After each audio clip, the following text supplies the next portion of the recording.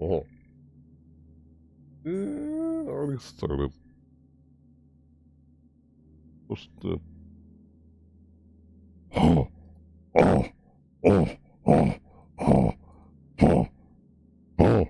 Am I unlucky? What is that weird? The Lego mode? Oh, fuck, weird. Shut up. Random.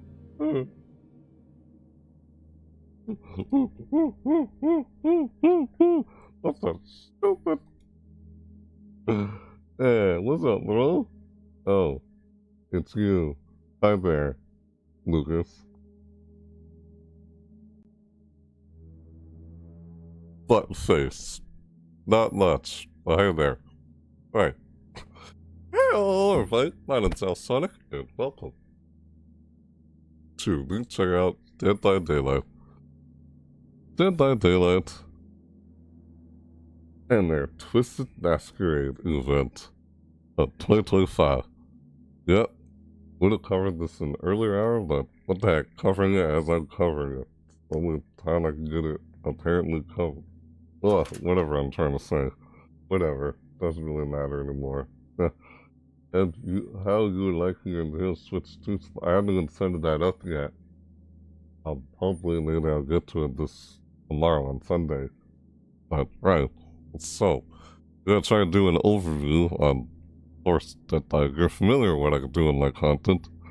I'm gonna cover, well, I'm gonna do an overview on Dead by Daylight's 9th anniversary Twisted Masquerade event, in-game event. I'm gonna do an overview on this, if you're familiar with what I do. Or if not, I would say it's usually in the intro. Yeah, I'm doing an overview on the event, and then I'm gonna go in depth again to see how much of this I can check out after covering it all in this overview. So let's start with the overview. Let's begin with this. Yeah, I want to stay focused on what I'm doing here. I don't want to go off topic reading what you're saying in the chat. But I'll get to what you're saying in the chat in a bit. Sorry, Lucas. Just feels like every time I start reading what you're saying at the stream, I'm going off topic. So I'm straying from the point of the video. And something stupid happens, like, oh, I don't know. You can remember what happened in the past. And what you keep doing and such randomly. You know what you do. Yet you deny it. That's part of gaslighting, but whatever. Anyway.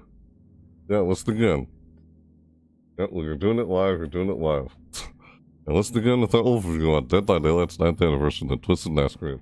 Or, there. This is the Twisted Masquerade of 2025. 9th anniversary of Dead by Daylight. So, I know.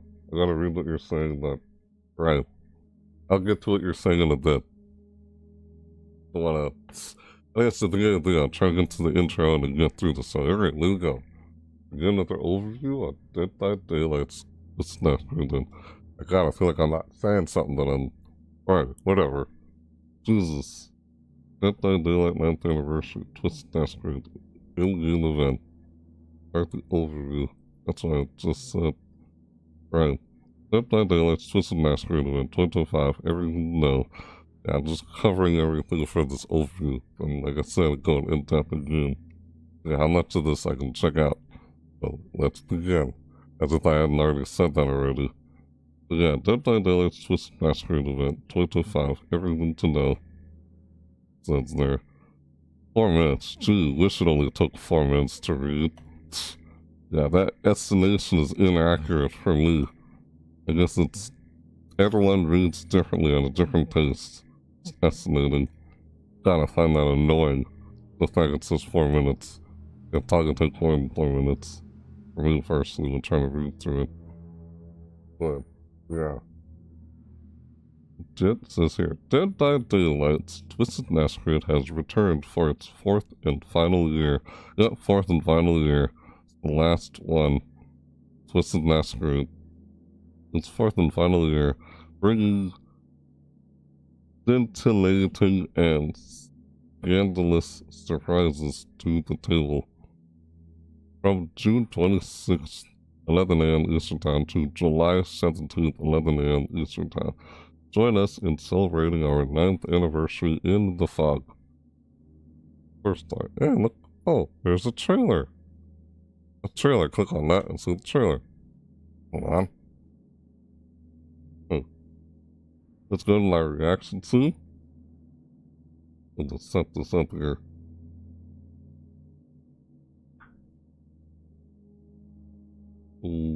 Zero. Hold on. Yep. Go here. I'll move my webcam. First, I'm gonna react to this trailer here. And then I'll read up more on detail what we just saw. Of course, I'll read up in detail what we just saw. We're gonna see in the trailer. Yeah. Like you said, I haven't set it up to Switch 2 yet. I'll do that later this weekend. I'll hopefully maybe on Sunday, otherwise it'll happen on Monday. Yeah, who knows how things will go. Been pretty fun to me so far. Haven't ran into any problems yet. It's smooth sailing. Okay. Yeah, right. Alright. Yeah, I haven't touched the system yet. Kinda, nah, like, I don't know what to think about the system right now. Or the Nintendo Switch 2. Because the more I look at it and think about it, it feels like it's just a straight up upgrade. But I haven't really set it up and started playing on it anyway. Aside from what a lot of other people say about it. Huh. So, move here. There we go. Right there. Look on the trailer here. Let's react to it. With this. Right. Yeah, there. Play here. Look, go intense while it's struggling. Yeah, I'm gonna minimize it. It would not let me. There. Now it lets me. It just won't let me until now, so I have to rewind it there. Okay, here we go. So react to this like I was just said a few minutes ago. And then we'll re-up more on what we saw in this whole trailer. Because usually part of the overview, I always react to something. As part of the trailer. Well, I mean, the trailer's part of the overview. I'm going to try to cover everything there is for the event. I guess the trailer in itself is kind of like an overview in itself. Because it's a summary of everything there is for the event. Right? You know, when you think about it, yeah. Because that's essentially what I try and do. I cover everything there is for an in-game event. Such as like seasonal events. Like for this video, it's the anniversary of Dead by Daylight. Their 9th anniversary. At first, I always do the overview, which I've already started this whole time. Now I'm trying to react to this video, part of it, overview, covering everything there is that's new for the event. And later, go in depth again.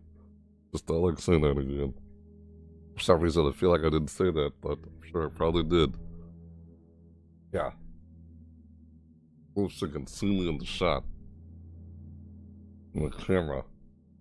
It's too zoomed in. Unless I zoom out with the camera, so I'm not as out of shot like this.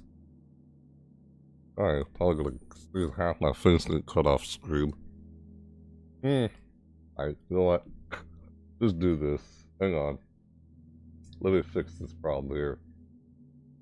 It's annoying how I end up dealing with this every time I try and set this up. You probably saw that, well, whatever. It's alright. Zoom. I'll do that. Apply. There we go. And now I'm much more in the screen because I zoomed out more. Yeah, it's the second display on screen. You see my second display over there, but that's because I zoomed out. Or whatever. It's fine. Yeah, let's hit play. Here we go. Ugh. God, why am I agitated? I don't know. Weird. Hit play. Let's react to this and see. We'll re-up more on what we saw. Of course, all part of the overview. Here we go.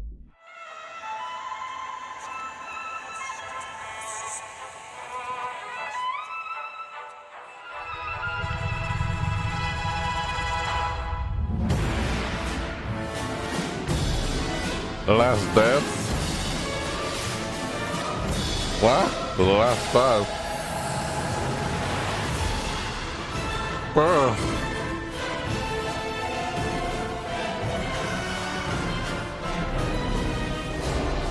the heck?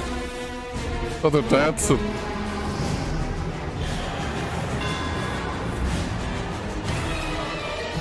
Ah! It's the unknown.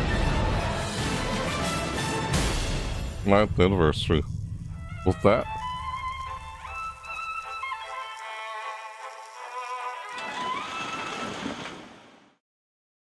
Well, that was how it closes out like that.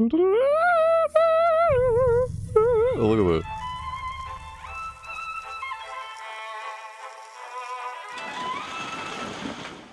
Look, it just closes it like a bunch of curtains. Ah, okay. That was... When I say that, it was just like, wow, and of course, it's a trailer. They're trying to fit in so much in under a minute. There's just so much stuff they threw at us. Hey, there's a thumbnail. That's me down there in the thumbnail. Yes, it's live. That's, yeah, I'm trying to cover the event. Silly. Right? Huh.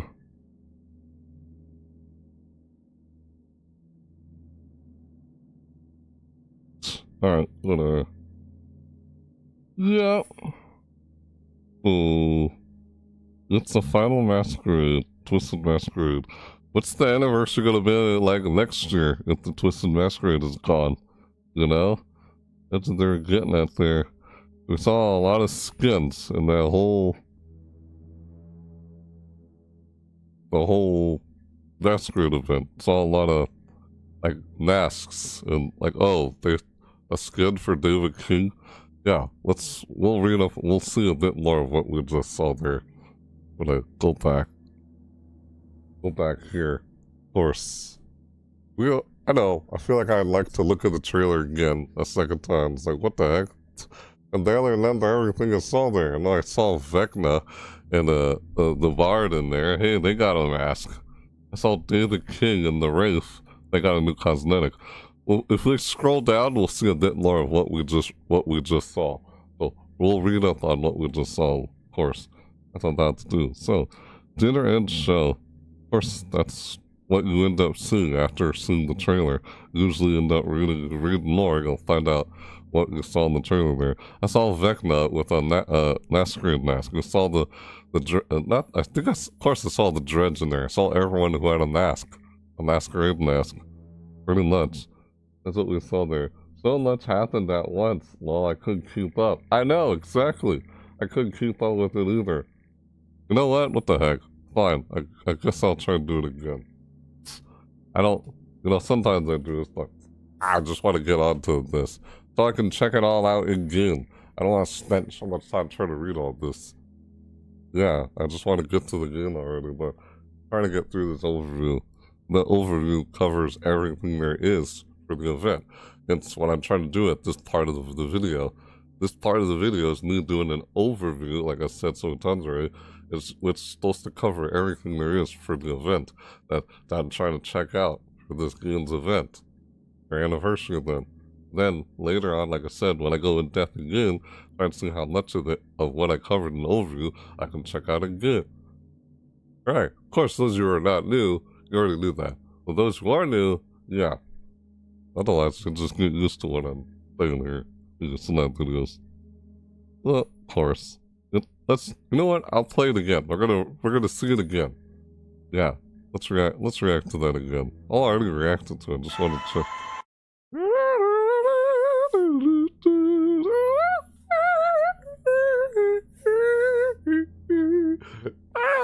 What the heck? The violin music. Yeah. Kind of like the music or the trailer there. Alright. What's that? Classical music? I guess. Yep. Seems like it. God dang it. I didn't even. Yeah, so much happened at once. Well, I couldn't keep up. Like, yeah, I couldn't keep up with everything. I was like, what did I just see? That's why I'm gonna play again a second time to see what we can. Most time when you react to something, you like watch it again multiple times, you start to catch everything that they showed in the trailer. So we're gonna play it again one more time. If I do it a third time, then yeah. I see a weapon down here. I guess I'm gonna kind of analyze the trailer now after we just... we'll see a bit of everything you saw in the trailer as I read on more throughout this article than try to do the overview of this event. So there's a mask. I'm not sure whose mask that is. There's a blade there. I think I might turn it down just a little bit so you can hear me over it because it gets pretty loud. I noticed how loud it was getting. There's another killer weapon. Another mask. Mask. What's the weapon? It's the Final Masquerade event. Twisted Masquerade. The fourth final year. What will they have for the anniversary event next year if it's not Twisted Masquerade anymore? We'll have to wait and find out. For the last dance, so that's the bard from Dungeons and Dragons. So I guess Dungeons and Dragons characters in here with Dungeons and Dragons chapter got masks. That's what I feel like I saw most of the time throughout the stream. Mask up, yeah. Last dance, mask up. It's like Day the King. That was Day the King. Yeah, so Day the King here. Yeah, I think I'd like slow down the video. You know, slow it down because it goes by so fast. I'd like to do that sometime here. That's Day the King. The one survivor, for some reason, I seem to play a lot in this game. Yeah, I used to play Day the King a lot, but then I started playing other survivors because I'm trying to unlock all their teachable perks. So I haven't done that yet because that's time consuming. Yep, I play other games, not just this game all the time. So, yeah, how it is. You are invited. Yeah, that was, yeah. Why I forget people's names. Just, like, Hattie Core. Trying to take an invitation, it looks like. You played the Masquerade event last year. Yep. And who was that? Who was that? I think, did everyone get a mask by now? Like, even the Oni? Is that who that was? That's Vecna, of course. For the last time, it said. Who's this? I'm not sure who that is. I can't even tell. I know that's Hattie Core. I don't know who that is. Oh, I think that was a killer weapon. That's not a mask, that's a killer weapon. That's the weapon. There's like wiping the blood off the weapon. Ow. Yeah, I think that's a weapon. Yeah, that's a weapon. Ah, it's the Wraith. The Wraith! That's the Wraith and his new weapon. The Wraith has a new weapon. That's the new anniversary, the killer weapons they get during the anniversary event, which I'll read up on after seeing this. He was wiping the blood off the blade. That's what that was going on there for the last time. I can slow it down. Vecna. Hey, it's the Dredge. That was the Dredge. Of course it was. The second I saw that, I knew it was the Dredge. See, the Dredge coming out of the locker with his anniversary look. That's who I like playing as mostly when I'm not playing other killers, just to get their shareable perks, because I haven't done that yet. That's super time consuming in this game. If you don't play it like all the time non-stop. I'll try and do that. With the Wraith and the Bard again. Day the King, and they have the anniversary med kit item. But, Vecna again, let's see, there's the weapon again, it's the Wraith, and a new cosmetic for the Wraith. And Day the King. That's what we're seeing here. That's a... shoot. Was it? Fingman and the Unknown chasing Fingman. That's Unknown, I can tell that's the Unknown back there. Got that uncanny valley look. Trying to look human, but it doesn't look human. It looks weird and just figured looking. It's that uncanny valley. That's what they call that, right? The Unknown. Yeah. And there's the, Thingman jumping over a pallet. I was like, who's dancing? It's like, that's nobody dancing. That's the thing floating in the air. I don't know why I thought it was the Wraith. What? For some reason I thought of, the Wraith and the nurse. Yeah, for some reason, I don't know, maybe it's something to do with the lore inside the game. And so I'm playing the game, the sets over, like in the lore, like some other people pointed out, like some other content creator who covers content in my daily pointed this out and said, like, oh, the Wraith and the nurse are like in some kind of relationship inside the fog. I'm like, what? The entity allowed that or something? Like a real relationship between two killers? I'm like, what? The nurse and the Wraith? I'm like, I don't know. That's what I thought was dancing just now. Popped in my head after I saw dancing. I'm not talking about this, what we see on screen. Talking about that. This right here on screen. It's like, oh, why are there people dancing here? It's just a thing that floats in the air. It floats in the air, like it's just levitating in the air, and it's supposed to direct you to where the invitations are. You played this Masquerade event in past years, you know what I'm talking about. I've seen this thing float in the air. That's what one of those things are. See? It's the Unknown. Right? Ah! He was like locked upside down and backwards crawl. Like, I didn't do a backwards crawl. I just, I was like,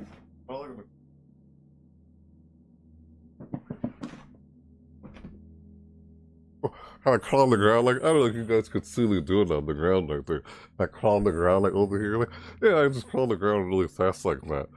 Kind of like he was doing. The only is like doing it backwards.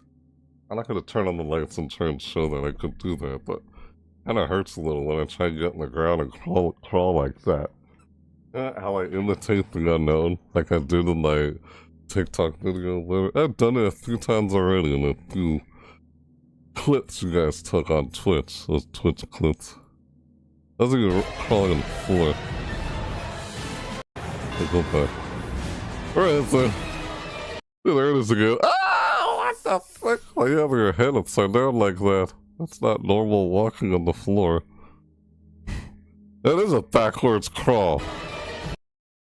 Huh? That looks a little like it hurt. Walking like that. Jesus, man. I'm gonna have to try and see if I can crawl like that. It may, like, I don't know. Ah, don't try and do that. Stay figure. I could try and do that. I feel tempted like I want to try and do. Okay, you know what? That's his neck. His neck is twisted upside down. It's like, you turn his neck, his head is like backwards. His head is backwards. That's what I'm seeing here. Okay, because look, see the arm and the hand is forward? And the legs are like straight, but the head is turned like backwards. That's all it is. He's not walking backwards. I thought he was doing a backwards crab walk. I thought it was a backwards crab walk. See? It's just freaking weird. It's like every time I try and crawl like that, it's like, no, I can't really. Because his head is twisted backwards. Oh, weird. Look at it. Oh, yeah. I forgot to tell you. I brought the knight. Oh, you bought the knight and the gunslinger. That's nice. Yeah, the knight's more strategic. So much happened at once. Yeah, well, I know I've only been here for a little bit, but I'm getting pretty tired. I'll see you tomorrow if you play Mario Kart World. Yeah, I know, I understand. I know it's getting pretty late. It's already almost midnight as I'm doing this. That's why I feel like I could probably start this video like maybe around 2 in the morning. I thought, nah, I'll just roll with it and just go, you know, because I also don't want to do this all night. Plus, how am I going to have enough sleep to be able to cover Mario Kart World tomorrow? If assuming I'm able to get to Mario Kart World tomorrow. But, yeah, that's for another video. Where I'll unpack the Nintendo Switch 2, set up the Nintendo Switch 2, put the game in, and I'll start playing the game throughout the live video. That's what I'm going to do. Yeah, I'm going to unbox it, basically. Unbox the Switch. And put the game in and just start playing. That's what I'm gonna do throughout the video, live video tomorrow. Assuming it happens tomorrow. Dickerson's live anyway. So, yeah, see you tomorrow. I understand, because it's already almost midnight. You probably would be sleeping or falling asleep, but I try to improvise and manage when I can do these videos. I want to do this an earlier hour, but yeah.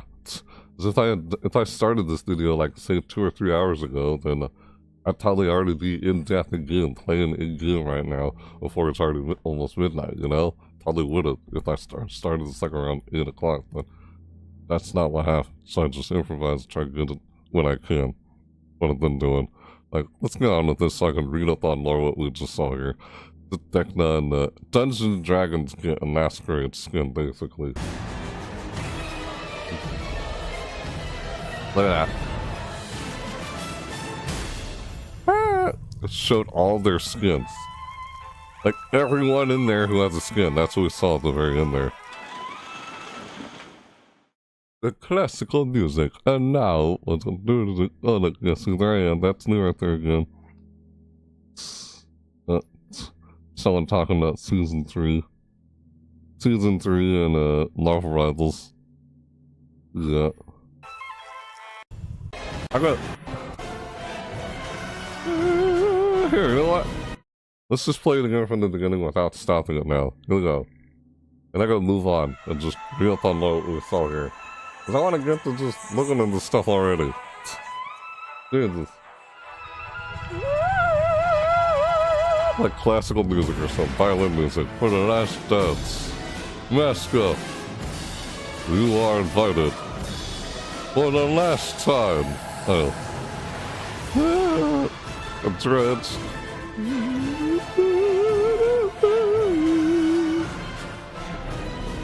Weird. But that's what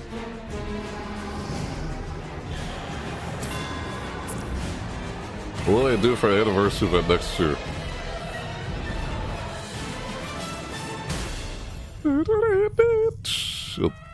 Ninth anniversary balloon blows up your face.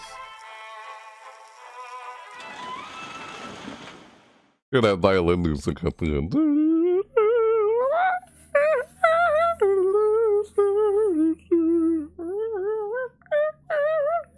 Oh, there we go. Okay. Yeah, there's a... Oh, that's from Polyester. The Grimoire Choose Your Own Chapter voting is now open. Yeah, the Grimoire. That's something related to Dead by Daylight. There's a Choose Your Own Chapter Grimoire thing. That is going on right now. You'll vote. Vote for what you want the next chapter to be.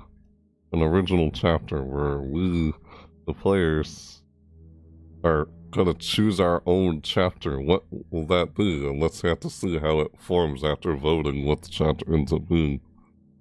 But they're talking about the 9th anniversary event. Yep. At the 9th anniversary broadcast, excuse me. Alright, now let's get back into reading up more of what we just saw there after looking at that trailer multiple times already. It's only like 57 seconds long. The freaking trailer. It basically just shows everyone who had an outfit cosmetic already throughout that whole thing, and like 2 or 4, like 4 characters in there who have, there's like about 4 characters in there with new outfits. Like, you know, the Dungeon Dragons, like Vecna, the Bard, and David King and the Wraith, they got outfits and masks now. Yeah. Oh, nice. Well, everyone else in there already had a cosmetic or mask. That's what we saw throughout that trailer. All the Dredge and Hattie Core, yeah, they had theirs. Since the, was the 3rd year? Not the 3rd. I guess it was the second or 3rd year of the Twisted Masquerade event, which isn't the 3rd or 2nd year anniversary. No, it's just the 2nd or 3rd, like, you know, the 2nd or 3rd time this Masquerade event has been around. This is the 4th and final time of the Masquerade event. Masquerade event has been around for 4 years. You know, it's the 9th year anniversary of the end. Yeah. It's said around here. It's right here. For the 4th and final year. Twisted Masquerade has returned for the 4th final year. Yeah, that part I read earlier. Join us to celebrate our 9th anniversary in the fog. Yeah. Yeah, I wish I covered this on Friday, but I am doing it now. Anyway, yep. Scroll down. What the? Here goes. Zoom in. So, oh my! Oh! I was too close. I got so close on screen there. There we go. 2 minutes, you guys can see it better. And there's the trailer.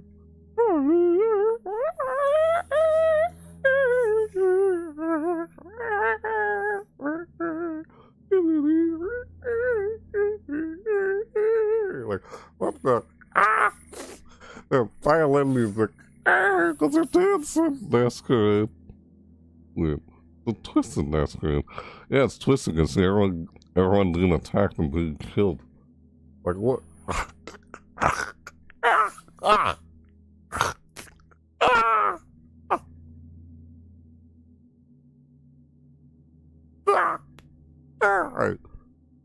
Alright, scroll down. Moving on. Let's read up on this. Feels like we're almost done.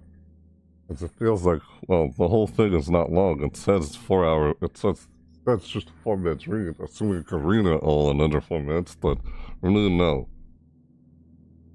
Without stopping, I guess.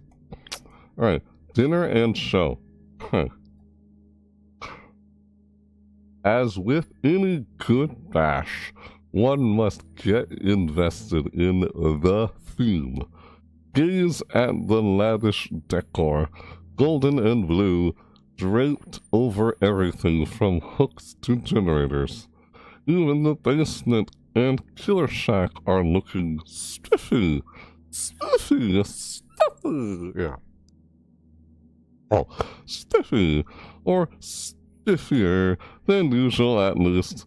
Take a look, but dawdle at your peril. Otherwise, the last thing you might see in this the last thing you might see in this waking life will be our fabulous ornamentations. Our fabulous ornamentation. Huh. Bag of tricks. You know, not spelled with a T-R-I-X tricks. The trikes like a Y-K tricks. Weird. Bag of tricks. Huh. Bag of tricks. Huh. Dinner and show. Like the decoration of everything. Huh. Bag of tricks. Yeah.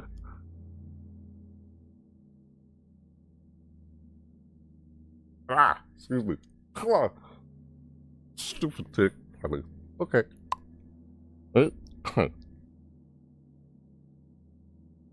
Pardon me. Bag of tricks.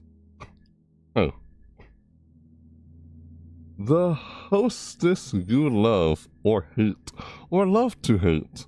Not that she cares about the opinions of any non-entity being, is back. She goes by the name of Trix, and while it's pronounced Trix, but spelled T-R-Y-X. Instead of an I in there. Instead of an I, T-R-I-X, it's T-R-Y-X. Trix, like Trix, weird. I've heard it was pronounced Trix. One of the broadcasts, the live broadcasts, live streams that I do, like, I think during one of the past anniversary, like, live streams, but I mentioned this Twisted Masquerade event. Yeah. I think it was one of the community managers who said it's pronounced Tricks or whatever, unless I'm mistaken, but yeah. Anyway, name of Tricks. And while she certainly holds all the cards, yeah, she goes by the name of Trix. And while she certainly holds all the cards,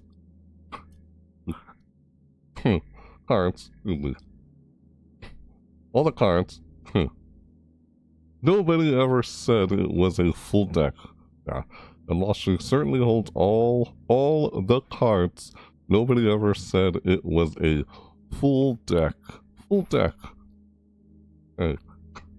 Still, this is her party, and you'd be wise to pick up your invitation. Speaking of which, okay. Invite only. What? Invite only. No. Your invitation did not get lost in the mail. Scour the trial to find masquerade pillars and procure your invitation. Upon collecting one and activating it, you'll be granted a temporary surge of otherworldly ability. These abilities differ for survivors and killers, with each one tipping the scale in your favor. Yes, it's tipping in your favor, right? Excuse me. Weird. For survivor, okay, excuse me, it says for survivor. I'm gonna highlight both of them just anyway. Survivor. What? Hey, excuse me. Okay. Survivor. Survivor. Excuse me. Dang it. Okay. Hey, look. Alright. Excuse me. Survivor. Block a window vault or the killer when chased. Spawn a fragile pallet, whether in and out of a chase. Why? Activate quiet mode, which lowers your footsteps, breathing, grunts of pain, and exiting a locker. Huh. Okay, right. Killer. Teleport a survivor directly to a hook that's in sight. Remotely break a pallet, reduce the impact of a stun. Yeah. Do that. That's what we do for Killer. There's a lot more for Survivor. At what you can do there, apparently. But, yeah. Yeah, it's weird seeing a lot of people complain about this game. It just feels like the people I see who complain about this game are people who either play just Survivor too much or just play Killer too much. Like they call themselves Survivor mains or Killer mains. I'm like, just play both.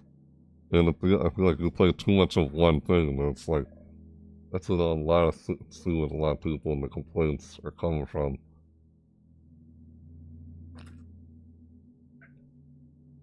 I know, man. Or like you could also say it also has to do with everyone's experience is different. I love it, but from what I'm seeing, a lot of people saying about this stuff in the game. And you shouldn't just play only Killer, like, or just play only Survivor either. Just play both. I play both. I don't have a preferred, like, either one I play.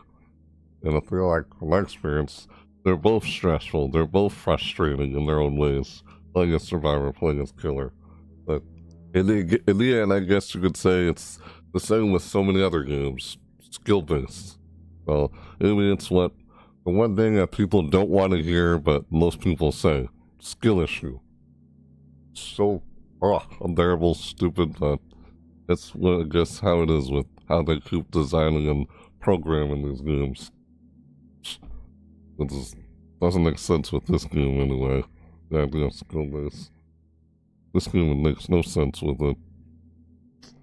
Yeah, I expect to compete when things are asymmetrical and no one's competing at doing the same thing. You're not competing at doing the same thing. You're all doing their own thing. I don't know how you expect to compete when they're not doing the same thing. Like in a foot race, you're all competing at doing the same thing, which is a foot race. It's narrowed down to the same skill. A foot race. You're competing to see who does a foot race better than everyone else. I think I've probably said that lots of times and such. And then until you figure out and find out who that is, you can't win against them. No, because they're faster than you. You can't run faster than them because they're just faster than you. Nothing you can do about it. That's how, it's rigged. It's set up like that.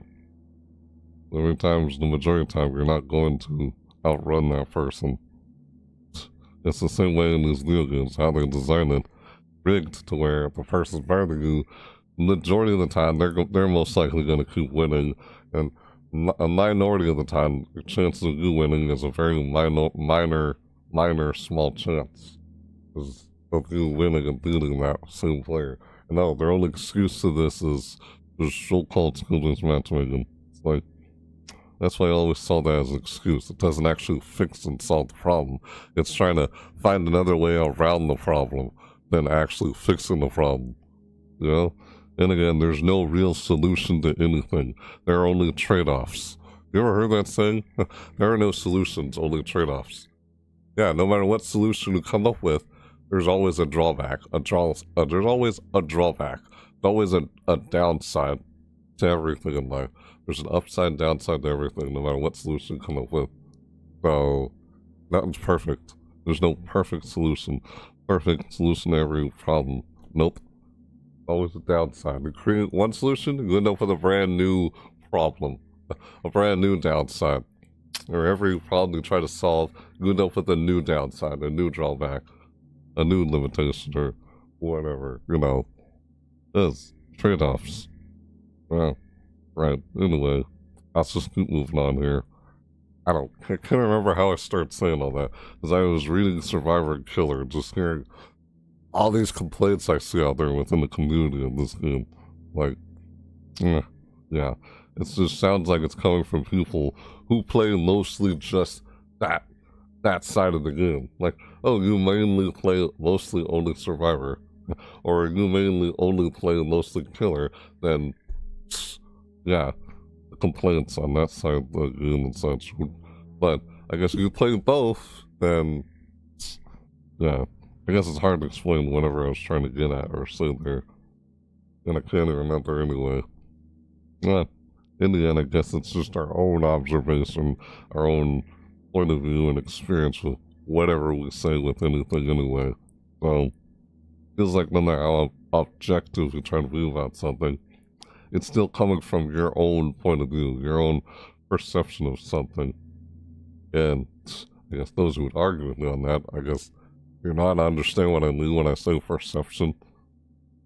Man, alright. Yeah, it's weird when people end up doing that with me at times.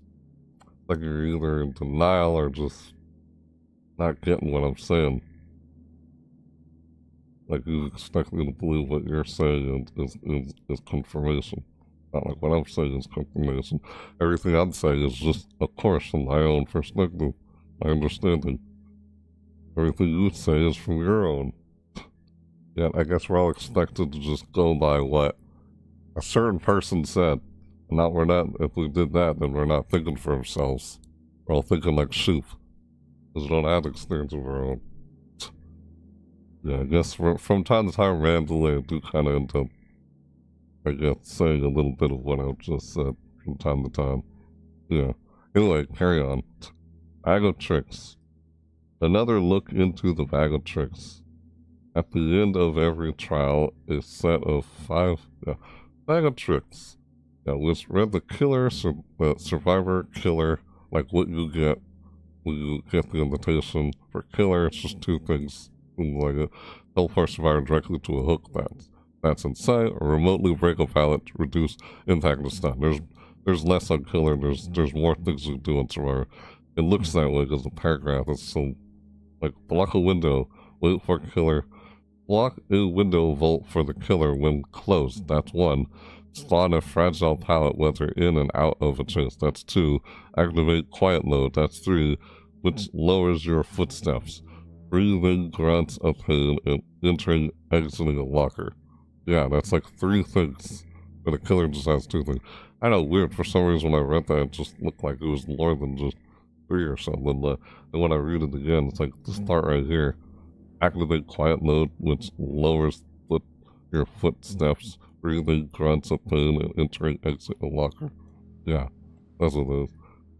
Yeah, I guess what I was trying to say earlier is just, I feel like that just, of course, is what I've seen from my own observation with people within this game, the community within this game.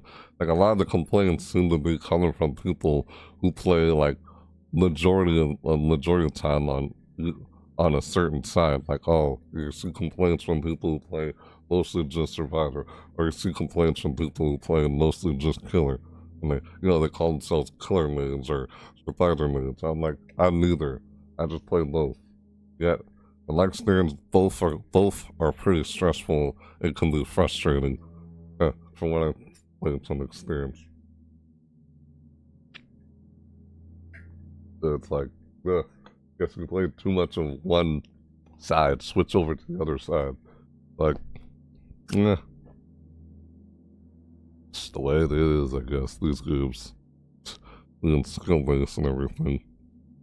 You gotta find yourself to lose more than win. Just, they say with how challenging it is, apparently.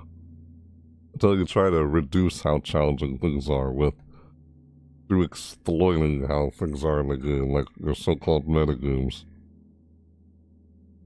Metagames will continue to exist the way they do as developers continue to program and develop the games the way they continue to do that. Yeah, remotely. Whatever. That's what I was trying to say earlier.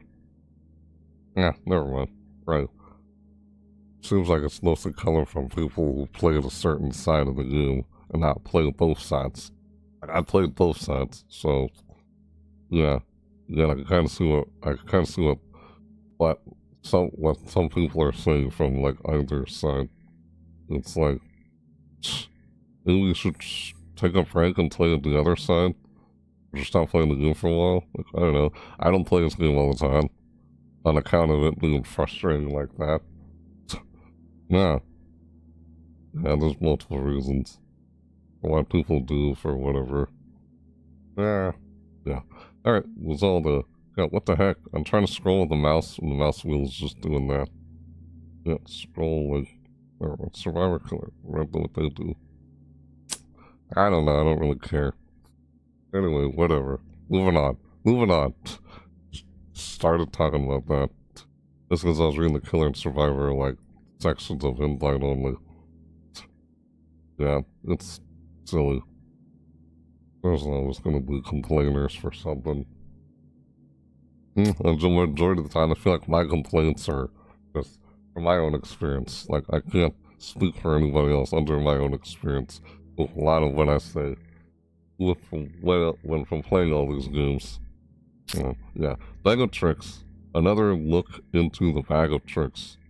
At the beginning of every trial, a set of 5 tricks cards will be randomly selected. Yeah. Bag of Tricks. Another look into the Bag of Tricks. At the beginning of every trial, a set of 5 tricks cards will be randomly selected to impact the match. Once revealed, they will activate in order, with the first card activating at the beginning of the trial. And now I feel like a lot of what I was saying the whole time there really probably was understandable. I'm not sure what I was saying is understandable anymore. Can't remember. And sometimes when I'm talking, I'm not speaking clearly, but oh well. Moment has passed. Beginning of the trial. Yeah. Order with the first card activated at the beginning of the trial. These cards go 5 cards that happen randomly throughout the match. Yep, like we've played in the past years, since this is the last one, last Masquerade, the Final Masquerade. Once the trial begins, players will be able to activate the next card by collectively earning points through in-game actions like hooking a survivor for the first time or finishing generators. After 2 points, a new card will activate, replacing the previous one. Right. Here's a list of what you might see. You're invited. All players instantly receive a charged invitation. No invite for you. All players instantly lose an invitation. Okay. Peekaboo! What? It literally says peekaboo, yeah. What? God, stupid thing. Huh. Okay. Right. Okay.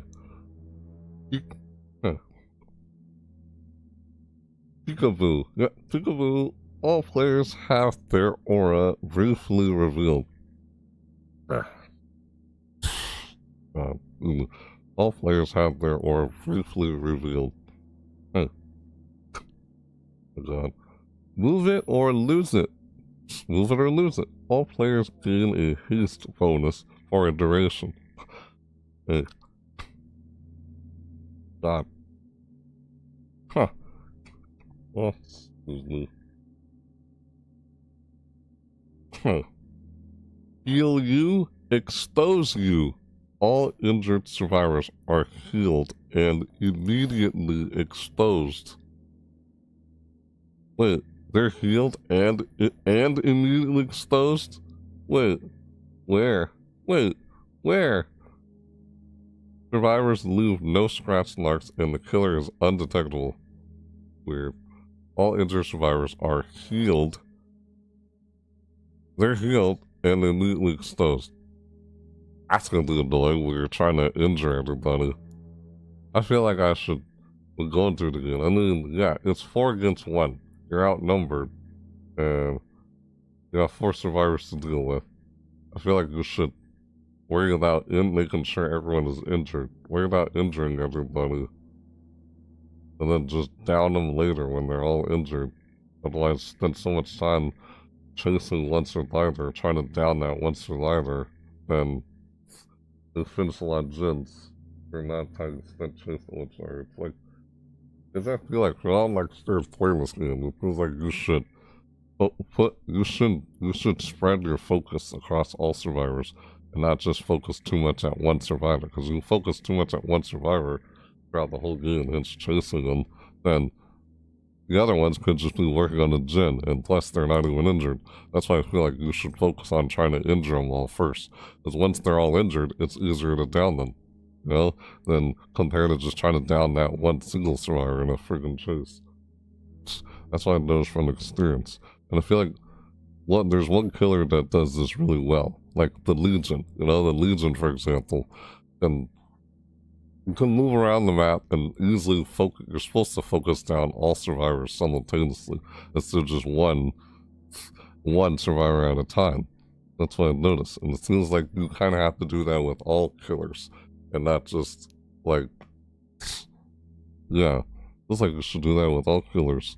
And it seems like there's one killer that does that so well. It's like, this is something I realized when playing against the Legion at one point. Because that's the whole point of the Legion. You want to try to focus down all your survivors all at the same time, simultaneously. Because Feral Frenzy allows you that killer instinct where you can focus all of them simultaneously. It feels like you should still try and do that throughout the trial as just any killer. The best you can, at least. I don't know, from what I've seen from my experience playing the game.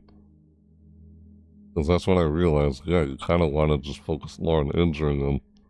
Once you get them all injured, it's like, then they spend time healing each other and they're not working on gens. But then it's like, oh, they changed that. Where it's, why, healing doesn't take long to heal? Huh. Yeah. Then they go back to working on gens. Then it's hard to create gen pressure if it doesn't take a long time for them to heal. That's weird. Yep. That seems like a problem. You know? I don't know, if I guess aside from what I've kind of been seeing or aside from what I've been hearing most people say. Anyway, whatever. Move on. Heal exposure. Yeah, I think I started saying that after I read the heal exposure part. That's what I was saying, that all of your survivors are healed and immediately exposed. Wait, where? Survivors leave no scratch marks and the killer is undetectable.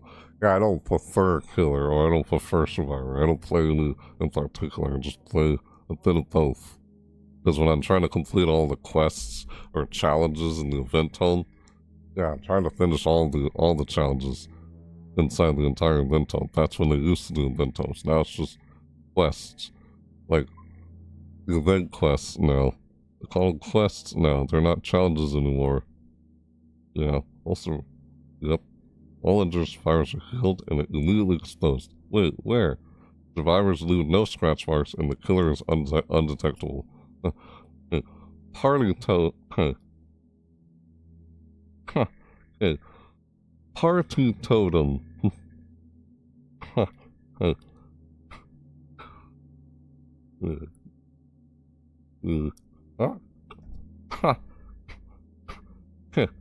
Okay, right. Okay, excuse me. Okay.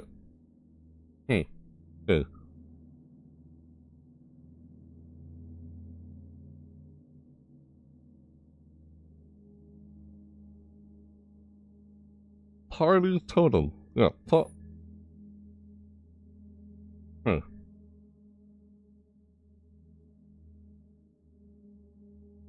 Stop it. Excuse me. God dang it, man. Party totem. Yeah.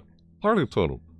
All dull totems are revealed and transformed to anniversary totems, which remain until the next card. Party chests. All unopened chests become anniversary chests. Those two sound new, unless they're old also, because I can't remember. Been a long time. I have to look back in like previous time playlists. Like speaking of event tomes, the last event The last event tome they did was during the Blood Moon event. Sadly, I couldn't get the final, like, part 3. I did a part 3 final hours of that on Twitch. I sadly couldn't get the VOD itself, like, made into a highlight and then exported onto YouTube in time. Yeah, wasn't able to. Oh well. Looks. I guess I'll never see that anymore again. Just a distant memory. Isn't that what these videos are usually? The videos are just like, oh, it's just a recap an old previous memory of something that just happened. Yeah, that's what you do with pictures. We can take a picture, capture a memory on a picture, or you capture an old memory on film. Basically, they're all just a memory, because the footage couldn't be exported in time. It couldn't save the footage in time. Now it's gone. When that happens. Yeah, party chest, all I know. I was just talking about something there.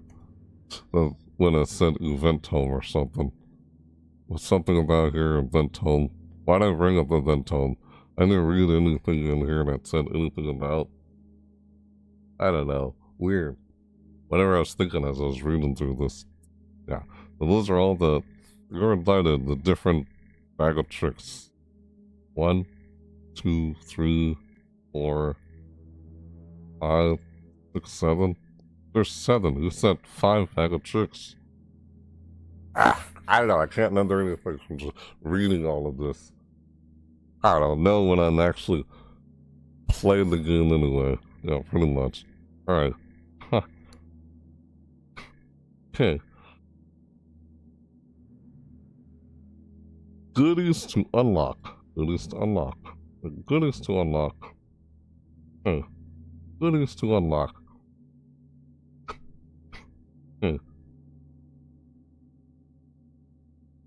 Participating in the Twisted Masquerade and completing event-specific quests will earn you Gilded Trinkets, which you can use to claim several themed rewards, including 6 unique survivor masks, 1 killer mask, 5 killer weapons, 3 badges, 3 banners, a charm, and 2 full outfits for David King and the Wraith that we saw in the trailer that I react to.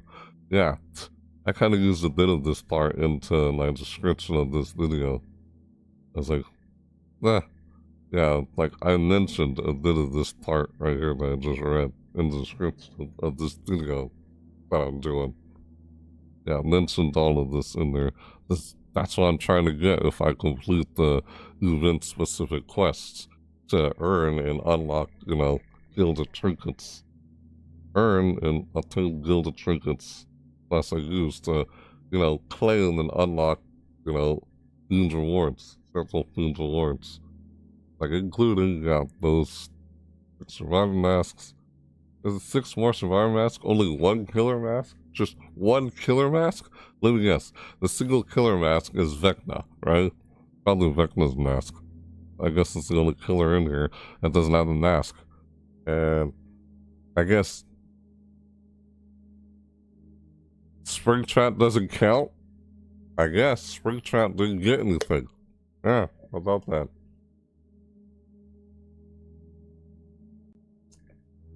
Seems like every killer in the game got one, except for Springtrap, unless I'm mistaken. I don't know. These quests will remain open for the Dirt Essence. That's a lot of stuff to unlock with Gilded Trinkets they had since they had event tomes. Now it's just event-specific quests now instead of event tomes, which is a bit less stressful than trying to complete a freaking quest. You're not specifically focused on one single quest. You do multiple quests throughout the whole match, just like you do in Fortnite. I guess part of one of the reasons why people compare this to Fortnite. Silly. That's silly. And it's the Hall of Fame for, like, the horror, Yeah. for like the 70s or 80s, like horror. Something like that. That's what, from what I've heard, what Matthew Cote, like the game director of this game, of course, said something like, oh, it's like a love letter or something like, he said something like that. Yeah, I ever hear him saying something like that in one of the interviews that some other people did with him when he was in an interview. Yeah, who was being interviewed. Right. Anyway. I saw that. Never mind. Right. These quests will remain open for the duration of the event, while new ones also unlock as the Twisted Masquerade progresses. Yeah, a lot of goodies. Look, there's the picture. Ah, frickin' mouse wheel. Need like a spray can or something with... Hang on, excuse me for a sec, guys. Yeah, excuse me. Oh, it's just... a mouse. Hang on. What the frick is going on? Wow, okay. Hang on.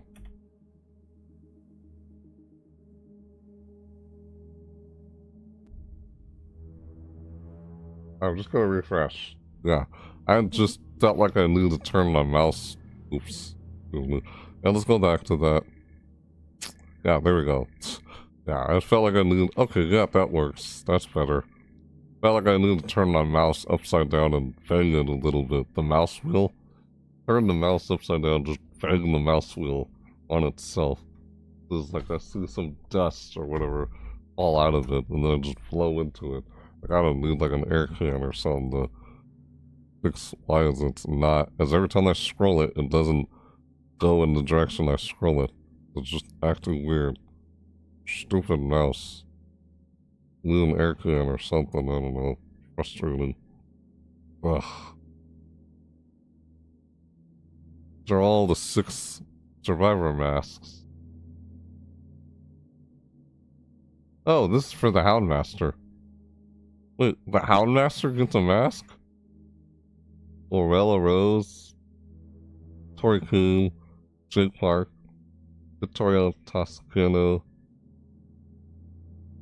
Dale Ward, Audit Morel, Jake Park. He hasn't had one yet. Tori Kuhn. Yeah, most of the new character survivors and some old ones I haven't had one yet. Like Sailor Ward, Audit Morel, Lorella Rose, she's the new one, new survivor, the newest one so far, until 2 new ones come in for the next chapter, which if people are, you know, by clues, think it's The Walking Dead, and went to see that when they reveal what it is. I know, the clues make it sound like it's Walking Dead, of course. The ones who lived, and the road map for Road 10. Yep. Road 10 road map. Year 10 road map. Yeah, the Houndmaster. That's a single killer mask for the Houndmaster? What about Vecna? I saw Vecna in the trailer get one.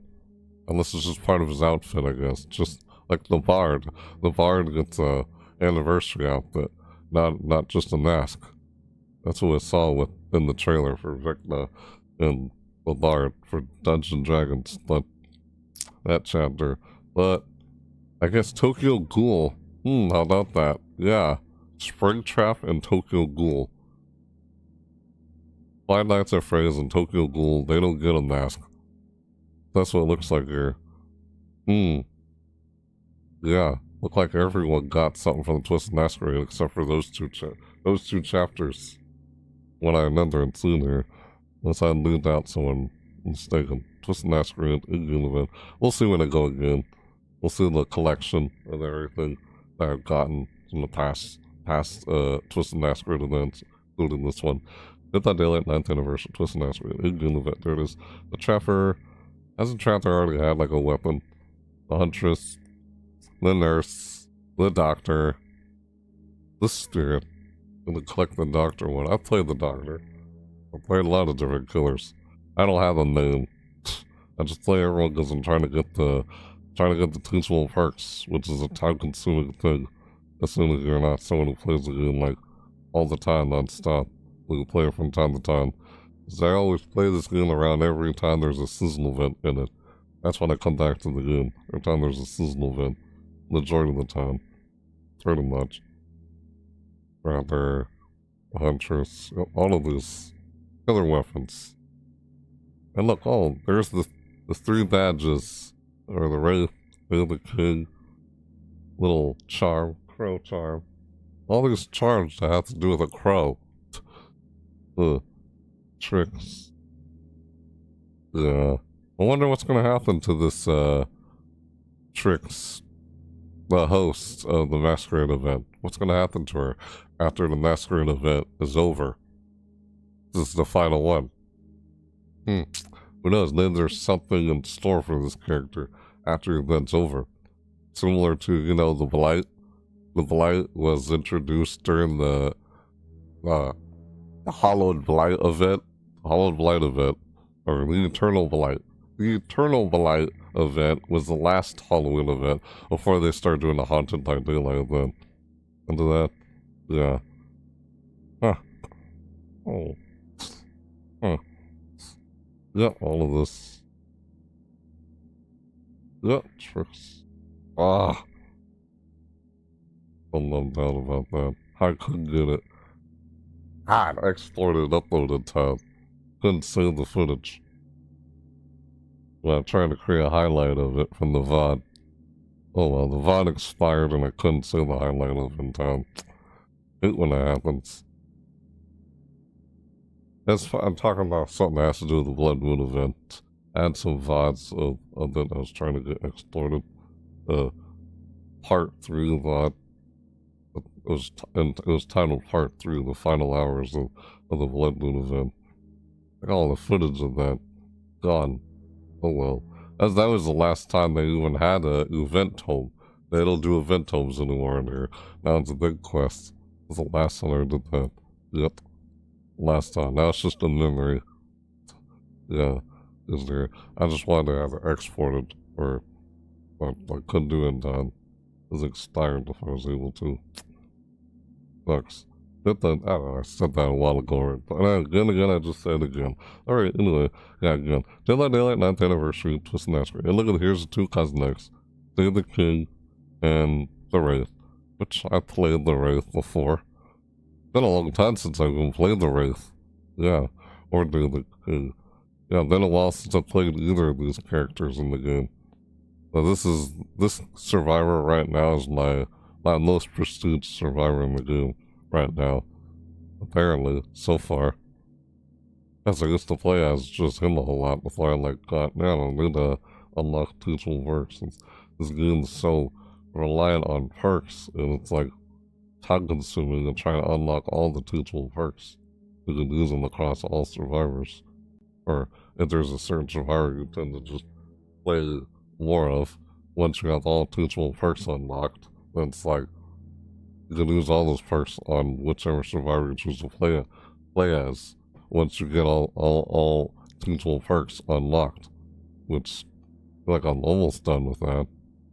Barely getting there. But not done with it for killer anyway. Yeah. Huh. Time consuming. I'll try and do that. Can't know the last time I played the Wraith. Or Day of the King. Sort of. Well, now he has a masquerade outfit. Nice. I'll probably clip that during the event and then play as him third bit. I think they're generic, you know? There's nothing really distinct other than their own personal perks. Pretty much. With the survivors. As for the killer, it's how the killers are not very generic compared to the survivors. They're more distinct and unique compared to survivors. Other than the survivors, I guess, the survivor itself, the personality and the character of that survivor, and their own personal perks. I guess that's the only distinction among them, other than they're way too similar to each other, in general, at what they do. Nothing special, like the killers. their killer power and such. I don't know, thinking about what's different yet similar among each and every character. You know? Yeah, this guy's like, what? Like a bruiser. Like, why is like street fighting and such, trying to get in fights. Really king. For one or another, and he was pulled into the fog. By the entity. Everyone assumes he's probably dead when he was taken by the entity, you know? They all assume he probably died. He probably got into a fight with who picks fights with people until he got into one against someone who was probably much stronger than him, and that's how people probably thought what happened to him. Where'd he go? And went missing, or probably dead, or who knows? Because he's gone. Like, they don't know where he went. That's what people are probably thinking as he was taken by the entity, you know? Because now he's in the fog, and now no one knows what happened to him. He's either presumed dead or just missing, who knows? Just like all the other survivors who ended up in the fog. When the entity takes them up. Daily login rewards. I guess people who are like famous, well known, like say Shane Romero or Nicolas Cage. Oh, when they went missing, that's really gonna grab people's attention. Oh, because they're very well known and like famous, you know? Like, oh my god, where'd Nicolas Cage go? People are gonna notice that. It's like, oh, there's some supernatural reason to it.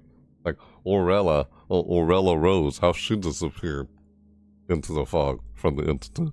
But she's trying to do an imitation. She's trying to do an imitation of the entity, an imitation of the fog during a Halloween haunted house kind of thing. And by imitating it, she got pulled in by the fog. That's what I remember from the backstory of Orella Rose. It's like, wow. That's I think the entity kind of exposed himself for doing that. Kind of like what Nicolas Cage is a re-imitation of like the Blight entering some kind of incantation thing, and he gets pulled in just like the Blight did into the fog. Nicolas Cage, something like that for a movie set. It's a movie. Hey, come on, it's great, like or whatever. Some of Nicolas Cage's like voice lines. What some of his dialogue when it goes into the trial. It's like, come on, it'll be a great movie. It's just a way, like, I don't know, something like that. I can't remember. It's great, man. Like, oh, please don't feed the crows. Like, stupid crows. I hate these crows. Or like he says stuff like that. All right, anyway, yeah, let's finish. We're almost done. Finish reading this, man. So get in game. I'm talking about random stuff in relation to this game. And daily login rewards. What would an anniversary event be without daily login rewards? Oh, check out the full list below to see how you can take home a grand total of 850,000 blood points and 70 rift fragments. We're also giving away 100 Gilded Trinkets to get you started, which can be claimed on any day until the event ends. 100 Gilded Trinkets. They give away 100 Gilded Trinkets. I got those already as I logged in. I logged in on Thursday. Try and get these two things here. If I didn't log on Friday, then I'll probably log in on Saturday. Of course, as me doing this. Yep. Of course. Yeah. Land on any day until the event ends, right? 100 Gilded Trinkets to get you started, which can be claimed on any day until the event ends. Yeah. 850,000 blood points and 70 rift fragments. It said, we're also giving away 100 Gilded Trinkets. Get you started, which can be claimed on any day until the event ends. Yeah, right.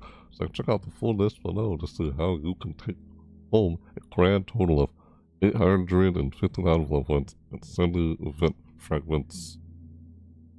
Check out the full list below. Yeah, I just felt like rereading it again because I couldn't remember what I read here. But yeah, there's a daily login calendar. Logged in on Thursday because I want to get those. Didn't log in on Friday. gotta log in. This is the day of me doing this. 3 days later after this event started. This event started on June 26th, and I'm trying to cover this around June 20th. But I guess it's now past midnight as of me doing this, so now it's June 29th as of me doing this live. Yeah, like, sort of like right here.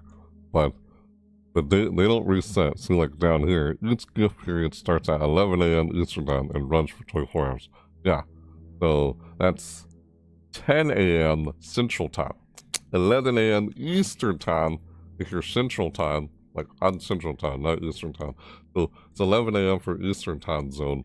For Central Time Zone, it's 10 a.m. So for me, 10 a.m. in the morning is when these dailies change. So this is the daily for me right now as I'm doing this. That started 2 days ago, 3 days ago, 4 days ago. This is now past midnight as I'm doing this live. Yeah, whatever. Alright, yep. Right. Each gift period starts at 11 a.m. Eastern Time and runs for 24 hours. Okay. Yeah, excuse me. That's a wrap. Okay. Excuse me, guys. Excuse me. What the heck? Okay. That's a wrap for us and... Yep, dang it. That's a wrap for us and for the Twisted Masquerade.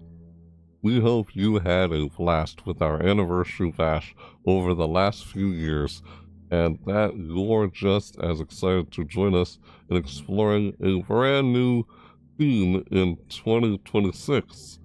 Till then, party on. See you in the fog. There's a brand new theme in 2026 for their next anniversary event. Like, I guess they're already planning for it, you know? They're already trying to set it up and everything, you know? Like, oh, this has already gone live, so they're probably already thinking and working on what the next anniversary event's gonna be like, you know? After this one already gone live, you know? Of course, they're not like, oh, just trying to come up with something close to the last minute. They're probably gonna try to come up with something new for the one for next year, unless, assuming they're already in the future, you know, with them trying to set up stuff for this game. Probably have already been trying to think of stuff once this already went live and happened in the game. They're already trying to figure out what they're going to do for the next one. If not, probably already are right now and such. Unless the whole create your own chapter or something for that could be for the next anniversary event. You know, that it's like, oh, create your own, like, new chapter, the thing they mentioned since the 9th anniversary podcast, where we, the community in this game, like, get to create our own chapter. What's the next chapter gonna be? Like, original chapter that we create. Like, you'll vote for how it's gonna turn out and such.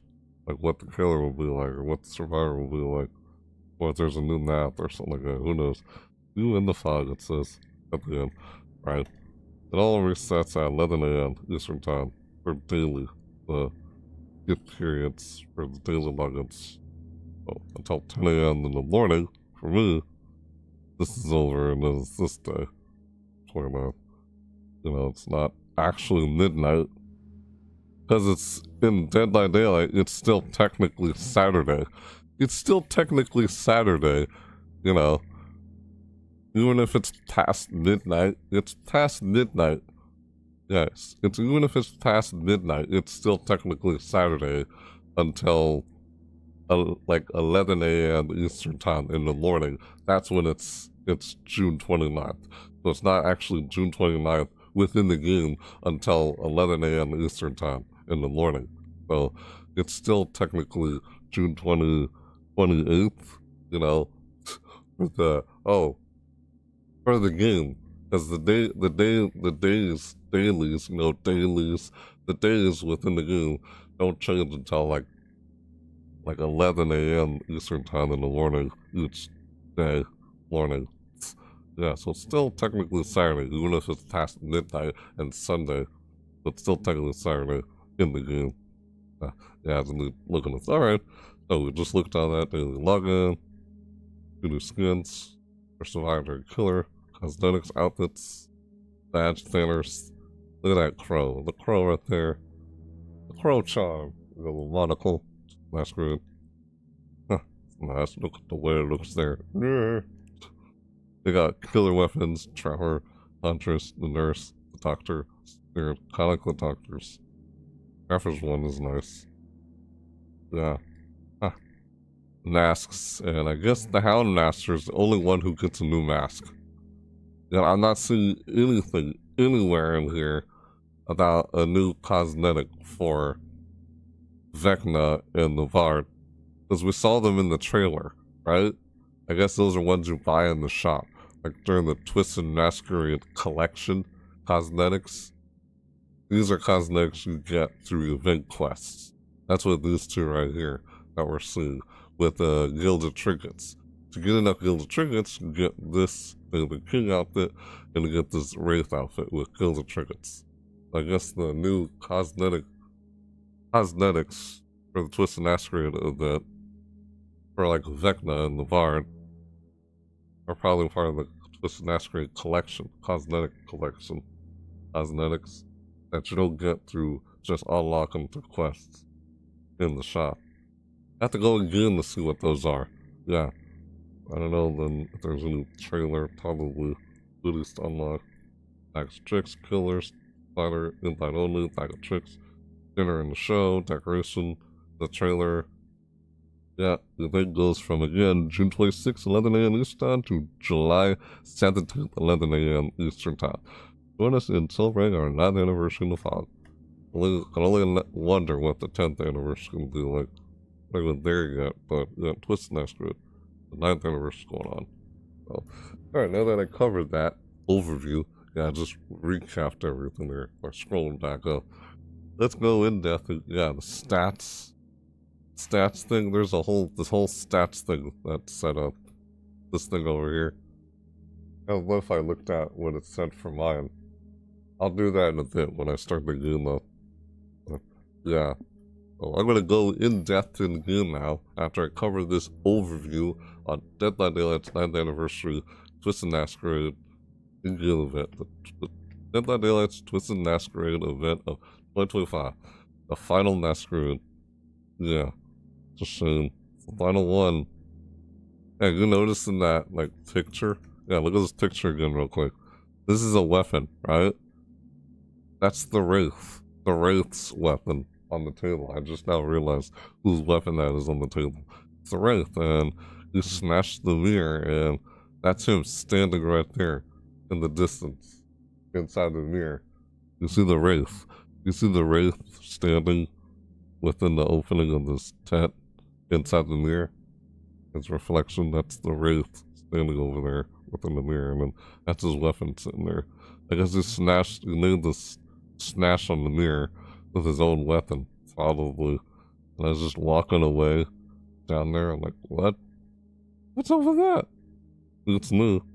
There's a mask on the table, too. I guess he's not too happy that's the last masquerade, and he's decided to smash the mirror and put his weapon on the table. I don't know. Weird. That's what I'm thinking when I see this picture here. It kind of tells a little story, I guess. The little picture here. Not here. Oh, later. Oh, it says here. Later. L-A-T-E-R. Later. Later. Exclamation mark later. It says later on the mirror here. Later. This is walking out. Wonder what room that's in. There's a reflection on the mirror. All the balloons. Yeah, what the heck? Alright, let's, now that I did this overview, like I said a while ago, I'm gonna go in-depth in-game and see how much of this I can check out in-game from what I just covered in this overview. So, starting the game up, see how much I can check it out in-game. Alright. Ah, yes. Do that. Here we go.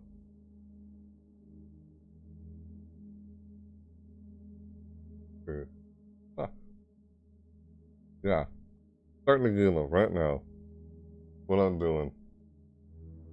So here we go. Hot Dots at Freddy's. There it is. Hot Dots at Freddy's. Waiting for game. It says. Yeah. That's what I was saying a while ago.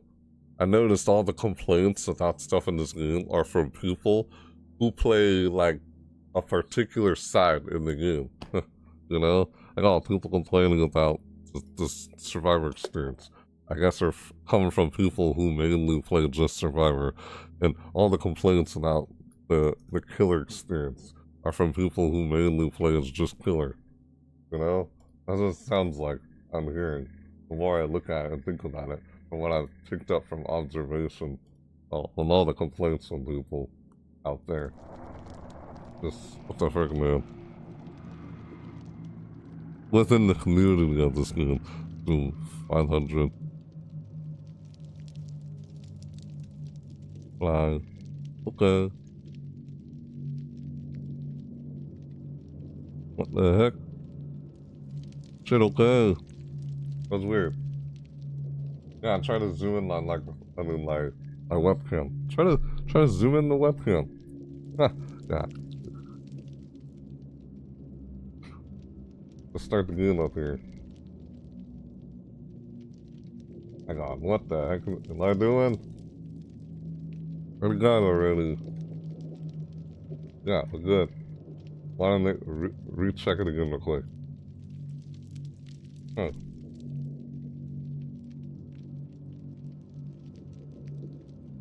Excuse me. Alright, here. Yes. Alright now. Okay. Alright.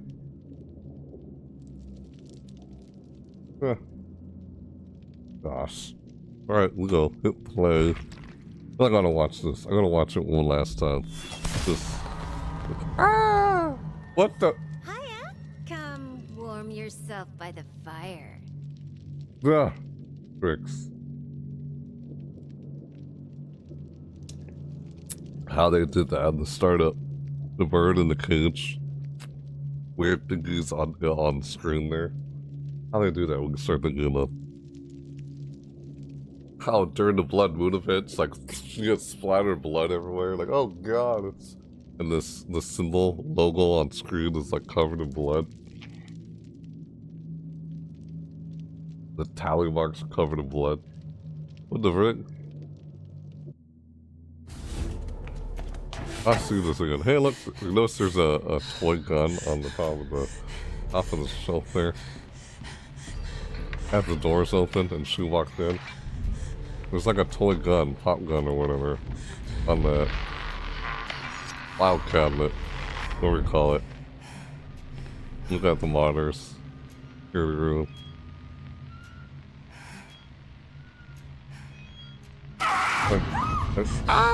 Yeah, it's like you, the player, are the security guard, you know? The security guard isn't really a particular person. You never see the security guard.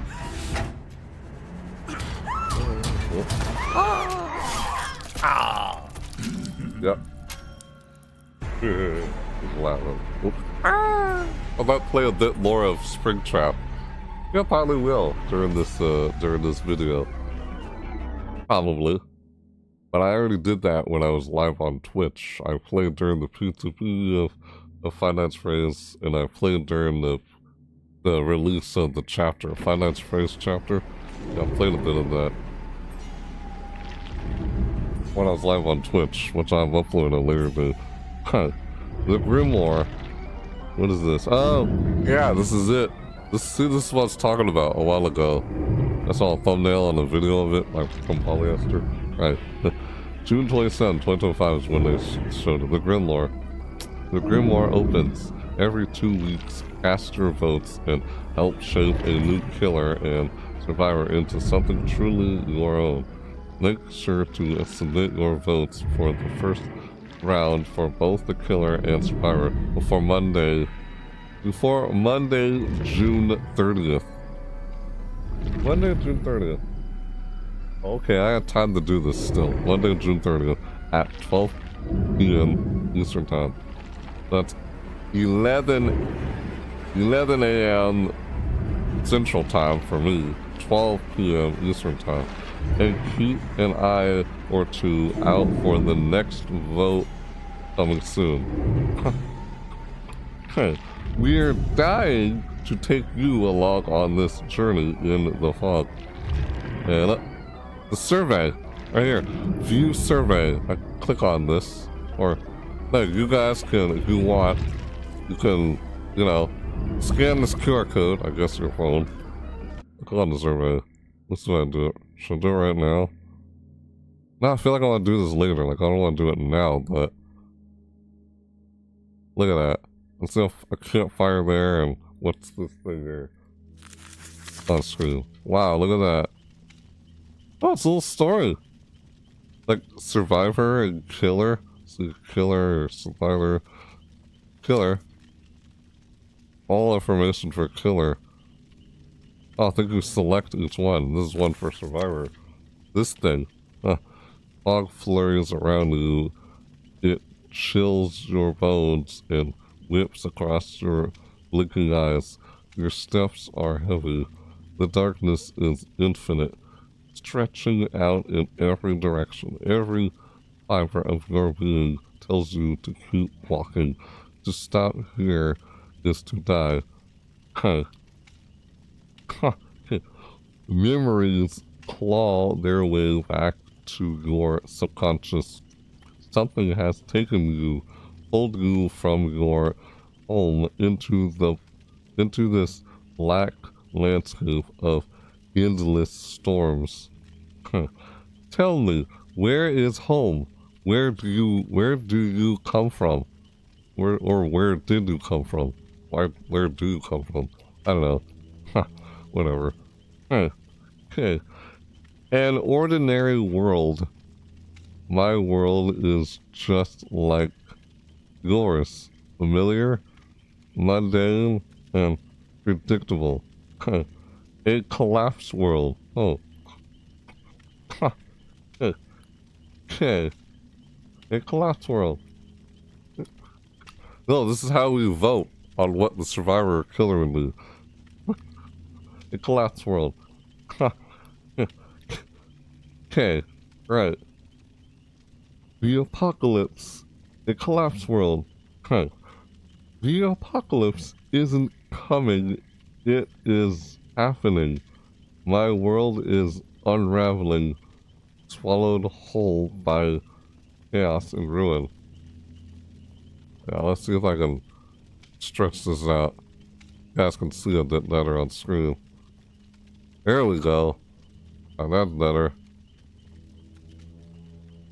Yeah, I'll do this.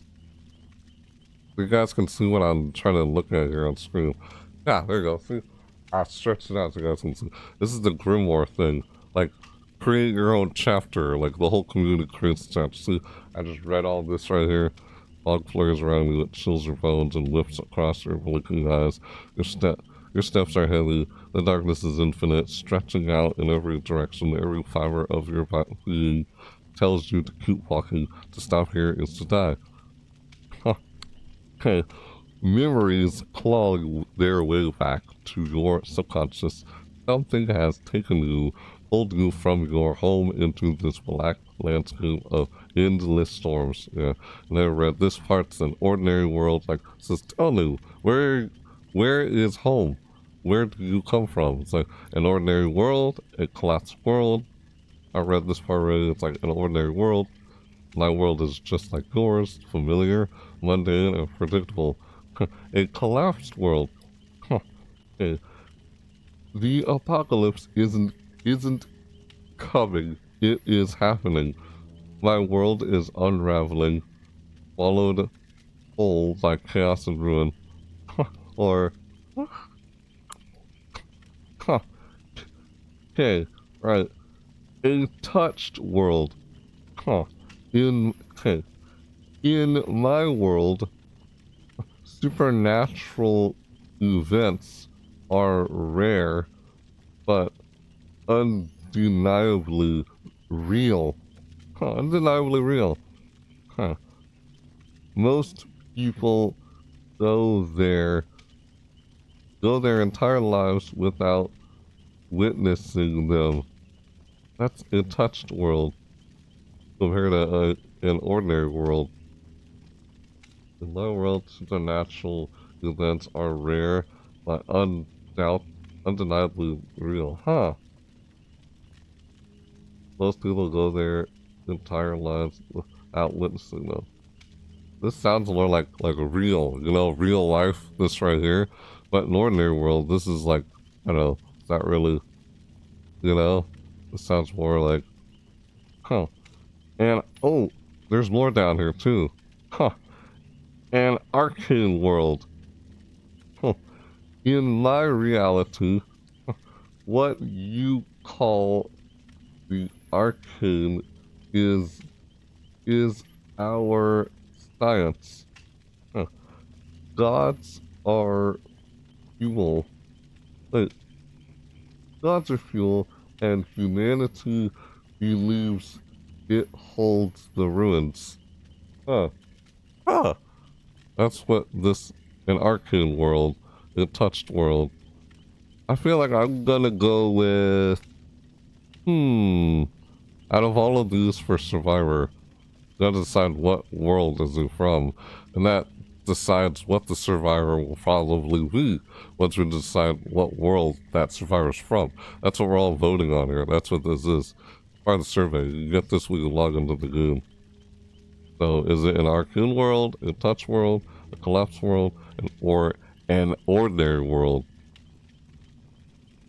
A touched world, an arcane world. Dang, gods are fuel, and humanity believes it holds the ruins.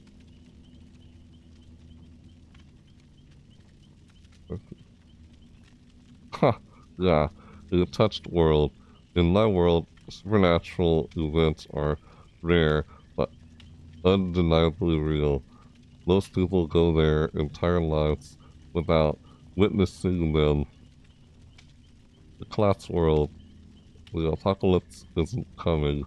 It is happening. My world is unraveling, swallowed whole by chaos and ruin.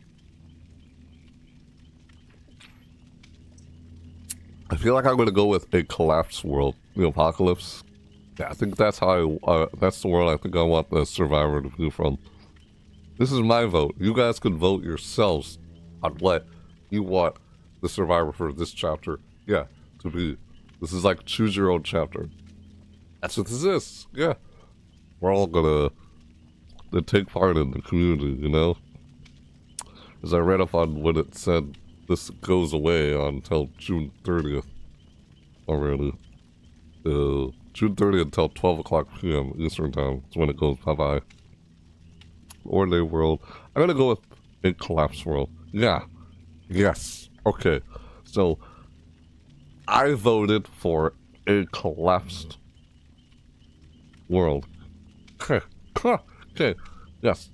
Alright. I voted for this one right here. This one here. Yeah. Okay. Okay. Yes. This. Okay. Yeah. This here. This here. A collapsed world. This is the one I vote for. If you want, you guys can choose whichever one you want to go with. Hopefully you've done this before June 30th. Whenever you see this. A collapsed world. An ordinary world. I'm gonna go with a collapsed world. So that's for Survivor. So, yeah, I just voted for Survivor. Now let's vote for Killer. Where's the Killer from? Alright, let's see here.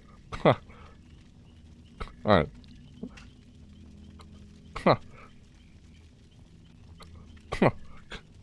Excuse me. Okay, pardon me. Okay, right. Okay, right.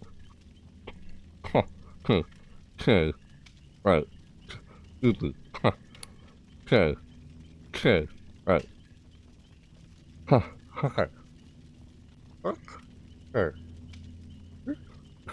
Okay. Attack, pardon me. Over Killer. Excuse me for a sec. Stupid tick, pardon me. Okay. The killer, it says here. Okay. Okay. Okay. Okay. Pardon me. Excuse me. Okay. You emerge from the silence. The ceiling. What? You emerge from the silence.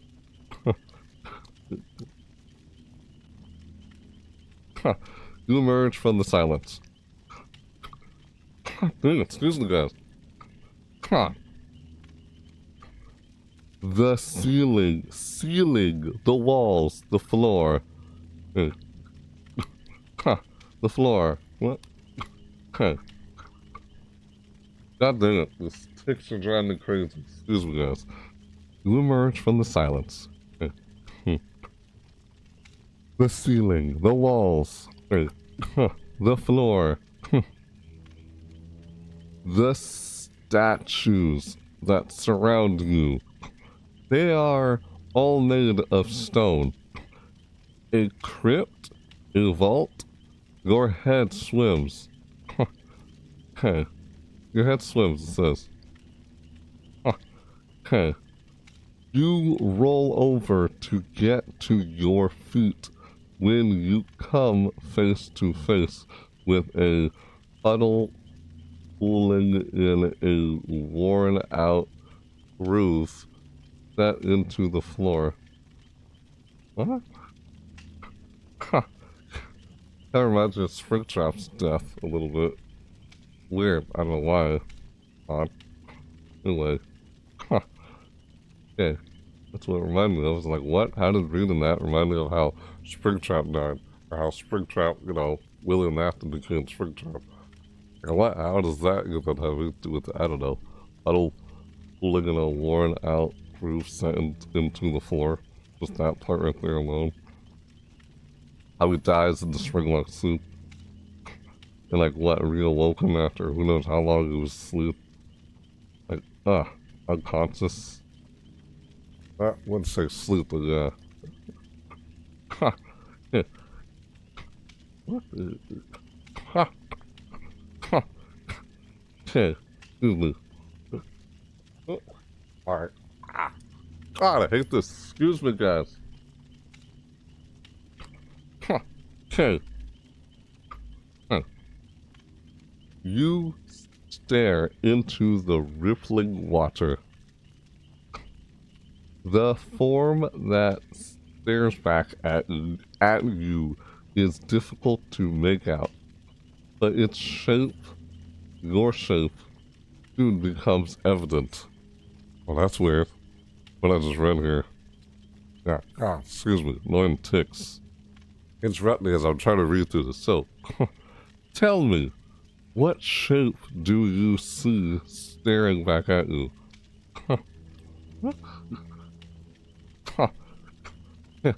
Hey, grounded. Oh, grounded. Hey, these are grounded. Oh, an unhinged, cold-blooded human. What? Human. Cruelty personified. Cruelty personified. Oh, I see. Examples. Examples. The Legion, the Trapper, serial killer. That's the first choice, grounded killer, or the supernatural. Oh. What? Supernatural. Hey. Supernatural. A dark presence with powers unknown tied to a mysterious world. Example. What? What? What? Hey. Example. Example. Excuse me. Oh my god. Excuse me, guys. Example. Example. The plague. the Wraith or vampire. What? We can decide on having a vampire killer. These are just examples. Supernatural killer. Oh, another worldly? Huh. Oh, Eldritch Abomination. Like the Dredge, the Unknown. Oh, yeah. I kind of like this option, actually. Well, yeah, I like playing as the Dredge or the Unknown. Eldritch Abomination says there. Huh. Okay, right. Huh. What? Huh. Okay, otherworldly. Oh. Otherworldly. Huh. A maddening, incomprehensible horror from beyond reality. What? Huh. Examples. Huh. Examples. Hey. Examples. The Dredge, the Unknown, Eldritch Abominations. Eldritch Abomination?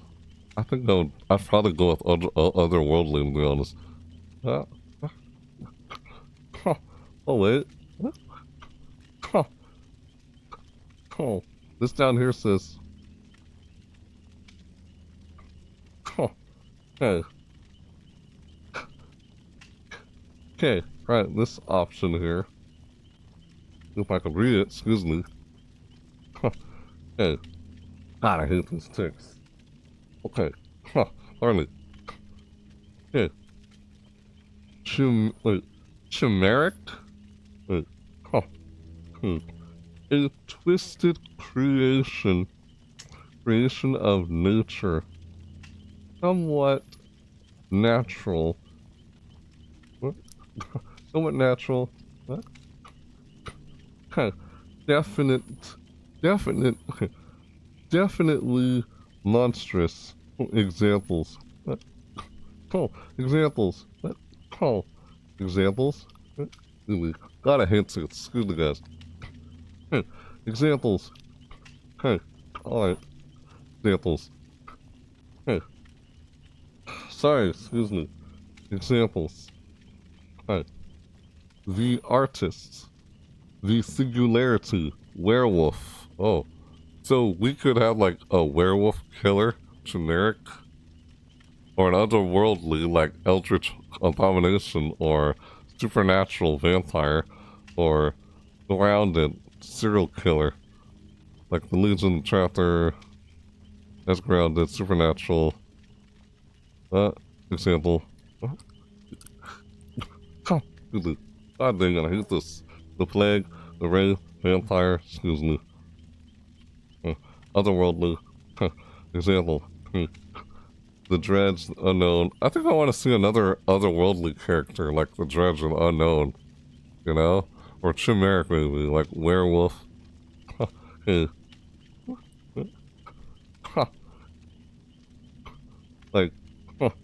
Like, the artist or the singularity. Kind of like, yeah, the singularity. That's generic, I guess. It says an AI werewolf. Out of all of these, yeah, grounded, supernatural. Hey, do you want a grounded killer? Do you want a grounded killer, supernatural killer, otherworldly, or chimeric? I'm gonna go with otherworldly. So it's apocalyptic and otherworldly.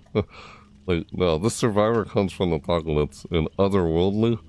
Yeah, Eldritch Abomination. Yep. I'm gonna do. Yeah, I'm gonna choose. So for survivor, I chose a collapsed world. The apocalypse isn't coming; it is happening.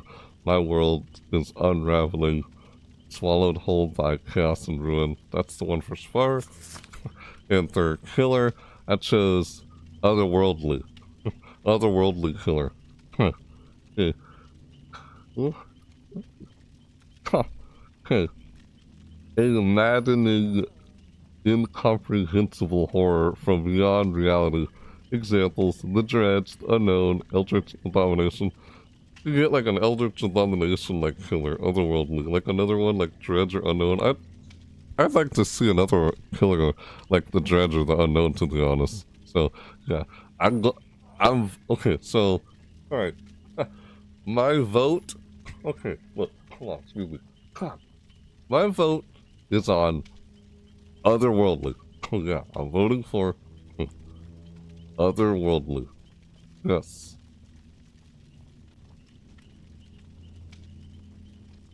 God, I hate these ticks. Pardon me, guys. Excuse me. I'm like trying to read this and just like go like, like what is all that? Stupid, frustrating. Ugh. So annoying. Can't stand it when I do that. Not on purpose, just freaking annoying. Dude, excuse me. God, pardon me. Anyway, yeah, got the Survivor done. Voted. I decided on using otherworldly. There's another killer like the Dredge Unknown. Wouldn't like to see that in the game. That's the whole point of this thing. So, yeah, I voted. So, now what? Now what? After I selected Survivor and Killer here. How do I back out? Is that it? Then what? What do I do now? Yeah, otherworldly. For Survivor, it's the collapsed world. Like, what world are they from? Otherworldly.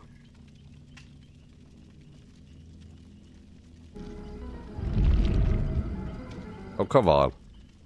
So, now what? I'm trying to understand what I do here with this now. I voted, so how do I submit it? I guess I hit enter? Enter? What is it? What do I gotta select?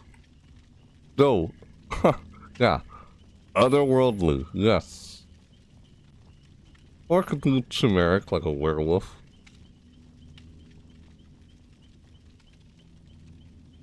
So... I'm lost here? What do I do? I just close it out or something? Ah, see when I refreshed it, now this happens. I know, weird. Huh. Yeah, right. Oh, okay. Great. Yeah, my options are still here. Yeah, for Survivor I chose a collapsed world, like an apocalyptic world. That's what Survivor came from. And for Killer I chose like a otherworldly like killer, like example like the Dredge, Unknown, Eldritch Abomination. I'd like to see killers like that. Another one in the game. We'll see, who knows if we get something like Cthulhu. Like, oh, what if Cthulhu is brought in the game? Like, what? That's insane. I don't know how they would do something like Cthulhu. Ugh. Cthulhu shows up in this game. I don't know that they could really do that. I don't know how they would go about doing that. That's like way too powerful. You know? Way too powerful. I'm like, otherworldly is almost like I mean, the entity, you know, the entity for the fog, the entity in itself is kind of otherworldly, you know? Does it create this dimensional realm called the fog? Basically already eldritch, or in itself, otherworldly in itself, the entity itself. So killer, that would be kind of like what the entity already is, like otherworldly. Like the Dredge, Unknown. Yeah, what the heck, like creeping pasta. Alright. Oh, yep. I voted. So I guess I just exit out. I don't know at this point. What I'm unsure of. Yeah, I voted. I said otherworldly for killer and survivor. I said a collapsed world, instead of like an ordinary world, and a touched world, and an arcane world. Could be arcane, that's like fantasy, I guess. But I do a collapsed world, like, you know, The Walking Dead. The Walking Dead, AMC The Walking Dead, that's like a collapsed world. So that's what I went with, Survivor being from that location. Yeah, alright. So, I guess I just close it out or something. I don't know. I guess just do that. Then we click on do survey. Yeah, so I already did it. Well, for survivor, just a collapsed world. Killer, I chose otherworldly. That chose otherworldly. Or there's generic, supernatural, or grounded. I chose otherworldly. Yeah, I like the idea of otherworldly. That kind of reminds me of my own fictional character. Like, I have a fictional character of mine who's... I guess if I had to describe what this fictional character of mine who's known as... His name is Energia. Well, so what would Energia be? Is he like grounded, supernatural, otherworldly, or is he like a generic? I'll be honest, he could kind of be all... Potentially, the character can be kind of all of the above when I think about it based on what this character of mine can do in terms of potential. Like, there can be some aspects that can be a bit generic in some ways. He can be a bit supernatural. But he's probably most definitely otherworldly, you know? He's like an alien. Otherworldly. Kind of would fit under otherworldly.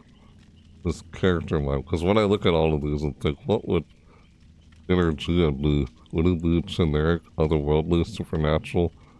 He's probably more around supernatural or otherworldly. These two right here.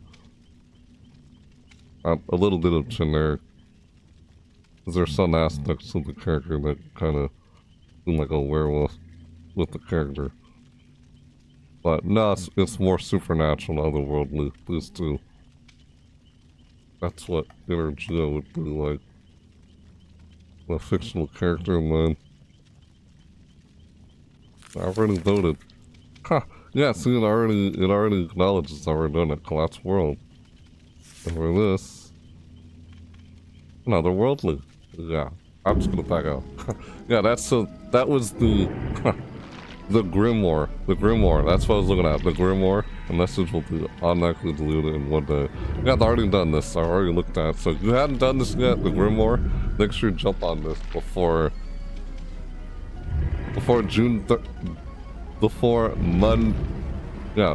Monday, June 30th at 12 o'clock p.m. Eastern Time. You jump on this. Yeah, make sure to submit your votes for the first round for both the killer and survivor before Monday, June 30th at 12 o'clock p.m. Eastern. Yeah, really good. Hey. The Grimoire. The Grimoire. I don't know. The Grimoire. However way you pronounce that. The Grimoire opens every 2 weeks. Every 2 weeks, cast your votes and help shape a new killer and survivor into something truly your own. Make sure to submit your votes for the first round for both the killer and survivor before Monday, June 30th at 12 o'clock p.m. each time, and keep an eye or two out for the next votes coming soon. We're dying to take you along on this journey in the fog. Yeah, I did that right. And this is me, like, selecting otherworldly for killer. I voted for otherworldly, and I voted for a collapsed world. That's the world that Survivor is from. That's what I voted for. But whatever you guys vote for, that's... Because I'd like to see another killer like the Dredge or Unknown. I like the Dredge and Unknown, but we're going to see another one like those things. Alright, back out. Here we are, right. Twisted Masquerade. Yep, overview. I jumped in the game. This is probably what I was expecting to see, but I didn't think the Grimoire thing popped up. I started looking at that anyway. Twisted Masquerade, available June 26th till July 17th, 2021. Be the life and death of the party. Celebrate chaos and carnage at this year's Twisted Masquerade. Twists and Tricks. Tricks returns with invitations in each trial to help you survive or hunt, but there are more twists to be had. Check the gameplay details tab to learn more. Dress to impress. Complete quests to receive new masks, weapons, outfits, badges, banners, as well as gilded trinkets that can be exchanged for customizations in customizations in the store. David King and the Wraith are dressed to the nines in full anniversary outfits. Okay. Ingredients high in blood points. Don't pass on party treats. Okay. The coconut scream pie provides a whopping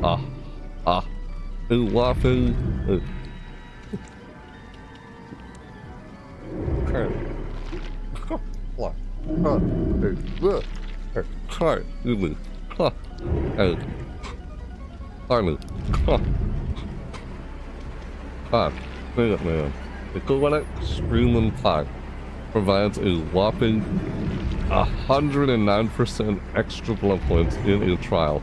Look for it in the blood web, along with previously seen Masquerade Survivor items. This is there. Stay tuned for more Twisted news. Visit our social channels for more information on the Twisted Masquerade event and the unlockable rewards. So that's everything there. Want to click on that list of gameplay details here, survivors and killer gameplay. We're gonna find stuff we didn't read when I was reading the article that I was trying to cover from the overview. Bags of tricks. Bags of tricks apply status effects and or temporary changes to objectives. Yep. The first trick is activated at the start of the trial. Additionally, each time 2 party events occur, a generator is completed or a survivor is hooked for the first time.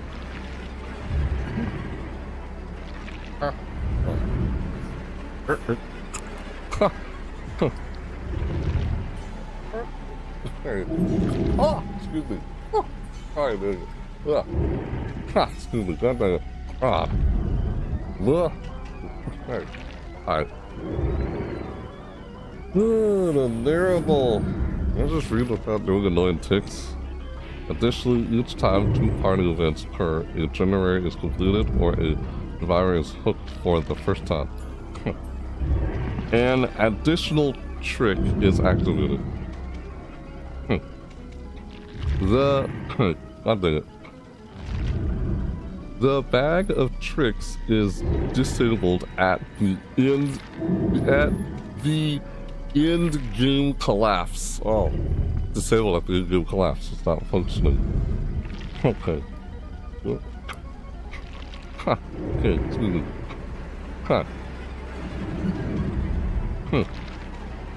Oh my god, excuse me. Stop. Invitation and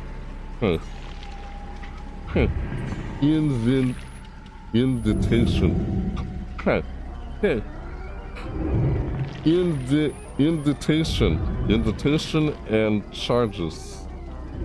Invitations are used to activate abilities. Their location. Locations.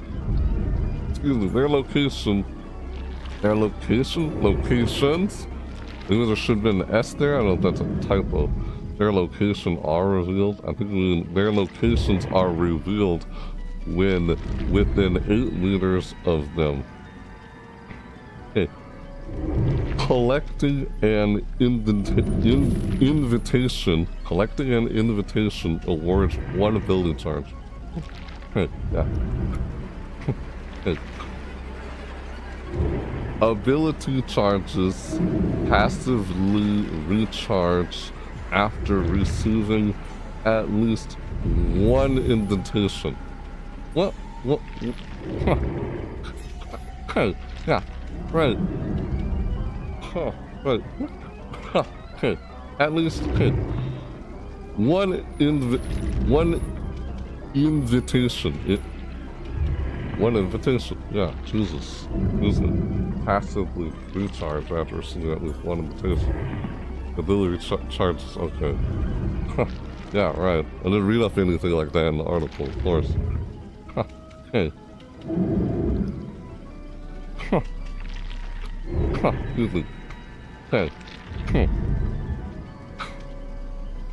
Invitation abilities. Survivor. Block window vault In a chase, a survivor can make a window unvaultable for the killer for 4 seconds. Huh. I mean, I don't even ever... I hardly ever vault anyway, so... Feels like it's not gonna really matter to me. I hardly ever vault anyway. Over a vault. No, when playing as killer, I hardly ever vault at all anyway. I rarely do that. So... Like, yeah, that's... I just think of unexperienced play. Look at that. Whatever, killer. Yeah. Killer for 4 seconds. Huh. That party palette. Bring it to the party palette in an unused palette location. I barely remember using that when playing a survivor. Yeah. Quiet mode. I remember using quiet mode when playing a survivor. In the quiet mode, reduces grunts of pain, footsteps, noises, fast actions, and pools of blood by 100% for 15 seconds. God. It's kind of like, almost like No Mither a little bit. That's what it reminds me of. Kinda, a little bit, like No Mither. That Day of the King has. Day of the King part. His personal part. Huh. Okay, right. Huh. Okay. Invitation abilities. Killer. Killer. Huh. Okay. Huh. Oh. Okay. You got 3 things. The survivors look like they had like 3 or 4 things. Around. Yeah, they had like 3 things. The killer has 3 things also. They both have 3 things they get from invitations.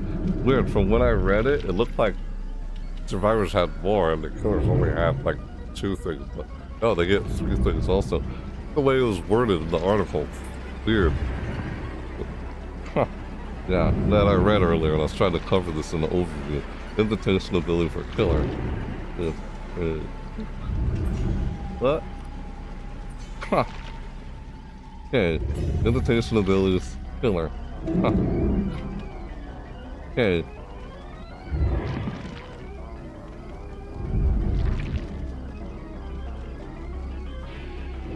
Ender stun. Huh. Okay. In a chase, reduces stun duration by 50% for the next 4 seconds. Huh. Okay, yeah. Huh. Remote destroy. Remote destroy. Breaks a distant pallet or breakable wall. Huh. Huh. Okay.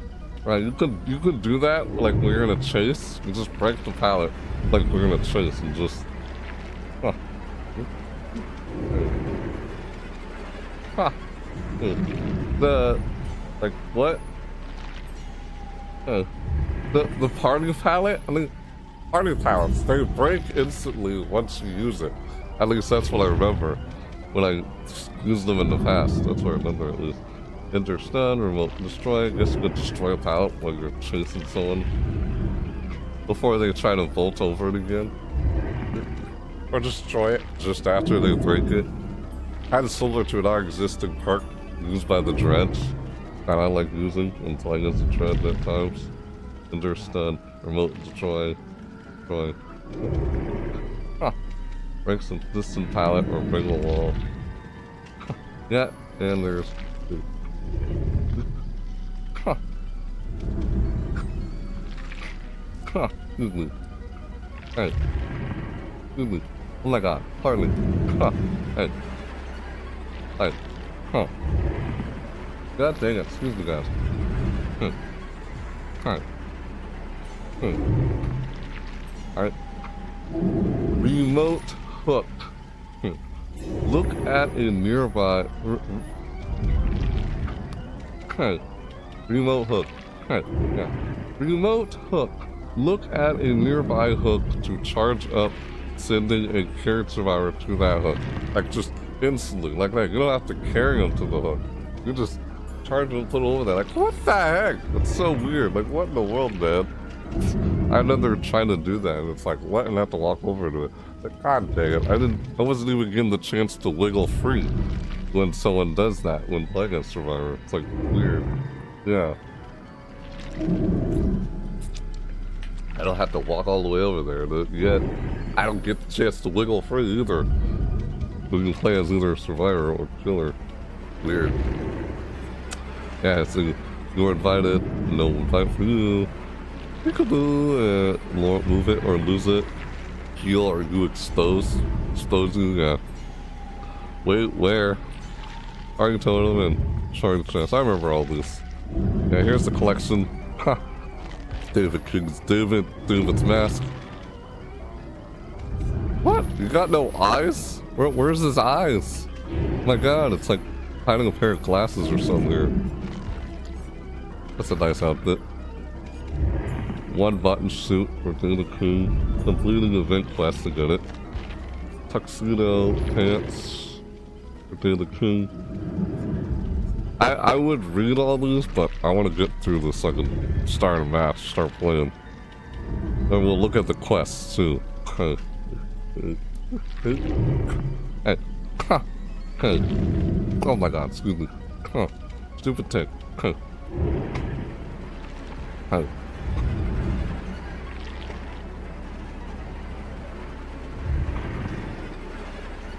Wraith's mask. It's a Wraith's mask. I would read up on what it says in the description of it, but Jesus, I just want to get through this. Hand embroidered cloak.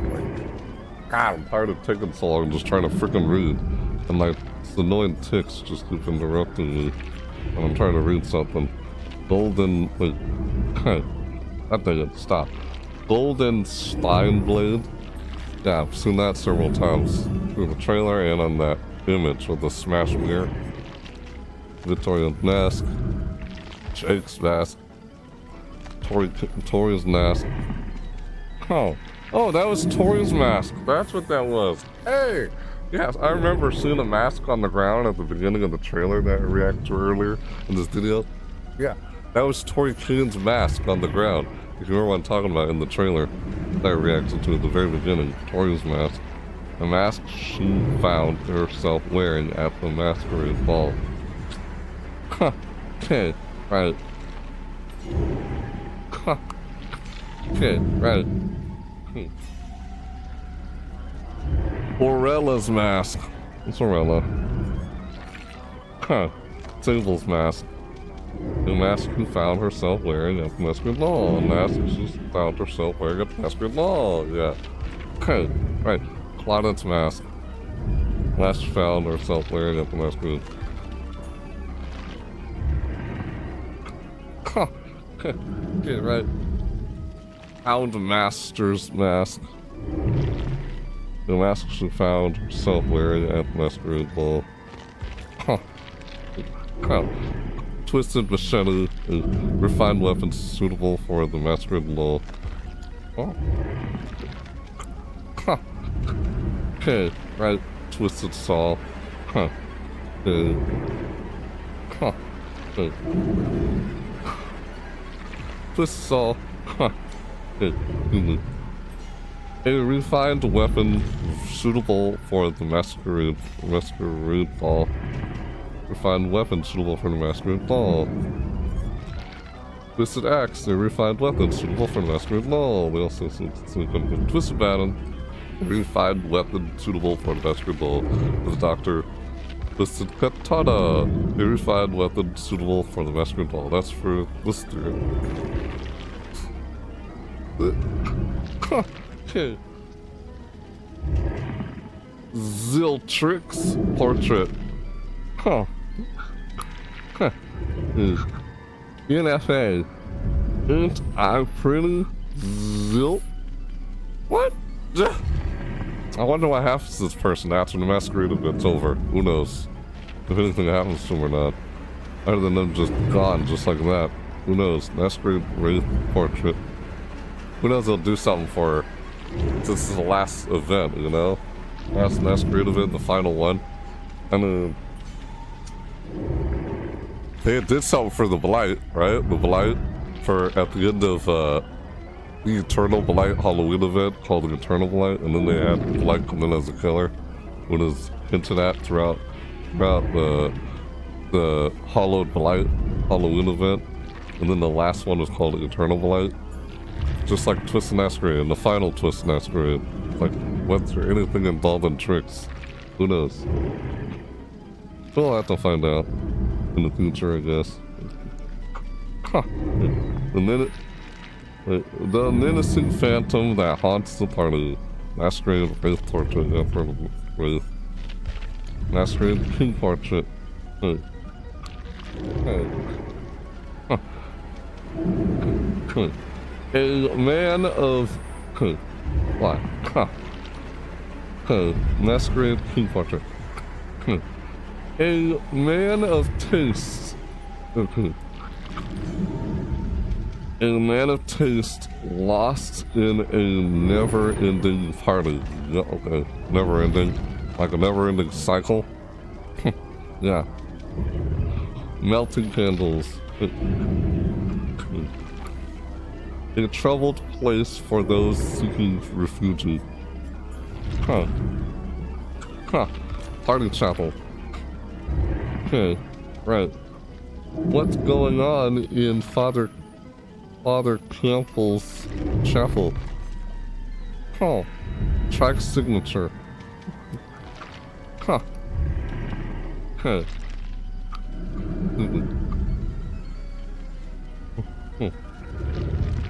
The writing is on the wall.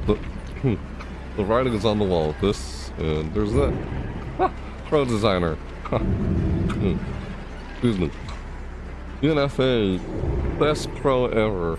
Ranks. Oh, tricks. NFA, best pro ever. Tricks. This is funny. Look at that little crow. That's a charm. So yeah, there's all the stuff to go unlock for. Yeah.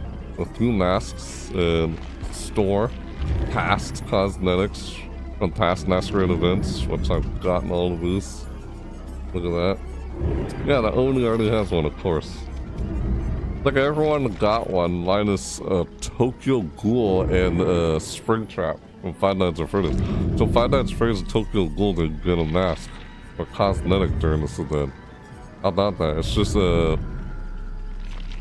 just Dungeons and Dragons is the only one when you think about it. That's the only new one that did. Dungeons and Dragons and the Houndmaster. Yeah, Houndmaster and the Dungeons and Dragons for Toy Coon.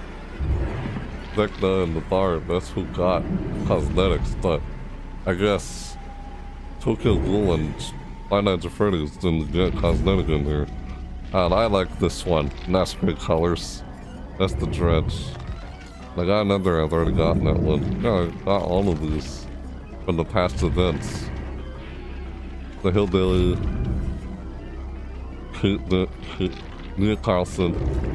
Ah, the Ghostface, Masquerade, Ghostface cosmetic. What? What the heck, Sussy? Sus? Is that you, Sussy, or it just says Sus?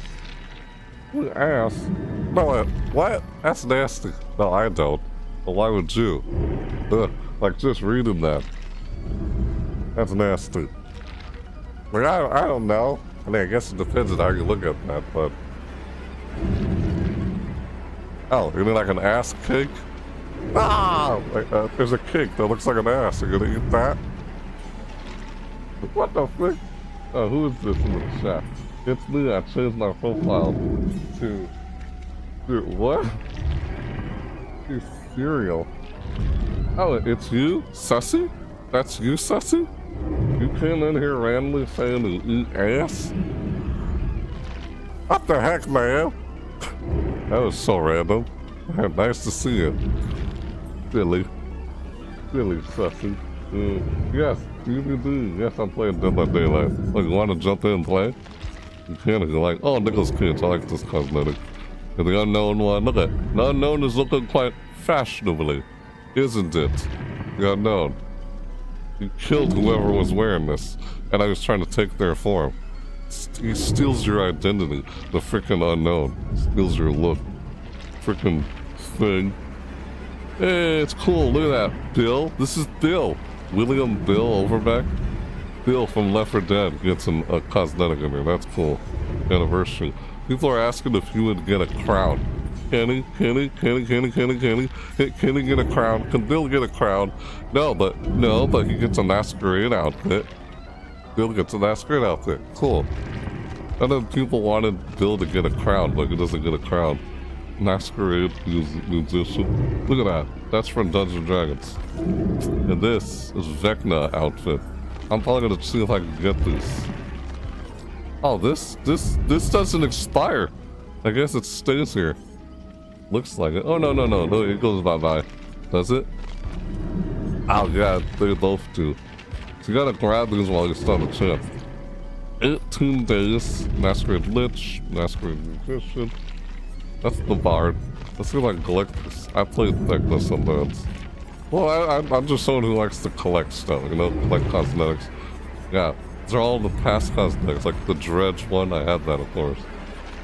I like the Dredge one. Yeah, that one is just freaking weird, man. His cosmetic, weird. Or her, whatever you want to call this thing. It's an it. It's not even like whatever the freaking thing is. Complete mystery. I missed your voice and content. Oh, well, thanks. Right, I get it.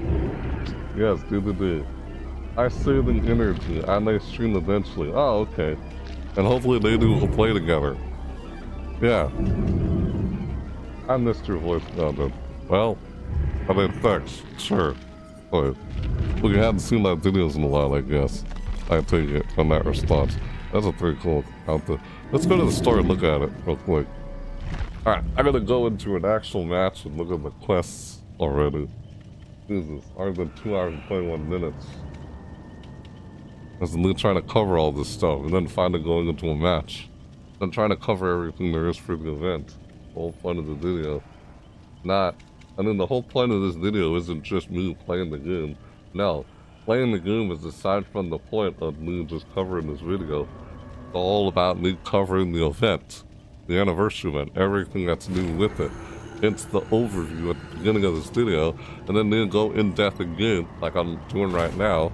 I'm already in the second half of this video. Then going in depth again, where I try to see how much of this I can check out again after covering it in the overview. So see how much of it I can see in game after covering it. So we're seeing all of this stuff again after covering it. And Vecna still has that mark on his back, of his neck. This is a weird outfit for this dude. Look at that guy. Looking a bit fashionable for the masquerade. Okay. Look. Look at that guy. Alright. Oh yeah, see look. It's gone! The mark is not on his neck. Look. What? Whoa! Oh, there it is. Ah! Yeah, see? That right there is called the mark of the entity. Because this guy is so overpowered, they had to nerf him. They had to tone him down when they brought him into the game. So he can't use all his abilities, all his powers while being in the fog. He's not able to use all of them. There's this mark of the entity on his neck. Oh! Ah! Then look! He has it right here on his neck. See? Right there on the back of his neck. Mark of the entity. What the frick, man? This cosmetic. Whispered one. And then this Decayed King. Now watch. Where is it? It's gone! You don't see it. See that? You don't see it right here? On the back of his neck. The mark of the entity is not on his neck. I think he somehow removed it. Found a way to remove it. And now here, there it is. See? It's right there, behind his neck. But over here, it's not there. While here, where is it? There it is. It's right there. You can see a red mark. And over here, come on, show up. There it is. See, it's right there. It's right there. Come on. It's right there. And here. It's right there. But here, it's gone. It's not there. You found a way to remove it? Now he's OP again. I don't know. You're gonna take over the Institute's realm now? This guy? Try to take over his realm.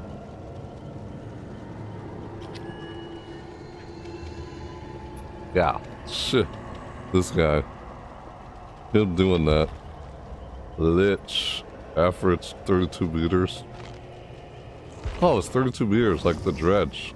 The dredge has 32 meters. Yeah, Nicolas Cage, man.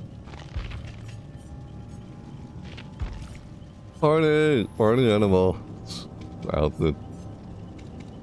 What's an elephant on his jacket there? Final showdown. It's the final showdown. Like kaiju fighter. Oh god. Night out. Who's your night out? I was gonna get this outfit, but I haven't gotten it I haven't gotten this yet. I wanted to get it. I wanted to get this one too. Yeah. Sunset Racer, kinda like this one. I like Nicolas Cage's outfits. Tough guy. Nick Cage, man! Oh, this one? What? I thought I had this already. Nope, I don't have it yet. Mud chops, what do you call those? We got the blight. Tragic hero. Perhaps it was an ordinary costume fitting. Perhaps it was something darker altogether.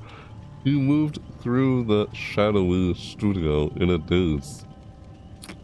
Collection, Hollow Blight. Find the Hollow Blight. See all this blight stuff all over, substance on his outfit. Yeah. Gonna add this one though. Or excuse me. Excuse me. Hardly. Stupid tick. Hate that. Let me just read. Gorgon Drift outfit. Masquerade actor. Yeah! This outfit. Nicolas Cage, default outfit. Out. I gotta equip this one. Just for the event, because the event's going on, so we're gonna equip it. Yep, equip set. There we go, I got this equipped.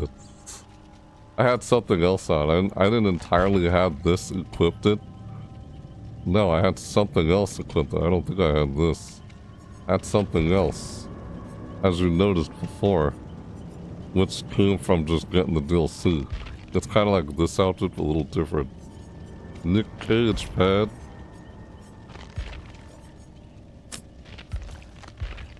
The slicked back. Period chops. Oh, it's part of a set. It's included with the set.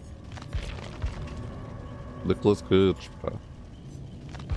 Overgrown hair. Big bed head. ADHR sunglasses. There. Oh, that's for that outfit. Yeah, that's what I'm wearing right now. Yeah, I just equipped it. Alright. The Lich. Oh, look at his mouth, man. I can remove the mark. I'm free. There's no mark on the back of my neck. Now I shall take over this realm as mine.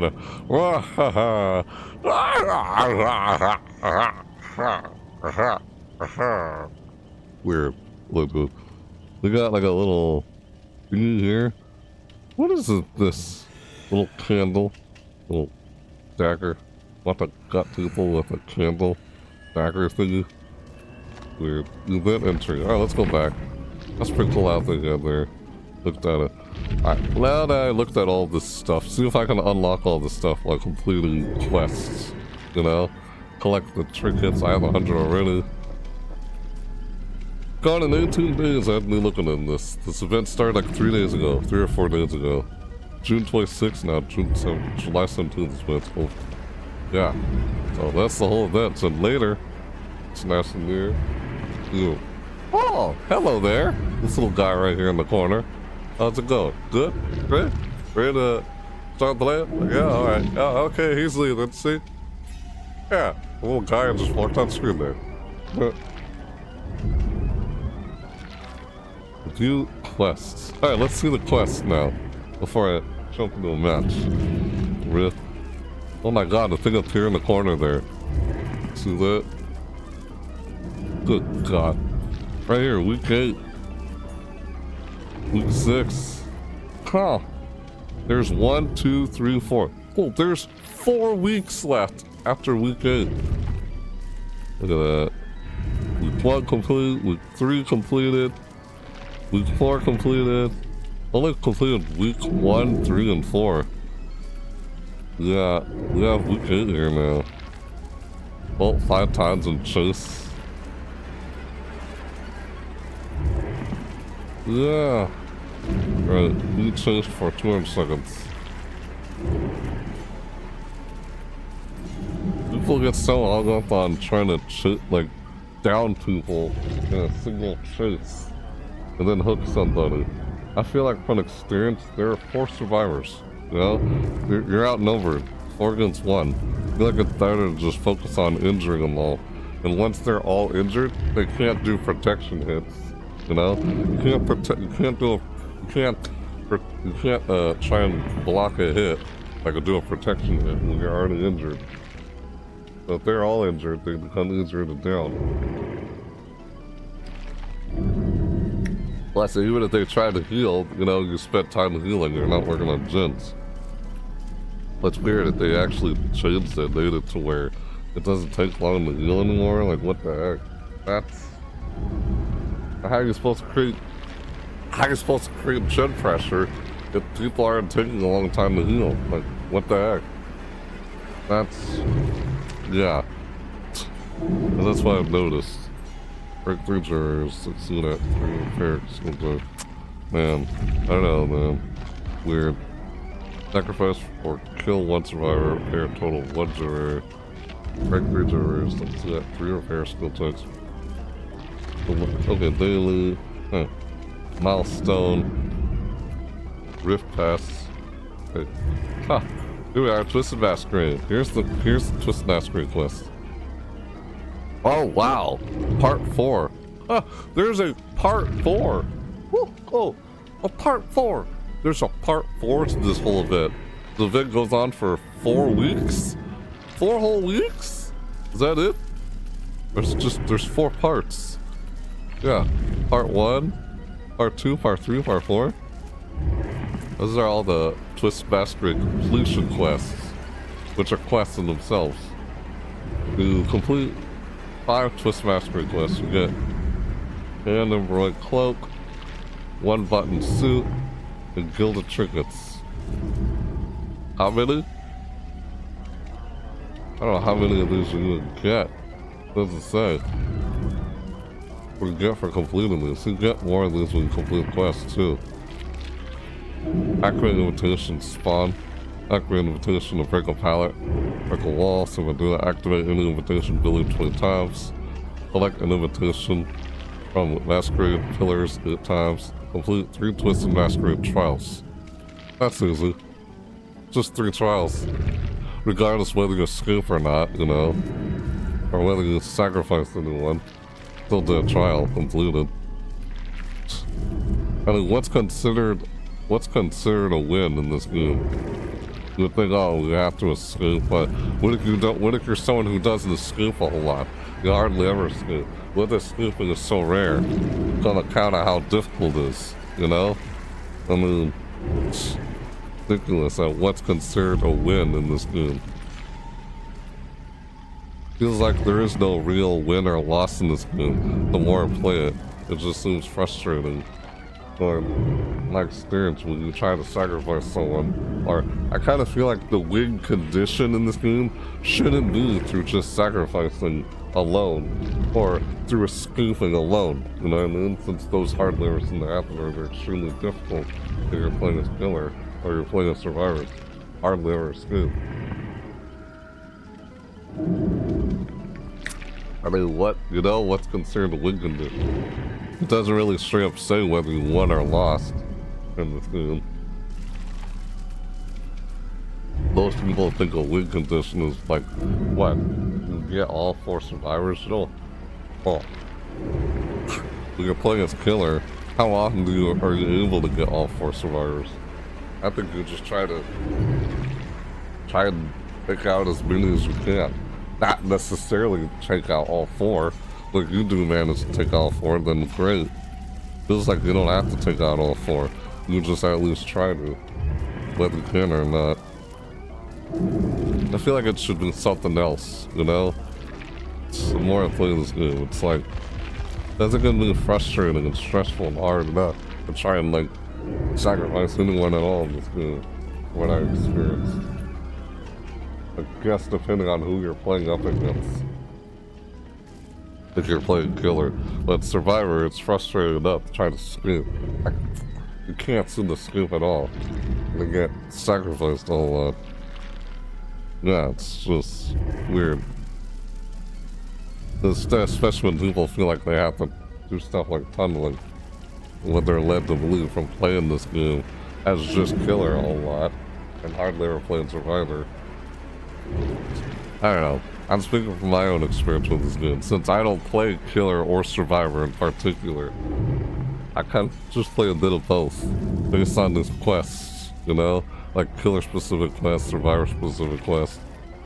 When they used to be called challenges, I try to complete all the challenges, whether it be a killer challenge or survivor challenge, because I don't have a preference. So it's not like I prefer killer more than survivor or survivor more than killer. They're both frustrating and stressful to play, both of them. Yeah, this game. When I look back at it, it's like, I don't know. I just started talking about when I'm like, what the heck, man, this thing in the corner, you see that? That's silly.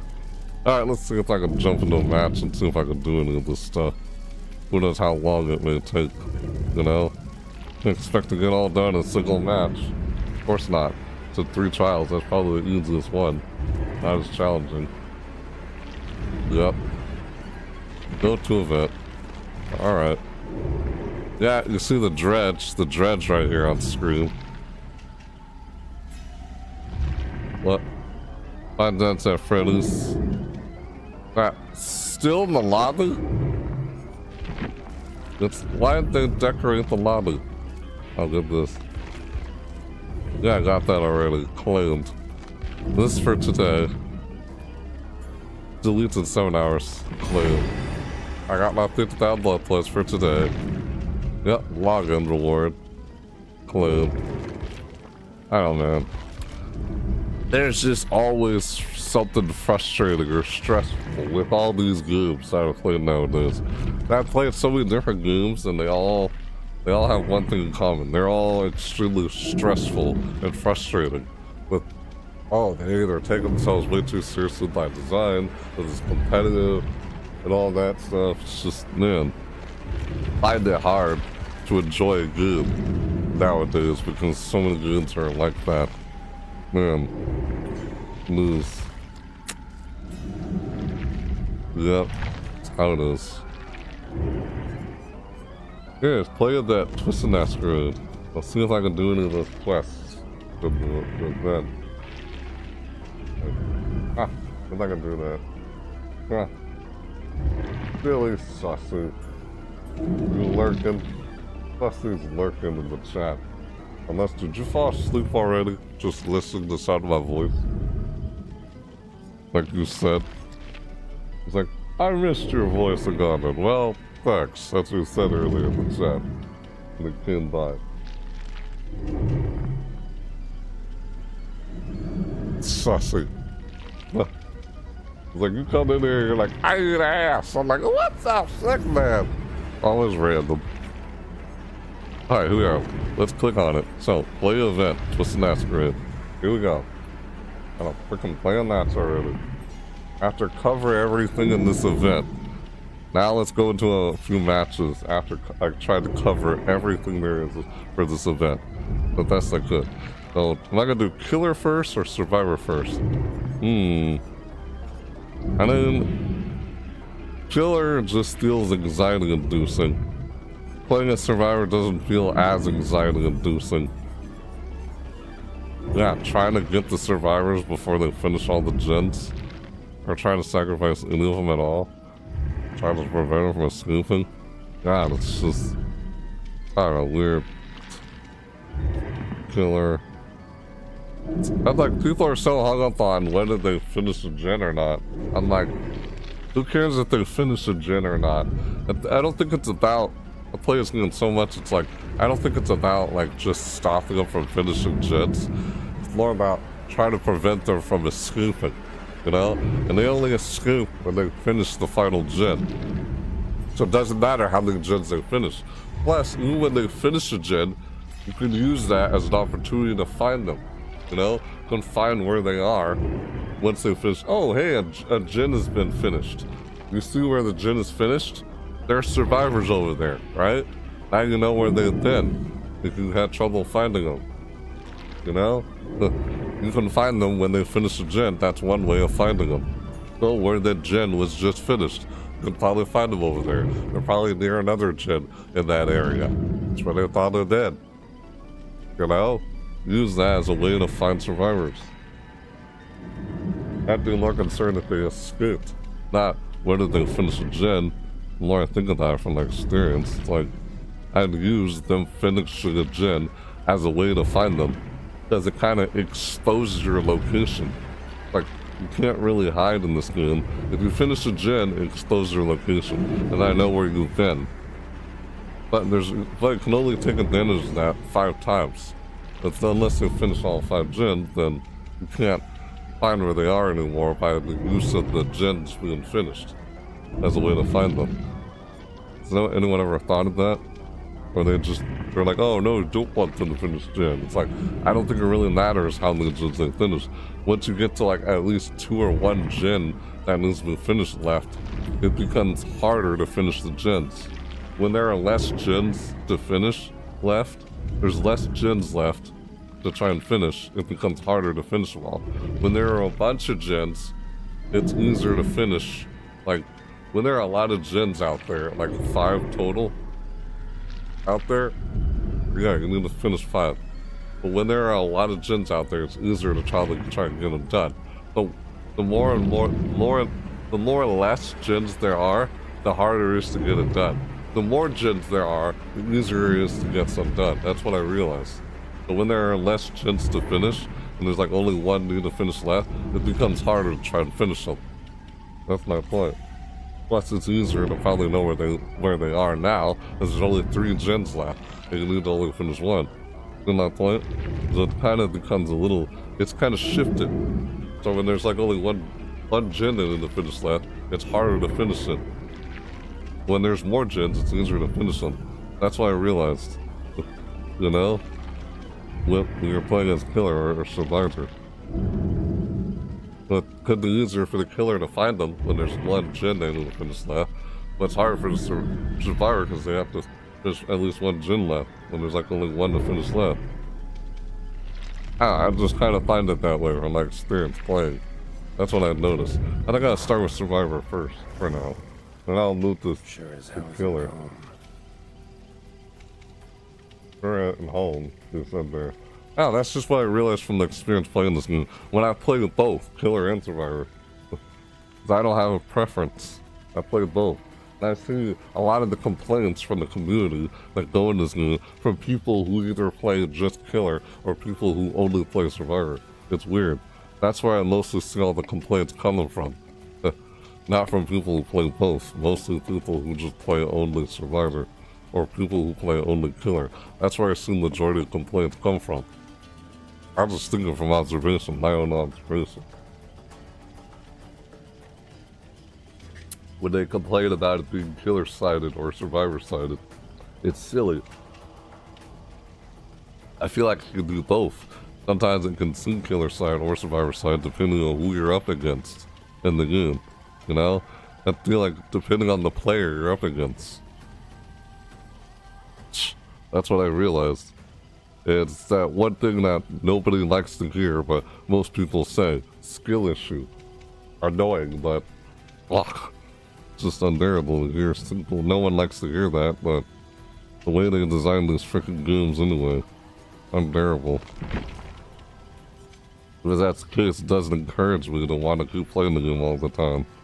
Makes it seem like I just want to take a break from playing the game. Because it just continues to get stressful and frustrating the more I have to play it without taking a break. It's like, oh, I'll come back and play it later. Ugh, man. That's the problem with so many of these games. They all feel like that. Not just this game. So there's no game in particular that I cover on my channel or play. What I notice. Shouldn't have to spend so much hours into a game just to then be able to enjoy it. But yeah. Yeah, it is what it is. Does this guy have a mask? I don't know. Yeah. You saw Gerald from the Witcher in there. But let's see here. Oh, yeah. Detective Tat. Detective Tat starts with his 3 personal works. Tenacity. Okay.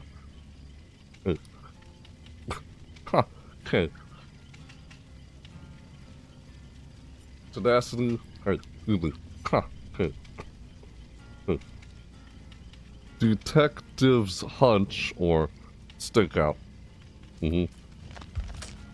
I did his perks seem pretty nice. I kind of like him.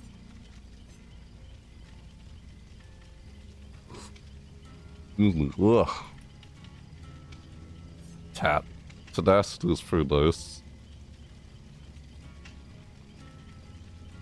Can recover and crawl at the same time. Wait, you can recover while you crawl? Yeah, 40% haste and recover and crawl at the same time. That's... I think I've seen people use that. Yeah. I'm trying to pursue this guy so I can, you know, unlock his perks. That's what I'm still trying to do. Because see how I have almost all of them prestiged, except for these 2?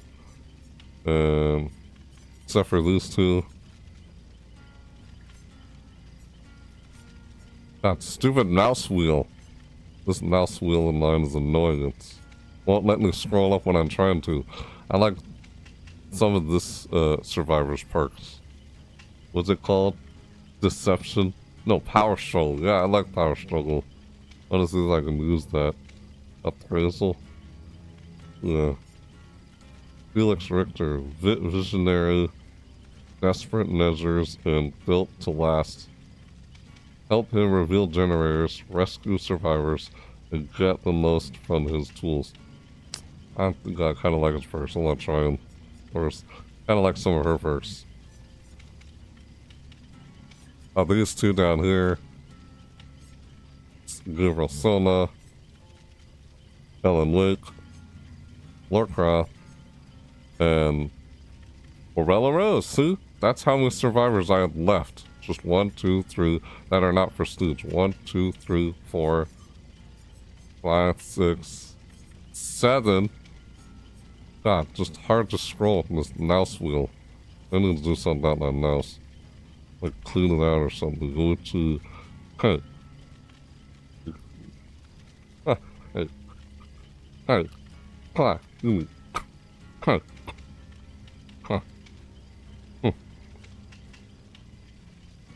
God, Goichi Asakawa. Goichi Asakawa, excuse me. Annoying tick. God, what the heck am I having a headache or something right now? Dude, let me scroll up. Is there, oh my, oh, it's this. Let me just do this then. Ah, it's such a pain in the butt. I'm trying to scroll on the mouse, frickin' mouse wheel. Hang on, excuse me for a sec. Like, I have to do that. Otherwise, it will not let me scroll. Now it's kinda, okay, kinda. Ah, it's like I gotta turn upside down and like, is there dust in there? Like, what the? Why is it not letting me scroll? I gotta get an air can or something. Annoying when it does that at times. Just drag it like this. My mouse wheel's doing too much trouble. So these 1, 2, 3, 4, 5. Okay. 1, 2, 3, 4. Huh. Okay. 5, 6, 7. Huh. 8, 9, 10.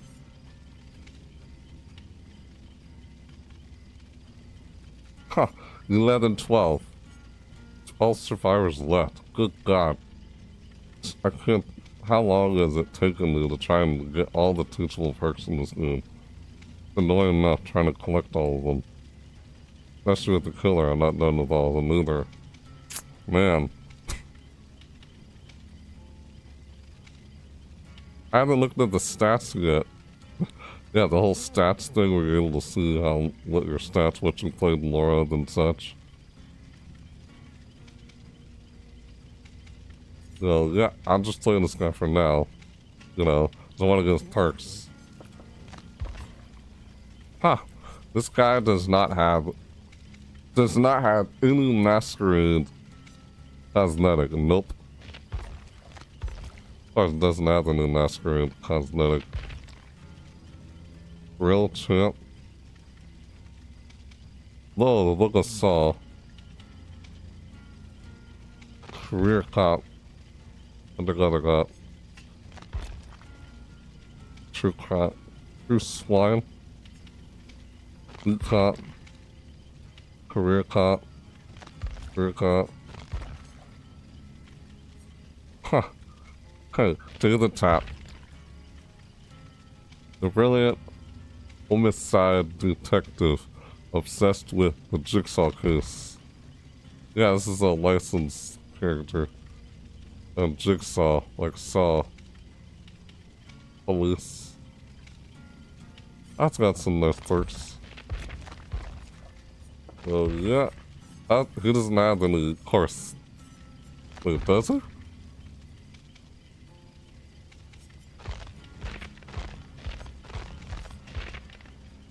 Oh! I click off this and it shows that, yeah. Let me do the test. That's the prestige. Like, prestige, like, which one? Like, level 6, I believe? Because I had the prestige, do the king is the only one that has all of the bloody outfits. And I have this, on Do the King, not for this character yet. Yeah. Oh, hey, look! Ah! He does! Of course he does! Never mind, investigation tab. Huh. Huh. Hey. Huh. Huh. Hey. Hey.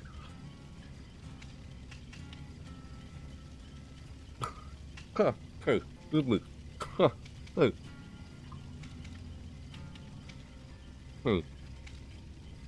Hate that. Pardon me. Hey. Detective David Tatt's mask.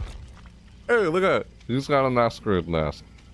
I wasn't sure if he actually had one. But he does, see? He's wearing a Masquerade mask. Hey! Yes! He's got a mask. Part of the Masquerade. Nice. Yeah, that's why I was trying to see if he had one. But he does. Ooh. I had this investigation suit. I didn't know if I had this cosmetic or not, but I do. Oh yeah, there's this. Oh, this is a Christmas holiday one. An ugly sweater. Didn't realize I had it, but I did.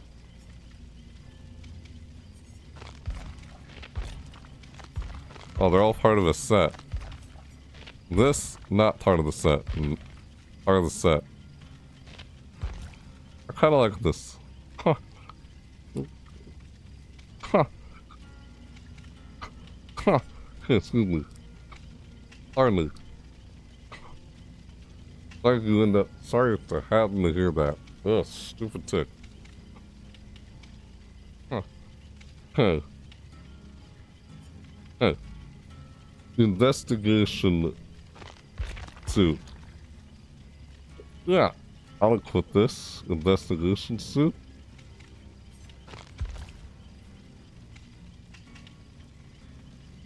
I'm gonna equip this investigation suit. Oh, Duty jeans. Yeah, I'm gonna quit the. I'll quit the. Excuse me. Duty jeans. Duty. Oh, excuse me. What? Oh.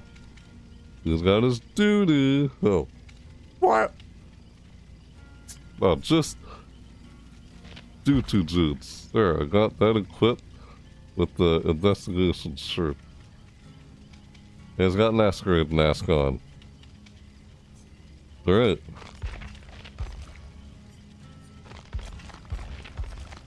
I don't have to do this cosmetics. Butcher cut. Ha! Yes. Ha! Okay. Comfortable blue jeans decorated with the city homicide. City homicide. Badge. Hey. Ha! Yes, this here. Alright.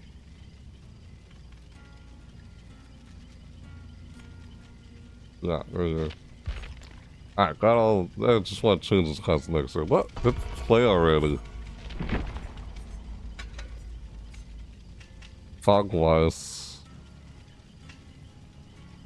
I'll go with that for now. I'm gonna use flip-flop. Yeah, I'm gonna use fog-wise. For now, I can always change the fourth perk. Oh, look at that thing. Ha! Move on screen there. Yep. Oh, my hearing's about to die. I need to change my hearing battery.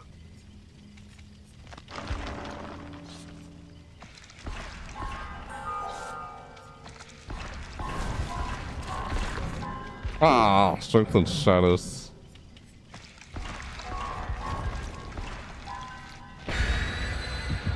Oh wow, that was fast. Alright, here we go.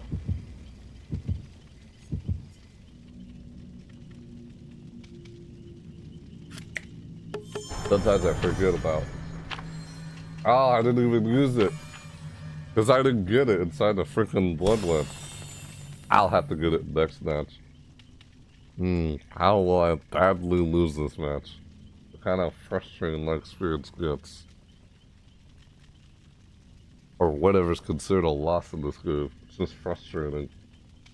Ugh. Even if it doesn't matter whether I play Survivor or Killer.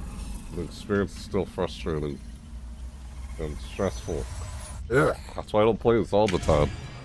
I only play it during the events. Party chests. Right. And look at that decoration. Oh my god, really? Ah. People equipped those so they could get off the hooks. Oh, god. The fact that they even... their decision of doing that. Look at what I'm talking about. Well, those two things are in effect. Just to be able to pull yourself off a hook.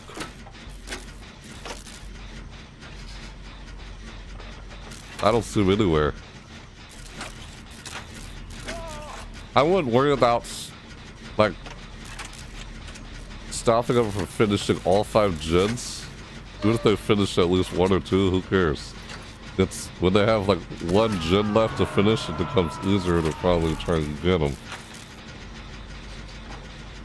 Well, I know it's from experience anyway.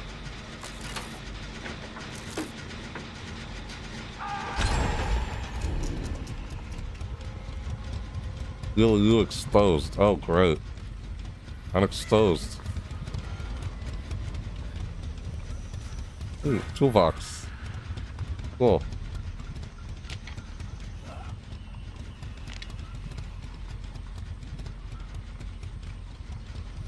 I mean, yeah, so when you waste all that time chasing a survivor just to down them, put them on the hook, they finished the first gen. I'm like, I feel like there's no point in wasting all that time trying to down the first survivor. I feel like it's best to just focus on injuring them. When you focus on injuring them, they're not able to work on gens because all your focus isn't just entirely on 1 survivor. All your focus is on all 4 of them. I feel like you should focus on all 4 of them. as much as you can instead of just focus on them individually. Don't give them divided. Don't give them like divided attention. You should focus on all of them. That's what I feel like you should do. So I realize I'm playing as some killers like the Legion, and it feels like I kind of should do it with all the killers at least somehow. Plus, you get gens done faster when they're like, you know, working on it together instead of by themselves.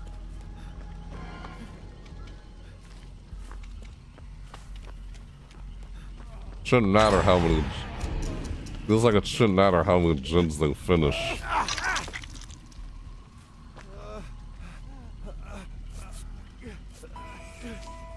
Oh crap.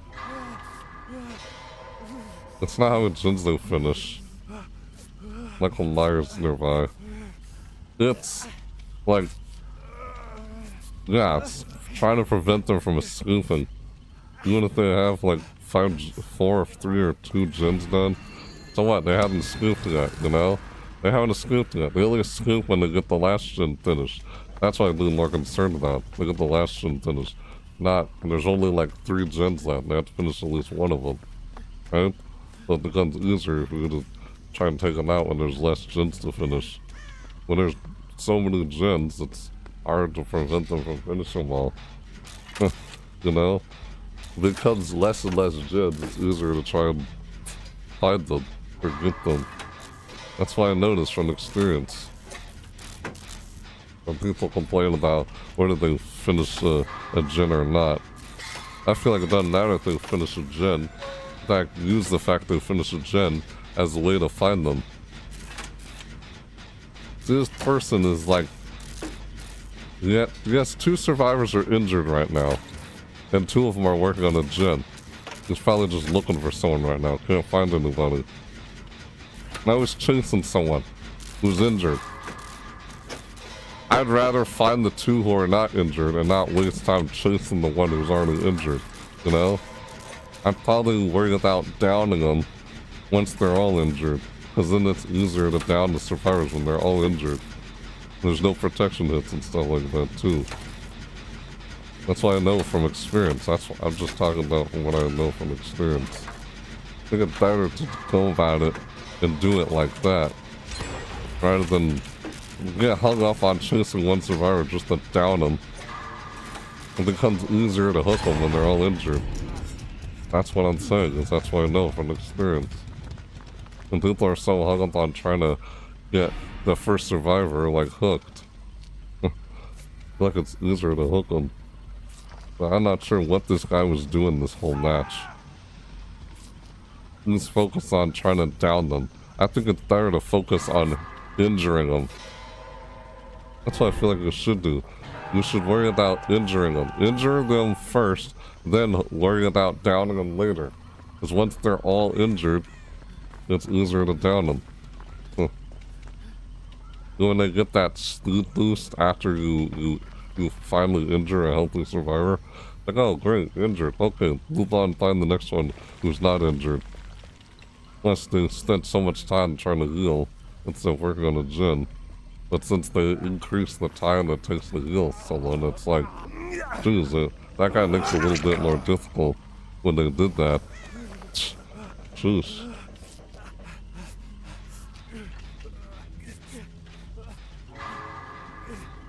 Like, I haven't even gotten an invitation yet, and this guy's trying to take it. I don't know, this is just my first match of the day. I guess the first match is always easier than the other ones.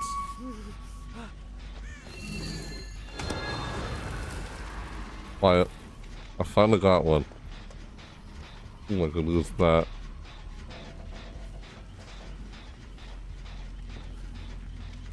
Yeah, I feel like, yeah, I don't know, man, how else to explain it, but I'm just saying from what I've gotten from my experience of playing this for so long. I've played the game since 2018, I believe. Isn't that when I first started playing the game in 2018? When Michael Myers showed up in the game? That's why I started playing the game, I believe. Unless I played in 2017. around the Halloween event. Because I started playing around the Halloween event, the Halloween Blight event. That's when I started playing the game. He only hooked 2 survivors twice. He hasn't hooked me once yet. I haven't. There he is. Right. I don't think he was hiding or something. Yep, got me. Finally, man. Took me so long on other people and not me. Jeez. I don't know, I couldn't even... Finally just kind of do it, I don't know. Yeah. But okay. Couldn't even find a vault or pallet in time, apparently. Well, yeah. That's what happens. See, that's why people drop those. Just for us to take a chance to get off the hook.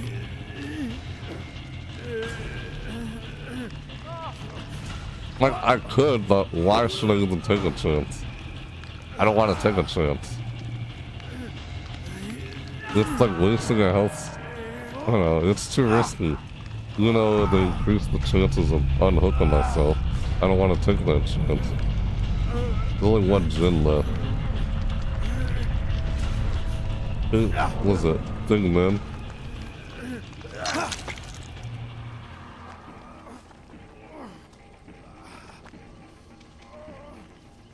I gotta change my hearing tire. My hearing tire is dead. Oh, yeah. Alright. Thanks. This guy is the reason why I'm able to have an unscathed hook attempt. I feel like because of one of his perks. Yes, 2 of his perks are in play right now. You see them on screen next to my perks. Ace in the hole, or what's it called? This 2 like blue, sky blue, like whatever, like symbols right next to my perks. Those are his. Yeah. Yep.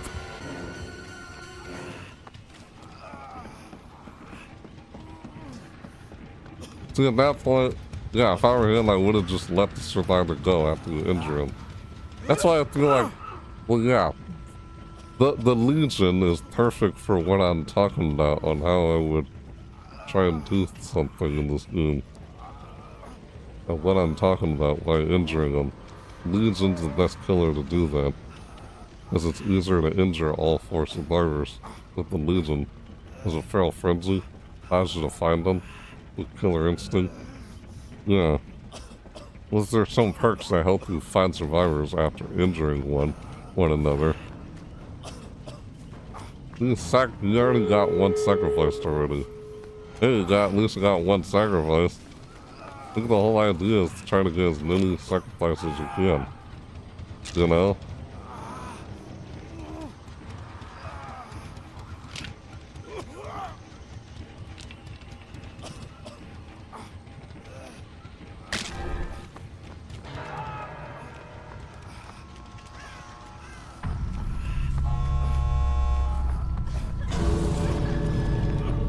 Out, you just leave? Really, man? But someone's on the hook. Well, I don't know, that guy's just selfish, or what? He didn't want to take the chance of. Oh, wow. Nope, they're all dead. He just left before that could even happen. Yeah, they're all dead. He got 2 people sacrificed. Man. I never played Michael Myers, but yeah, I've seen other people play Michael Myers.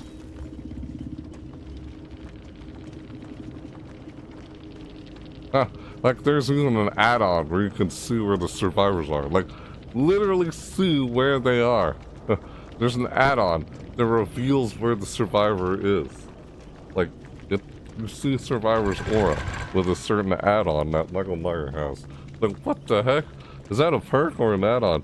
Like, just by stalking, you can see where they are. Like, through walls and everything. Like, what the heck? Weird. It's an add-on that Michael Myers had, but I've seen someone use it. Yeah, I don't see a lot of people use it, I guess. I forgot what that add-on was called. But you could use that to find survivors. I don't know if they changed it to where he doesn't have that add-on, or it doesn't work that way anymore. I don't know if they changed it or not. I wanted to use the coconut stream pie, but oh, I forgot to use it. I didn't use it because I didn't have it. Didn't have the offering. No.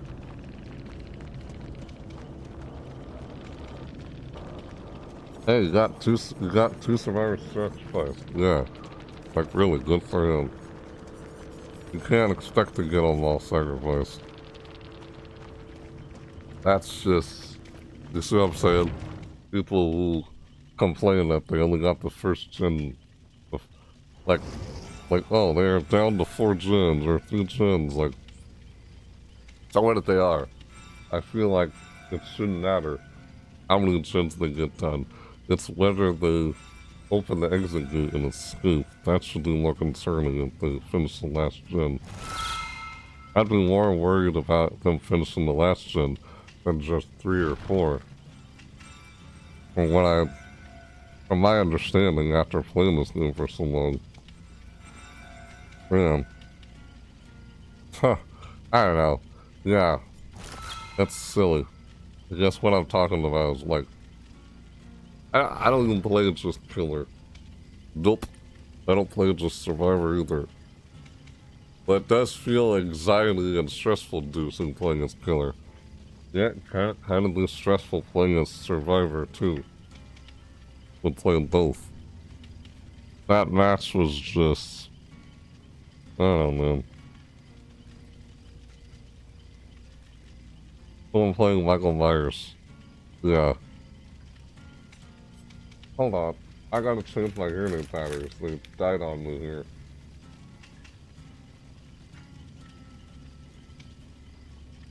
Well, yeah. It's just... I guess it depends on the player. The player playing as the character, you know? People are always talking about the characters, like, oh, this character's OP. I'm like, are you sure it's the character and it's not the player?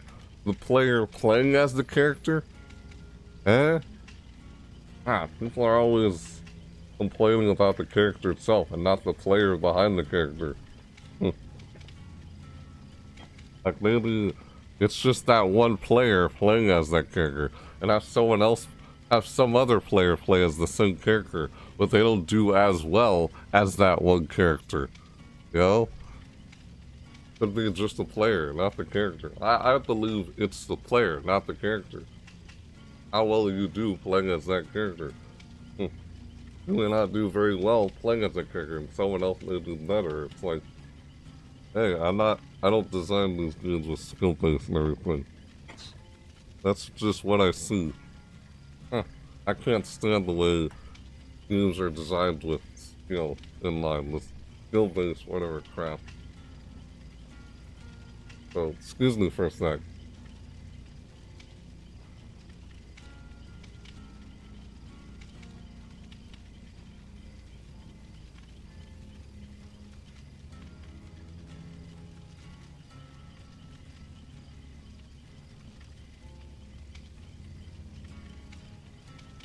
Yeah, I just think a whole lot from my own experience playing the game for over these years. Yeah, I'm pretty sure I started playing this game in 2018. Yeah, I think I did. Because this game came out in 2016. That's when this game came out. I started playing this game when Michael Myers showed up in the game. That was 2018. Yeah. The first licensed killer in the game, Michael Myers. And hey, well, you know, I was up against a Michael Myers in that match that just ended. How about that? Yeah, I was up against a Michael Myers just now. And that match I just got through finishing that I'm done with. So yeah, what will the killer be in the next match? Who knows? Michael Myers, yeah. Like, that match with that player playing as Michael Myers was, I don't know, I guess it's alright. But I've had some rough, tough matches against the Michael Myers. Who probably played better than that player playing as Michael Myers. You know? Yeah, I had some rough matches. But I can't remember how many people they sacrificed though. It looked like they sacrificed almost all of them. Like, yeah, I've had some really rough matches. playing against a Michael Myers. But that one, the player behind that one, probably didn't do as well as the player that I remember going up against from some other player playing as Michael Myers. See? Yeah, you get what I'm saying. It's the player behind the character, not the character itself. That's what I believe it is. Yeah, that's how I believe on how it is. The player playing as a character, not the character itself. We've always created these tier lists and all that. Oh, these so-called tier lists and craft through metagames, it's subjective. It's all subjective. Someone's opinion about that character really says a lot at how well you do with that character. You know? Like, oh, you think this is the worst character in the game. That tells me you're not very good with that character compared to someone else doing well with that character. I sort of get the impression of when people talk about tier lists, it kind of shows and tells me how well they do when playing as that killer or that character in the game when they create these tier lists. They say, oh, this character sucks. Doesn't that mean you suck as that character? Or no, this is like the best character in the game. Or does that mean that's the one character you do best with? Do you ever look at it that way? You know, I don't know. That's kind of how I feel about it sometimes. When I look at these silly videos of people creating tier lists, I'm like, it says more about how well you do as that character rather than the character itself. Even though players tend to exploit how things are with how things are programmed currently with the game, with these characters and everything. In whatever game, not just this game, but I mean like in general, across any video game out there in the video game industry with multiplayer games. That's where tier lists, you mostly see tier lists anyway, on multiplayer games. Well, mostly from what I've seen, from what I remember. Yeah, it's subjective at what someone thinks about some killer in the game from their experience playing as that one other character in the game. Whether Dead by Daylight or some other game. I don't know, man. It's not my cup of tea or not my way of playing a game. It makes the game feel less challenging to exploit every ends of the game, like the way mechanics are, or how things are programmed in the game. Try to exploit all that to your advantage just to win, and make the game seem less challenging as possible. The so-called metagame and everything, most effective tactic available, is not very fun. It just makes the game less challenging. It's less satisfying to me in my book. I don't even like it. I'd rather just be able to play the game and play whatever I like. I don't pay much attention to metagames. I feel like I'd rather not know, and I'd rather just play the game. Again, use whatever I like. I don't try to exploit the effectiveness of things. I just play and use whatever I like. I feel like as you should be able to. Otherwise, why did they design it and put in the game anyway if no one's gonna use it? You know, I'm not someone who exploits the effectiveness of things. It's not my cup of tea, not a fun way to play a game. I feel like no one should have to do that to be able to win or do anything in the game. You shouldn't have to. That's why I disagree with the idea of metagames. I feel like metagames only exist the way they do in these games because of the way developers continue to design and program games. And as they continue to design and program games the way they do, metagames as they exist will continue to exist the way they do in games. Like, change up on how games are programmed and designed. And then you can change up on how a metagame works. You know, you have to understand what a metagame is and how it works in a game. So I'm saying, what if most effective tactic available could be anything? What if anything could be the most effective tactic available in the game? What if that was based on what you chose to play most of in the game? What you spent most of your time playing around with? What you spent most of your time touching or using in the game? That's what becomes most effective tactic available. Not by program of, no, if the game was programmed like that, by a player like the amount of time experience you put into doing something. What if that's how what becomes those effective?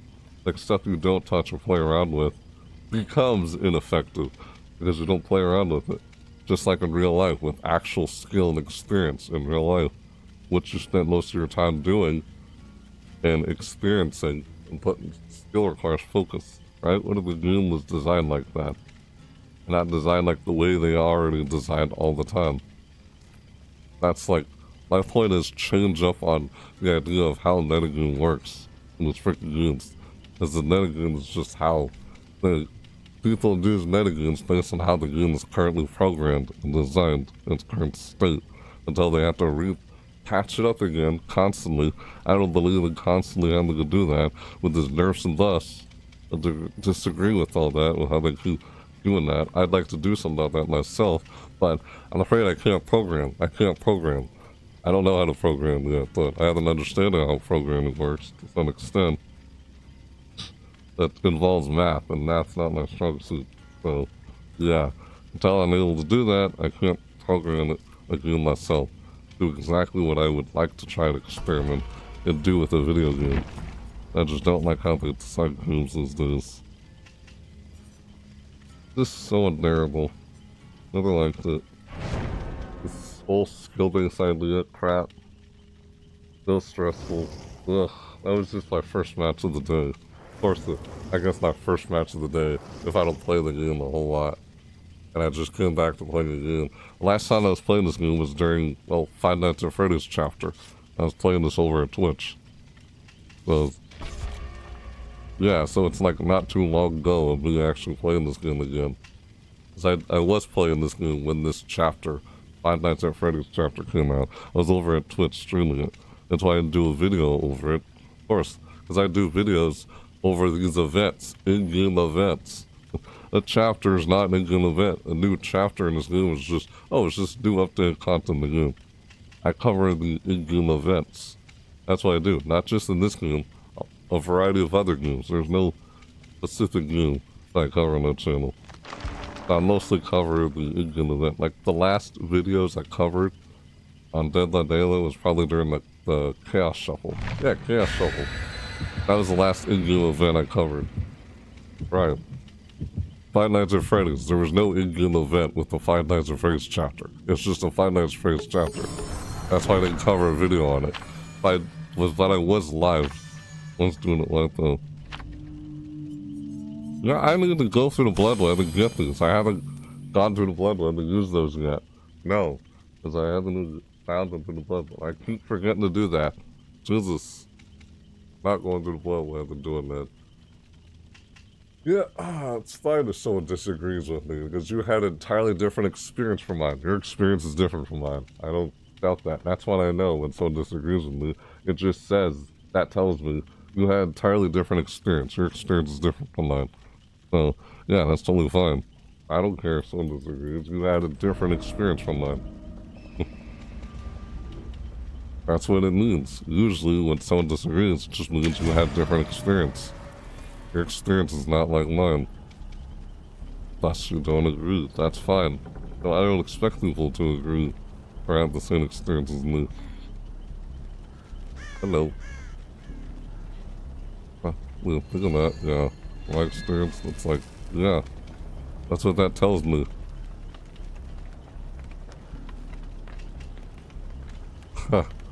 Assuming you have any say of your own, and you're not just saying what other people have said, you're just repeating what other people say.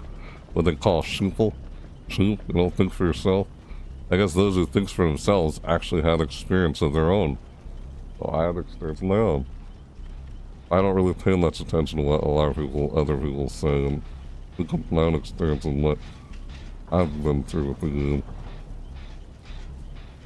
I guess a lot of what I've been saying throughout this video is kind of what I've seen from observation of what a lot of other people are saying out there.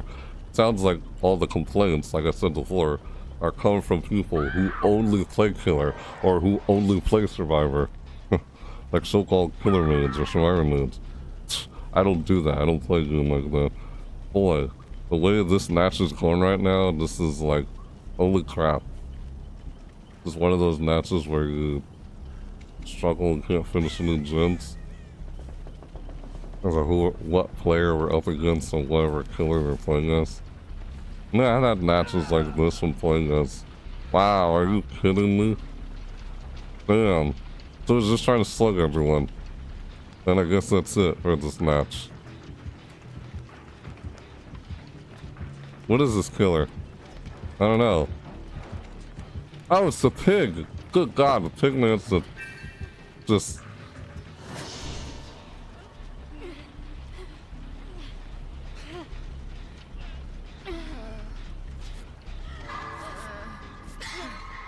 Pigman is to down everybody.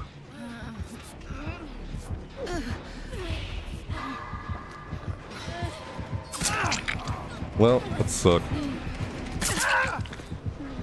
That's so stupid. Like, what am I supposed to do, you know? Wow, just like that? Damn, man, this goon. Like, seriously, this goon. Like, they didn't need... I mean, seriously, when stuff like this happens, they need to design more ways for players to do something here. There's no way to counter this, no way to counterplay this, unless you have, like, Unbreakable. And it's, again, that's why I say it's perk reliant. That's why I say this game is perk reliant. This feels like in the distant future, during some quality of life update, they're gonna do something about this. Oh, this person's actually letting everyone get up? Who wants to do this? Okay, I see what he's doing. Okay, so it's not like... Right. He's letting everyone get up. After downing everyone. He was trying to let me, like, get off right there. I thought it was all over there. Like, that's... Doing stuff like that is ridiculous, and the survivor players had no way to counter it unless you have a specific perk that allows you to get off the ground. Otherwise, if no one has a perk to do anything about it, there's nothing you can do about it. Game over. Because that's why I mean by perk reliant. I've heard other people say it too. Oh, you wanna heal me? I'm gonna die, man.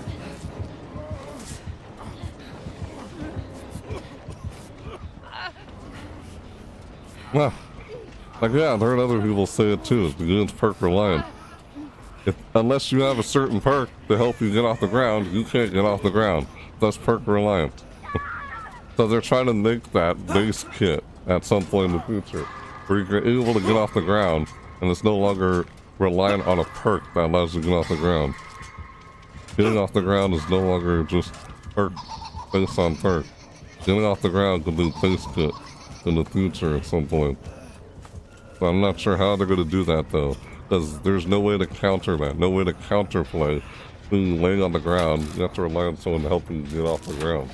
So if everyone's slugged like that, then it's over. Game over. But it wasn't there because the killer gave us a chance to all get back up off the ground. Because it seems ridiculous for that to even happen. Ugh. Yeah, it could have just been over there, but the killer wanted to just let everyone get back up. It's kind of nasty how that's even a case for something like that to happen. No one had a perk to get themselves up off the ground there. It looks like it. I don't know. I couldn't tell. I didn't see anyone get up off the ground. Unless you have no mither or what's it called? Unbroken or something, that build perk that allows you to pull yourself off the ground. Yeah. Man.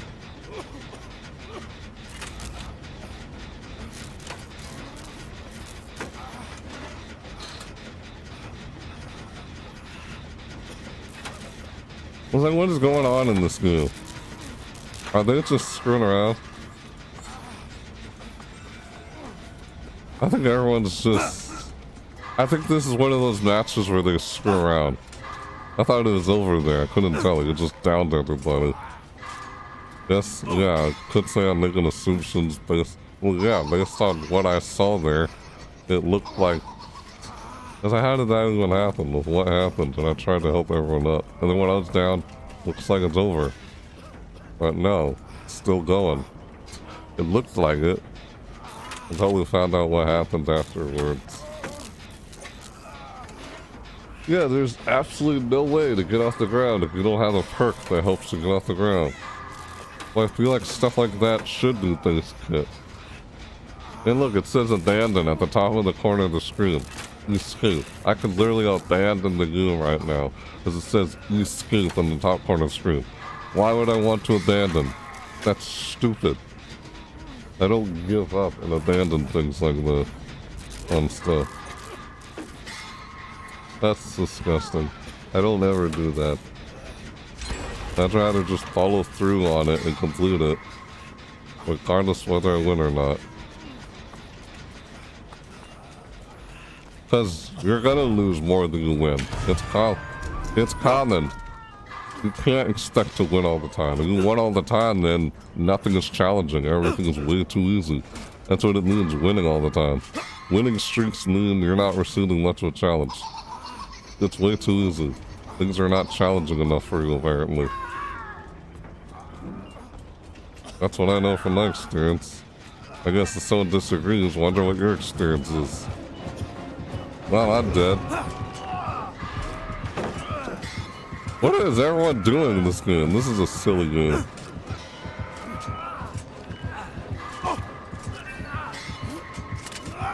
I got rid of it. Good kind of almost died. Is this guy just trying to get a bunch of blood points? Oh, hello. Yeah, Nick Gage. Ah! Looks like shaking his head. What? He's trying to not die there. Oh, yeah, thanks. Hold on. Help. Thank you very much. I guess we're all getting blood points. I guess we're blood point farming in this game. That's what's going on. Some of these games are so silly, it's just blood point farming. Like, alright, this is a blood point farming match. I was trying to figure out this whole match the whole time. Because I crouch him. Nicholas Cage. Yeah, we'll help you in a sec, Sable. Hey, Sable, come over here. Sable. Where'd Sable go? Sable. Sable Ward. Hey, come here. Let me help you. Come back. Hey, come here. Yeah, there you go. I want to help you. Ah, why, man? Yeah? Okay. Yeah, this is one of those matches. I couldn't tell what was going on earlier. I was like, oh no, is it over?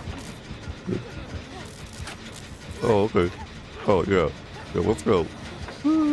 We're all working on the gen at the same time. All four of us work on the same gen. That means it gets done so fast. When there's only one person work on the gen, it takes forever to finish it. Yeah, of course. Ah! Oh, trying to pop pilots, I see.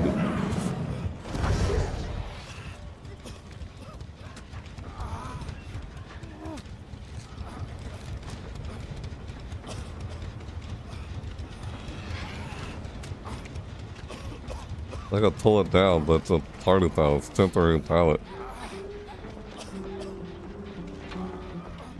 Weird. You're dancing. Oh my god. And then the pig can put their traps on your head. Their traps kind of keep you from working on a gen. You know? And if you don't, try and work on it like abandon. Why would I want to abandon?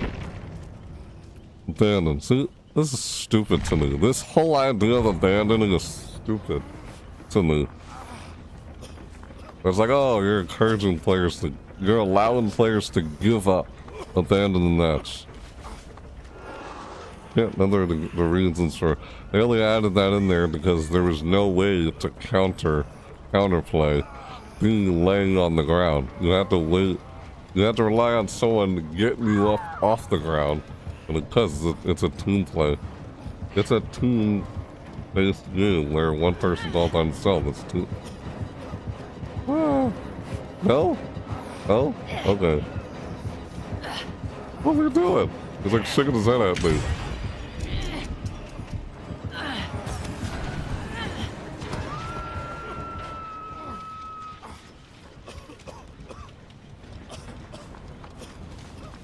Oh, it just...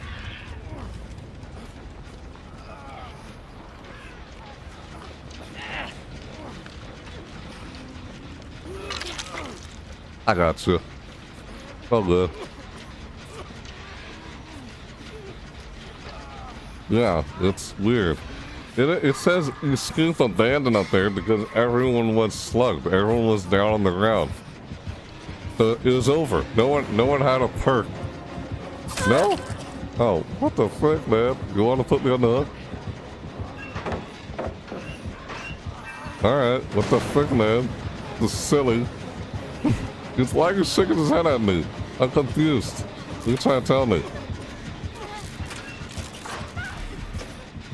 Yeah, that's where blood points are in. Like there's no reason to be anxious or concerned when there's 5 gens and they finish like 2 or 3 like gens. I'd be more concerned if there's 1 gen left. Like right now, there's 1 gen left they have to finish. Then I'd be concerned. But oh shoot, that I'd be concerned about trying to stop them. You know,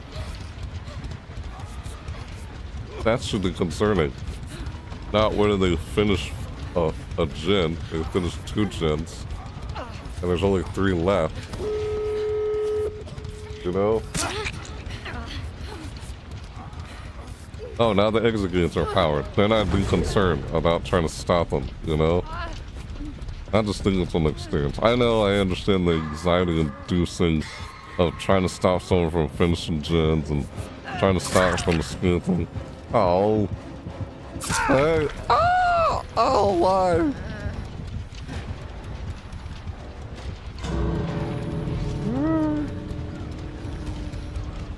I'll throw away this.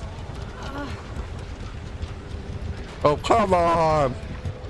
I guess we're both gonna die. Where do we go? Oh, okay. Let's go.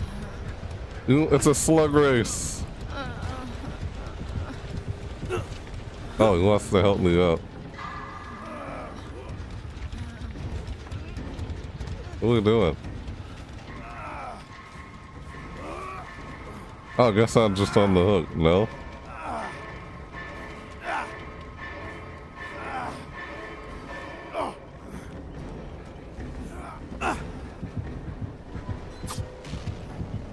Okay.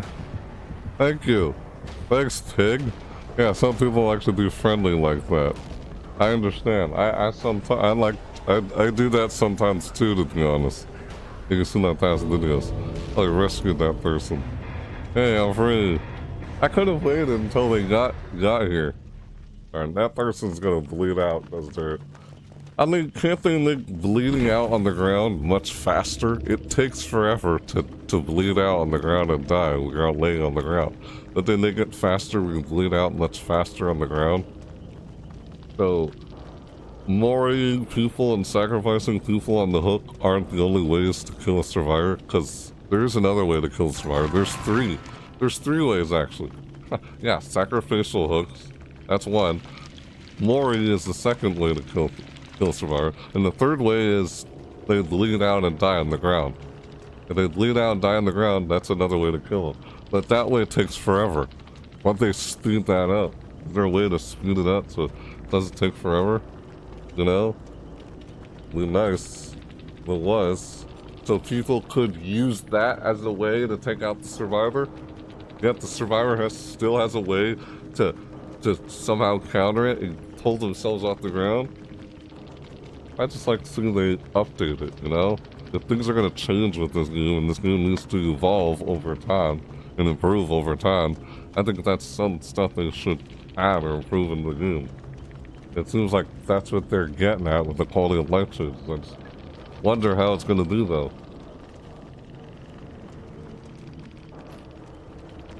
The fact they call it anti-slugging, anti-tunneling, anti-camping, like, what the heck? The fact that they even call it that, they label it that.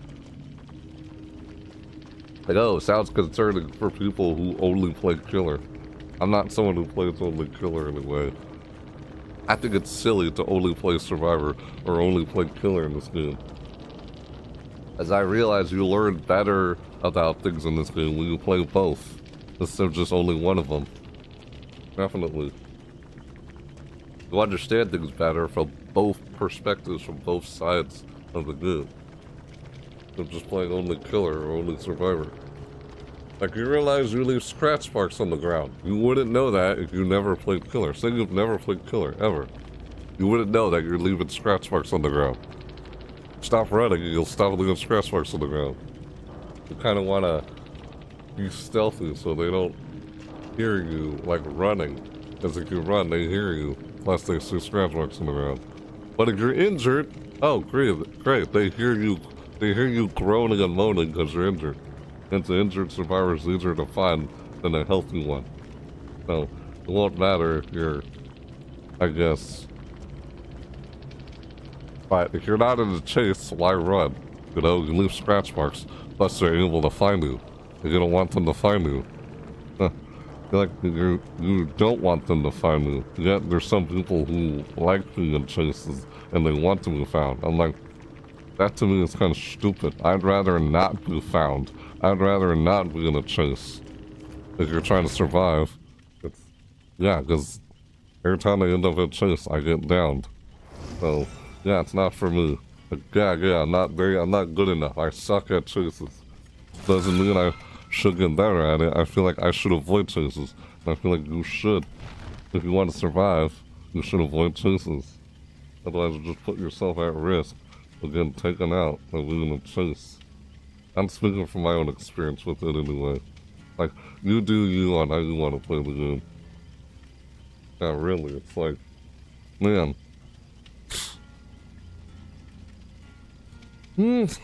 Yep. I'd rather not be found. But I feel like I realize when you're being quiet, you're healthy, you're not injured, it's hard for them to find you, but easier to find you if you're injured. You leave pools of blood on the ground.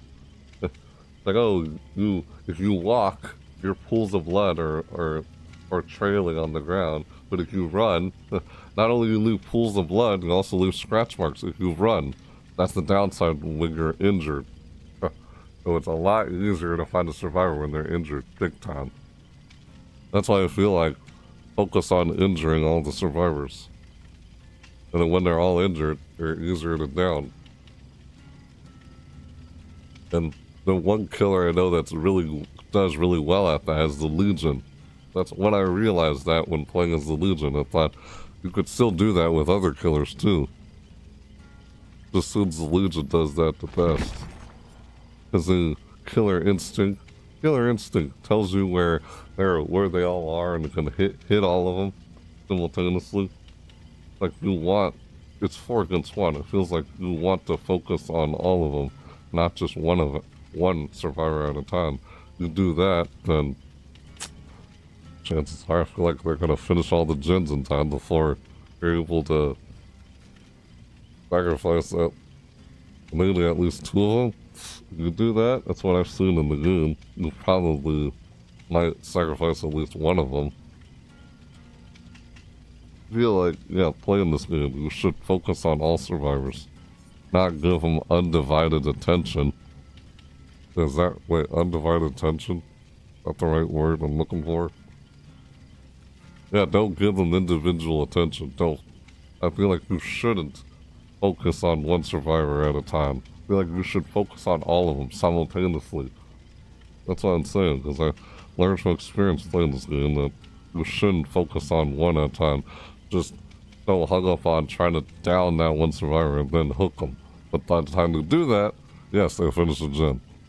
Even if they finish just 1 gen. Okay, so there's 4 left. I'd be concerned if they power the exit gates, not if they finish all gens. Yeah.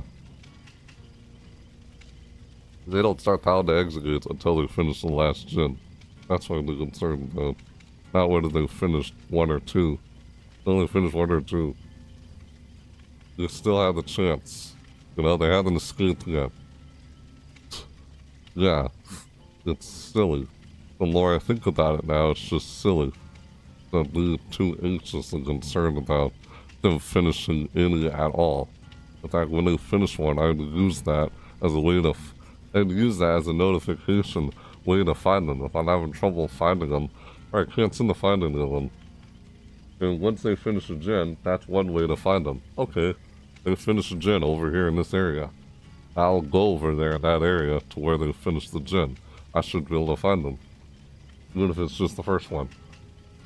That's one way of finding a survivor. You can only do that about 5 times though. Yeah. Well, I guess that's why I kind of like the in-game perks. Like Fired Up from the Nightmare. Some of Freddy Krueger's perks, like the Fired Up one. I like Fired Up. Because you grow stronger or something as the gens get done, as the game progresses. Yeah. Like, dude using that. I know there are perks. What's that one perk? Fine, let me see if I... No, that's only its killer, not survivor. Never mind, my bad. So no, there's a perk where if they finish the gen, the auras of survivors are revealed. Their auras are revealed when they finish the gen. The survivor that was closest to that gen after it being finished, their aura is revealed. That's kind of like what they do in 2D8, right? But there's a perk. I think it's called Better Murmur or something. Weird. Where each time they finish a gen, their auras are revealed. If the last gen is finished, then all survivors' auras are revealed. For like, was it 8 seconds or something? Yeah, I like that perk. When I'm having trouble finding a survivor, I have to use them finishing gens as a way to find them, which you can. That's one way of finding them. Or when they make loud noises from vaulting over a pallet, or dropping a pallet.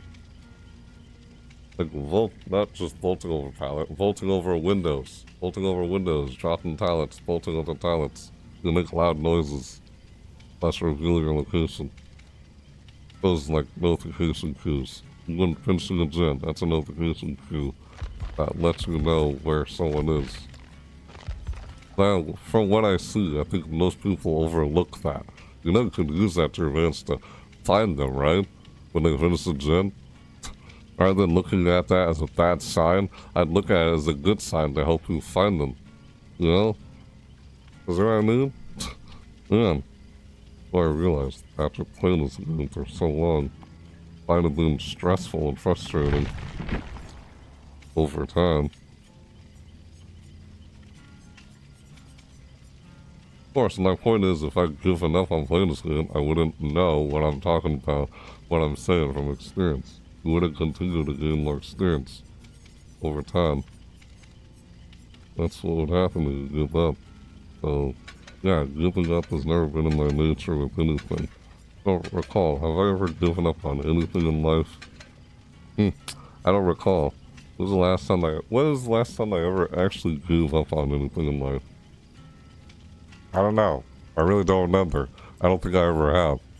And if I ever did, it's just super rare. Super rare. That's how much I have no idea if I've ever given up on anything. Because I don't remember ever giving up on anything at all in life. You just don't learn. You don't grow. You stop gaining experience too. If you give up, you stop gaining experience. Despite the experience in itself, throughout the journey being frustrating and stressful, as a due to the fact of being so stubborn and can't give up on something. Yeah, like that's how I realize and know all of what I'm saying. That doesn't mean I'll succeed a whole lot. No, I'll still probably fail and lose countless times. But people who fail and lose countless times are those who don't give up. Those who give up don't fail and lose countless times. Yep. I guess what I'm saying is you kind of fail your way to success. I guess that's one way of putting it. See what I mean? You learn from experience, learn from your failures. As I apparently do. Of course, as I notice things and realize things over time. Something you don't realize through just giving up. Yep, start the experience, I mean, still not like it. It's frustrating. Yep, still come back anyway. Just not make sure you get one stuff. Just wish the experience wasn't frustrating all the time. What is with these games? The way they keep designing these games. Like, every game out there I see has all had this whether you succeed or fail kind of, like, factor, or whatever you call it. Like, oh, we lose a life. Game over. Huh. Or, oh, you won. Victory. Or flash it. Face. Right in your face at front center of the screen. Jesus. That can be obnoxious and annoying every time when it just says defeat or failure. You lost. Doing that every single time can be really annoying and frustrating. Yeah. Yeah. These games. I don't play it all the time. But these past 2 matches have just been, I don't know, silly. Yet the next match is probably going to be rough. Listen how this matchmaking is. Yeah, I guess people were just farming that good. Yep. What's going on there? Fuck was. I was just using this perk. I want to change it to a different one. It's a team, when you're playing a survivor, you gotta work as a team, right? Because there's 4 of you and 1 of him. I guess you have a fair chance of surviving, you can work together. You can do alone. Yet they say in horror movies, don't separate, don't go alone. Yet ironically, if you do separate in this game, it's harder for the killer to find you. Like you're all together, it's easier for the killer to find you if you're all together, if you're all grouped up. Yet you finish a gen faster if you're all working on the same gen. Yet you take forever, it takes longer to finish a gen if you're doing it by yourself. Yeah, it's harder for them to find all the survivors because they're all separated.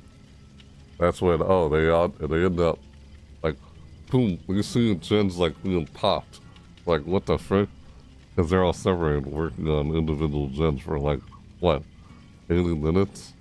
Or whatever that some people would say. For all that time, we have a hard time finding them. That's weird. That's weird when that keeps happening. Because they were separated and they're working on individual gens. Like, yeah, it should take longer when you're by yourself. It shouldn't take as long when you're working on the same gen with somebody. Like, 4 survivors working on the same gen. That means the gen gets done way fast. Like, way faster than it does by yourself. It shouldn't even be very fast when you're by yourself on the gen. I feel like it should at least take... Does it take a long time? I don't know, like, I can't remember. But, yeah, it does take quite a while. Like, oh, we have more people working on the same gen. It gets done faster. Like, isn't that how it's always been? I can barely notice from when I remember seeing this game. That's why I think about it right now. I barely paid much attention to that. Because I always notice when you're working on a gen, especially when you're working on a gen by yourself. Now that I think about it kind of makes me think, if you see a generator, why work on it by yourself? Maybe I should go find someone and then work on a gen with somebody, rather than spend all that time working on a gen by myself. You know?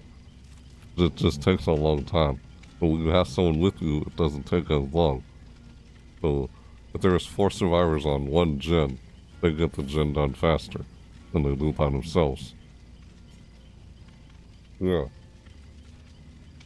That's why I guess that's the downside of when they're not separated. Yeah, the downside of them being together is they get gens done faster. What they call gen rush or whatever. But they're separated. The downside is it takes longer to finish a gen by yourself compared to with somebody. But the also downside is it's harder to find them. But if they're all together, they're easier to find. Yes, they're easier to find, but they also finish gens faster if they're together when they're all by themselves.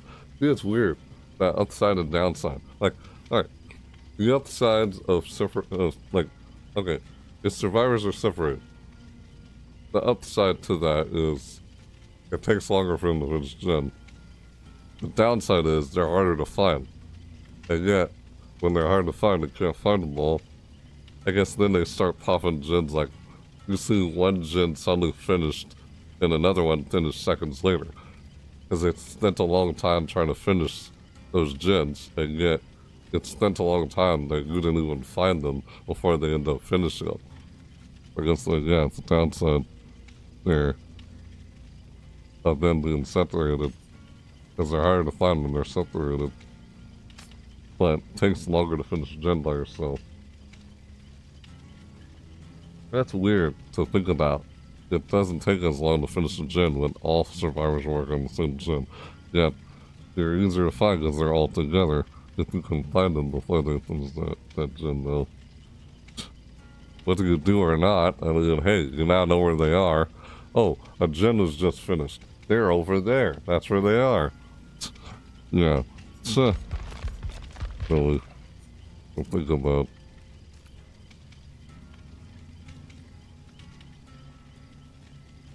I think it's weird that I think about it.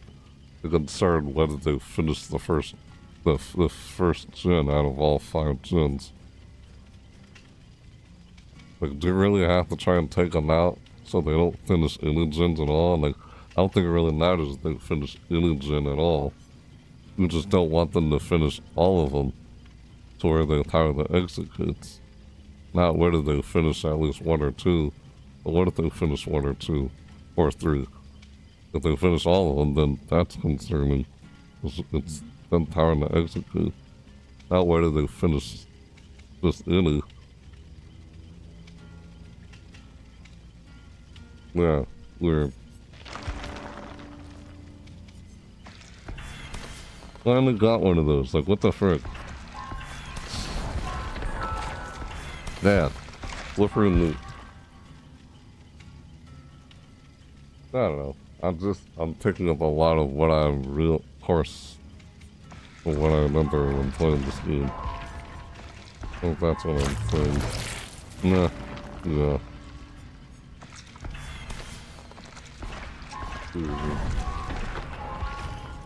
But, yeah, that's just my experience of what I realized with stuff in this game.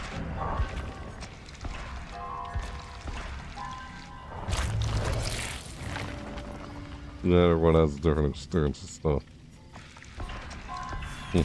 And someone comes along and says, no, you're wrong, blah, blah, blah, I disagree, blah, blah. I get that a lot with people. But that's what I've discovered and realized from my experience. You must have had a different experience then with the game. It's just, that's what I seem to get a lot. It's like, oh, everything I say is wrong, apparently. Because it's not their perspective. It's not their experience. That's why. Apparently always gonna be wrong to just anybody.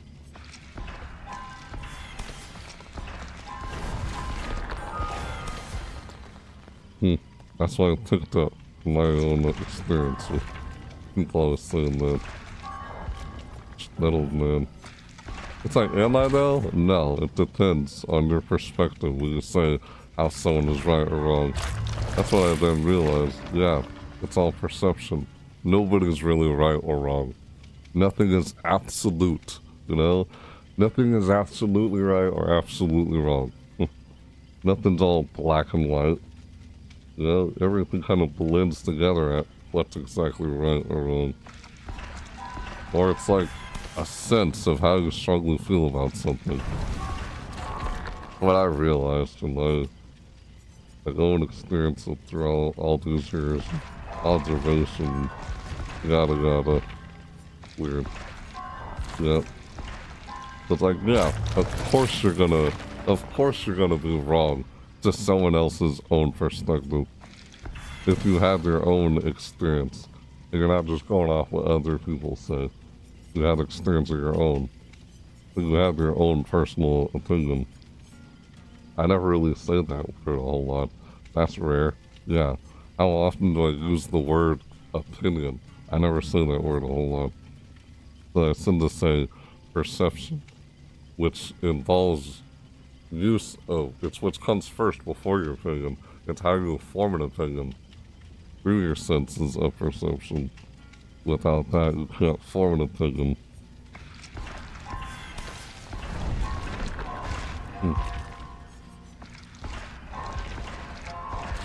As far as that's my understanding of what I'm talking about. And then, yeah, I always had no doubt that people are gonna say I'm wrong no matter what I talk about. And yet, that's what I know and discover from my own experience.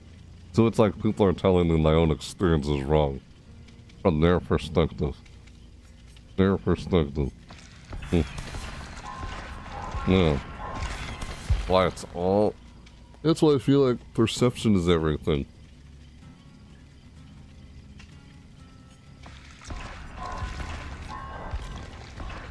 It's silly to think about psychology. Nah. There's no right or wrong answer on how the mind works.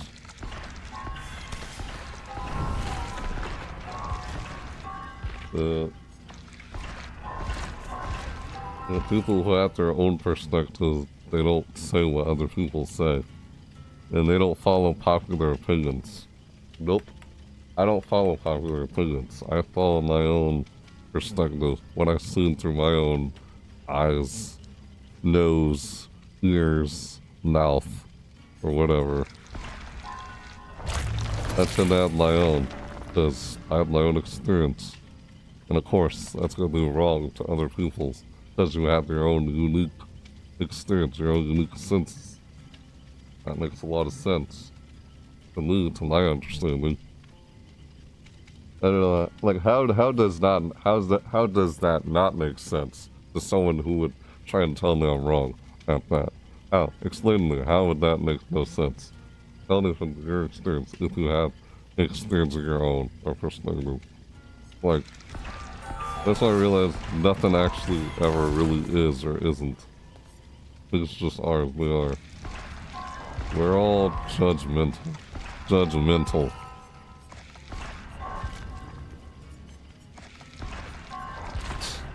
Like, what is even right or wrong? Nothing's all black and white. My point. Nothing's absolute. It's perspective.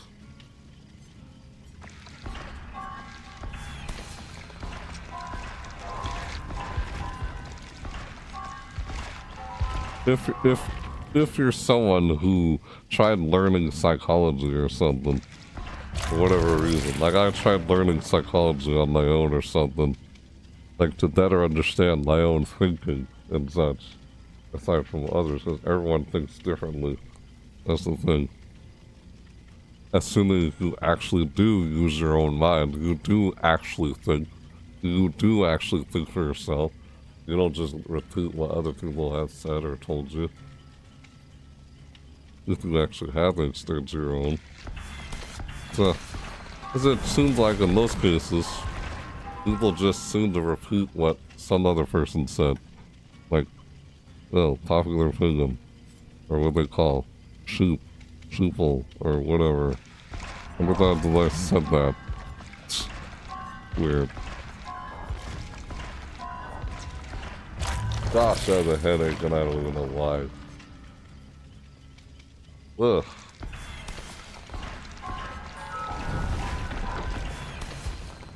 Well, so hey, in the end, everything I'm saying is just from my own experience and perspective. It's not right nor wrong.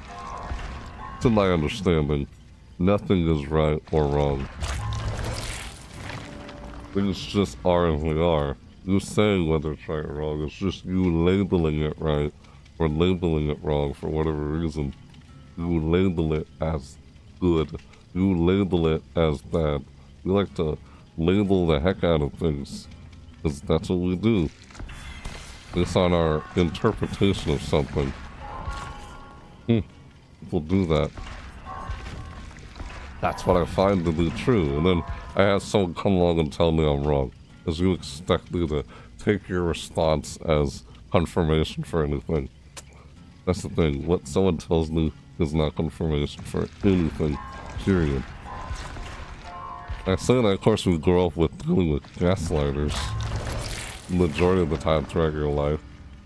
I'm not talking about, like, just online. I mean in person, when I grew up since early childhood. And that's why it's so hard to believe anything. I just don't know what to believe. It's like, why would I question my own experience? Why would I question what I've seen for myself? This.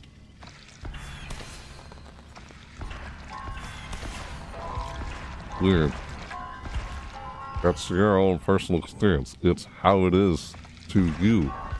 To you. That's how it is for you. But you gotta realize, what you find, that's not how it is for everyone else. It may appear wrong or right to you from what you discover from your experience, but from someone else's, probably a little different. I don't know what it is from your experience. I don't see through your own eyes. I only see through my own eyes. I know how it is from what I've seen through my own eyes. I know how it is from how I hear through my own sense of hearing, which is different from everyone else's, because I had deformed ears, you know? Yeah, I had deformed ears. I can't even hear through my own ears. See? My ears are deformed. Just a little bottom loop part. I had deformed ears. I can't hear through them. They're deformed. I can't. So, yes, my hearing is different. My sense of hearing. I hear through bone conduction. The hearing aid. That's how I hear. Through this hearing aid. That's a hearing aid. Bone conduction. I hear through bone conduction. That's how I hear. But my sense of hearing, of course, is different from a lot of people. Everyone's sense of hearing is different. Everyone hears differently. I hear where I can't even hear through my own ears. I hear bone conduction. I'm not even able to hear through my own ears. So, but like, do I even have the eardrums inside my ears? I don't know. My ears are closed. They're deformed. So I don't know if I even have eardrums. Probably. Like, oh, well, how do we know if I have eardrums or not if I haven't seen inside my ear? Because I can't see inside my ear. So, that's something I kind of always wondered. Do I know? Oh, please. My question then. The doctor said I'm missing some part of my own hearing. That's why I'm not deaf. Like, I can't hear at all. I can hear, just not as well as I do without my hearing aids. So I hear with hearing aids, bone conduction. Since I can't hear through my own ears. My sense of hearing, my own sense of hearing is different from other people's sense of hearing. How I interpret the way something sounds to me is going to be different from how someone else interprets how something sounds. Yet you realize you can't even actually share that. You can talk about it, but only you can know how something truly sounds. Even if you recorded it, like, oh, you do a tape recording or record what it sounds like. Sure, you may know what it sounds like through your ears, but you don't know how it sounds through their ears, you know? Well, you realize we can't actually really see how things are or how things appear in the world from someone else's own eyes, only through your own eyes, only through your own ears. You can try and share that, but you'll never be able to see how it is through their eyes. You'll never be able to hear, you know? Yeah, you know, it's weird. You know? It is weird to think about. So weird. I find that weird, just thinking about it. Like, I don't know what the world looks like through your own eyes. I only see through my eyes. You know? Huh. Weird. It is weird thinking about that. Thinking on how deep that is. That's pretty deep when you think about it. Is it though? What am I saying? Yeah. Like, bless it. Weird. God, I missed that. Could have gotten Lucky Star. I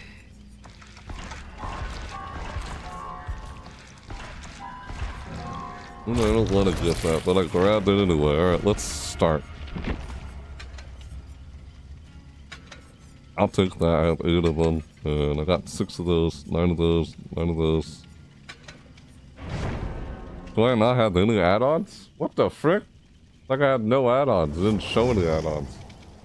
Did it seriously just show no add-ons for real? Yeah, it's like no add-ons. Oh, only if you equip it, you get add-ons. Okay, I don't want to use that yet. Let's go. I want to change the 4th perk. God, how matches are... I don't know.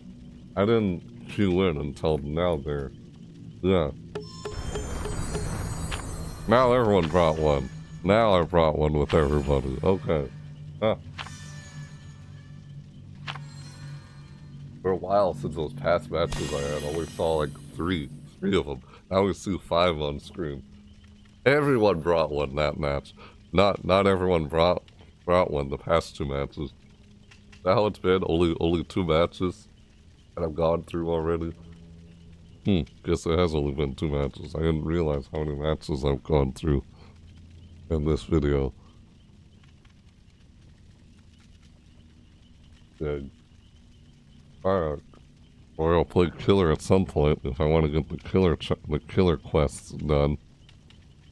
I want to complete all the quests. Quests are easier to get done compared to challenges. They're hung up on just that one challenge that you've selected. You can't select any other ones until that one's done. Now you do all of them simultaneously. The nice quality of life changes, the quests. Party total. Okay. Ah, darn it. Well, I realized, why work on a gen by yourself? Oh my god, did I not notice there was a frickin' those doors right there? I just saw them, I didn't even see them, I didn't even hear them. God dang it, man, I did not even hear the guy. And I just took people out. Let me use this. Accept. Oh wow, I got the gift. What'd I get? Haste or something? Oh, the guy, look at that, he's doing jumping jacks, yeah, with his arms. Wave those arms, yeah, wave those arms. Woo! On their hook. Exercise those arms on their hook. Oh my god. You got him? Alright. Yeah, let's help him out. Wait, oh wait, come back here. Don't run. We're gonna heal you. We're all gonna heal you. You heal faster when you have more people healing you. Yes, we're good. Hey, come back here. Stay in the Lord. Where you going? Come back, stay in the Lord. Stay in the Lord. Oh god. God. Why not do that? Oh shit. Dude, accent people. See, that's why I was trying to heal you. Oh god, move. Ah. Get out of here. Oh shit. Oh, why are you scaring him? Oh, why did I do that? I should have done that. Should have just stunned him instead.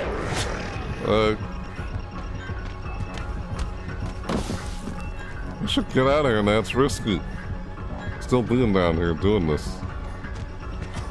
Yeah, I'm out of here.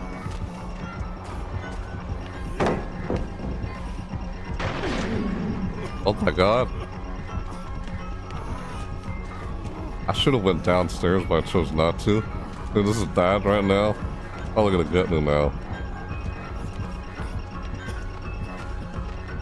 Ah, this is so bad. I don't like this. Oh, come on! Darn it! Oh! Ugh.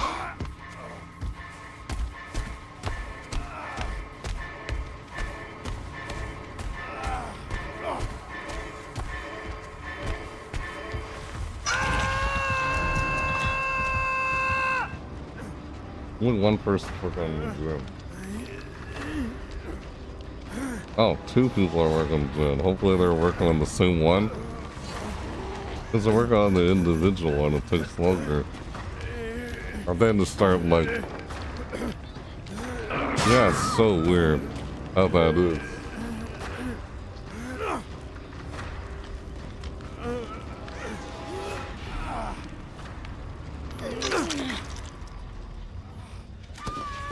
Alright, Yumi. Thank you very much, Laura Croft. I guess let's get out of here. Let's go somewhere safer. Oh, we gotta help them over there.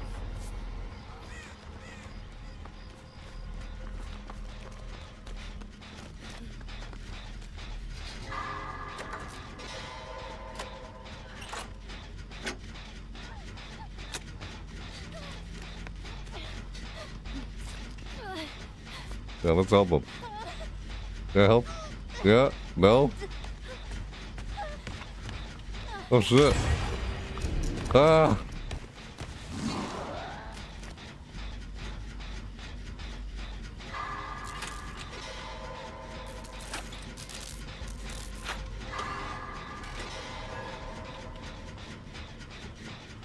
I want to help Sable. The Sable won't let me heal him. She was moving because her father saw. Yeah, she just stopped us healing because, oh god, Glitchtrap is there. Okay, why is it I'm able to finish this gen so fast? What is allowing me to finish this gen so fast by myself? Why am I finishing this gen so fast by myself? Is there a certain perk that allows you to finish gen so fast? I'm working on this by myself. I feel like the gen progress should not even be done this fast by myself. Do you know what I mean? That's ridiculous. Why was I able to make so much progress there by myself? Darn it. That is ridiculous. I was supposed to get me one if they finish the gen that fast.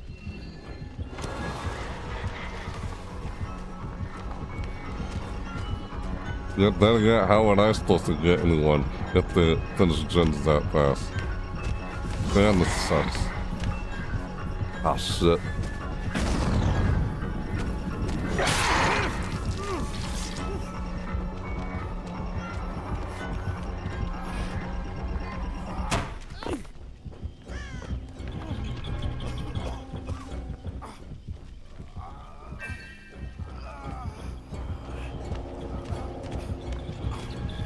Oh, not good.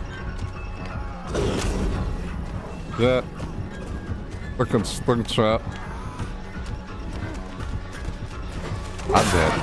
Yep. God damn it, man.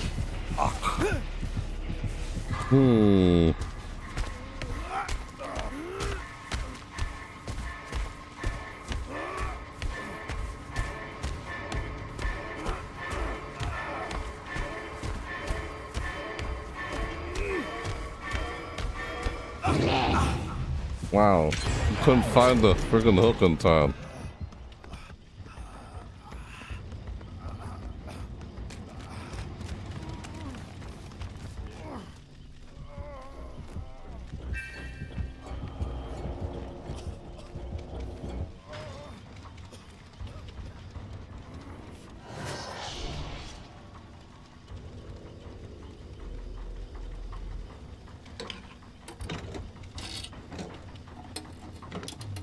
My god.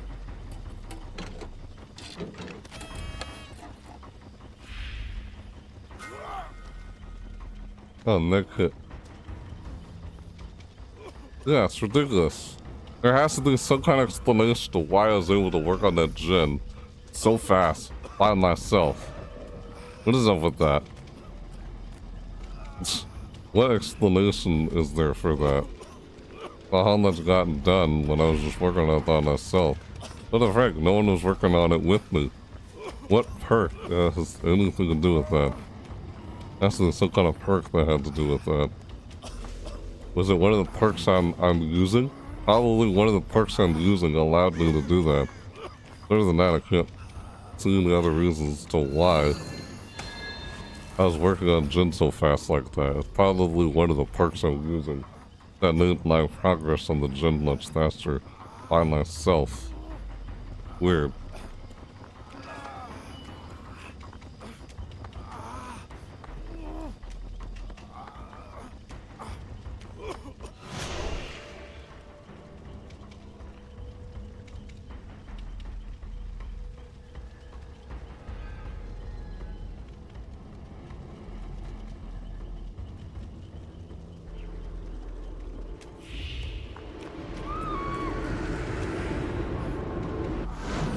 I got one of this.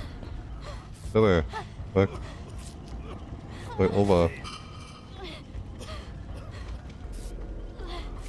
No, take the health pack.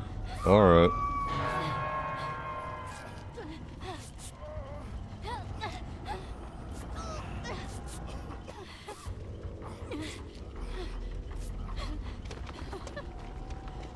want her to use the neck hit.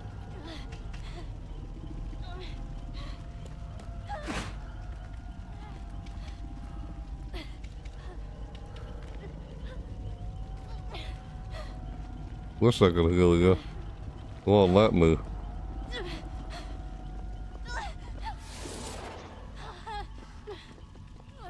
Use your quiet thing. Yeah, there you go. Yeah, that's it.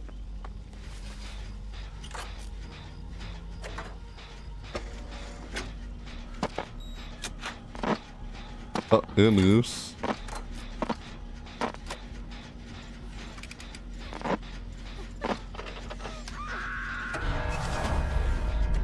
Why'd I do that? I don't know. I could have stayed there and worked on the gym with her.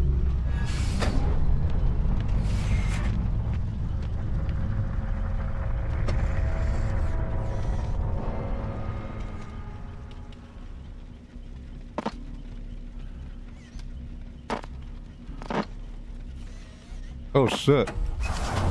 I'm out of here. Oh, that is gonna get me. He's gonna get me. Oh shit. Okay, no. Didn't get me. Oh my freaking god. I was trying to hunt back to that gin. I wanted to head back to that gin. Like, I saw glitch trap right there.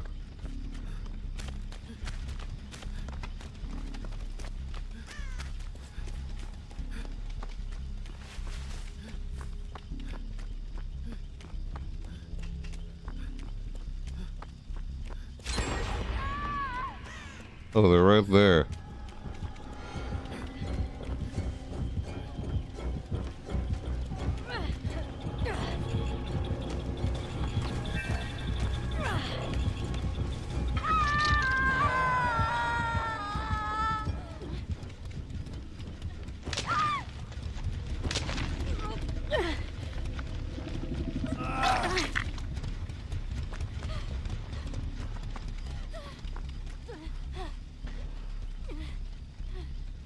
I'll do protection hits on you.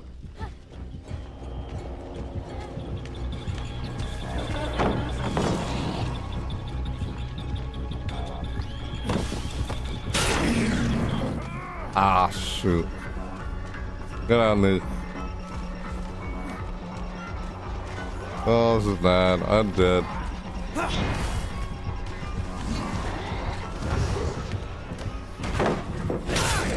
Damn it, are you kidding me? Come on! Ah! Darn it! How did that not stun him? My attempt to try and stun him there didn't work. I was trying to find her and work on a gin with her. That's why I went back to where she was, but that all happened. I wanted to use a neck hit on me. That's why I dropped it, but she didn't use it. The neck hit earlier. Oh well, I guess this is it.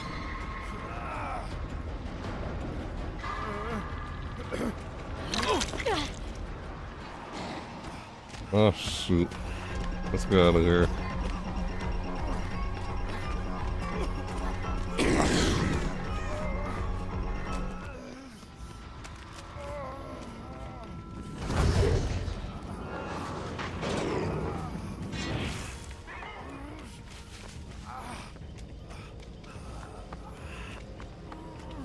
I guess the only point to work on a gym by yourself is if someone is doing it in a chase.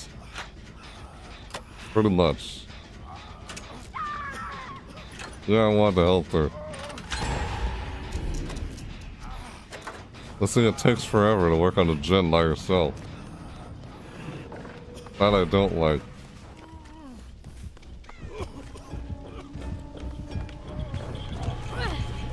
No, come on, man. No. Dang it. Yeah, she put herself in a broken state. And I'm the only one injured, so I might as well use this on myself. I'd hate to self-heal. I usually don't heal myself like this. Because I feel like it's a waste of neck hit. You just heal yourself.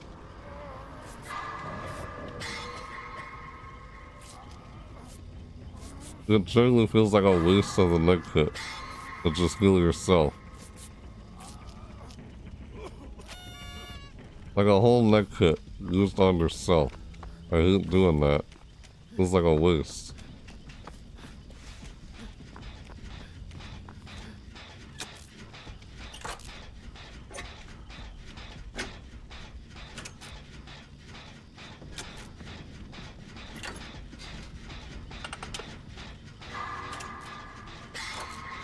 I think I just saw it go by there inside the windows.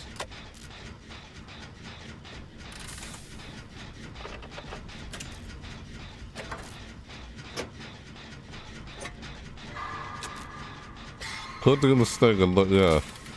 So for some reason that gym progress is going so fast. It's red. Why is that? What is allowing me to do that? No.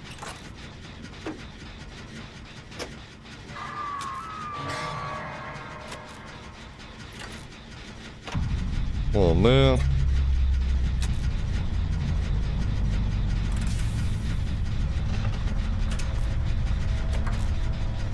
Oh shit. Oh my god. Wow. I just found the hatch. God damn.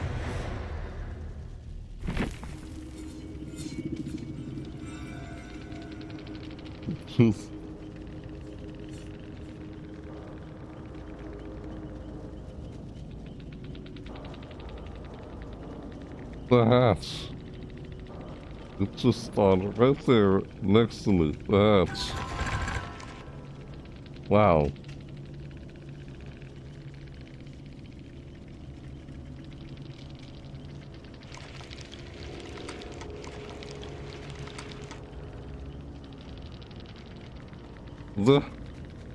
Yeah.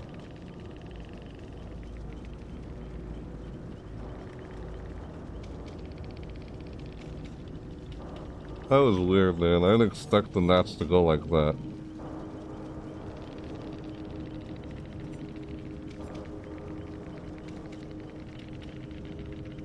In the dying state, have 50% haste, and recover and crawl at the same time. Grunts of pain while in the dying state are reduced by 75%.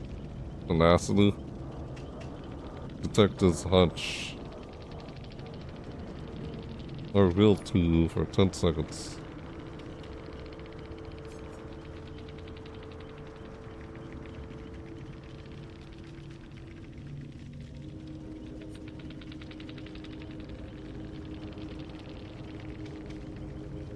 What?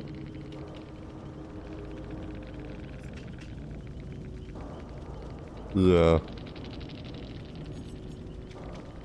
Detective Touch. Unlock contingent once aura reading ability. When a generator is completed, the auras of generators, chests, and totems within 40 meters are revealed to you for 10 seconds. If you are holding a map that can track objectives, generators, chests, and totems revealed by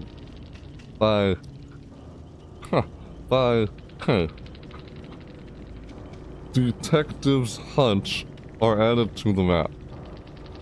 Are you able to tell us where you were last night? Okay, right. Last night? Okay. Okay, excuse me. Okay. Stupid ticks, tarn me. Detective David Tapp, are you able to tell us where you were last night? Okay. Detective David Tapp. Stakeout. Getting close to the killer fills you with determination. For each 15 seconds, you are standing within the killer radius and not in a chase. You gain a token up to a maximum of 4 tokens. When Stakeout has at least 1 token, good skill checks are considered great skill checks. Consume 1 token and grant an additional 1% bonus to generate repair progress. Okay. This is why. This perk is why my progress on gens was so fast. It's all it was red and not gray. My progress on the gen, because of this. An additional 1% bonus to generate repair progress. This is why. This perk why. Guess that's why the progress was going so fast. Yeah, this was stakeout. Stakeout's the reason why. It's like, why was I repairing gen so fast there at one point by myself? Because of stakeout.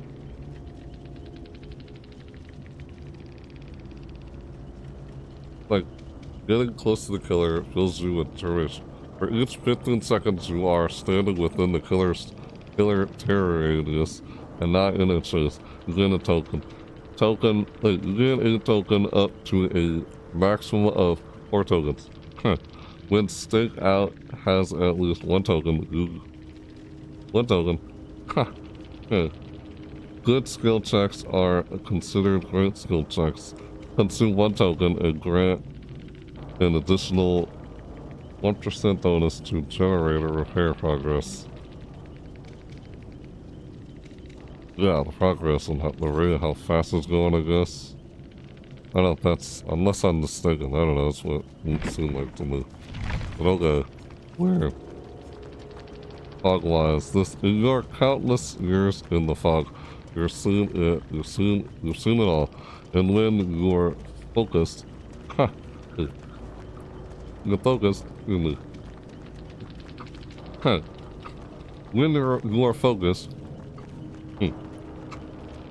when you're focused, you can remember most of it too.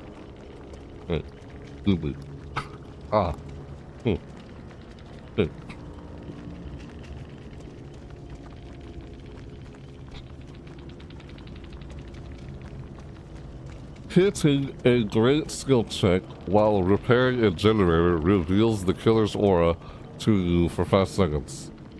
Only if I'm hitting a great skill check. Oh, in this, when Stigga has at least 1 token, good skill checks are consumed. Good skill checks are considered great skill checks. Wow, so this is a good idea to choose both of these combined. See? It's like when Stakeout has at least 1 token, good skill checks are considered great skill checks. Then this over here, hitting a great skill check while repairing a generator reveals the killer's aura to you for 5 seconds. Sounds like these two would work well together. Stakeout and Fogwise. Cause a good skill check is considered a great skill check. And this says hitting a great skill check while repairing a generator reveals the killer's aura for 5 seconds. So they're considered a great skill check because the stakeout is, yeah, considered great skill checks. Excuse me. Hey, great skill check. Consume 1 token and grant an additional 1% bonus to generator repair progress. These two work well together. I didn't even notice the killer's aura a few times every time I got a skill check. As I wasn't paying attention to that, I guess. I wasn't looking out for it. This is the aura of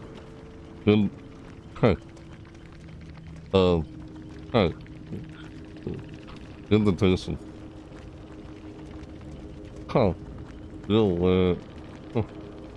Dylan. It's the Sailor Lord.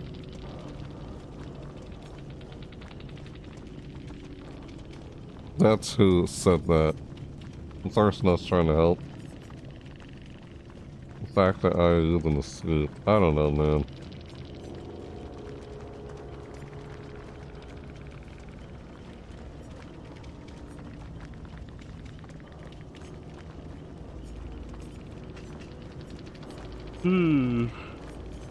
Lizzo, I don't know if you would call that lucky or what. Just That's how it happened. I just had the hatch just appeared right there. Like, wow.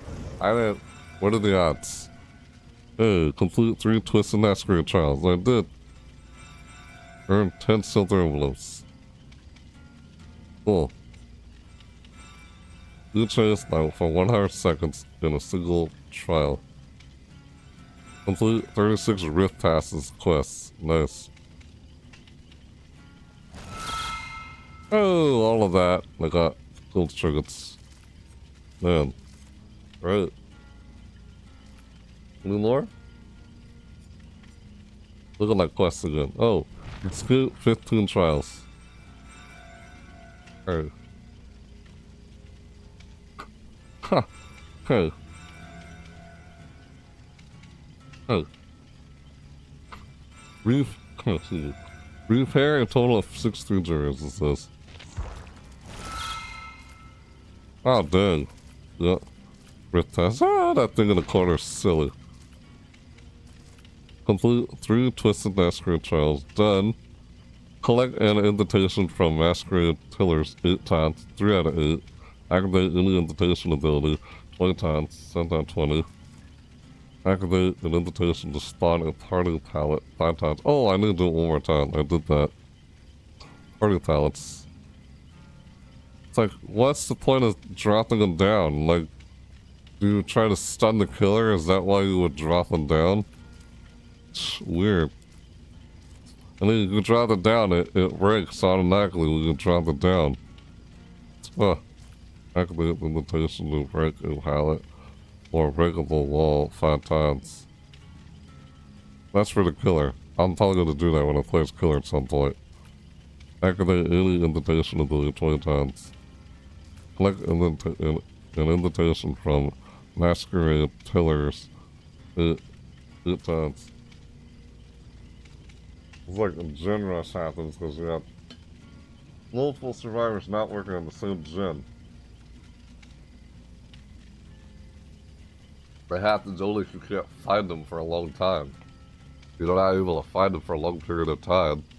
And that, oh, them popping gen after gen, like seconds later or whatever, in a row. Weird when something like that happens anyway. You're not able to find them and they're all separated. That's good.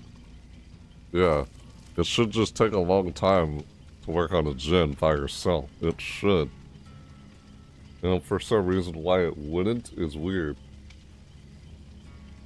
Like, oh, you want to work on a gen with somebody to get it done faster. If you do that, there's some perks that allow people to find when people are working on, when multiple people are working on the same gen. Oh, I don't know why it's not like that if that's the case. It's weird. Huh, weird to think about.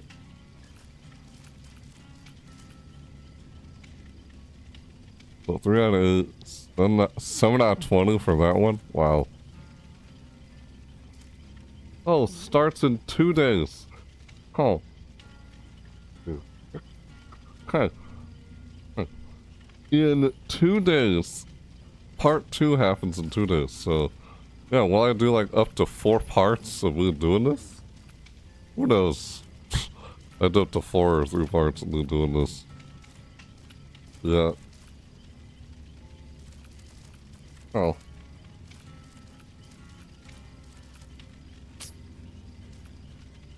Quick quotations with this game.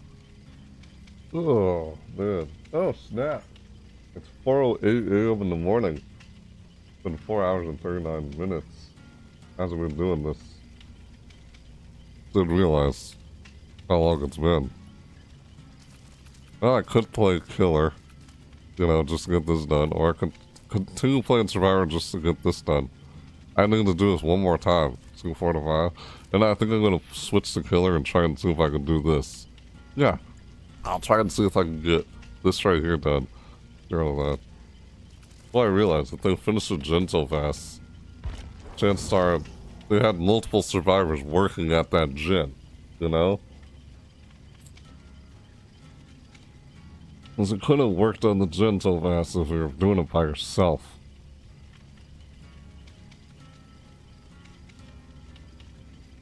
Unless you had something like stakeout, it'd probably fast for the progress.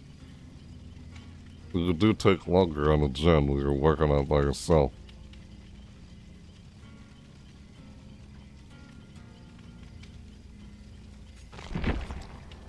I find that weird, to be honest. Self-preservation. Whenever another spire within 6 meters of you gets hit by a basic attack or a special attack, self-preservation activates. Your scratch marks, pools of blood, and grunts of pain are hidden for 10 seconds. Jesus. Huh. Huh. Okay. Right. Huh. Okay. Huh. Urban evasion. While crouching, you have 100% haste. Jesus. 100% haste while crouching. We're gonna live further. I like this perk. When healing another survivor in the died state, your healing state is increased by 100%. Once healing is complete, the healed survivor gains the endurance stat stack for 10 seconds. The stack has a 30-second cooldown. They really changed this a lot.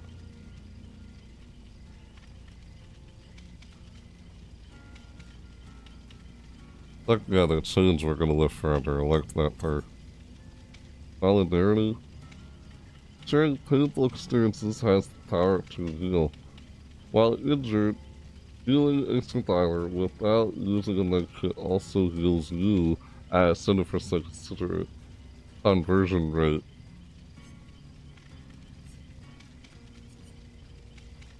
Oh, huh, okay, so,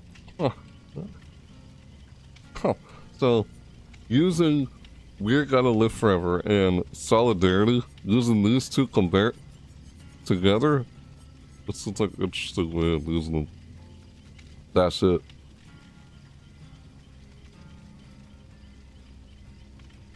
Huh.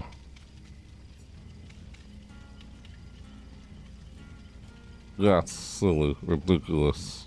What is there? Thinking about what I just, I don't know. Can't put into words.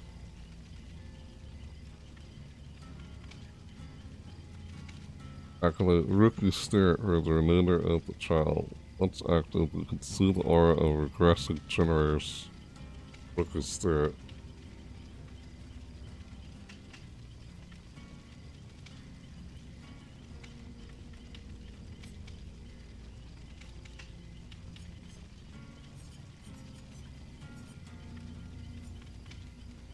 Team partner, and this target allows you to see where the killer is.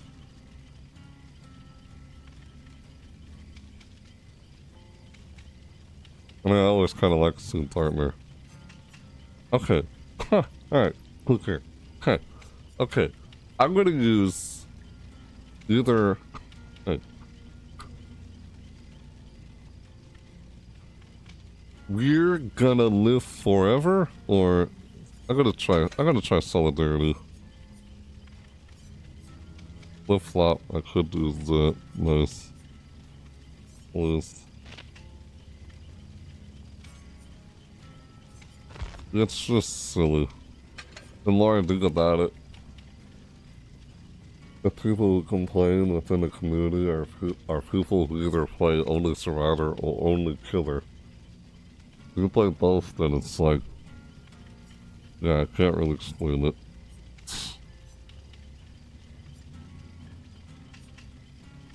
It's hard to explain. You play both, and it's maybe you get what I'm talking about. If you play only one of them, then Jesus.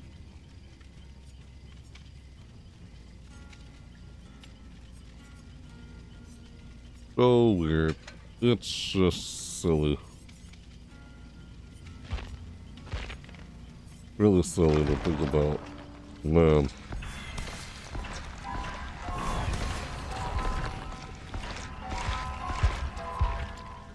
Low profile. Oh, what is opportunity? Missed it.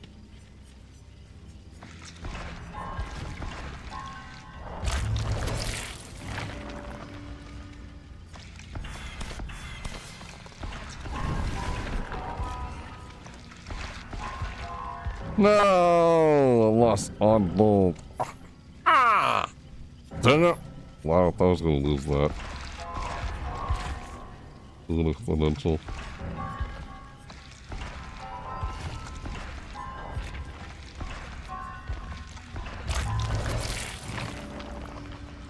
Oh, look, 49. Almost level 50. I thought to pursue this guy.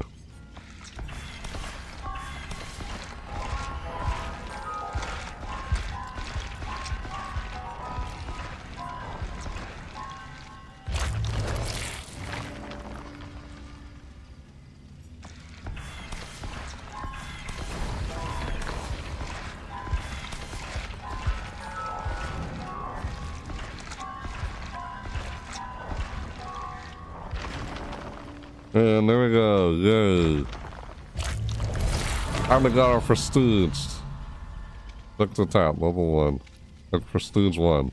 Prestige reward. The following perks have been unlocked at level 1 for all spires. Ha! Yes.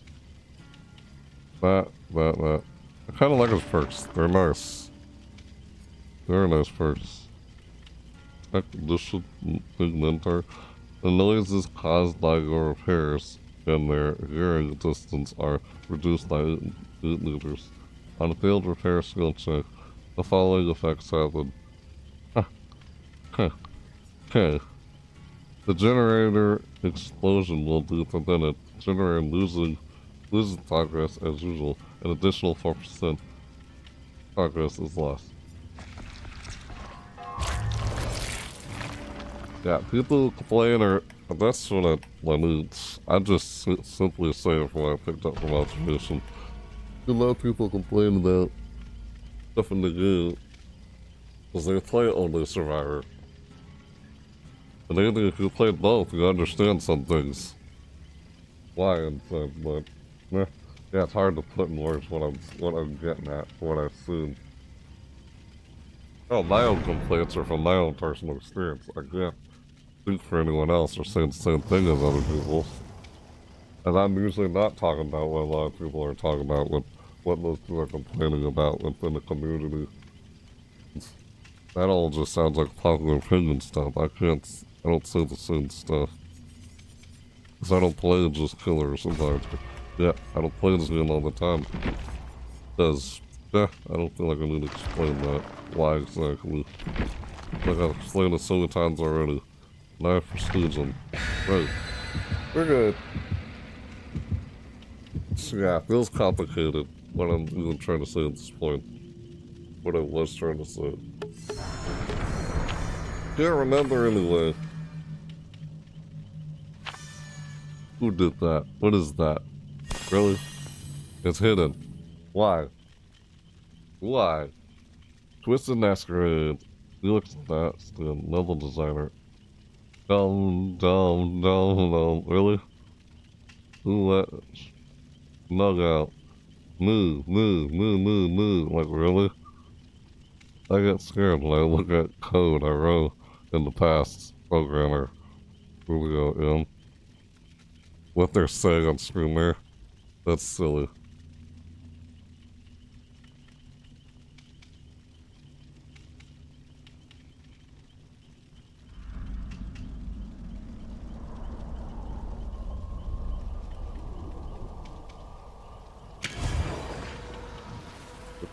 Ow!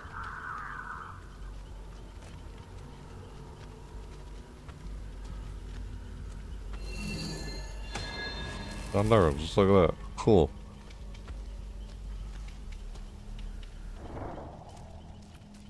Oh, I didn't even... Ah! Nope, I didn't select it. Oh well. 14th, it's in there. Yeah, I didn't even pin it. Oh! Oh! I didn't pin the task. I should have pinned it. I would have been able to see it show up there on screen. Oh well. Oh no, it's Springtrap again.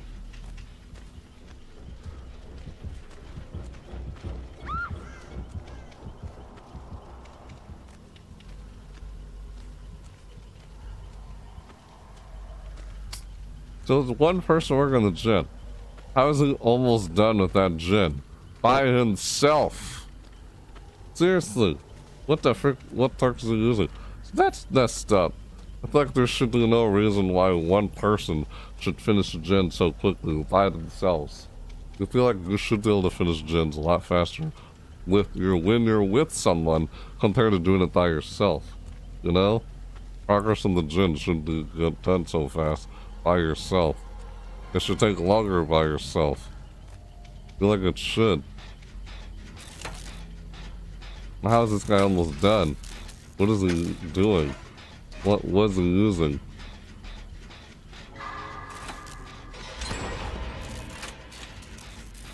They already popped the gin already. That's ridiculous, man. Finish a gin like that. By ourselves.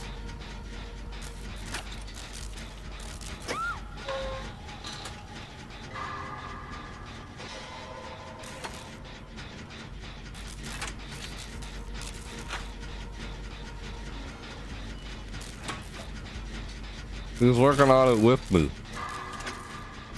And I gotta get it done a lot faster because he's working on it with me than by myself. Somehow Nicolas Cage finished it so fast by himself. I don't understand. What the frick? We're already about to finish this 4th gen. Just like that. God damn, that was ridiculous. Already down to 3 gens. It's like, seriously? I feel like that's ridiculous. Why allow us to do that? I don't understand. I can't remember anymore.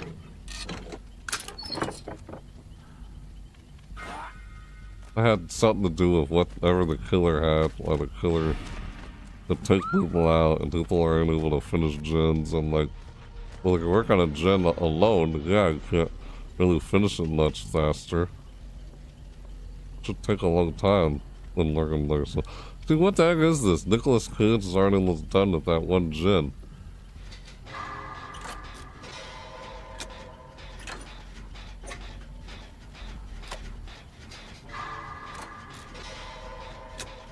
If we're working on gens by ourselves, it should take a long time. Work on the gen together and get done much faster.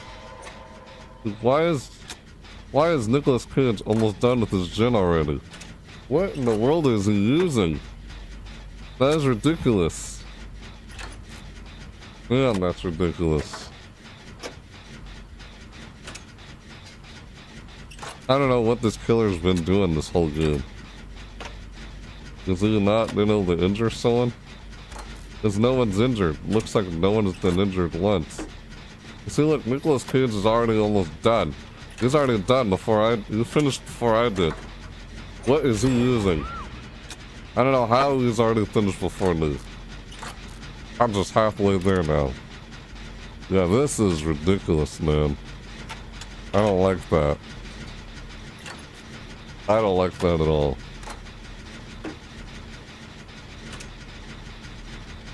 We should get progress on gens done faster when you're working with someone. Then by yourself, it should take a long time by yourself.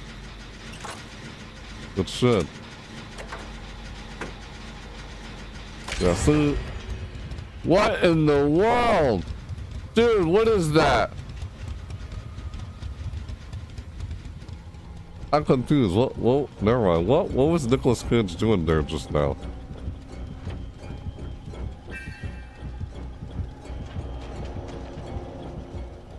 I don't know what this guy's doing. Is this guy not paying attention to when people finish gens? Yeah, see, this person's not even paying attention to where the gens are being finished. Like I said, if someone finishes a gen, go in that area where they finished the gen. You should be able to find the survivor, you know, who finished the gen. Otherwise, why ignore the fact that they finished the gen?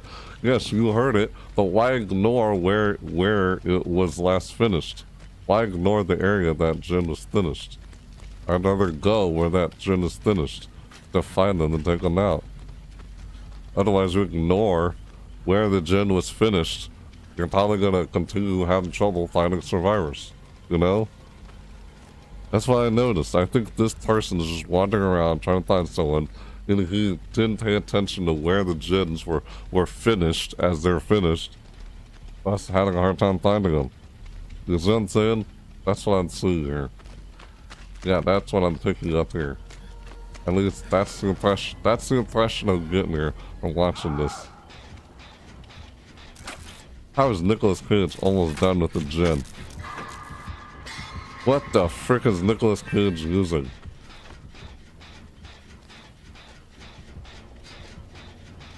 He could be using a toolbox. He would just down someone.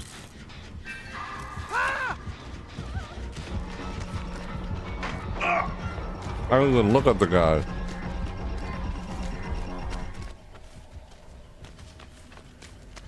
What? Nicolas Cage is about to finish, didn't he? I don't know. Look like it's about to finish the gen.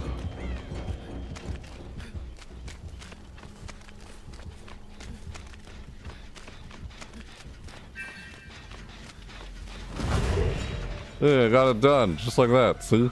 That's what I was trying to do. Perfect. Got a quest done. Ah, someone was finally hooked. I feel bad to this person. Why they finally hooked someone. Wow, look at that. 3 people injured. Okay.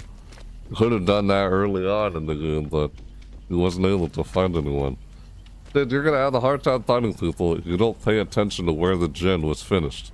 Oh, the gen was finished over there. Go in that area where it's finished to find people. Use that. Use the notification cues when someone makes noise. Like, when someone finishes a gen, it makes noise. You can see where the gen was finished. Go in that area where it's finished to find the survivors. I feel like that's not what this person even did.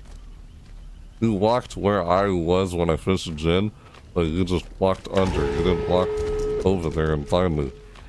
This is ridiculous, this whole match.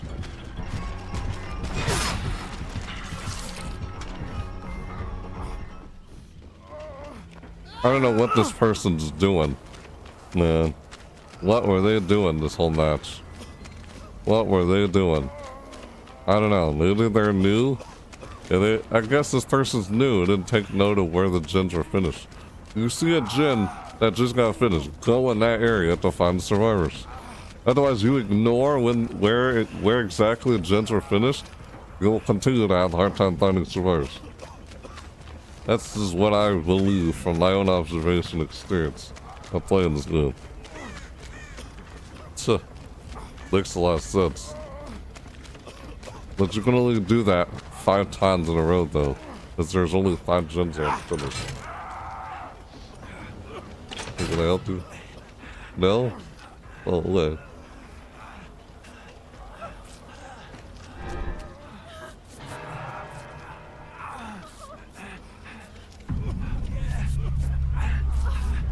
Thank you. What? I was working on that. I'll do that. What are you using, Nicolas Cage? This guy is the one who's been finishing gens before everyone else did. I'm not kidding. This guy finished so many gens. What the heck is Nick Cage using to finish gens so fast? Good God. Like, who finished gens before I couldn't even finish gens? I'm like, was the guy cheating or using some perk? What perk was he using to do that? Yeah, this, you just sacrificed one person. At least one person. Hey, at least got one sacrifice done. Because I wonder what was going on with this killer's experience. What was going on? I'd like to see from their perspective if I could. The killer. Man, you only sacrificed one person though. At least you got one person sacrificed. And I feel like the objective is try to sacrifice as many as you can. Doesn't necessarily have to be all of them. You try to like prevent them from escaping as many as you can. Not necessarily prevent them from finishing all gens. Even if they finish like some, it's the last gen you don't want them to finish, you know? That's what I believe. It's the last gen you don't want them to finish. It's okay. I feel like it's okay if they finish the first gen, second gen, third gen, or fourth gen. It's just the fifth gen you don't want them to finish. If they have at least 2 gens left, they need to finish. I think that's okay. If they finish all gens and then they're able to time the executes, that's what I'd be concerned about. I've seen most people complain when they finish the first gen or second gen. So what? You know? I'd use that to find where they were. He couldn't find them. I don't think this guy even walked towards the area where a gen was finished. You know? Why ignore that? Oh, you heard the gen finished. Crap. Don't just say crap. Go in that area where the gen was just finished. Like, oh, a gen was finished in that area. You heard it go off, that finished. Now let's walk over there and find survivors over there. Because that's where survivors last were. There's even a perk that allows you to find, like, actually see the survivors that finished the gen. You see where they are after they finish the gen. After all gens are finished, the auras of all survivors are revealed. I like that perk. It's similar to, like, 2v8 and 2v8, where survivors that haven't been hooked yet, their auras are revealed after a generator is repaired. I like that perk. I feel like I would use it, but no, I don't seem to use it. It's a nice perk to use. Definitely. What was Nicolas Cage using? Wicked? Self-unhook attention. Oh, basement. Plot twist? Okay. Dance with me? None of those had anything to do with the gens. Off the record. This had anything to do with gens? Okay, what the frick? How is this guy able to finish gen so fast? Is it the Masquerade toolbox? Is it really this toolbox? You gotta be kidding me. This toolbox, with all of this, add 8 charges to their toolbox. Increase the toolbox thirst loop by 20%. Jesus. Right, just 20%. Not like 50, but 32 charges. Increase the repair speed by 50%. Huh. Increase repair speed by 50%, and this increase repair speed by 20%. So 50 plus 20, that's 70 repair speed. Unlock the sabotage action. Increase sabotage speed by 50%. What the frick, man? That is ridiculous. Jesus. By himself? God. With a toolbox. By himself. Because he was probably using this half the time. And he had 32 charges. This gave them 8 more charges. This gave them 20% more repair speed, when this already has only 50% repair speed. That is so weird how he was able to finish gen so fast with just the Masquerade toolbox and using scrap to add more charges and clean rag to add 20% more repair speed. Like, what the heck? He was doing them by himself. I could see on the side of the screen, it would show what every survivor was doing throughout the match. And I saw Nicolas Cage, majority of the time, was working on gens. I hardly saw anyone else work on the gen, and I mostly saw myself and myself and Nicolas Cage work on the gen. That's what I saw during the match. That was weird. I don't know if that is.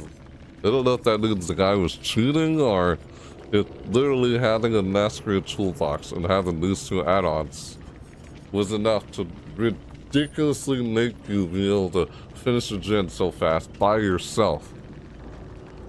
I feel like there should be no reason survivors should be able to finish a gen so fast by themselves. You finished the gens way before I even did. With just a Masquerade toolbox and scrapped and clean rag. I wasn't using a toolbox or anything. Yeah, he was able to finish the gen before I did. It's like, what the heck? That's so weird. Off the record. Once you are unhooked, this has to do with being unhooked.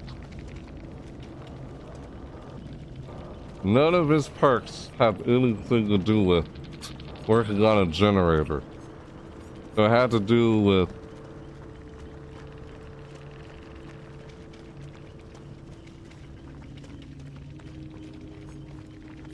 wow. It had to do with the Masquerade toolbox and the add-ons he was using. That had to do with why he was able to finish the gen so fast. Like, what the heck? By himself. No one was working on the gen with him. Because I could see, no one was working on the gen with him. I could see what everyone else was doing. I saw everyone else wasn't doing anything. He was the only one working on gen, including me. There was me and him working on the gen. I did see David King work on the gen at one point, but that's it. I didn't see Yui Kimura. I didn't see her work on the gen at all. I'm just saying throughout the match, what I saw the majority of the time. I don't know if she worked on one at all, but what the heck? The fact that we popped gen so fast like that by ourselves. And there's only one point where you start working on a gen with me. That's ridiculous, man. That is ridiculous how that happened that match. Jesus. What the frick? Why they programmed it like that? That's disgusting. That's what I saw throughout that whole match. Like, Jesus, man. It's just a Masquerade toolbox and basic add-ons? I don't think I was cheating or something. Let me try it. You know, I'm going to try that. I'm going to try that. See if it actually really does. Otherwise, if it doesn't work for me, what Nicolas Cage did, if that doesn't work for me, then maybe he was cheating. I don't know. Just, what the heck? That seems ridiculous. As he was able to finish the gen so fast by himself. 32 charges. If it's the repair speed. That's not new, right? It always been like that on the toolbox. You use this, 8 charges. Increase repair toolbox repair speed by 20%. Yeah, he used this and this. This is exactly what he used. This is exactly what Nicolas Cage used. I'm gonna try and replicate what he did. See if I can do the same thing. That was disgusting. I don't like how you're able to finish a gen by yourself like that, without anyone working on it with you. I feel like you should only be able to finish a gen that fast if you have 2 or 3 survivors on the same gen. If you're just by yourself, why should you be able to finish so fast? What the heck? Even with the toolbox. Like, I feel like what? With the toolbox, you end up finishing it like twice as fast by yourself. If you're using a toolbox by yourself. I guess if someone else is with you using toolbox, then yeah, it's like, man, that's ridiculous to think about. Man. Just from that, after that match. Wow, man. That was disgusting. Yeah, I feel like the spring trap that we're up against barely even went in the direction where those gens are finished. No, if you walked towards where the gens were finished, if you had walked where the gens were finished, I would have noticed his terror radius. Unless he was undetectable. Because I noticed at one point when I finished a gen, I noticed his terror radius. Oh, he's coming close to where I am. I feel like once you finish the gen, you gotta get out of there. You don't want him to head over there to where you were when you finished that gen. It's probably gonna find you. He's gonna find you over there after you finish the gen. If you use them finishing gens as a way to find them. I don't think the spring trap did that. You walked under the bridge that I was standing on after I finished the gen. I don't know if you even bothered to look up there and see if I was up there. It didn't look like you did. You just kept walking underneath me on that bridge. If you saw what I was talking about earlier. What the heck? Just looked like he was just running around all over the place. Maybe the guy was new. I don't know. Not their experience or something, I guess. Just, Just saying from what I've gotten from out of that match, from observation. Weird. I don't know what. I mean, what was the... Shoot. I didn't even bother to check and see what the spring trap was even using. Or doing. Or what they were using. He was probably using some of the spring traps perks, like Phantom Fear, where if you look at him, you scream. Yeah, I noticed I screamed at one point as he came close to me, as I apparently was looking in his direction. And yeah, I screamed. So using that perk, it was. Dang. I guess he didn't have any gin regression perks. Didn't have any perks that help him stop people from working on the generator. Maybe that guy was new. He was playing String Trap. Who knows? I guess. The impression I got out of it. Stink out lets me finish the gen, I guess, faster. By repair progress. Bonus to generate repair progress. If I have any tokens. You get a token if you're like crouching nearby in the killer. If you're nearby within the killer's terror radius and you're not in a chase, you gain a token up to a maximum of 4. Yeah. But for each 15 seconds you are standing within the killer terror radius and not in a chase, you gain a token up to a maximum of 4 tokens. When Stink Out has at least 1 token, good skill checks are considered great skill checks. Consume 1 token and grant. I wasn't able to heal anyone as I felt like nobody was freaking injured that match until later on, like towards the end. Yeah, I wasn't able to start healing anyone that match until. The reason I'm saying what I'm saying is because I'm thinking about solidarity.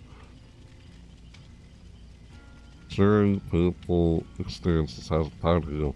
While injured, healing a survivor without using a med kit also heals you at 70% conversion rate. Yeah, I wasn't using a med kit, so this was totally in effect when I was healing Nicolas Cage. He looked like he was at full health already.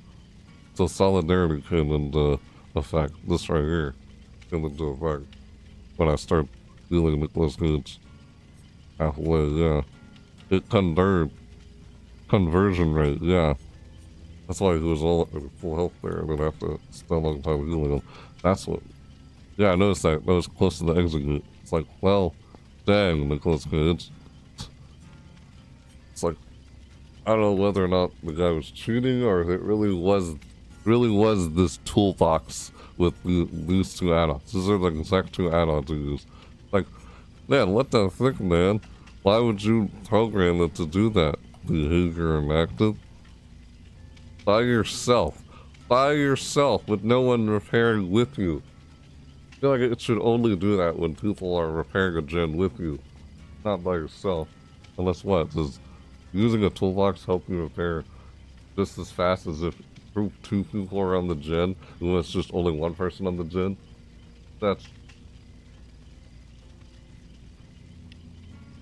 Gosh. Weird. Yeah, it looked like the killer that match barely found anyone. Don't ignore, when a gen is finished, don't ignore which direction it came from. Don't ignore where it was finished. You get a loud notification sound and it shows up on screen where it was finished. Go in the area where that gen was finished. You can find survivors that way. It didn't look like this killer did that. This person did that when playing as killer. Otherwise, you'll continue to struggle to find survivors if you would just ignore in which area the generator was finished. Go to the area where the generator is finished. Because you will see a notification sound, right? When the gen is finished, you will see what gen was finished. I would go over to that gen that was just finished, because you will probably find survivors over there. Sure you would, right? If they're close by that gen after they finished it, you should find them close by to the gen that was just finished, right? I would use that to my advantage to find them. It didn't look like this guy did that. That's why he could barely find anyone. the fact we finished so fast there too is like crazy. Just from a toolbox. I'm trying to see if I can replicate that. That is ridiculous, man. I did not sit well with that. What the heck? Because it's just imagine if I was playing as that Springtrap and I saw that, I was like, what the frick, man? Weird. And then that would only keep happening if you ignored where the gen was finished. Don't ignore it, go where the gen was finished. You would find survivors over there. And then come on. How is that not common sense when you think about it? Right? Does no one ever think about doing that? You would struggle to find people. You wouldn't struggle to find people if you would go where a gen was finished. Oh, a gen was finished over here. Because you heard it and you see the bright light of it. Like, you know, when you see a gen and this, like, aura around it in the distance of where it's finished. Go over there to that gen that you clearly see was just finished. You would find survivors over there close to it that just finished it. Like, man, you would probably find them nearby that gen at least. That's a good way to try and find them.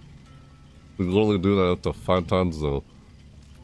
Didn't look like that person did that. Like, I don't know if it was or not. I'm just saying from my perspective. Unless he had undetectable, and I couldn't sense his killer radius when he came close to the gen after I repaired it, you know? Go in the direction where the gen was just repaired. You should probably be able to find him. I feel like he didn't really do that. And then I did notice some people were being chased at some points.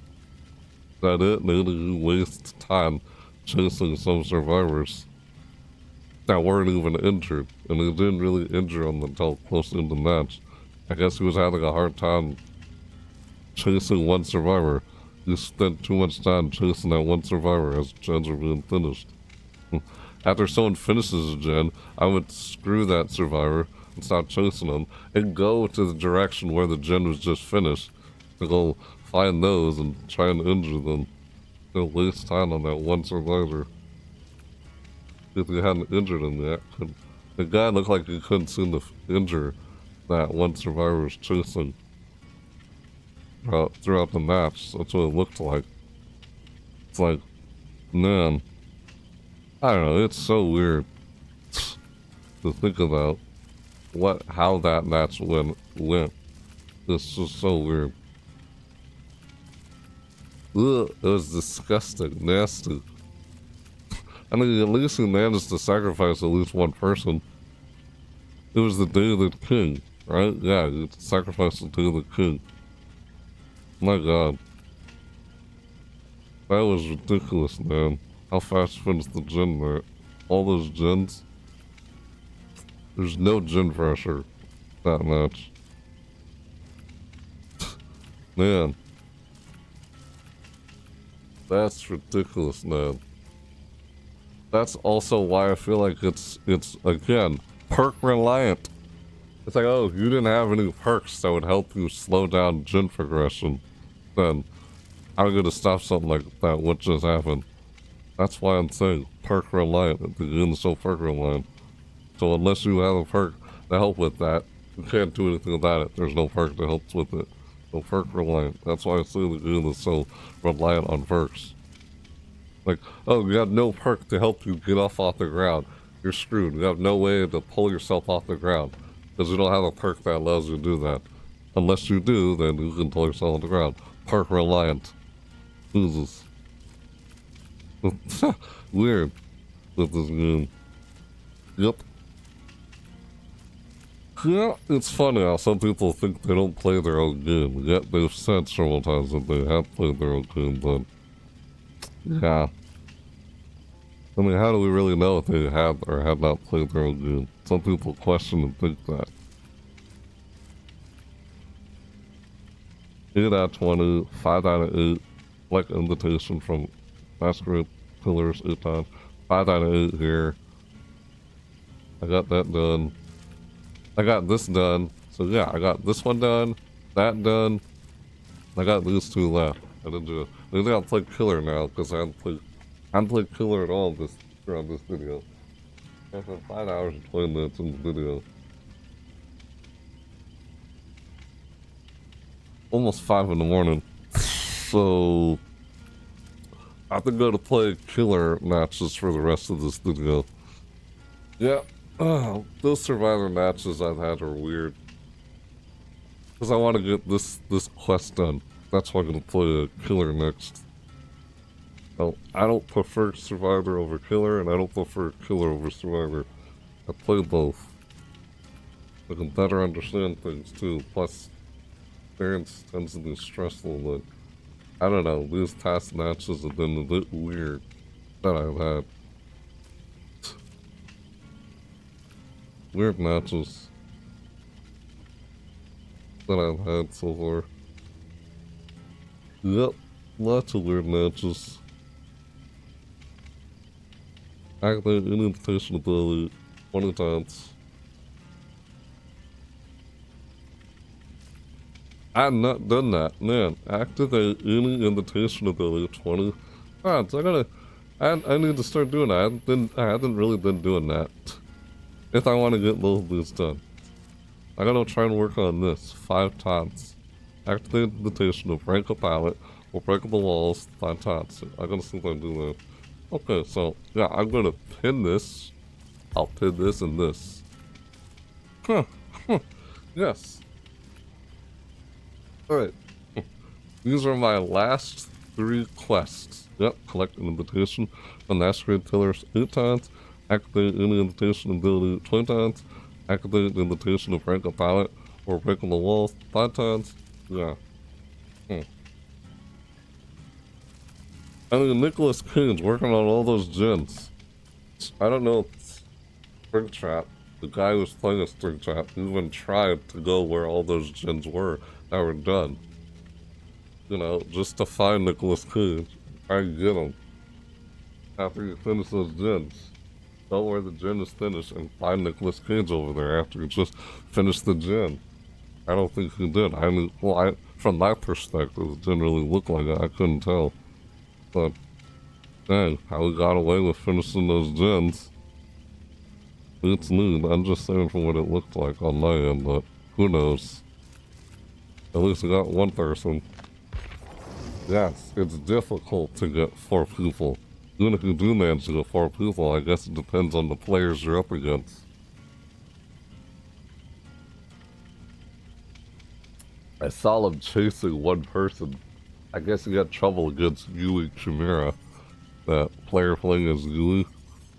Yeah, I guess he had trouble chasing them and couldn't really hit them. I was like, what? They saw what it looked like when I was looking on the side of the screen. I was looking at the side of the screen, seeing what everyone was doing while I was working on a gen.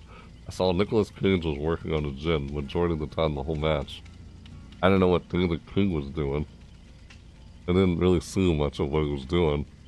I saw Yui Chimera being chased by Springtrap. I saw Nicolas Cage working on gen as I was working on gen. That's what I saw throughout the match. As you know how on the side of the screen you can see what everyone's doing in the match. Yeah, it's killer, you don't see that. That's killer. Only as survivor. Yeah, you can see who you're chasing, who the obsession is, and you can see who's injured. That's all you can see as killer. I would use that to my advantage. Use what you see on the side of the screen to your advantage. So, I mean, I could keep playing as survivor, but I haven't played killer at all once in this video, so I'm gonna try and do that.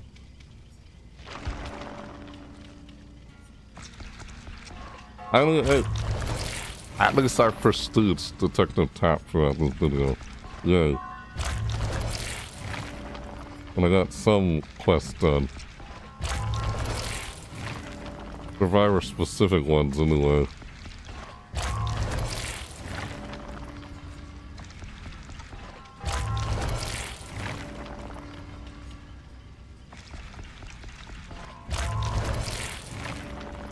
Yeah, I can't help but want to collect these. That's kind of what I'm doing. Ah, I can't resist.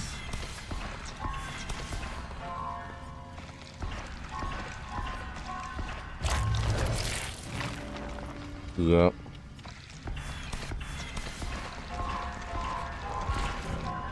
Oh, yeah, lost it. Okay.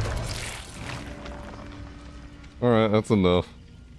Oh, let's resist! And move on, we'll do it later. Yeah, go to freaking killer already. Cause I haven't played killer at all in this video. Well, I guess I could play. Oh, I guess I'll play Dredge. Maybe I will play Dredge. Or maybe I'll play the unknown. Let's see. Play event. Twisted Masquerade. Killer. My coupons are long on killer. People playing killer because, I guess people are playing, Freddy. Because, yeah, I've noticed Freddy, excuse me, not Freddy, Springtrap. I've noticed Springtrap a whole lot throughout all these videos I was playing. I mean, throughout all these matches I was playing. I ran into Springtrap a whole lot throughout. Yeah, he's not most Prestige. Prestige 5. Ah. Ha! Hey.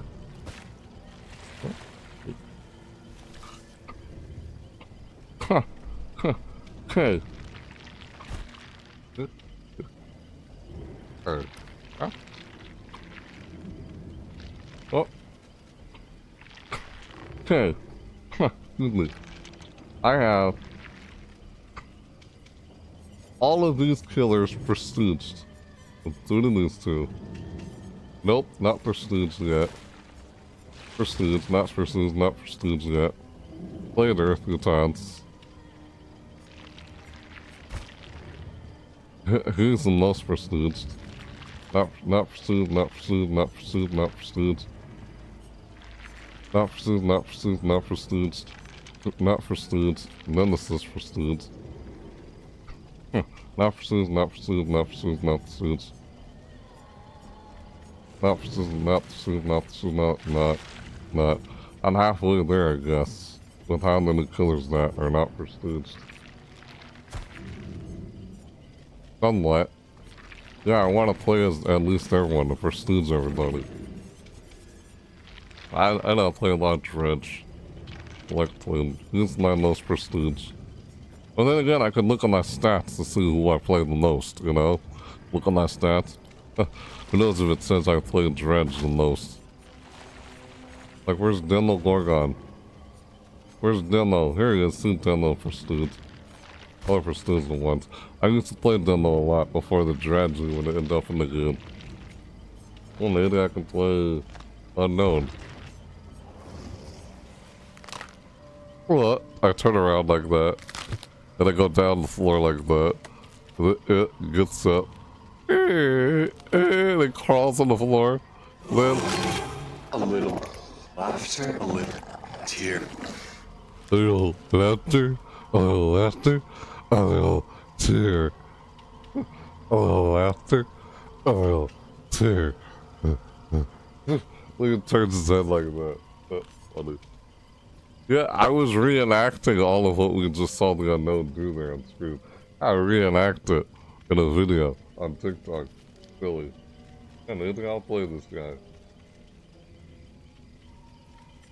I think I'll play a little bit of the Dredge and Unknown in this video. How about that? Yeah, I think I'll do that actually. To be honest.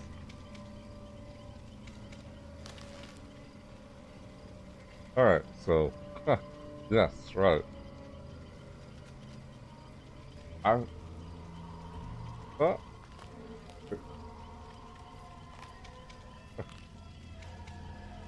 Hey, yeah. I think I'm gonna try to play, yeah, I'm gonna play, you know what the heck? Alright, okay. I'm gonna play as the Unknown first, then I'll play Dredge later. So weird how this guy tries to take your identity. Like, just, what? Ew. Like, what the frick how he does that? Ah! Like, it's so weird with the fool's hat on. I love this fool's hat, that I put on his head. Or her head, her, I don't know, what this thing isn't it. Like, it doesn't even, like, what? This stupid thing. Whatever you want to call it, a he or her, and like, is this a woman? I mean, he tries to take the form of the woman. I'm like, dude, seriously, it's some monster, otherworldly like thing. Some it. Like I wouldn't even call this thing a woman or a man. I'm like, it's not even human. Yeah, just see how it's like his head is like, ew, it's backwards, and then like his head like rotates back into place right there. Like, ew. This guy, look at his thing, like, huh.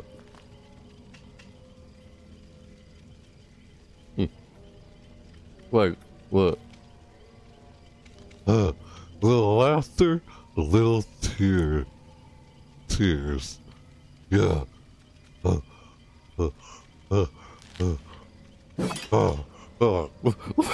what he's doing, like, yeah, without moving his mouth.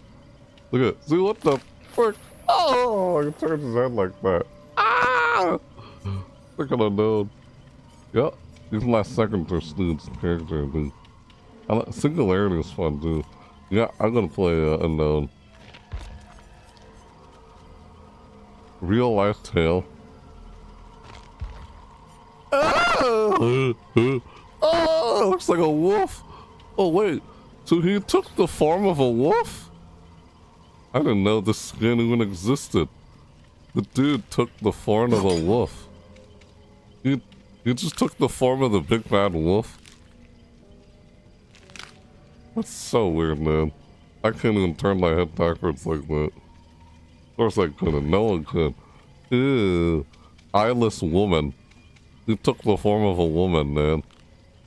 He took the woman's identity. He took the big bad wolf from the Three Little Pigs, or Granny, the wolf. He took the wolf and the Three Little Pigs, the wolf and the Three Little Pigs. He took his identity. Greenville cheer. Ew, you took a cheerleader's appearance. You tried to take the identity of the cheerleader. The unknown. This thing. You don't know what it is. Ew, so you took the identity of a woman. Why? This thing. Missing zookeeper. He took the zookeeper. That's so weird. Alien invasion. What? Oh my god. Government conspiracy. Time for a barbecue.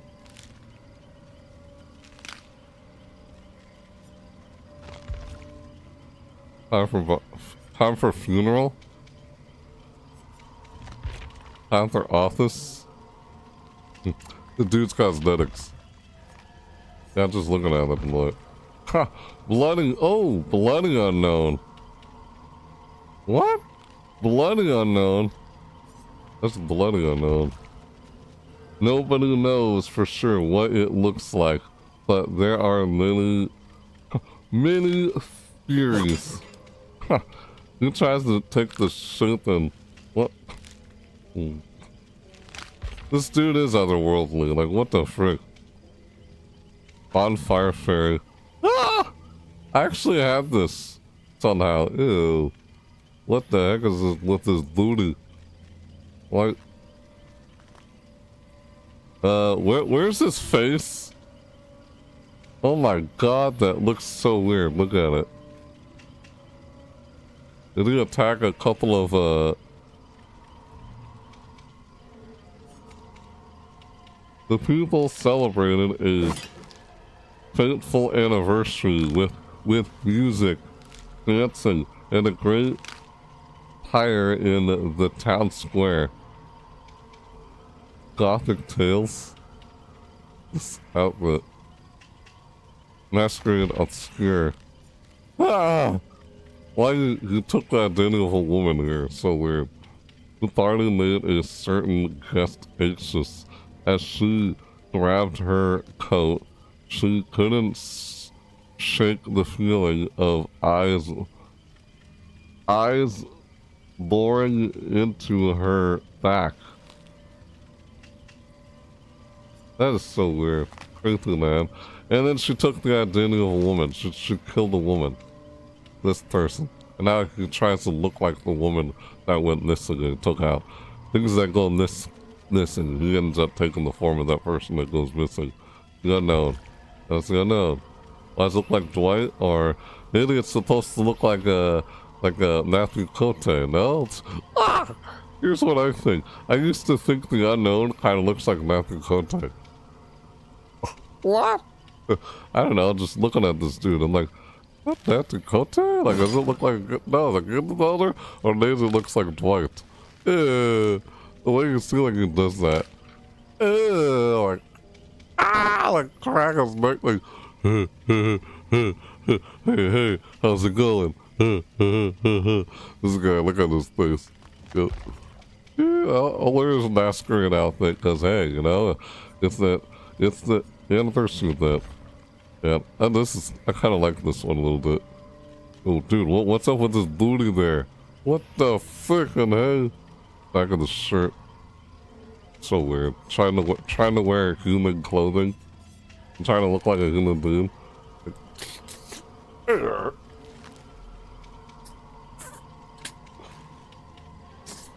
Like, what? What? The way he moves around like that. What the frick?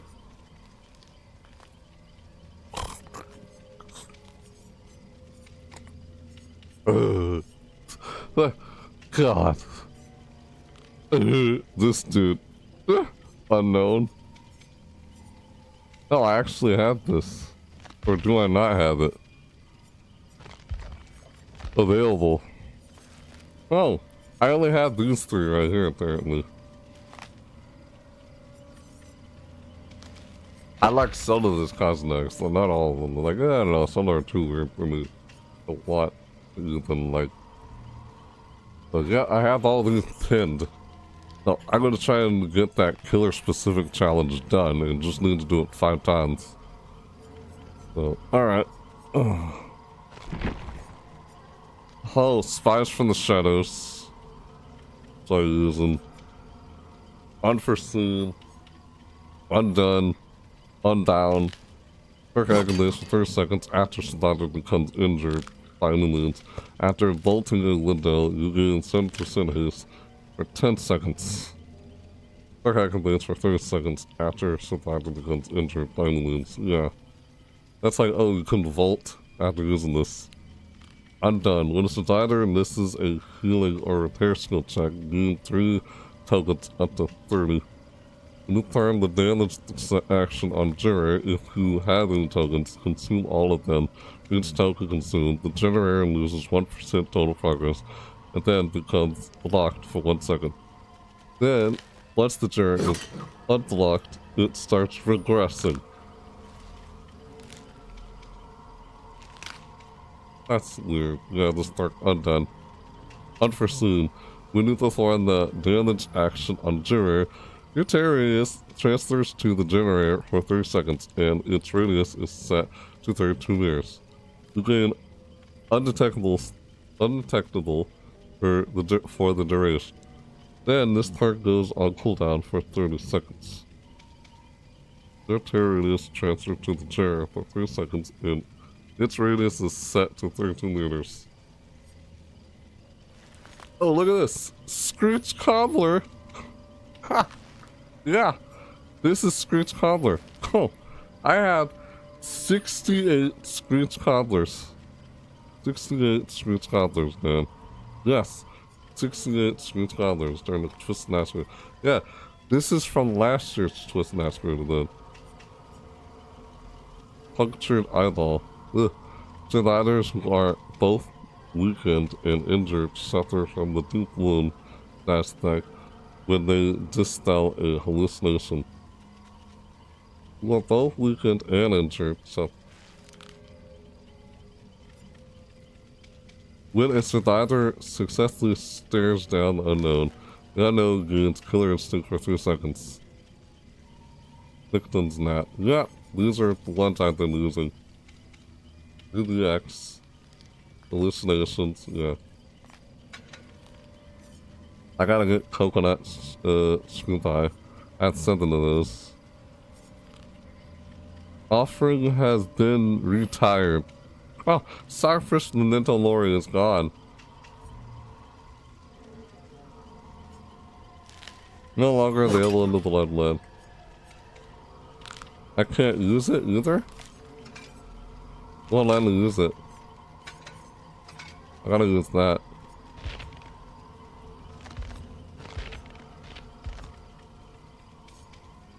Screech Cobbler! Alright, let's go to the Bloodland and grab this. Oh, there's a Screech Cobbler right there. Yeah.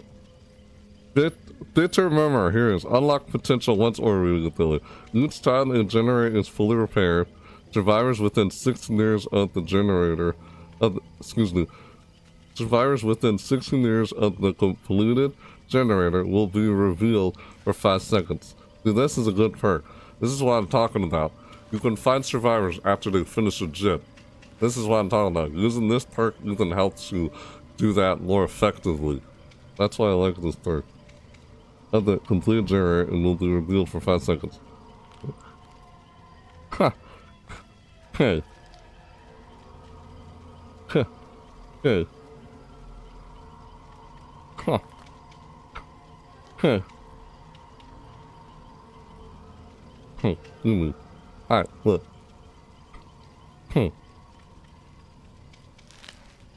When hold on.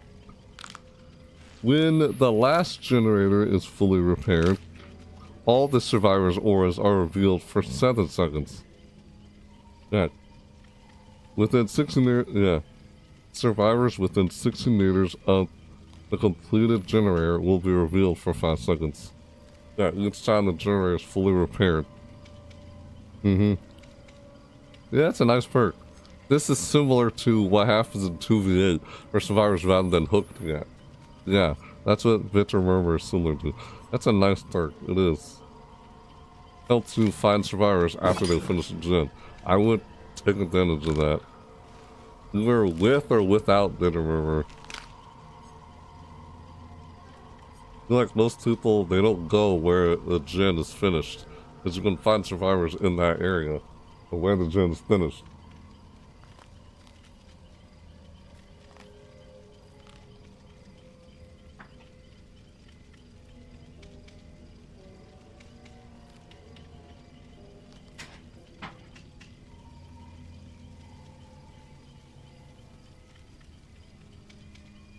Alright, so... yeah, alright, let's get this here out of the way.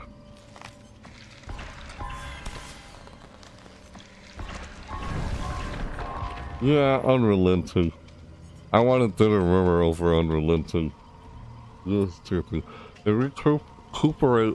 You recuperate faster from missed attacks made with your main weapon. The cooldown after missed attacks.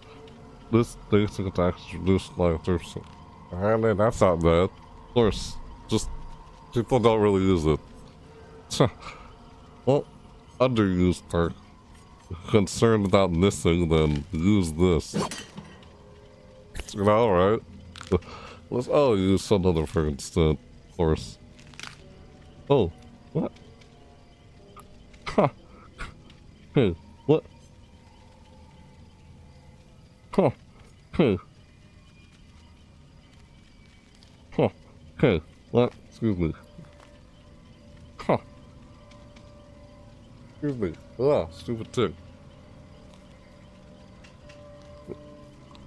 Ha! Hey. Excuse me. Hey. B-movie poster. Huh. B-movie poster. UX blast area suffer from the broken stats. Oh, this is nice. I like that add-on. Suffer. Was the thing made on Earth or somewhere else entirely? Huh. Survivors entering the aura range of a hallucination suffer from the Lewis stats effect. Decrease your hallucinations aura range that is visible to survivors by 25%.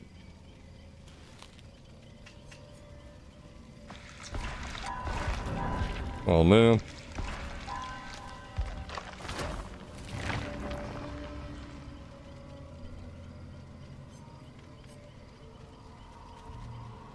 Triggers for 20 seconds following a teleport. Oh. Increases the action speed of breaking down pallets, breaking the walls, and damaging barriers and vaulting windows by 30%.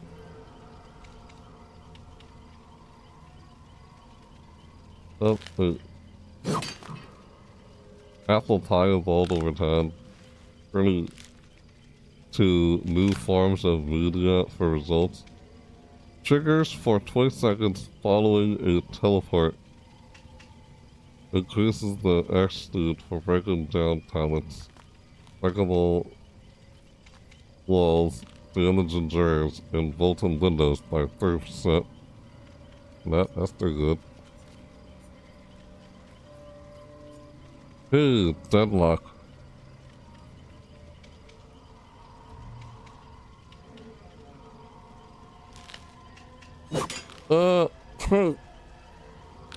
Dead switch.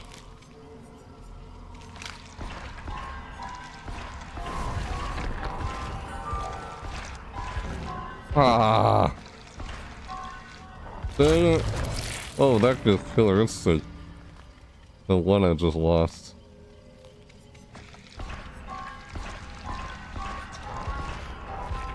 Force hesitation. Hysteria. Oh. No gains killer instinct for 3 seconds when a survivor successfully stares down the unknown. Yeah, I like that. I just missed it. Add-on. I like that add-on. Here we are. Hidden learner again, right there. And I lost it. I got this. Wait, didn't I get hidden learner earlier? What? I could have sworn I got it earlier. I think it was green, right? Common? So that's a rare instead of uncommon. Rare instead of common. Yeah, it's rare. That's common. That's uncommon, yeah.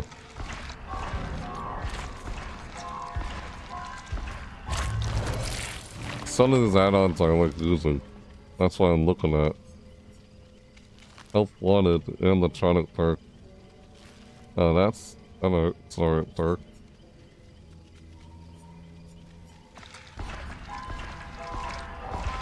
Remember me that when a session takes damage, gain 1 token up to 5. Other survivors open executes 30% slower for each token. Yeah, I like that.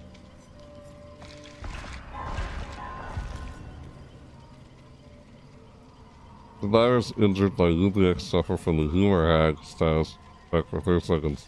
Blood pools appear bright red when charging UBX.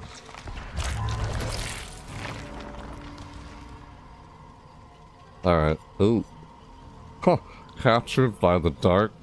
Decrease the maximum number of hallucinations that can be spawned by 1. Survivors begin the trial weakened. To slow down cinemas. Audiences left the theater feeling uneasy. The documentary purported that the disappearance were linked to small town cinemas. Text retribution.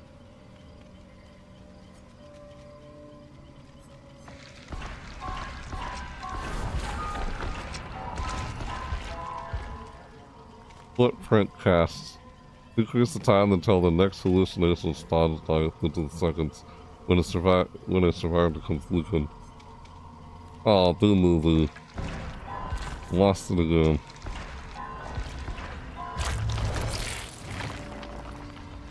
Hey, nice, here we are. Coconut screen pie, that's what I want. Extra boosting again. There's a catcher in the dark. Spirits up with the pain. Gift of pain! Weird.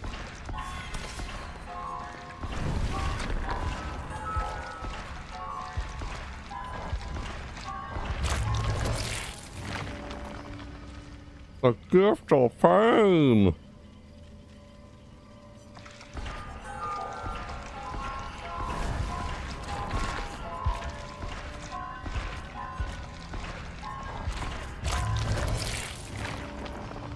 Here we are. See, I want more coconut cream pie. Scream pie, not cream pie. Excuse me. Hey, got Lilo for sewer.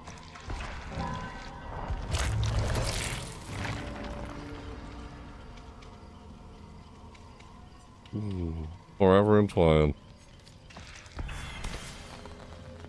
Homemade mask. Fathers who dispel hallucinations suffer from the blindness aspect for 10 seconds. You don't want the sewer you are. Blindness.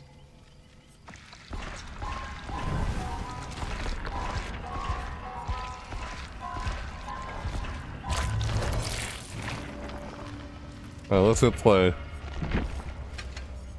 Gotta select coconut screw now. Yeah, I want to keep these loose.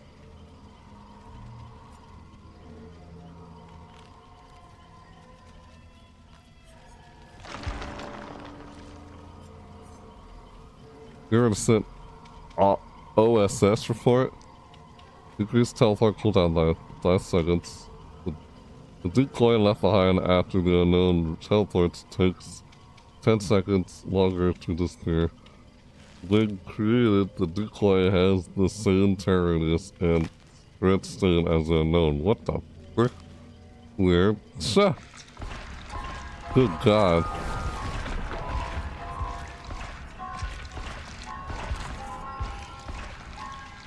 How that happens, man.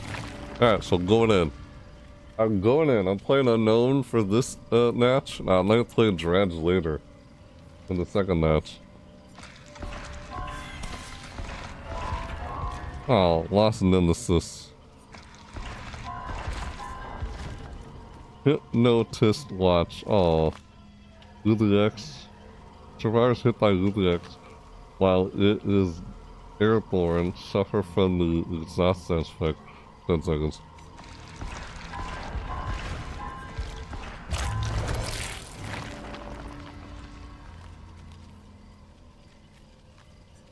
Your head.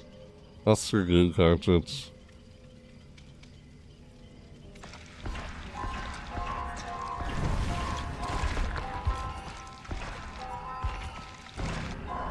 Yeah, lost in your head again.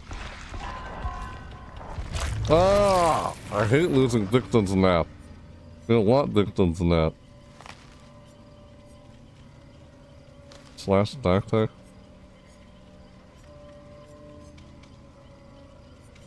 These are add-ons I want to use. I don't want to lose. Last area, upon contact with hallucinations.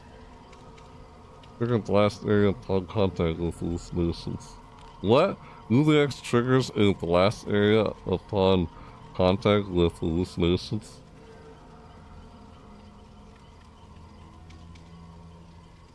Hallucinations can be destroyed by UDX. Killing sound decreases the time until the next hallucination spawn. I shouldn't have said. I see.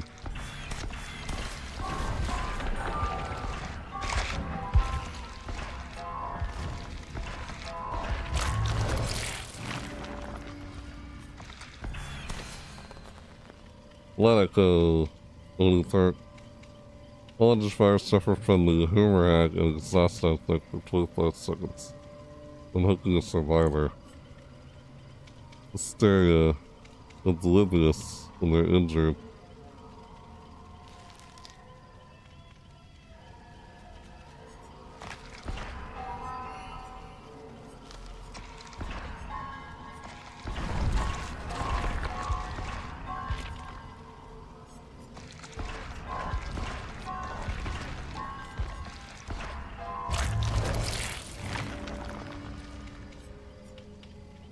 Human greed.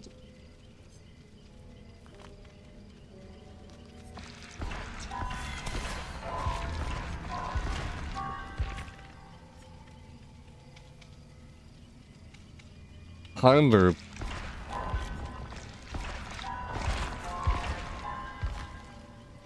Oh, the hallucination thing. Notebook through. Victim's calendar, Punctured eyeball. That is too.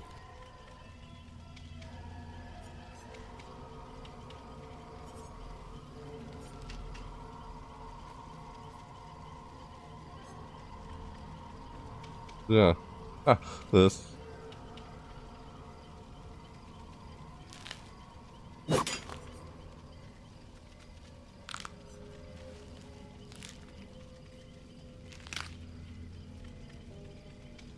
This is like, they won't work on the gen because your terrain is as close to that generator.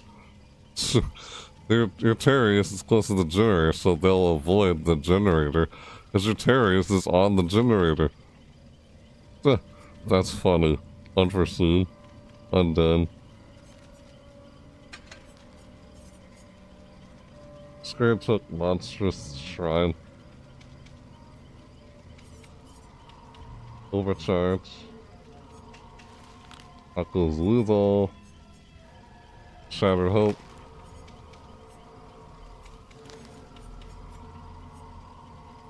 Black. Rogue Trimmers. Purge. Septic Touch. Lioness Exhaust. I might go with Spiritual Monster Shrine. Advance 20% faster into the progression if the killer is not within 24 meters. At the start of the trial, 4 random hooks are changed into Scourge hooks. You see their aura in light, yeah. For another new, yeah. In-game perks are not bad. And I've been more concerned about the exit gate being powered.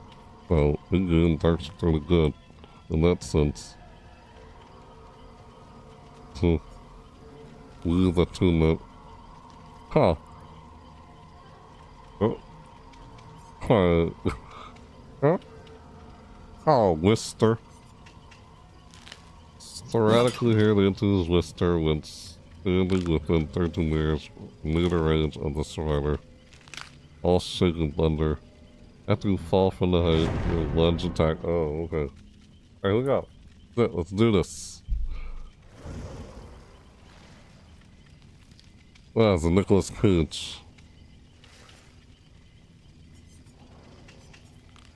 That's what I'm gonna try and do. Activate the station to break a pallet or break a wall. Gotta do that.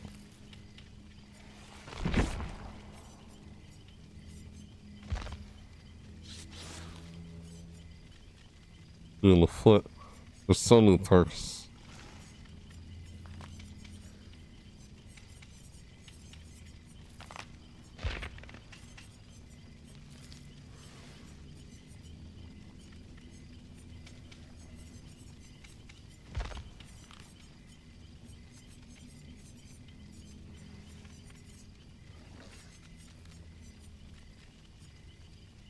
Lethal Pursuer. Maybe I'll go with Lethal Pursuer, but nope, they're fine. I'll stick with what I got. I want to try and find where survivors are. I'm using Stars from the Shadow for now. Yep, here we go. Let's do this. Alright. Here we go. Hey. Alright. Yep.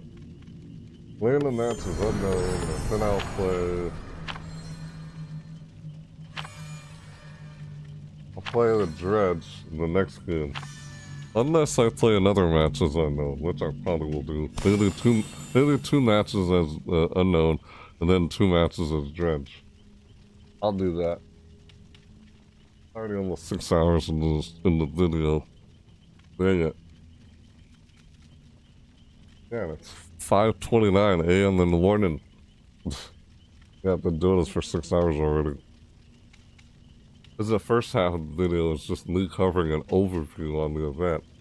And then the second half of this video is just me going in depth in the game to try and check out as much as I could after covering an overview of everything that's new with the event. That's what I'm trying to cover in this video, the event.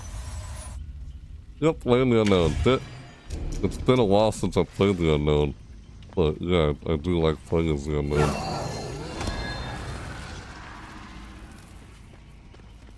The way he walks. This dude.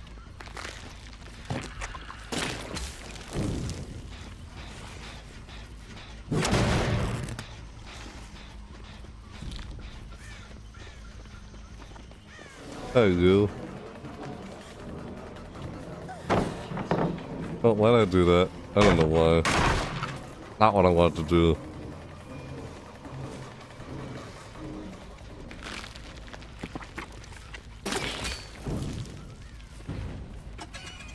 It went over there. Oh, you screwed up. Oh, wow.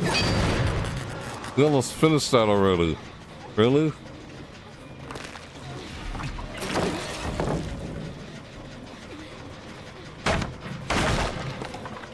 I don't know why I didn't use that when I could have.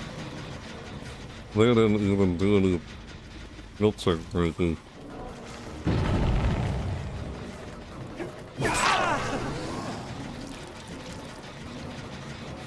Yeah, see, that's good. I want both of them injured. Oh, it's broken.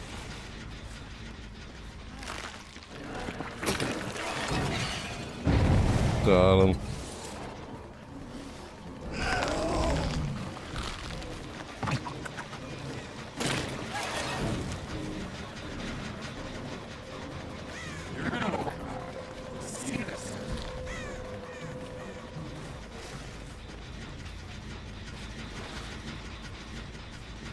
Where'd it go?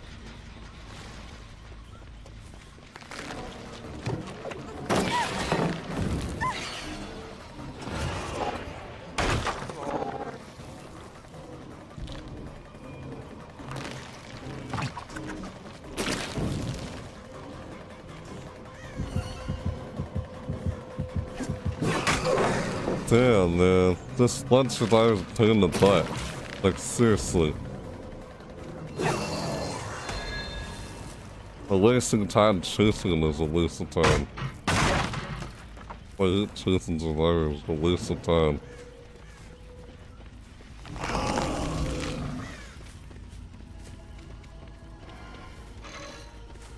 I need help. Someone. Anyone.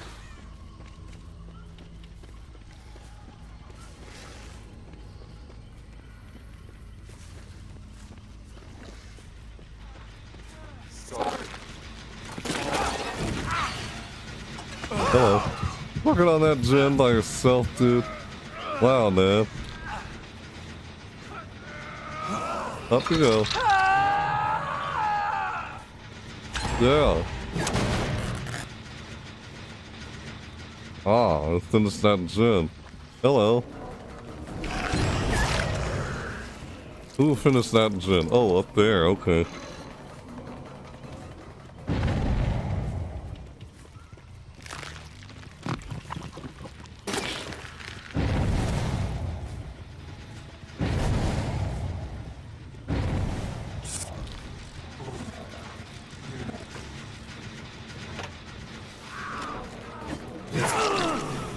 Why would do that?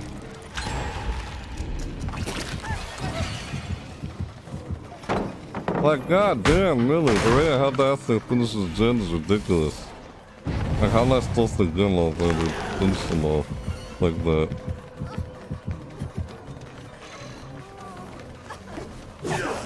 Wow, really? Got him. Alright. Up we go. What? Help.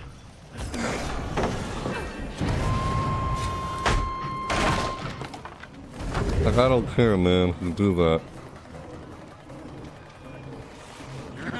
Say the Lord's not injured. That's not good.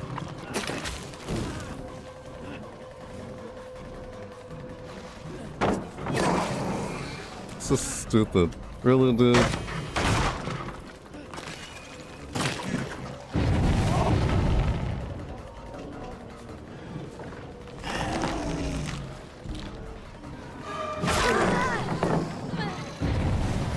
Wow.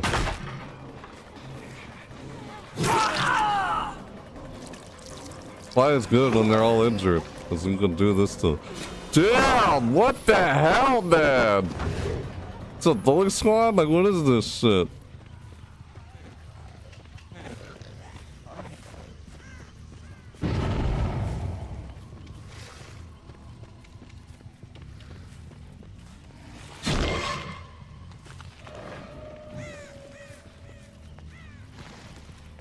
God, shit.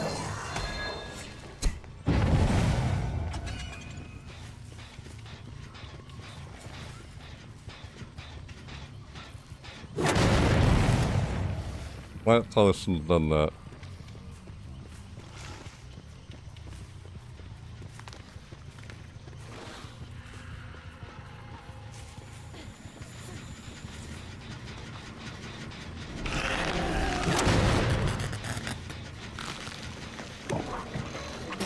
Yeah, there we go, got him. That's all, I didn't sleep at all. What, who, me or you? You didn't sleep at all? Wow, why would you do that, bud? This guy's a toxic douchebag.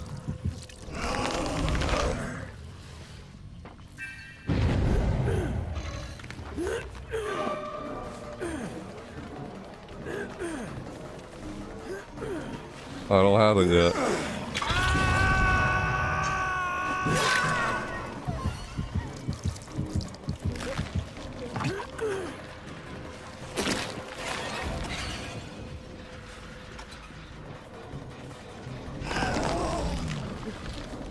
What? Oh, never mind. What am I doing? Oh, that's what I'm doing, trying to find that.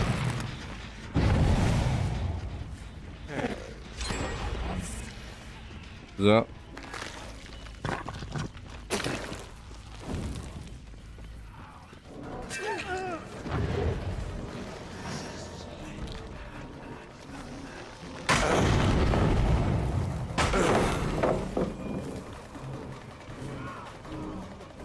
I'm dying. Man.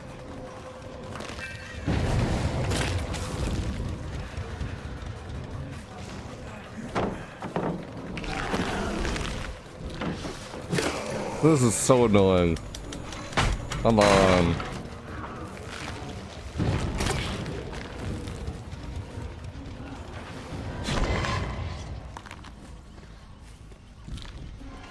Stop wasting time at dumb choices.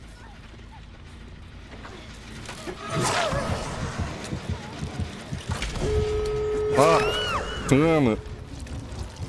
This sucks. This whole match is rough. Damn this match. Oh my god, what is this match? Shit! Damn! This sucked! Like, literally. That was frustrating, the whole match. Good god, this match sucked. How is that remotely fun? Seriously. I know, what the hell?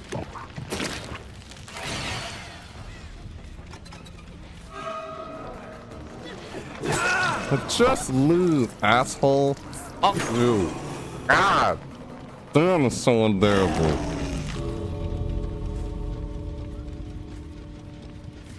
God. With how fast they're popping gins like that. Are they working on gins together? God. Like, just lose. Fuck you. God.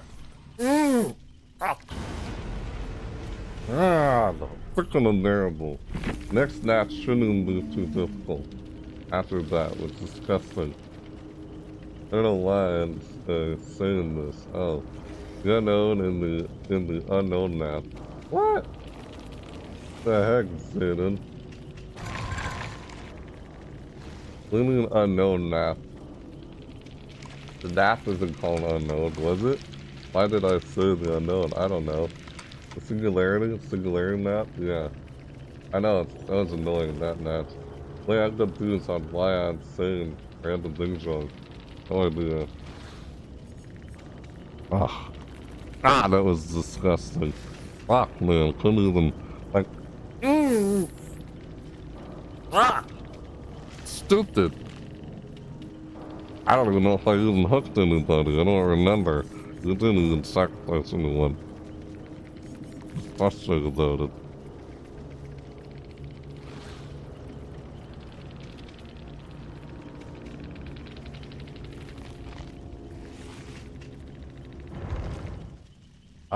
There's nothing fun about that now. It's just frustrating.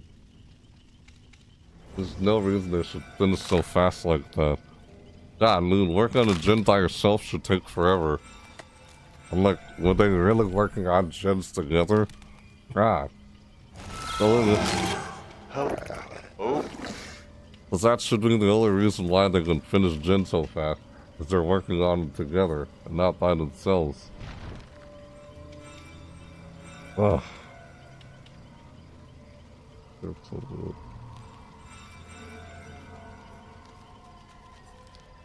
That's ridiculous, man.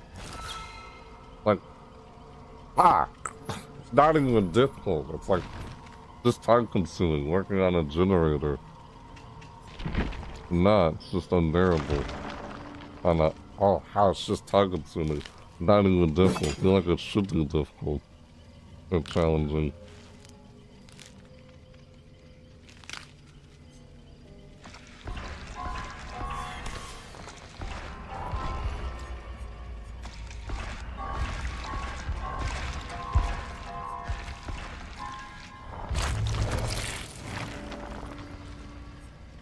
Yeah, I guess it's a bully squad, I don't know. The fact that they designed this game to enable players to do that, and even the developers are really to blame for that. Yep, behavior and actives are the ones to blame for why we want to enable players to do that, or even enable them to even get away with everything that even happened. Finishing gen so fast like that and everything, it's always the developer's fault. Why the game is the way it is right now. And why I even went through that kind of experience to begin with. Damn. Ridiculous.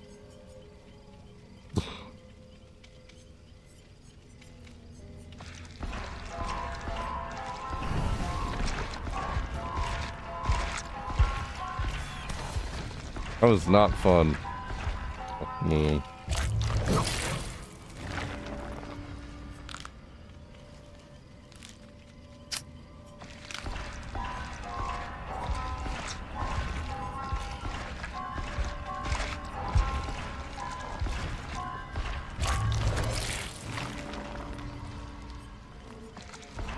Like, why throw me into a match like that as my first match in the game?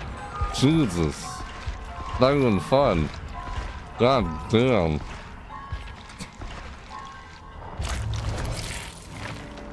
Oh.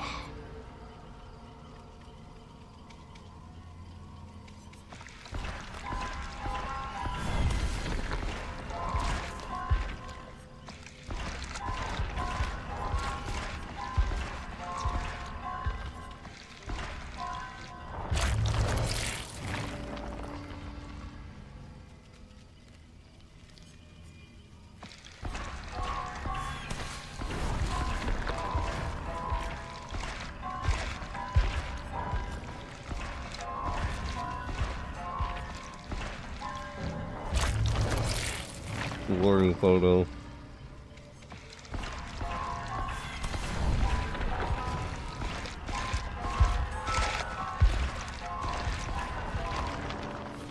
Hey, got their Stools 3.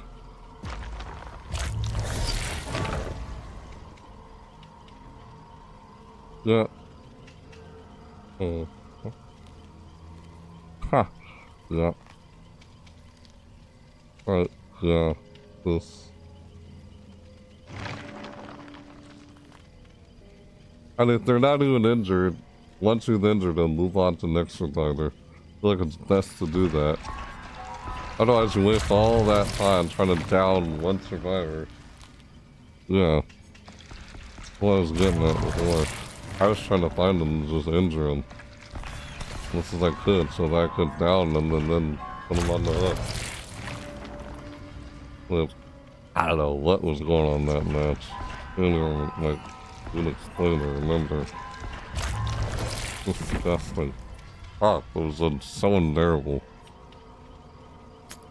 Wasn't even fun. Ah, God.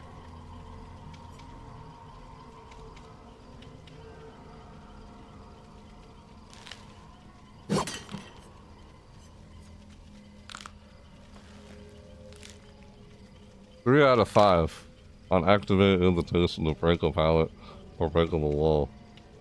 Activate any invitation ability 20 times. 14 out of 20. The only reason I'm playing is killer, trying to get that done. Oh, God.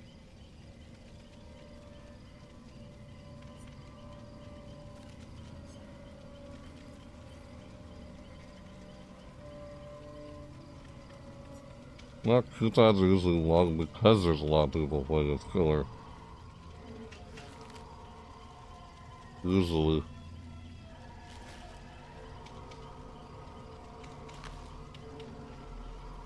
That's why it says you get your rewarded blood points for playing as survivor. There's no blood point reward for playing as killer right now. Not like no one's playing as killer, that's my point. That's why coupons are so long right now. Like your brain hurts? Sorry to hear that. But yeah.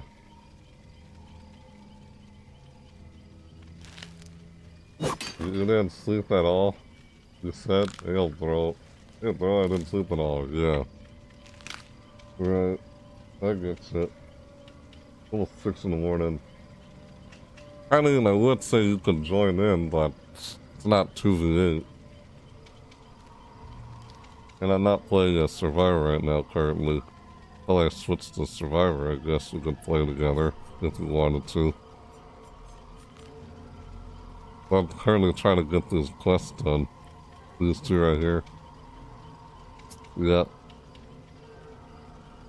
I got one of them done already. Yeah, see? Got it done. 8 times. I got these 2 left. I just need to do this like 2 more times. 20 times. This is a time-consuming one. It's a grindy one. You gotta do 1 more match this unknown, and they're gonna switch to Dredge. Because I said I wanted to play Dredge in this video. Oh. Life from the shadows. Might as well use Bitter Murmur.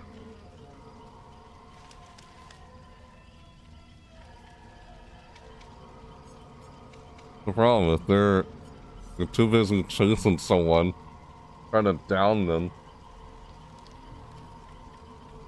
They're getting too much time working on gens. I think they're all start out, that's how they finish gens so fast. God damn. Ridiculous. Don't waste time chasing somebody. Because it buys them time to finish gens. Just that.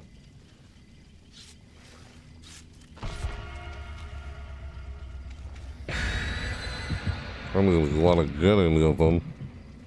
And we'll put them on the hook.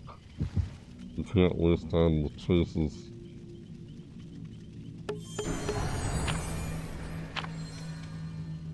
I'd say it's better to focus on all survivors simultaneously and not just focus on one of them, chasing them the whole time. Yep, shouldn't have that.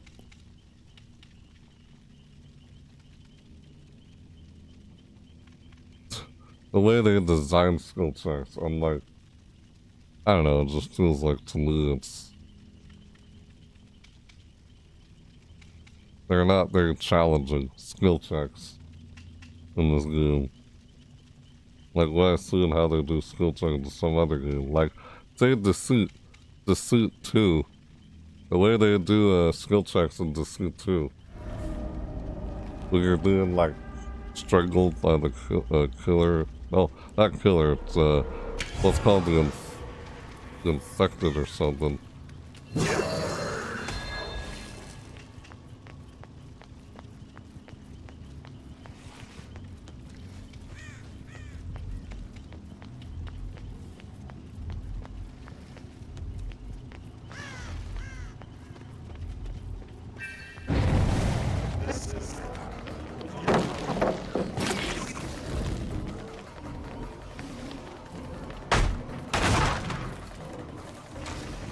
Kinda stupid, man. Going through all this. Oh man, this is ridiculous. Did I use that? Why waste time on that guy? Oh, what is the guy doing? Like, why? Why you come down here doing that? Really? Just freaking this guy. Came down the basement? That's stupid. I don't know why you going down the basement for. Kinda stupid.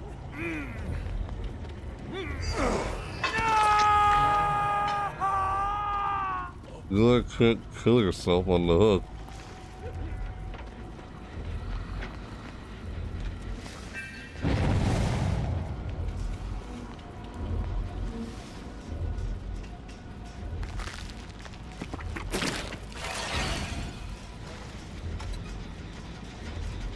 Seriously, goddamn! You got a toolbox or something? You finished that so fast. Almost.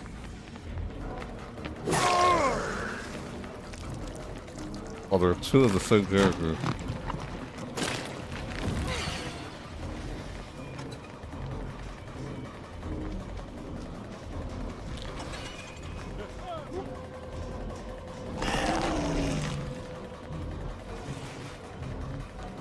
There you go.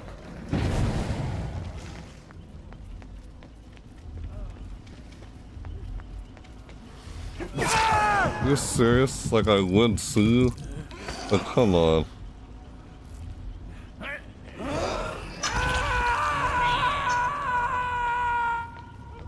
Boom! That's funny.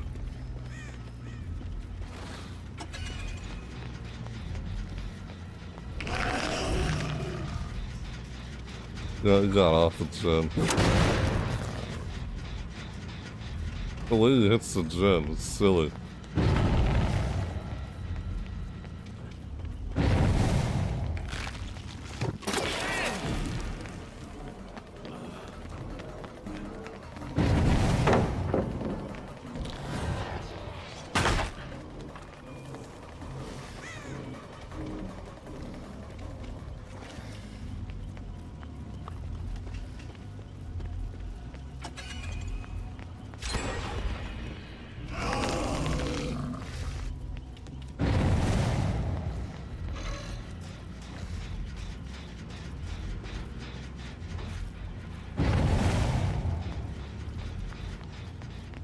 Like, I wouldn't ignore this.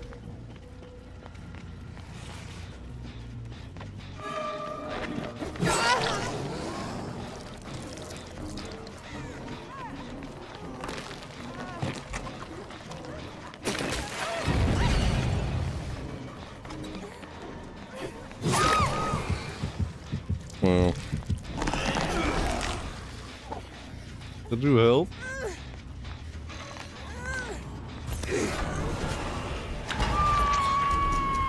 I'm done with that. He's like, can you help? Funny.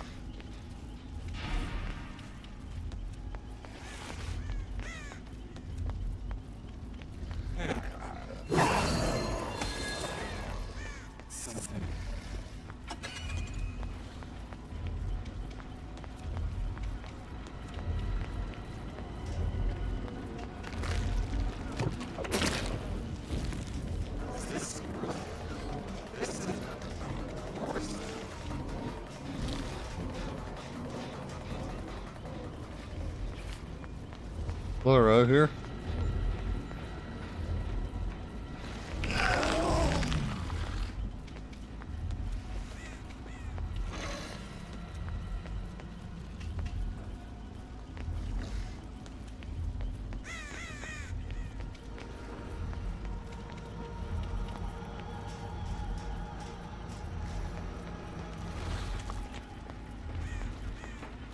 Yeah, I see where they are. How do I get up there? That's the problem. Getting up there is a problem. Like, how? Damn, see, how do you get up there? How's I supposed to get up there? Must have been working on it together. Oh, up here. That's how.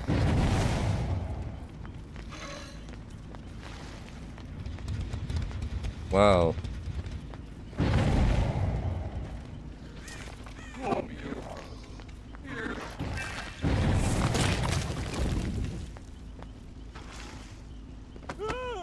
You stupid.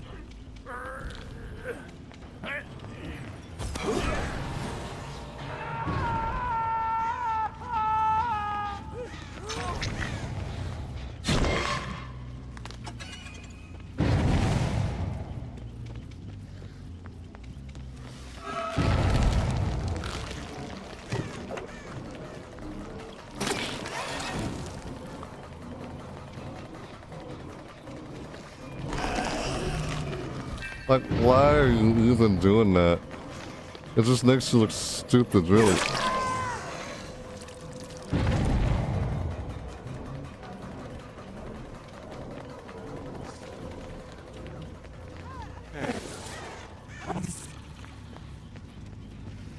Here you go, really? Gone just like that?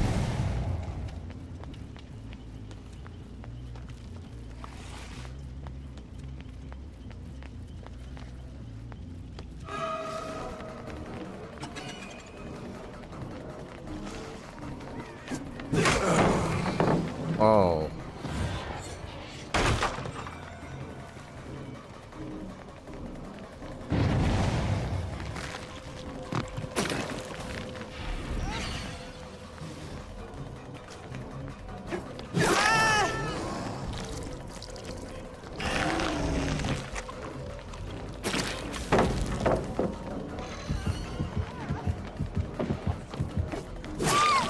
I was waiting for him to do that. Yep. Yes. I'm totally not gonna build a sacrifice anyone. Listen.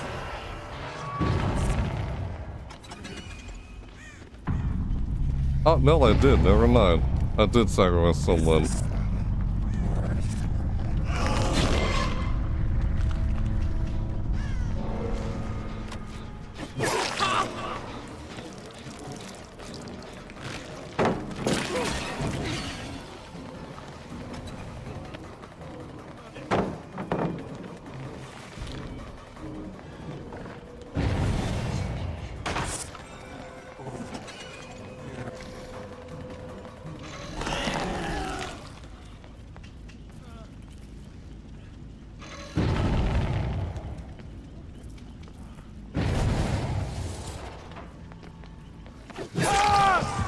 Really? You're just passing through everything like that? Wow, this dude.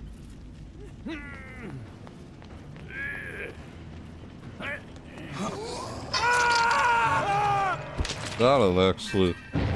Alright.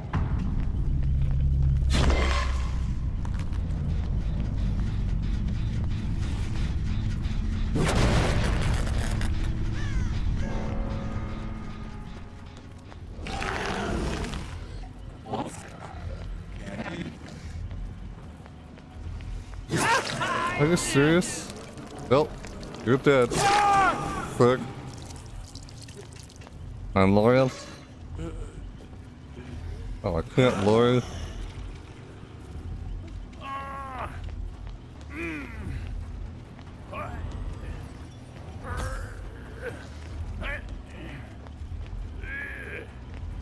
What? Damn it. Put him on the hook. God damn, it wouldn't work. Why not let me pull on the goddamn hook? I'm trying to do it, wouldn't let me. It was like refusing to let me do it. Damn. I can't believe I got 3 people and then sacrificed 3 people this game. Man.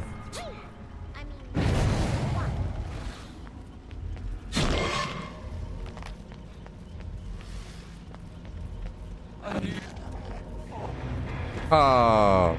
Ah. Whoa. Yep, we got the hats. I couldn't hear the hats. Well, yeah. Ugh. Golly. That match.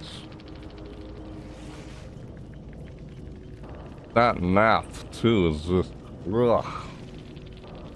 Like, trying to even get upstairs on that map, you have to use, like, the stairs. There's, like, only one set of stairs. You get up the stairs to do that. It's like, how many gens are there upstairs, you know? Jesus, the way they even created that map. Yeah, like, the way he was like walking.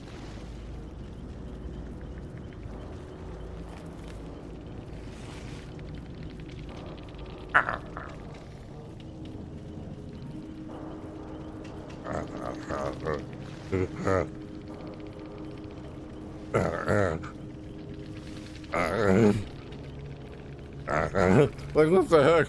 That walking animation. Look how he's walking. It's like.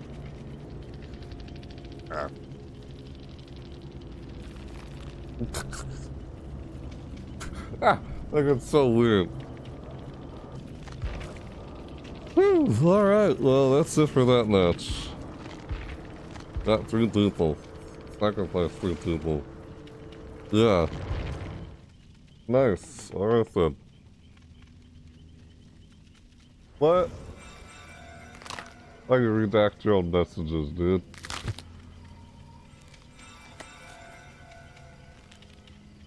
Got them all done. At last, the fools. At last, the fools. At last, the fools. Yeah. Whoa, look at all that. Nice. I did it. Yay. I completed all the challenges. Hey, I got an embroidered cloak. 1 button suit. I got this too.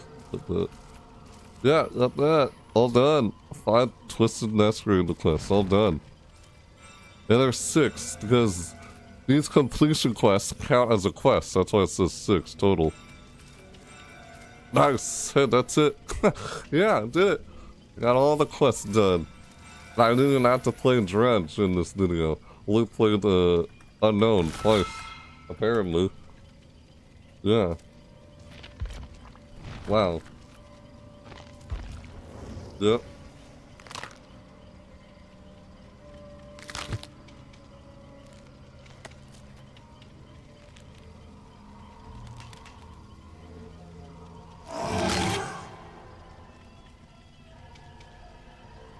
Yeah. Yeah, that's... Well, I could play another match as Unknown. I guess I could. Or I guess I'll play That's as Dredge like I said I was going to. Yeah, I gotta play on that. I said I was gonna try and play 2 matches as the Unknown. And I was gonna play 2 matches as Dredge. That is should be Aspirits Torments. Crustacean Threat. Decaying Misery.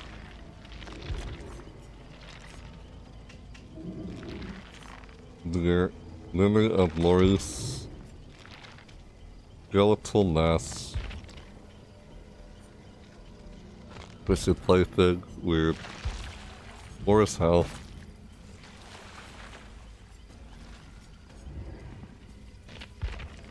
That's a weird. I wanted toys. It's like Frosty the Nightmare. Here we are. Huh.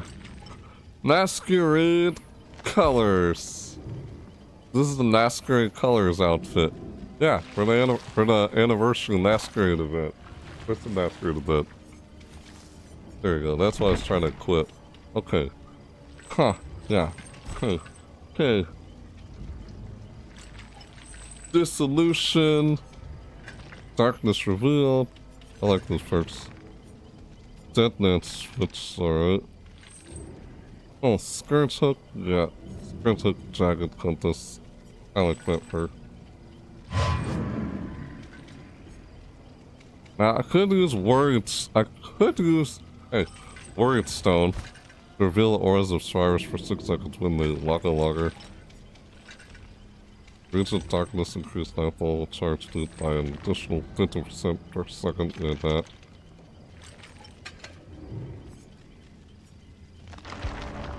Oh wait, I gotta get those things first.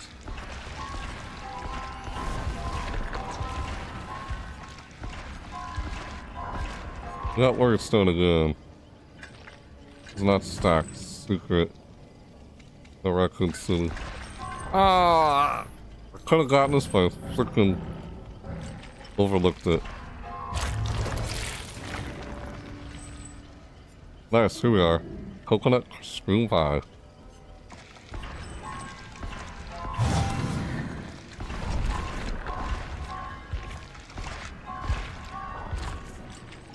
No quarter.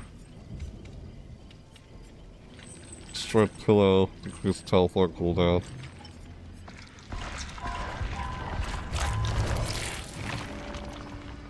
I wanna get more of these, that's what I'm trying to do.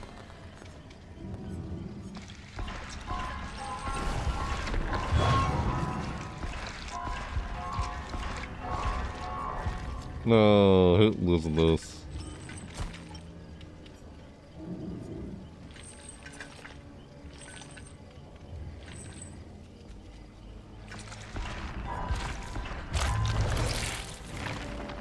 Some of these add-ons I like, that's what I'm trying to go for. Certain add-ons.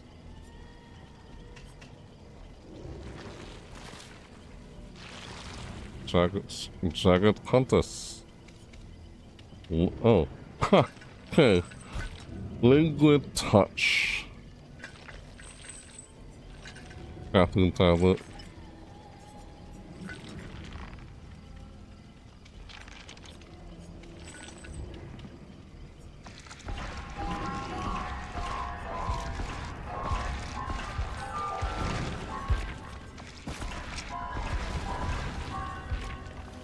Oh, not having his calendar. Increase the time to exit locker rental point.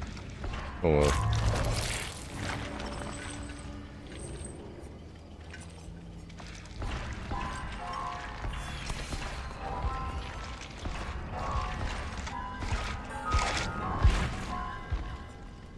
Oh, I hate when they do that. The entity.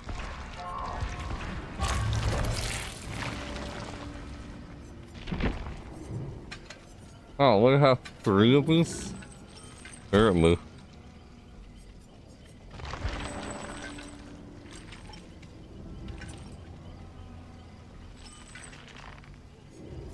Huh. Huh? Okay. Right. This human greed.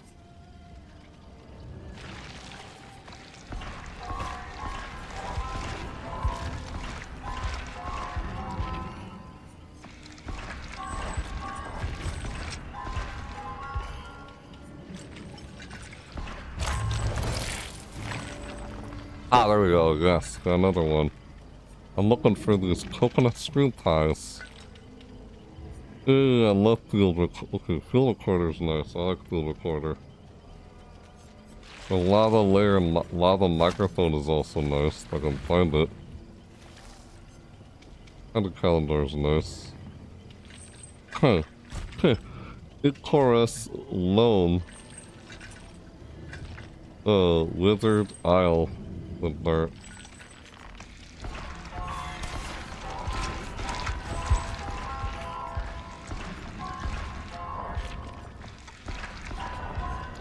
And I lost that field recorder. We got the other one though.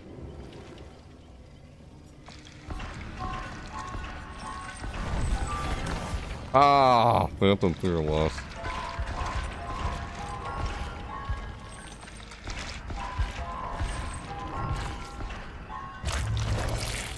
The dredge prioritize perks first. That's what the dredge goes after. No, excuse me, the entity. Why did I say dredge?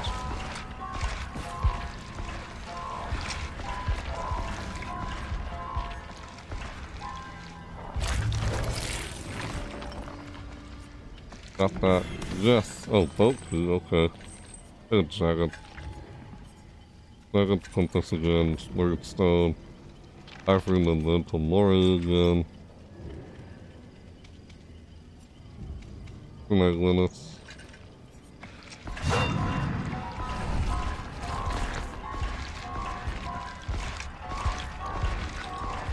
Got it after all, I didn't lose it. Hey! Oh, look at that! Prestige 6! Oh, not that much.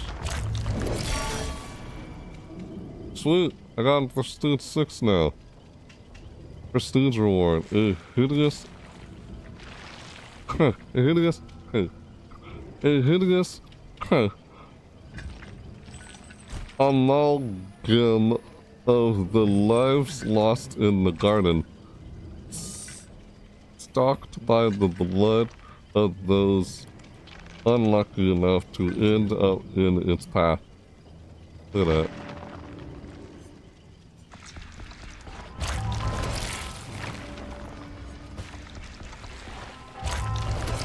Ah, 800. Yes, that's what I wanted.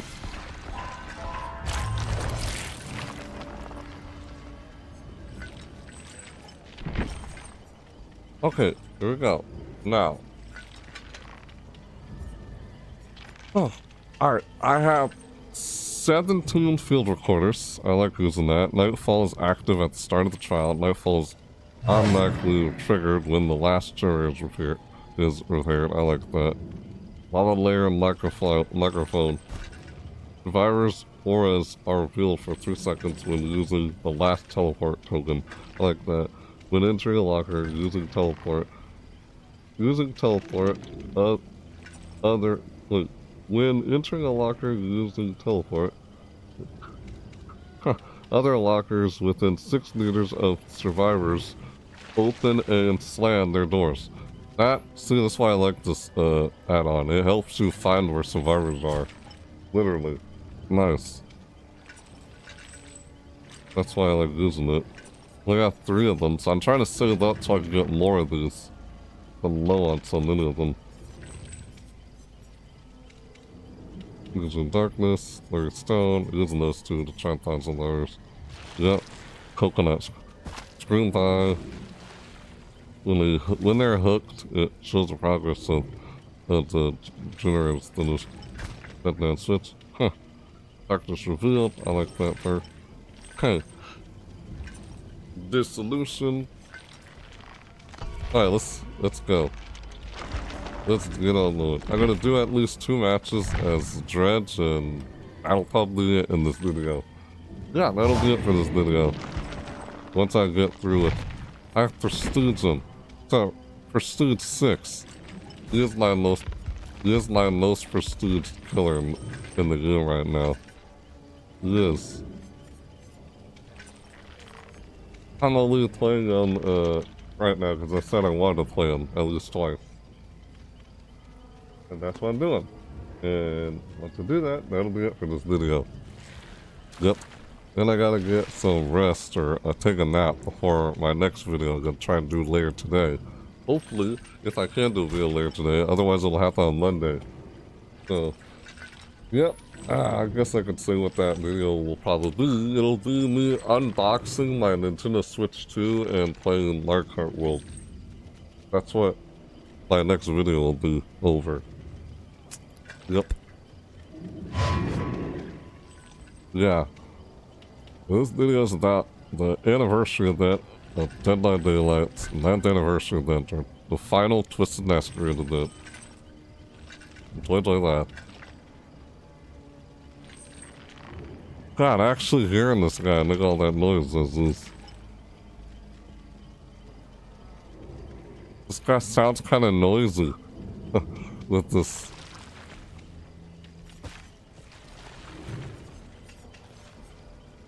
That switch. This is okay. Ha! Look. Okay. This perk right here is good for when you're in a chase. Like after you injure someone, it breaks the pallet instantly while you're in a chase. I mean, while they're within their territory, at least, yeah. Darkness revealed. Deadman switch. Like, I want to use Region of Darkness. You gotta use his power, man. If you're not using his power effectively, then Like, what the heck? This guy, your brain hurts? Right. I already hear that. Hey, Zayden, after I end this video, after playing 2 matches of Dredge, I want to see if we play some matches of Survivor in this game. If you're still here, lurking. Cause yeah, I'm gonna just do 2 more matches of Dredge. I already finished all the challenges.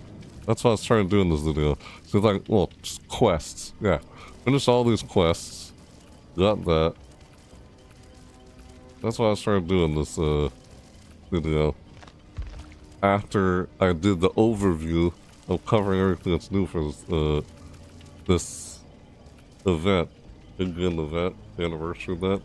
Cover everything that's new in it in the overview. Then later went in-depth again. The second half of this video went in-depth again. How much of the I could check out again while trying to complete quests. Yeah, event-specific quests. But I did. It chased for 200 seconds. Jesus. Not so hard to like do chase for so long. Single trial.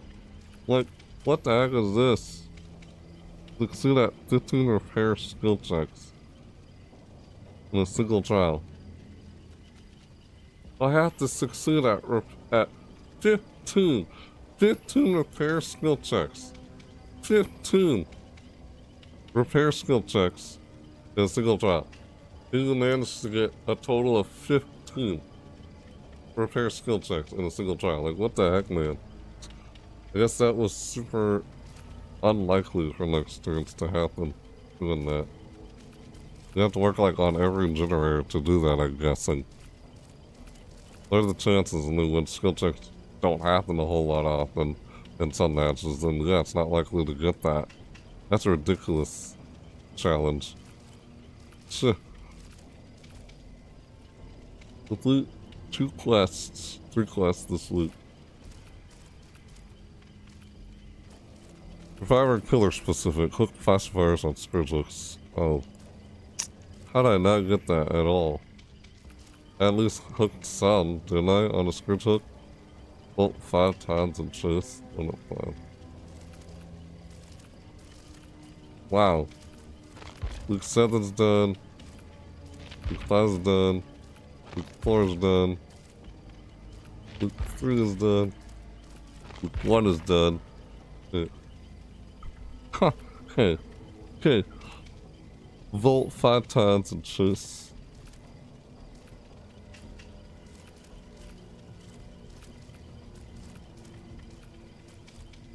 Week 6. We chase our total 200 seconds. We have 15 detachment check. Yeah, some of these like challenges are like, what the frick? We chase our 200 seconds, really? Hard to even continue a frickin' chase to go on. More than 60 seconds. God. Play avoid chases. Want to avoid getting caught. Complete request this week. 23. Otherwise you're getting downed. You risk getting going down. Getting knocked down. Yeah.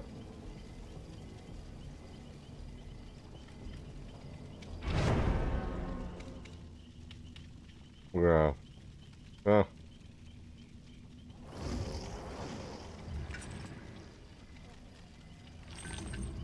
Alright, we go.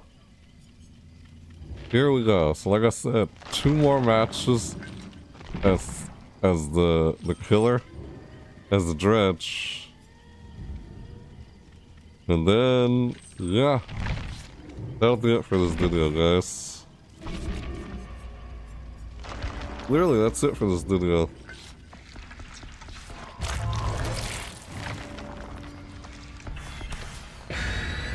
Alright, we go. This is it. One more match after this match, and then that's it for this video. Why? Because it's 6:20 a.m. in the morning, and it's almost 7 in the morning. It's almost 7 hours into this video. Jeez. Hold an all-nighter playing this. But Zayden said he didn't get any sleep. Dang, dude. Yep, I don't like matches like that either. I mean, that last match as the unknown, the very first one. Like, what the frick, man? Ridiculous.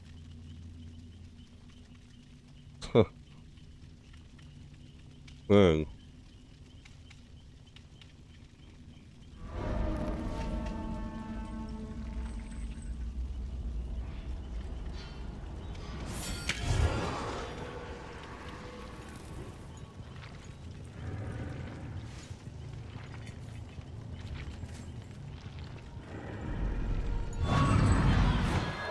Guess who's invited?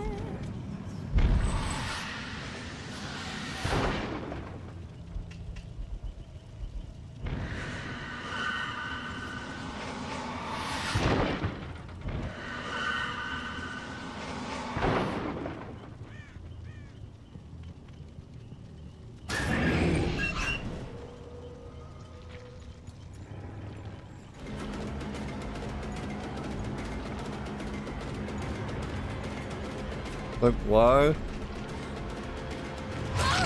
Are you just running, man? Not paying attention to where you're going? This one survivor. It's just running, not even paying attention to where I am and such. Wow, nope.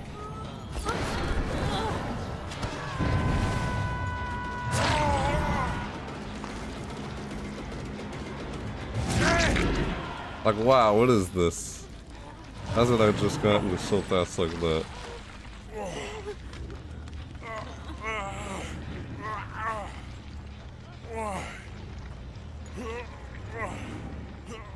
I put you in the basement, but yeah.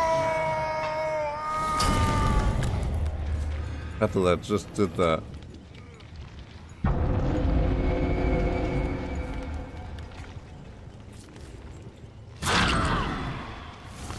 Shoot! You pulled yourself off the hook, is that it? What is this? What kind of freaking shit match is this?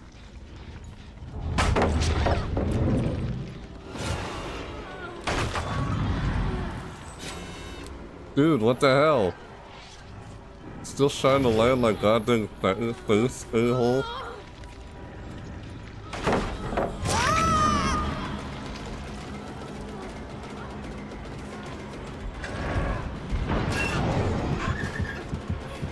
Hello.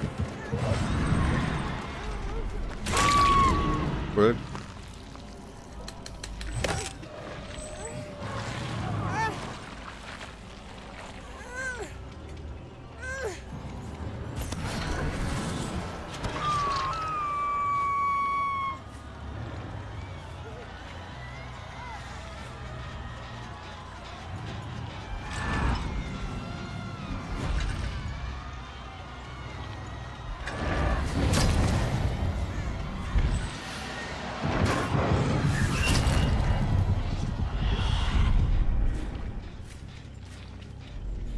What the heck? What?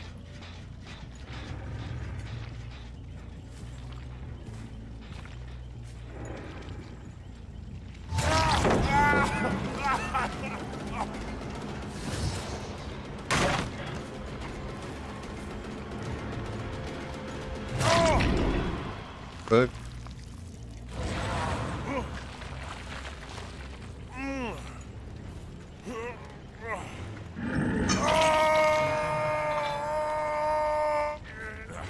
That's the only gen and most progress? Are you serious? These people are just not very well coordinated.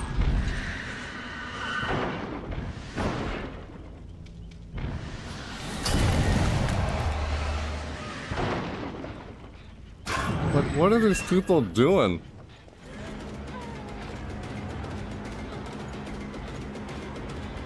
People are so bad.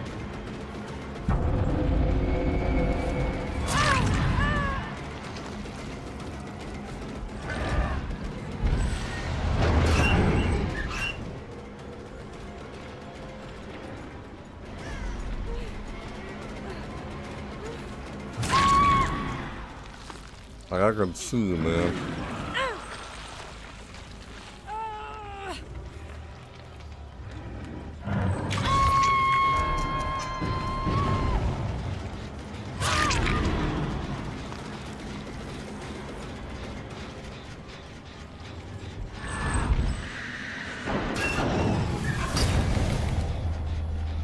Like, what are they doing? Are they just unhooking them, or are they just getting off on their own by themselves? I think these people are like grouped together. This person keeps like unhooking themselves on their own.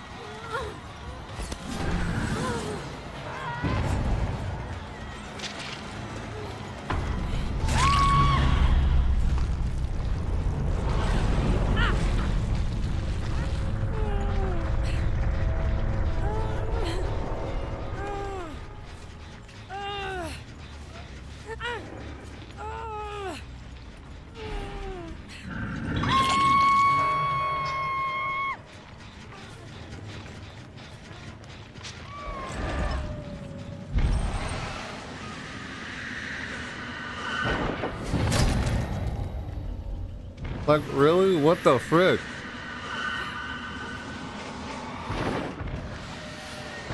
They just constantly keep getting off the hook, just like that, soon after I leave.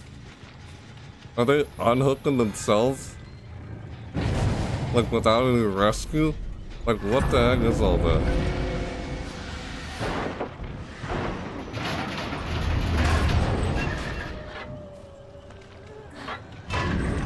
That's stupid shit.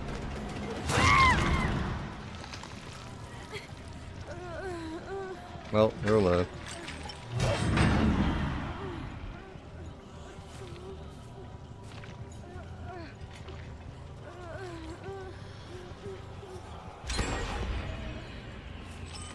What? Where'd he go?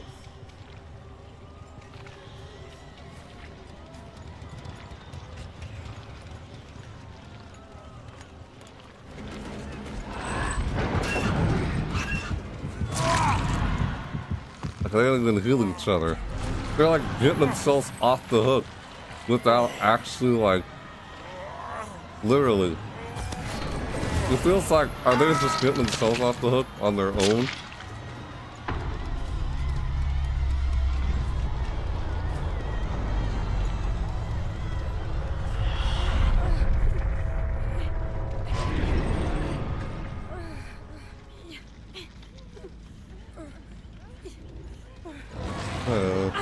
I'm not doing. No.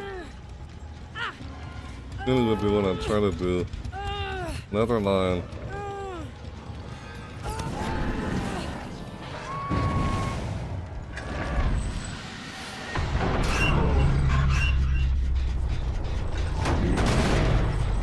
I don't know what they were doing this match.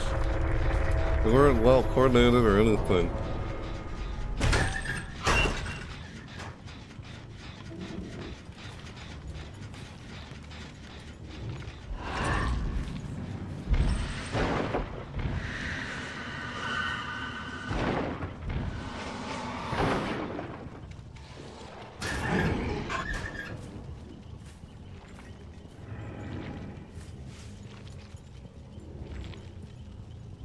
Oh, I'm not using lava layer microphone.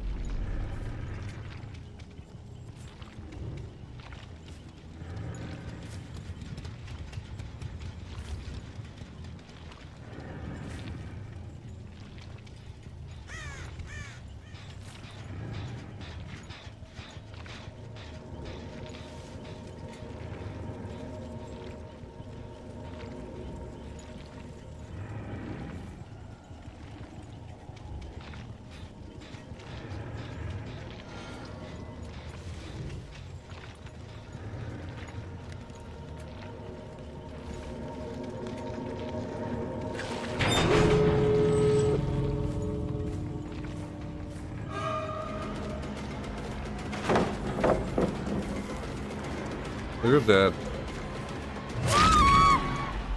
I got the more you. Actually. Oh, there. Let's go. I think I'm gonna let him free. Yeah.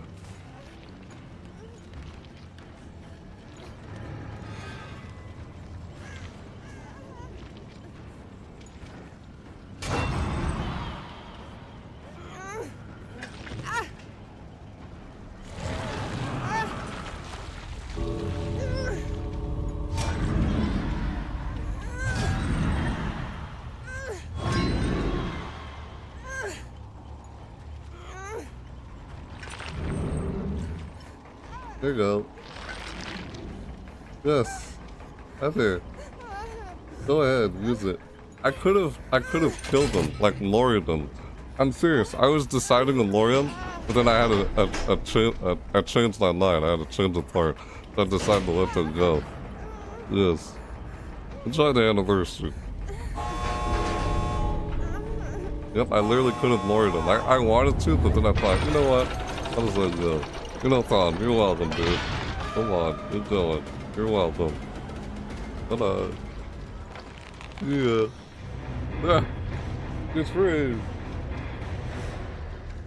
Yeah, sometimes I choose to let them go instead of sacrifice them. Or, you know, because I could have killed them, I could have lured them, but I thought, you know, I'm gonna let this person go. I had a chance to lure him.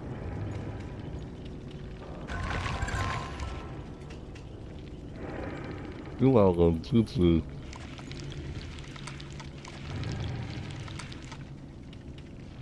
Good luck with touch.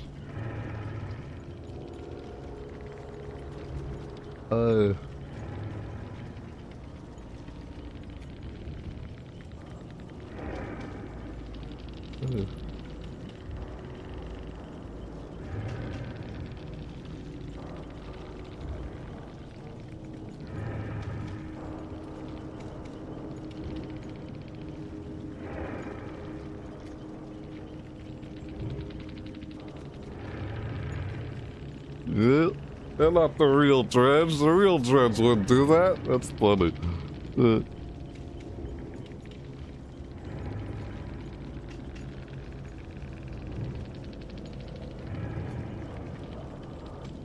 I'm not the best survivor, clear moon. I didn't either. But I do enjoy.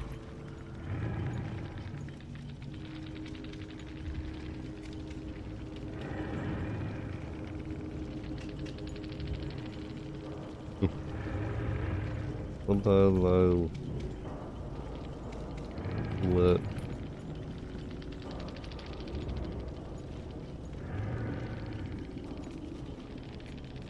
yeah, it was.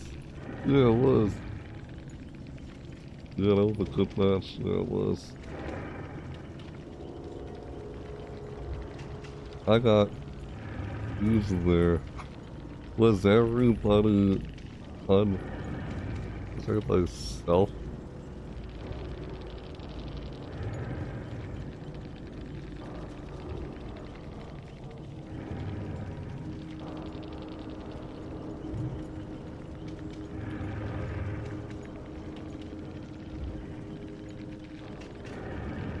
Okay.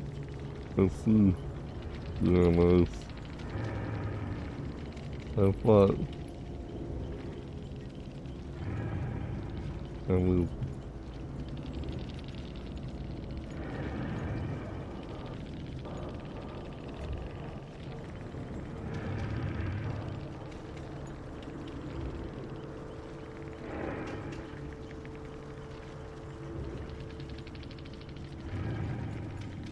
I didn't see apparently. Huh. It was just near at the time.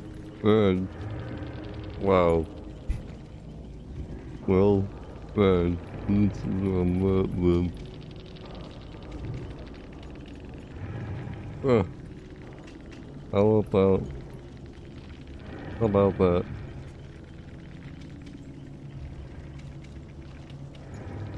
Yeah, thanks.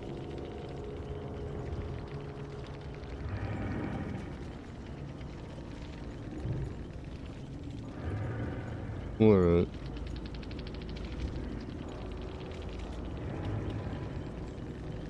Oh yeah.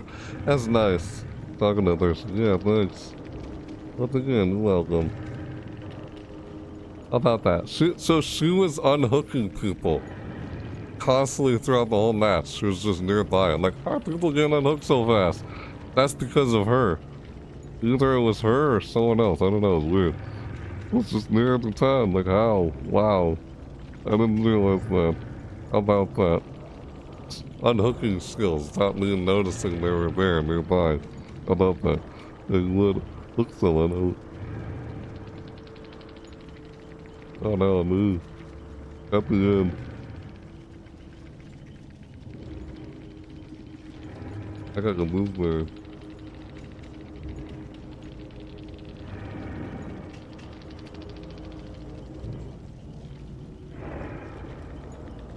Yeah, I literally could have lured them, like killed them myself, but I thought, you know what? I gotta let this person go.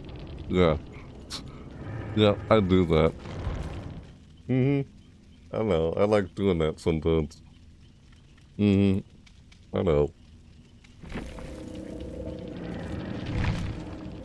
What the heck was that? Why did that happen? Weird era. Yeah, I already left the match.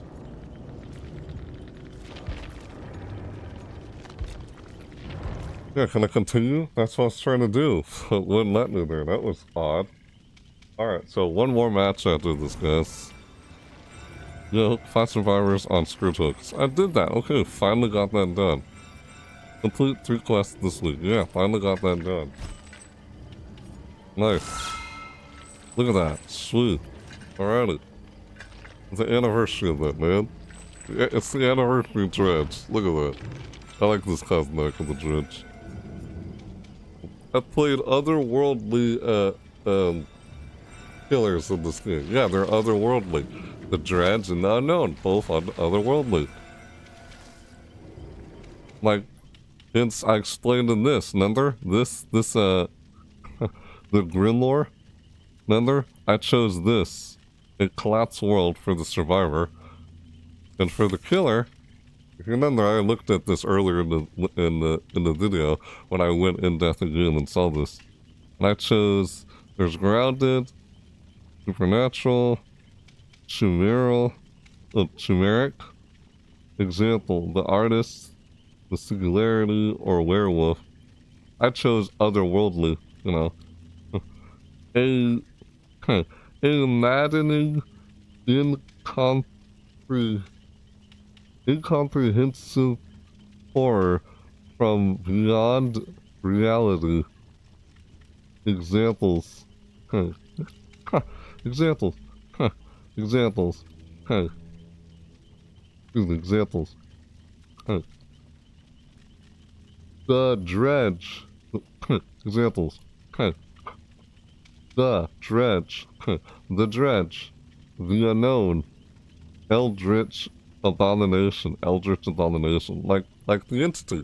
The entity is otherworldly in itself. And so is the unknown and the dredge. See, the dredge and the unknown, they're otherworldly, like, killers. They're like grounded killer, supernatural killer, otherworldly killer, or chimeral killer. That's for the killer. What killer we want? Tell me, what shape do you see staring back at you? Little story you read here. Yeah, I read this already, and then, like, you decide what killer you want to, like, vote for. This is for, like, voting what killer will be in the chapter that we're all gonna build together. The whole community builds the chapter. Yeah, for Survivor, it would say, what? Tell me, where is home? Where did you come from? Where did the survivor come from? Did it come from an ordinary world? A collapsed world? Like an apocalyptic world? That's collapse. I chose a collapse. That's what I voted for. You know, like The Walking Dead. The Walking Dead is like a collapsed world, right? It's apocalypse. I thought, yeah, I'm going to use apocalyptic kind of world. Like, that's where the survivor came from. That's why I voted. Or a touched world, or an arcane world. I guess arcane world is kind of like Dungeons and Dragons, you know? Something like that, I guess. Yeah, you guys can look at these, and I've already read all this and looked at this a while ago. In the whole...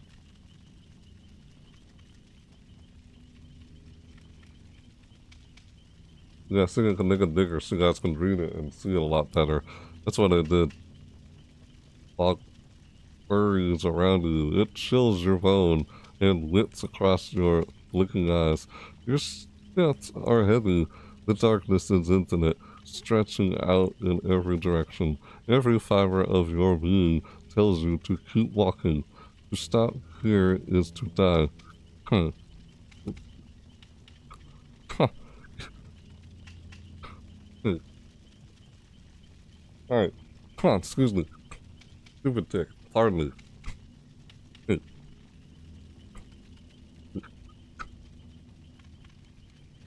Sing it, excuse me. Sorry.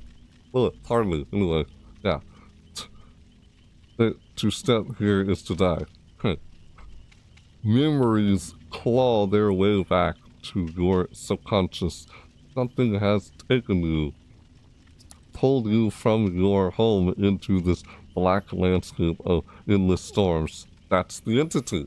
This part right here, this paragraph is talking about the entity that pulled you in from your own your own reality. This, like, oh, it's just, oh, your fog flurries around you. The fog, blinking eyes, like, what do you see? Stuff. And then it says here, tell me, where is a home? Where do you come from? Oh, excuse me, this is all for Survivor. Did you come from an ordinary world, a collapsed world, like an apocalyptic world, a touched world? In my world, supernatural events are rare, but undoubtedly real. Most people go their entire lives without witnessing them. The supernatural, without witnessing the supernatural. That's untouched world. That's a touch world. And an arcane world. In my reality, what you call the arcane is our science. Gods are fuel, and humanity believes it holds the ruins. The ruins? Something holds the ruins. That's arcane world. That's like I guess ancient Greece or something like that. Like the gods or whatever. Like, I don't know. Maybe I'm mistaken what arcane world is. What it reminds me of just reading that. I know a collapse world. This is like an apocalypse. The apocalypse isn't coming. It is happening. My world is unraveling, swallowed whole by chaos and ruin. That's like, say, like The Walking Dead, like zombified, a zombie apocalypse. That's a collapsed world. Touched world. In my world, yeah, supernatural events are rare, yeah. Right. And this one here, an ordinary world. My world is just like yours. Familiar, mundane, and predictable. That's, just plain ordinary world. I chose collapse. That's for Survivor. And then for killer, I guess says your energy from the silence. I don't know why I'm reading this again. I guess anyway. You emerge from the silence, the ceiling, the walls, the floor, the statues that surround you. They are all made of stone. A crypt, a vault, your head swims. Hey. Excuse me. What? Hey, excuse me. Hey. Excuse me. Your head swims. Hey. Excuse me. You roll over to get to your feet when you come face to face with a puddle pulling in a worn out groove set into the floor. Weird reading that part. Okay. You stare into the rippling water.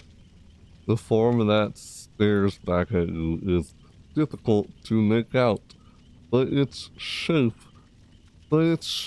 your shape, soon becomes evident, and it says, tell me, what shit do you see staring back at you? Like, you're saying what type of killer would you want this killer to be that's staring right back at you? That's basically you, you know. A grounded, uh, okay, grounded, huh, okay, grounded, hold on, grounded, grounded, an unhinged, cold-blooded human, cruelty personified, examples, examples, excuse me, the Legion, the Trapper, serial killer, those are examples. And the next one is supernatural killer, otherworldly killer, generic killer. You can vote for all of these. Which one do you want to vote for? I voted for otherworldly, so whichever one you'd like to vote for, you have to choose on this thing. So I voted for Klat's world. What world does the survivor come from? So depending on what world the survivor came from, that determines what the survivor ends up being. You know, where they come from. What kind of survivor is it? What kind of killer will this chapter that we're building together through the community? I chose otherworldly, like examples, the Dreads, the Unknown, Eldritch Abomination. I want to see more killers like that. Yeah. And that's what I was playing throughout this video. So see if you guys can vote on what survivor and killer we'll get for this chapter we're trying to build together. Yeah, you know? Yeah, the collapsed world. Like supernatural, a dark presence with powers unknown, tied to a mysterious world. Examples: the plague, the Wraith, the vampire. Like, oh, we got like a vampire killer, supernatural, if you want to do that. Or this one here is called generic, a twisted creation of nature, somewhat natural, definitely monstrous. Example: the artist, the singularity, werewolf. Let's just call it like a werewolf killer, or a vampire killer, or an eldritch abomination is otherworldly, or it's a serial killer, like type of killer. That's grounded killer, and it shows examples of it. What says they're supernatural, otherworldly. I chose one otherworldly. I mean, I feel like at this point when I think about all these options, some people might pick supernatural to get a vampire killer, but we already had Dracula on Castlevania in here, so that is a vampire killer. We already have the vampire in here. Dracula, like vampire, Dracula is supernatural. He is vampire, right? Yeah, he's a vampire, so he's like a supernatural killer. He would be like that type of killer, or otherworldly, like it shows example. The Tragic Unknown, which I played throughout this video already. Generic, like a werewolf. Yeah, like, oh, we get a werewolf killer or something, and people choose generic. I feel like out of all four of these, one, grounded, supernatural, otherworldly, generic, I feel like people are gonna vote for otherworldly or generic. These two right here the most, what people are probably gonna vote for. So that's what this is, it's voting who you want the next killer to be, who you want the next survivor to be. I voted for otherworldly because I'd like to see another, well, otherworldly killer. So, and it showed examples of killers like want to see. That's what this was. Yeah.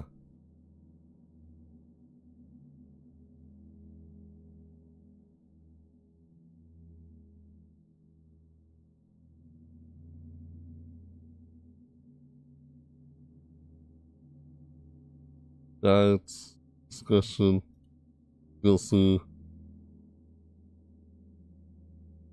Recording, friends, web browser, yes, that's web browser again. I just closed it, I minimized it. I did. So, yeah, you haven't done that yet, get on that. You have until June 30th to do that. Just jump in the game before Monday, June 30th at 12 o'clock p.m. That's what they said in here. We'll find it again. Here it is, right here. The Grimlore. I clicked on that, and it took me to that page that I was looking at the whole time. Deletes in 1 day. You have until June 30th at 12 o'clock p.m. Eastern Time to try and do this. Yeah, the Grim Lore opens every 2 weeks. Cast your votes and help shape a new killer and survivor into something truly your own. Make sure to submit your votes for the first round for both the killer and survivor before Monday, June 30th at 12 o'clock p.m. Eastern Time. And keep an eye or two out for the next vote coming soon. We're dying to take you along on this journey in the fog. Yeah, basically it's like create your own chapter. That's what we're doing here. They talked about this during the anniversary podcast. I chose an otherworldly killer. I want to see another one of those. Eldritch Abomination. Yeah, who knows if we get another one. Depends on which one like you vote for. I voted for otherworldly. What kind of survivor you want to see that we create for this chapter, you know? Whichever one gets voted, basically, the most. I chose otherworldly. But, yeah, so I'm gonna hit play again, and I'm gonna do one more match after this one. I don't know, I guess I started looking at that. I don't know, I didn't have to do that, but I looked at that earlier in this video. I just did it again. Assuming you didn't see it earlier in this video, but then I just showed it again. Make sure you jump on that before you miss out on doing that before June 30th at 12 o'clock p.m. noon. Yeah, it's almost 7 in the morning, so this is my last match. Yes. It is.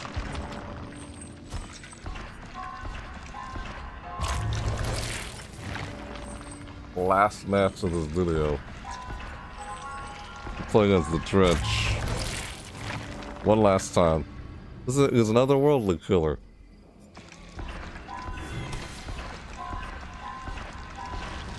Yeah, you guys can read up more of those for yourselves, of course. I guess I chose read it again because I already voted. We saw which ones are selected that I already voted for. Yeah. But what would you vote for? That's what I'm saying. You have until June 30th at 12 o'clock p.m. Eastern Time to try and vote.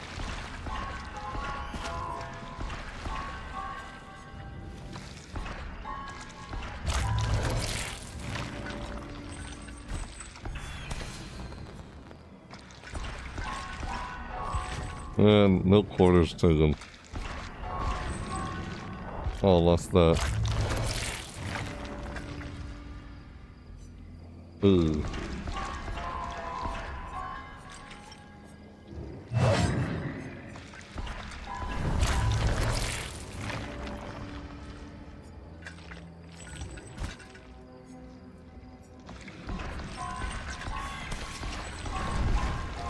Still got nice to get that.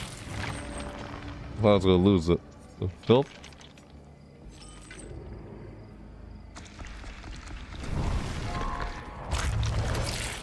I don't normally do that.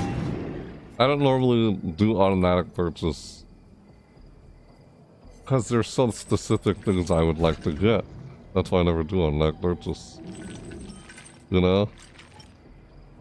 That's just me and my choice. Oh, yes, look, I want to get these.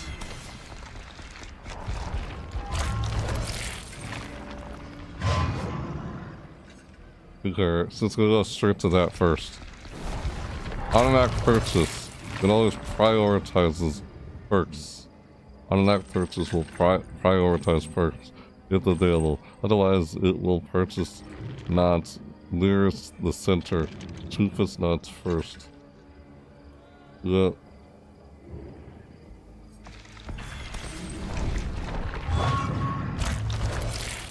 Yeah, oh, 800 here. Oh, sweet, was that? I lost that. I could have selected it, then I risked losing it. Pretty much. And his calendar. Cause I like that add-on, but I lost it.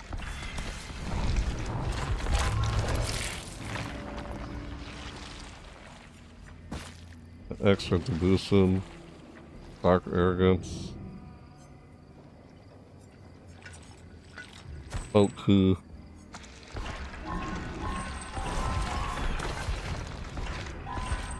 Extra delusion away. Oh, lost. Oh, fallen shingles. Dang it, man. I'll thinker skulls dice. Increase nightfall charge speed by 25% while any survivor is injured. I try to focus on injured survivors before I even hook anyone.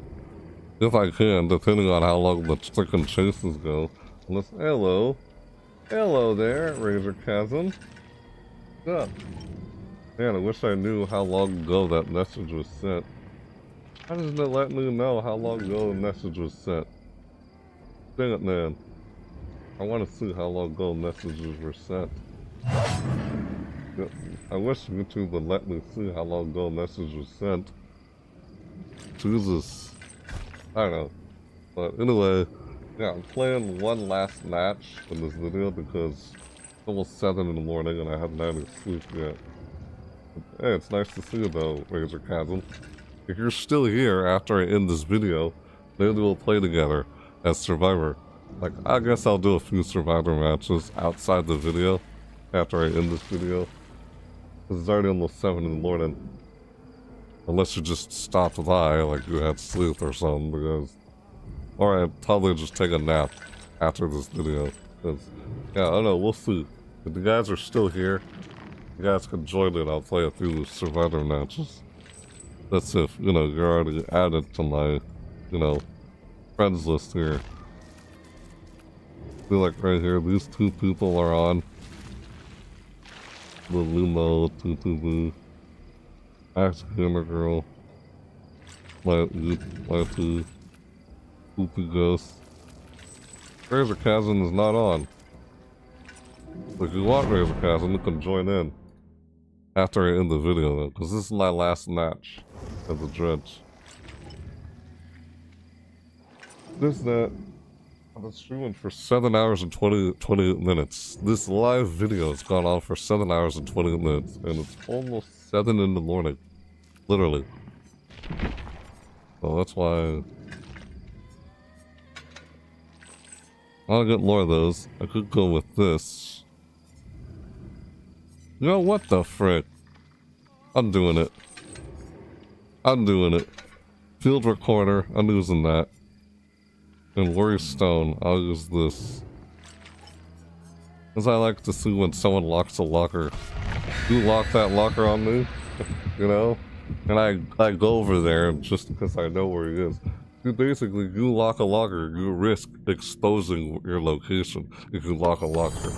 That's why I use Worry Stone, so I can find where people are. If they lock a locker, I see where you are as you lock the locker.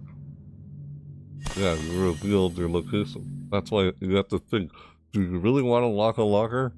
Or risk me finding you? You know, that's the whole point of that add-on. But you don't know if I have that add-on, that's the thing. You know? Yep, that's the thing about it. Oh, yep, I'm playing the Dredge. I played 2 matches as the Unknown earlier, and out here I'm playing as the Dredge. I already played a match as the Dredge, and this is the second match playing as the Dredge. So, yeah, 2 matches as Unknown, 2 matches as Dredge. Lanskin Loon. Oh boy. This match.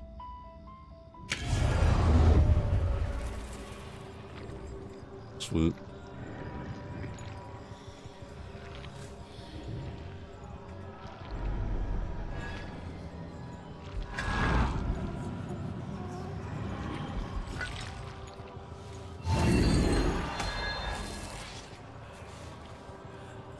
Oh, hello? Hi? Hello? Yes? Okay. Alright. Yeah, I just want to injure you.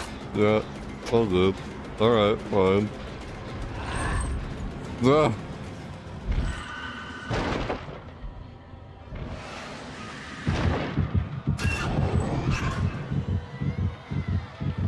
Hello! Surprise! Ah! Oh, you locked that locker? You son of a...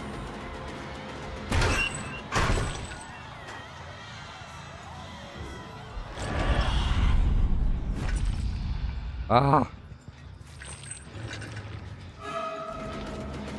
Hello, you. I'm gonna get you. Uh-oh. Hello. Yeah. Hi there. Hey, what's up? Ah. Oh, okay. Yes? Okay. Yep, alright. Let's look at a...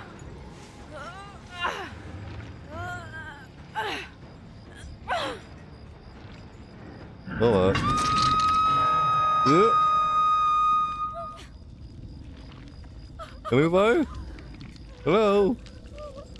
Can we help this person? Yes.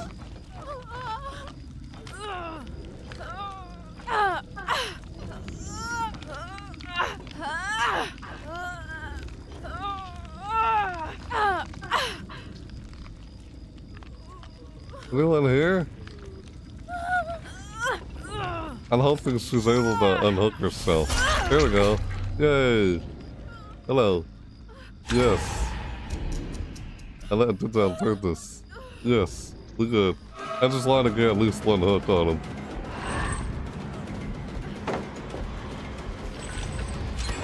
Oh, okay. Who did that?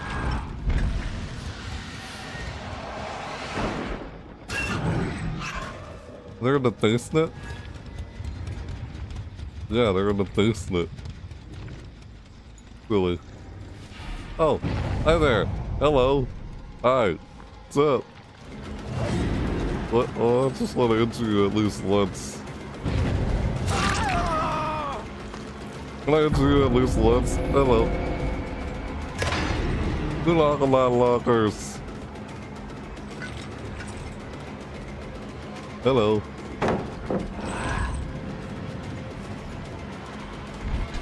Oh, I did. Why'd I do that? I screwed up. Ah! Where'd he go? Oh, this is a silly match. That's Dredge.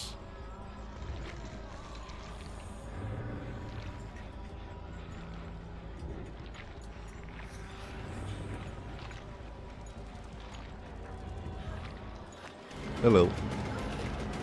Hello. I just want to intro. Hi there. Hello. Hi. What's on the hook?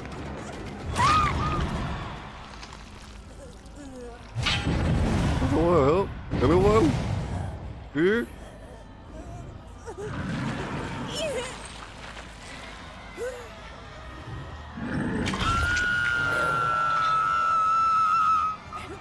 Anybody?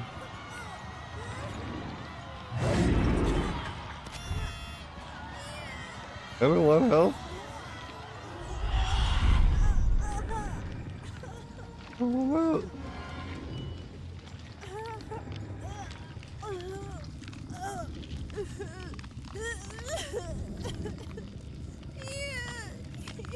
I want to let her unwheel the unsuit. I want to let her like get off the hook. Yay. Yes. Hello. Who is that logo? I go straight to that one. Go on move. Hello. Ah.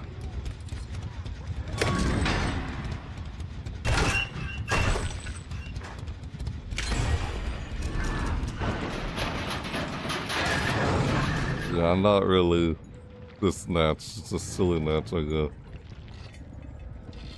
Seriously, go down the basement. Hello. You're doing down the basement.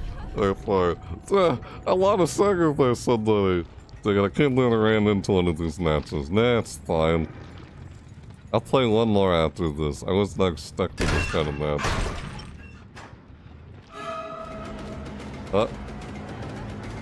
Working with it. Hello. I don't know this. Oh, I hooked her at least once, I remember. I did.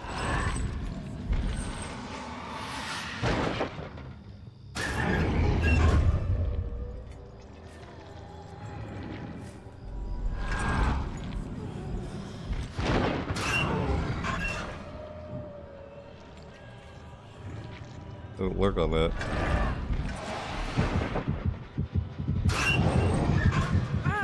Hello. Hello. Hey. Hi there. Ah. Oh. Hello. Hello. You're silly.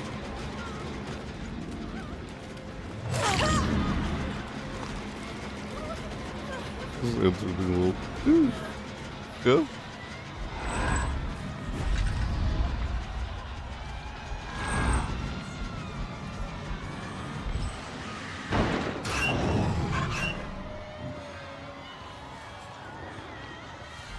I looked on the gym. Oh.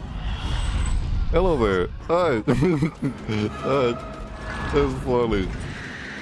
Ah! It's like, hello there. How you doing? That's funny. Hi there. Hello. Look on the gym? Yes? Oh, you want me to get you?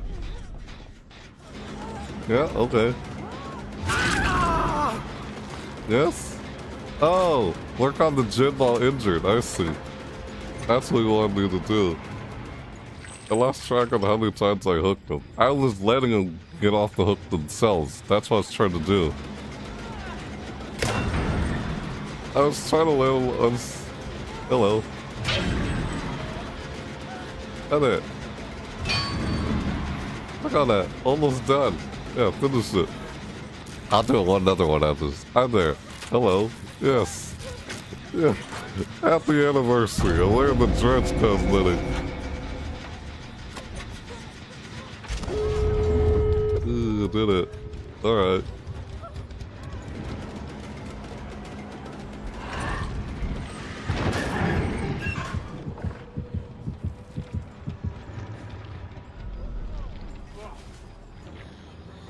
Hello, where'd you go? There's someone.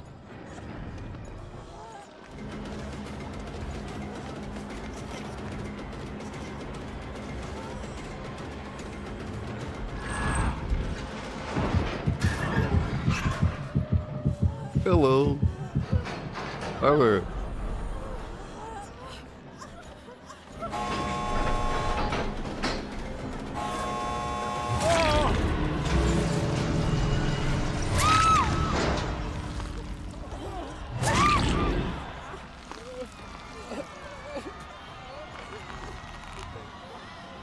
Hey.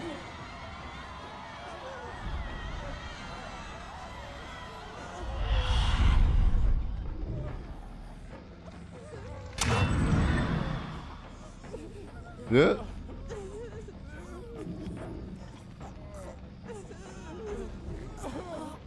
There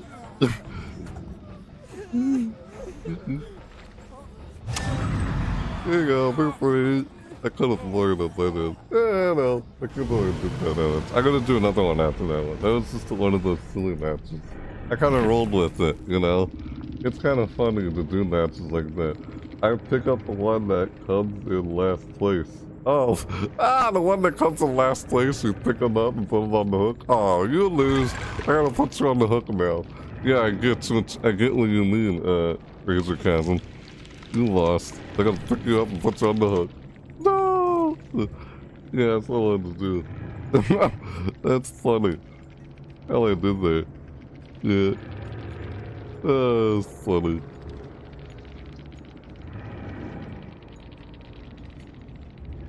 Good luck next match. That's funny. What the heck? Those matches are silly. Running into matches like this. Yeah. I was trying to injure all of them, you know, get blood points for injuring them. Plus I was trying to power my power. Region of Darkness. I was trying to get the, what's it called? Nightfall. I was trying to charge up Nightfall. I was trying to get Nightfall powered up. Because during Nightfalls, yeah, special ability Nightfall. The Nightfall meter builds when a healthy survivor is injured, a survivor is hooked, or the teleport power is used. That's what I was doing. I was trying to get that powered up. That's why you saw me injuring them constantly. They're like, oh, the exit gate's powered. I try to knock them all down. I go through to the, hey, go on.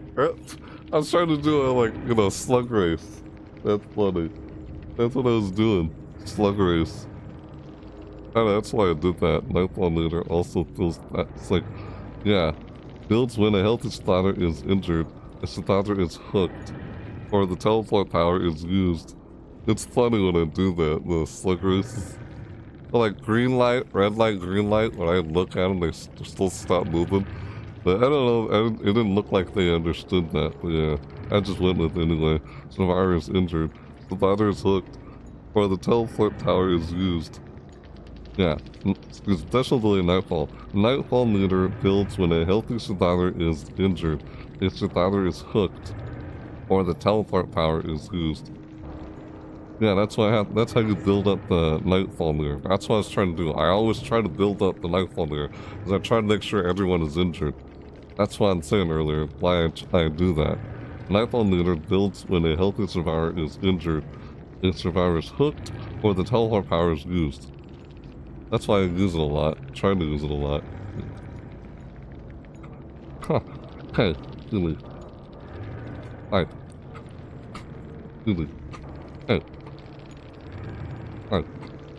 The Nightfall Meter also feels faster for each survivor in the injured state. That's on point. I try to make sure they're all injured. As the more sliders are injured, faster it charges. That's why I always said try to make sure sliders are injured and not healthy. Plus, it's easier to down them when they're all injured, as they can't do protection hits and stuff like that. Because once they're all injured, then worry about trying to down them and put them in the hook. That's just what I tend to do when I'm trying to focus on all survivors simultaneously, rather than just focus on one individually, like at a time, and trying to hook them. You know, that's what I don't know. That's what I try to do. I do that because like when I realize from experience. Yeah. Nightfall Lunar. And it's easier to do that like with someone like the Legion. Legion's the one best killer to do that with, to be honest.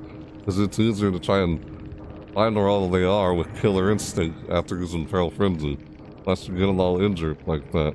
Unless you find the last one. You only down the last one after using Feral Frenzy on each and every one of them. Nightfall Lunar also feels faster for each survivor in the injured state. Once the Nightfall meter is full, Nightfall begins. During Nightfall, survivors must navigate in total darkness. Hey. Huh. Hey. In total darkness. The Dredge's teleport is faster with a shorter cooldown and he's undetectable. He's undetectable during Nightfall. I mean, you can't sense where he's coming from. You don't know which direction he's coming from. You can't hear him because his terror radius covers the entire map. The entire map is engulfed with his terror radius. That's why you hear him all around you, like he's breathing down your neck wherever you are. Like, what the? That's what it feels like. I know when I played against him a few times with a shorter cooldown. So, yeah. Trickle and gains undetectable. Nightfall ends after 60 seconds. You can add additional 20 seconds. It'll be like a minute and 20 seconds. Yeah. There's an add-on. There's an add-on. I was using this. Field Recorder. Yeah, Field Recorder is what I used. And Worry Stone to see if they log a logger. Yep, it did that. So, yeah, that's what I was doing. But I didn't expect to run into a match like that. I saw a survivor constantly crouch. Like, oh no! Is this one of those matches? Darn it, man.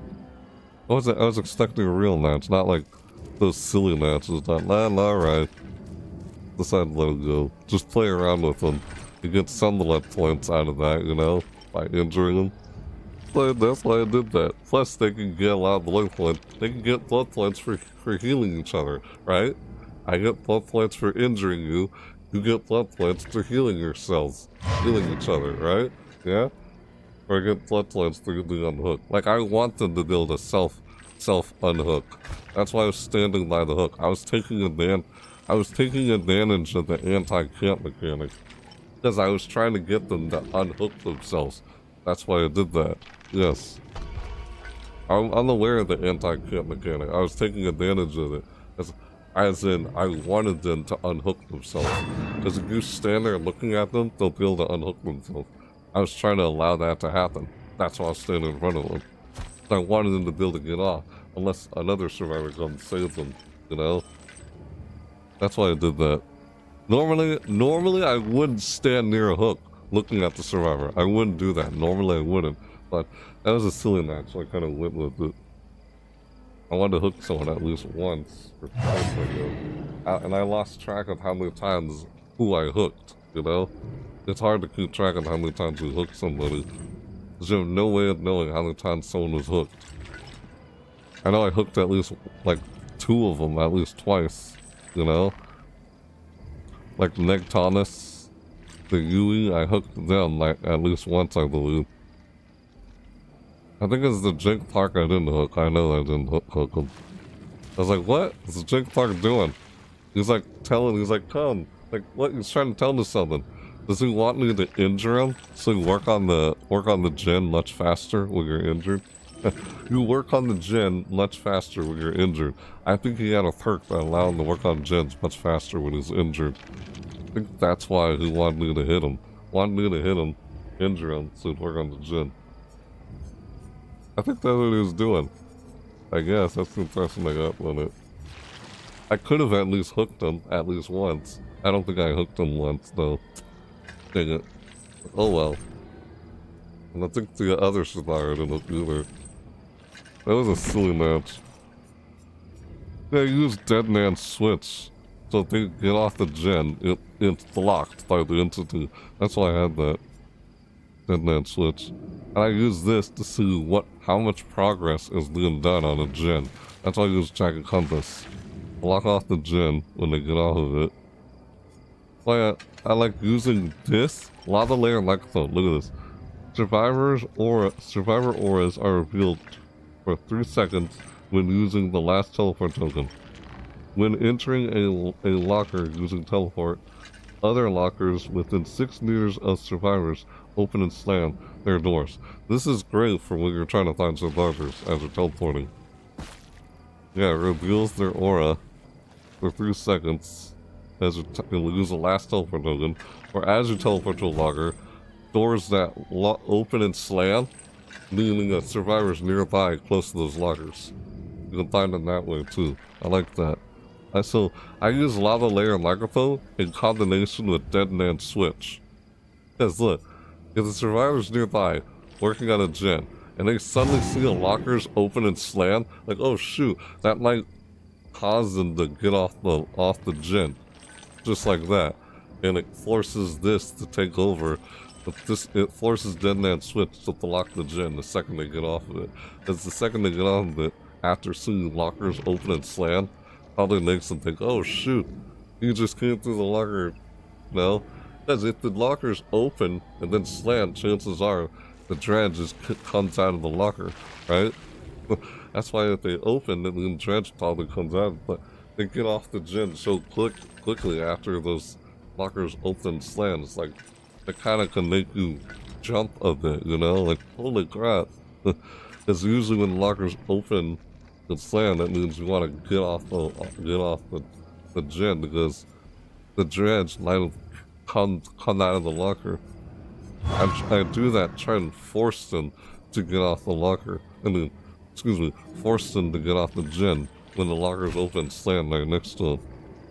Sometimes when the locker opens and then slams, that usually means the dredge is just coming through that locker. It's like, oh, think of it as a fake, like, you know,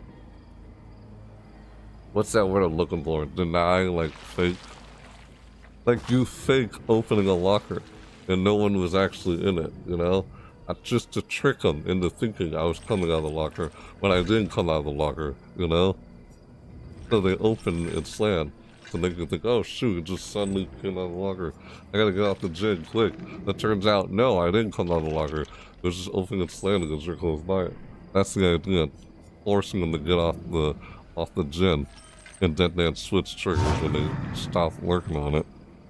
Yeah, that's the idea of doing this perk in combination with Lava Layer Microphone. I use this to try and find people who lock lockers. You know, oh, someone's locked in that locker. I see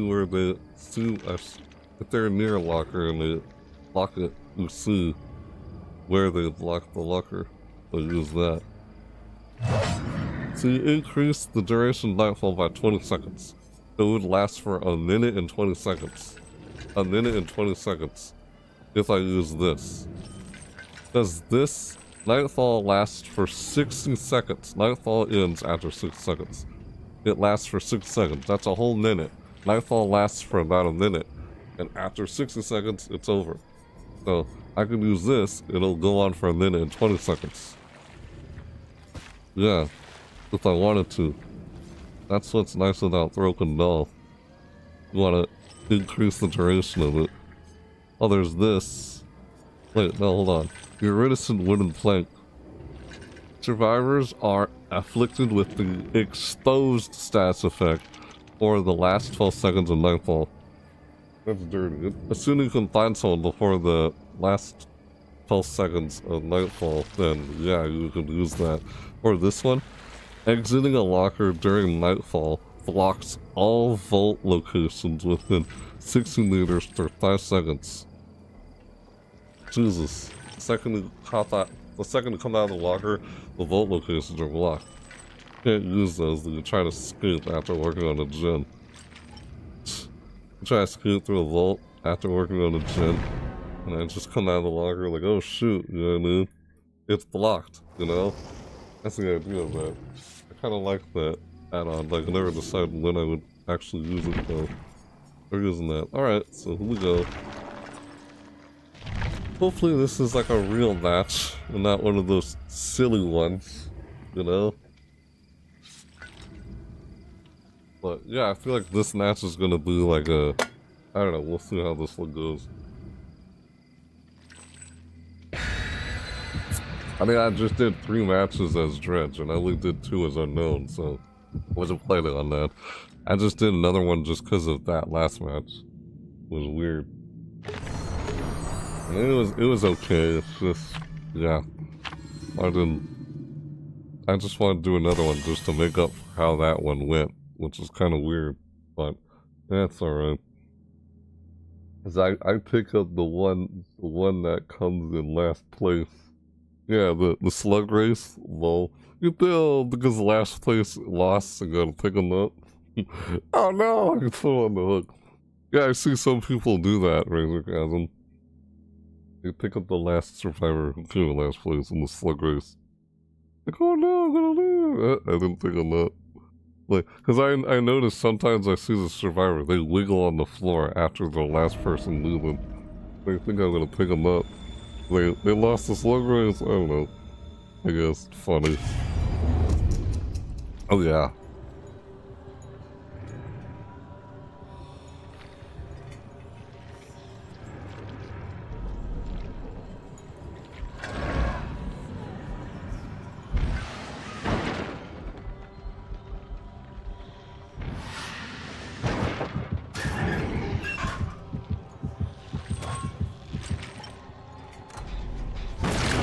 Hello. Gotcha. Surprise! Mother flubber!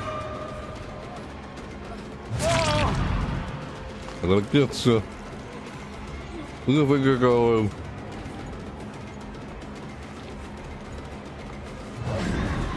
Oh wow. Like he was like right there and I couldn't get to him.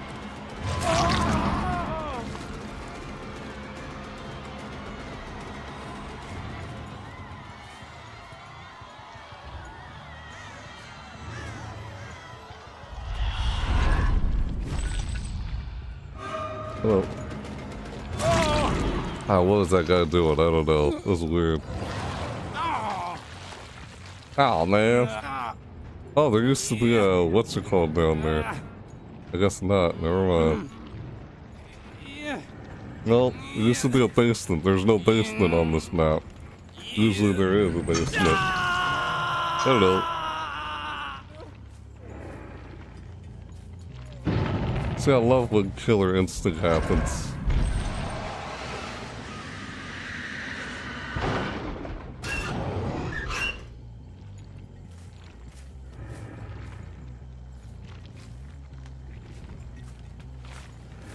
I'll pop that gen. Oh, I see someone. Someone was locking a locker? Is that what happened?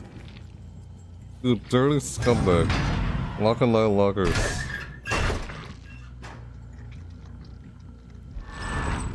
Oh, hello. What are you doing in my locker? What you know it's a bad idea to get a locker? Oh, that is terrifying. That is horrifying. Did you see that? Oh, shoot. Hello. Ah, that sucked. Don't ever go in the locker against the dredge. Wait, what? How did...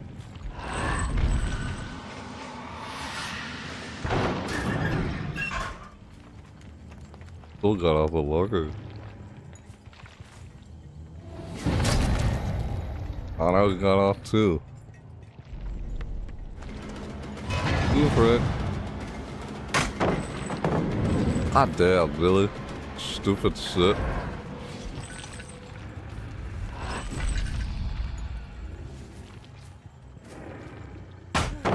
What the frick? I'm not even right in front of it. I'm like near it, but I'm not even that close to it. Like, stupid, really.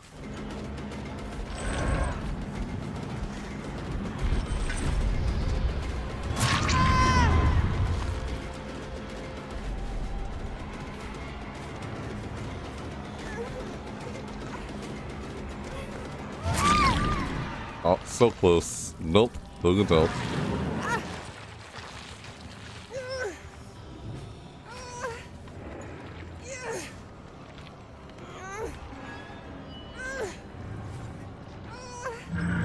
On the go.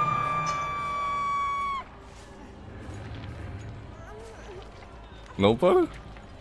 Ah, there's no gym with most progress. I'm surprised.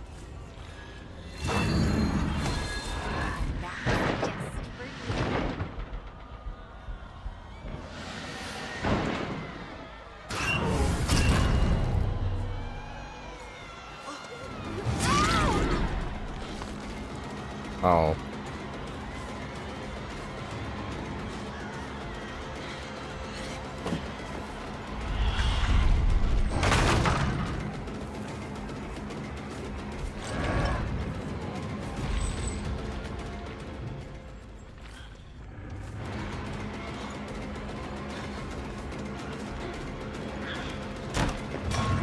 God damn it, really? Son of a god. Oh, this is bad.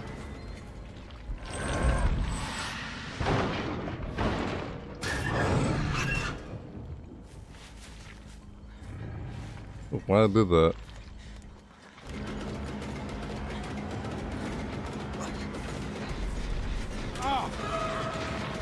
Yeah, hello. That just blocked now.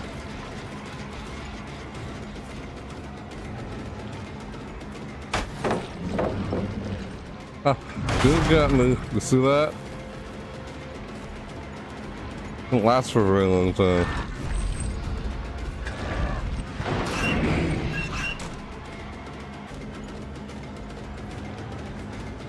Damn it, man. This is so bad right now.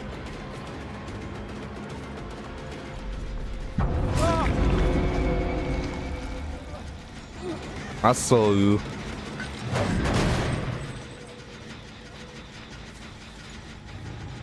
I didn't see you. Really?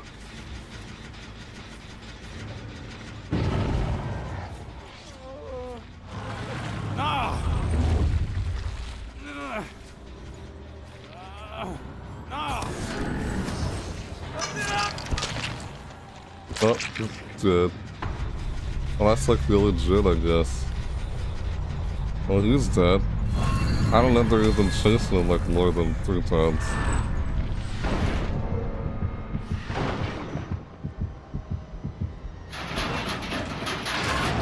Oh.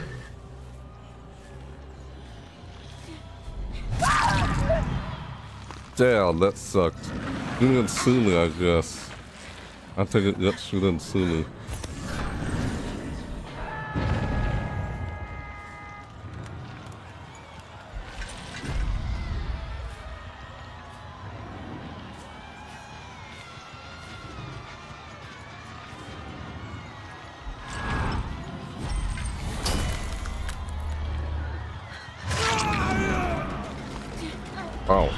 Ow. What you doing? What the heck? You're just sitting there. What's going on? Oh, feel bad for Rella here. Dang it. Ah, what the heck? Here, I'll let you work on this gen.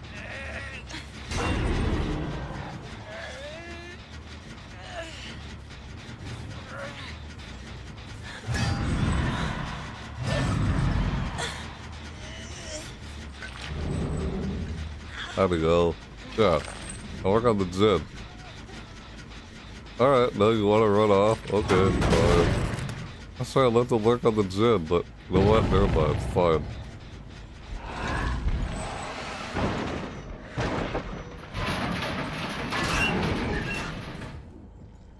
Fuck my loggers.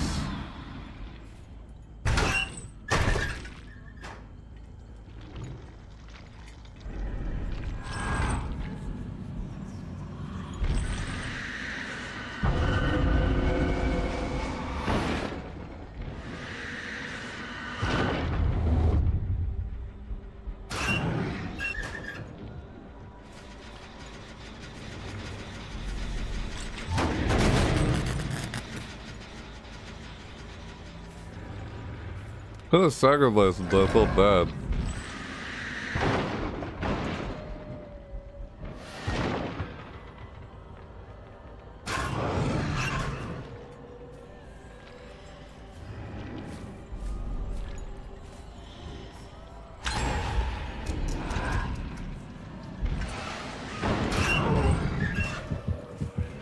Hello.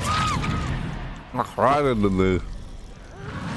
Because it's so dark, you can barely see. That's the thing.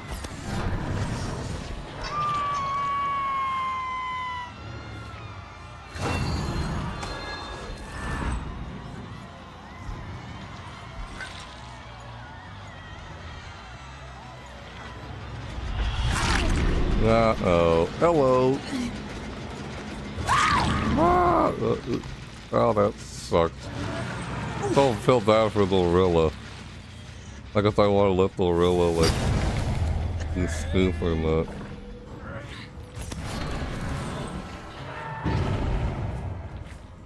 That's kind of why. I figured they were already on their second hook, you know?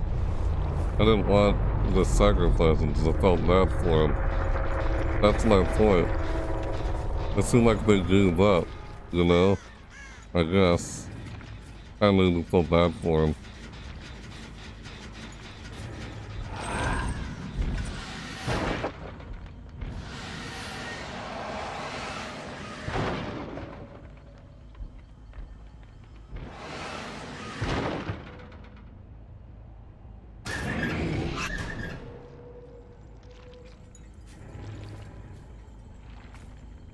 Yeah, I felt bad for him.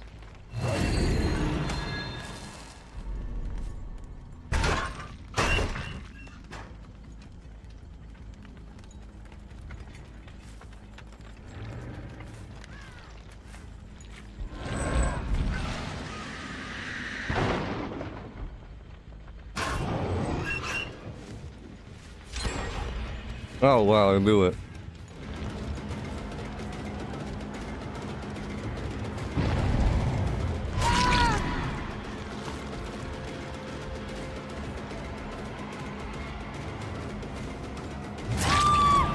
Dang. Yep, I got him. I hate that, man. Which... what? He was on their... dang it, man. It's on their second hook. I'm gonna let this last one go. Cause I feel like it. What it's all for. Well, that was loud.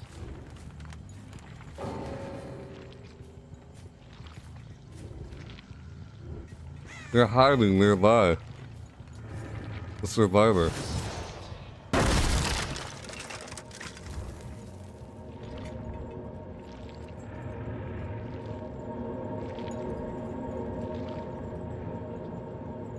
Hey man, I'll take the locker.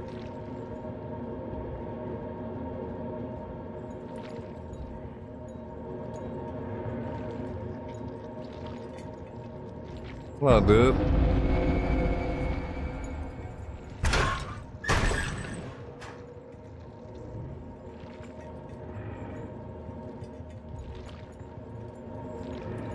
You gotta come and get the hatch? Go get the hatch.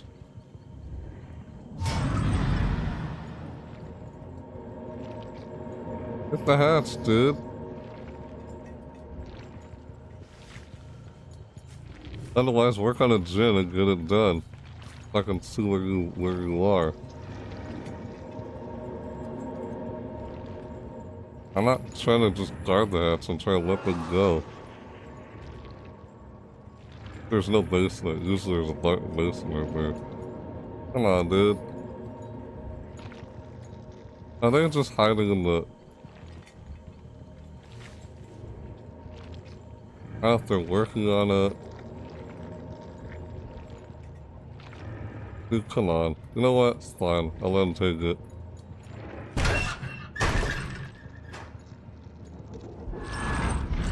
You serious? You hiding in a locker? Come on, dude. Let's go. I want to bring you to the hatch.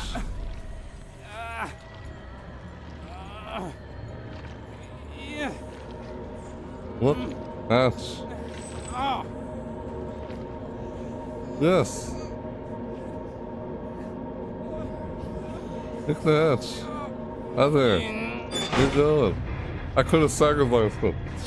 I tried to see if they're hiding in the locker or not. That's why I opened the locker to see if they were close to it. Ah. Easy.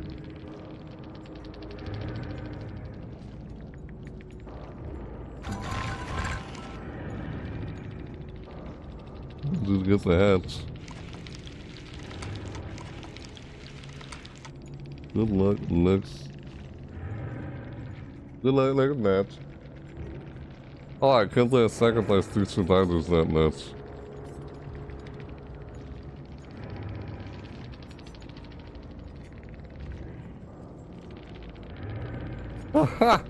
I can't believe I did that. Yeah, I opened the locker to see any survivor that walks near a locker, and there's one inside a locker. It's like, oh snap, he's inside a locker.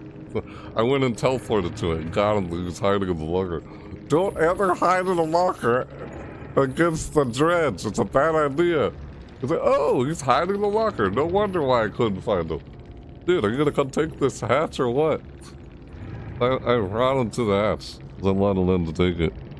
So, yeah, I did that. That was silly. What are you doing? Don't hide in the locker? Yeah. Isn't there a thing where the birds, the crows go over your head if you're hiding in the locker. Just to not leave and stall the goon, but like, I don't know. Weird. Anyways, so that's that match. I got 3 people sacrificed. I didn't think I was gonna sacrifice 3 people, to be honest. Plus, they didn't finish staring into Jins. There's that, you know? So I felt kind of bad. I felt like I just wanted to let people, like, go and not sacrifice them, but it ended up happening anyway, so I decided to let the last survivor get the hatch. After that happened, I was thinking about just letting them, like, go after they weren't able to finish the first gen. But they haven't really worked on the first gen. They weren't survivors with friends, that's my point. SWF. Survivors with friends, that's like... Those group of people are always trouble to deal with. A lot of trouble to deal with. So, alright, there you go. Play the match.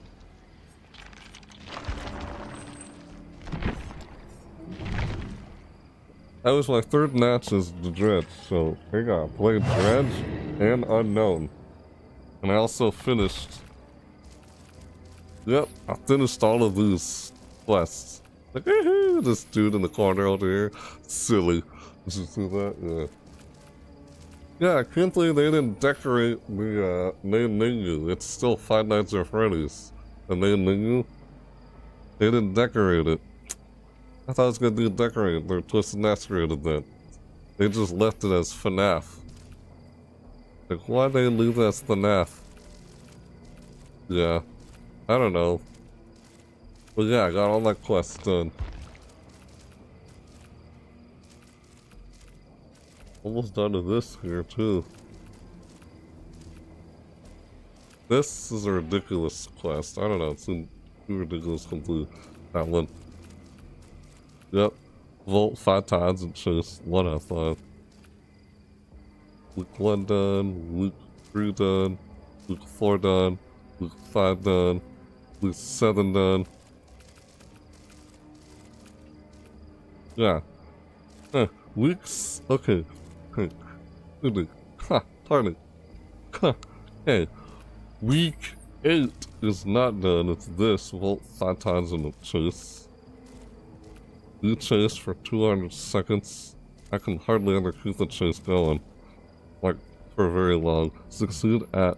Because I can only keep it going for 60 seconds apparently.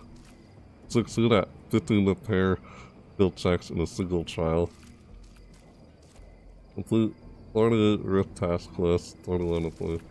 Yeah, the way I was easily able to down people like that in a chase made me feel like I just wanted to let those people go, but then all of a sudden I screwed up on, I don't know.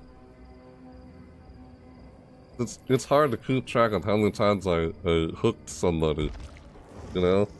Like, dang it, again? Yeah, so it's like, well, shoot. And I went ahead and just decided to let the last survivor get the hatch or something.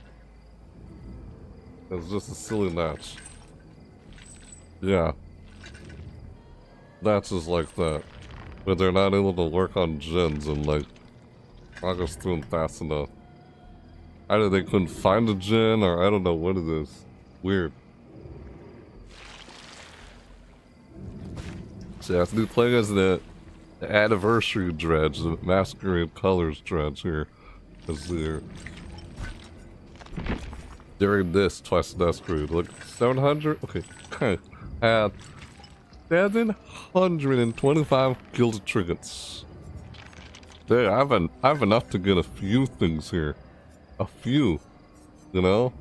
I can get a few stuff here, actually. 725. And I'll wait till later if I decide to get anything here. Hold on, I think the dredge has a... Let me see some here. Customization. Let's see here. Weapon. Owned. Huh, I guess there isn't. So I got the Grizzly appendage. Chewing blade. Oh. Noxious Spike. Noxious Spike. Oh. Huh. Okay. Okay. Okay. Gelid appendage. Grizzly appendage.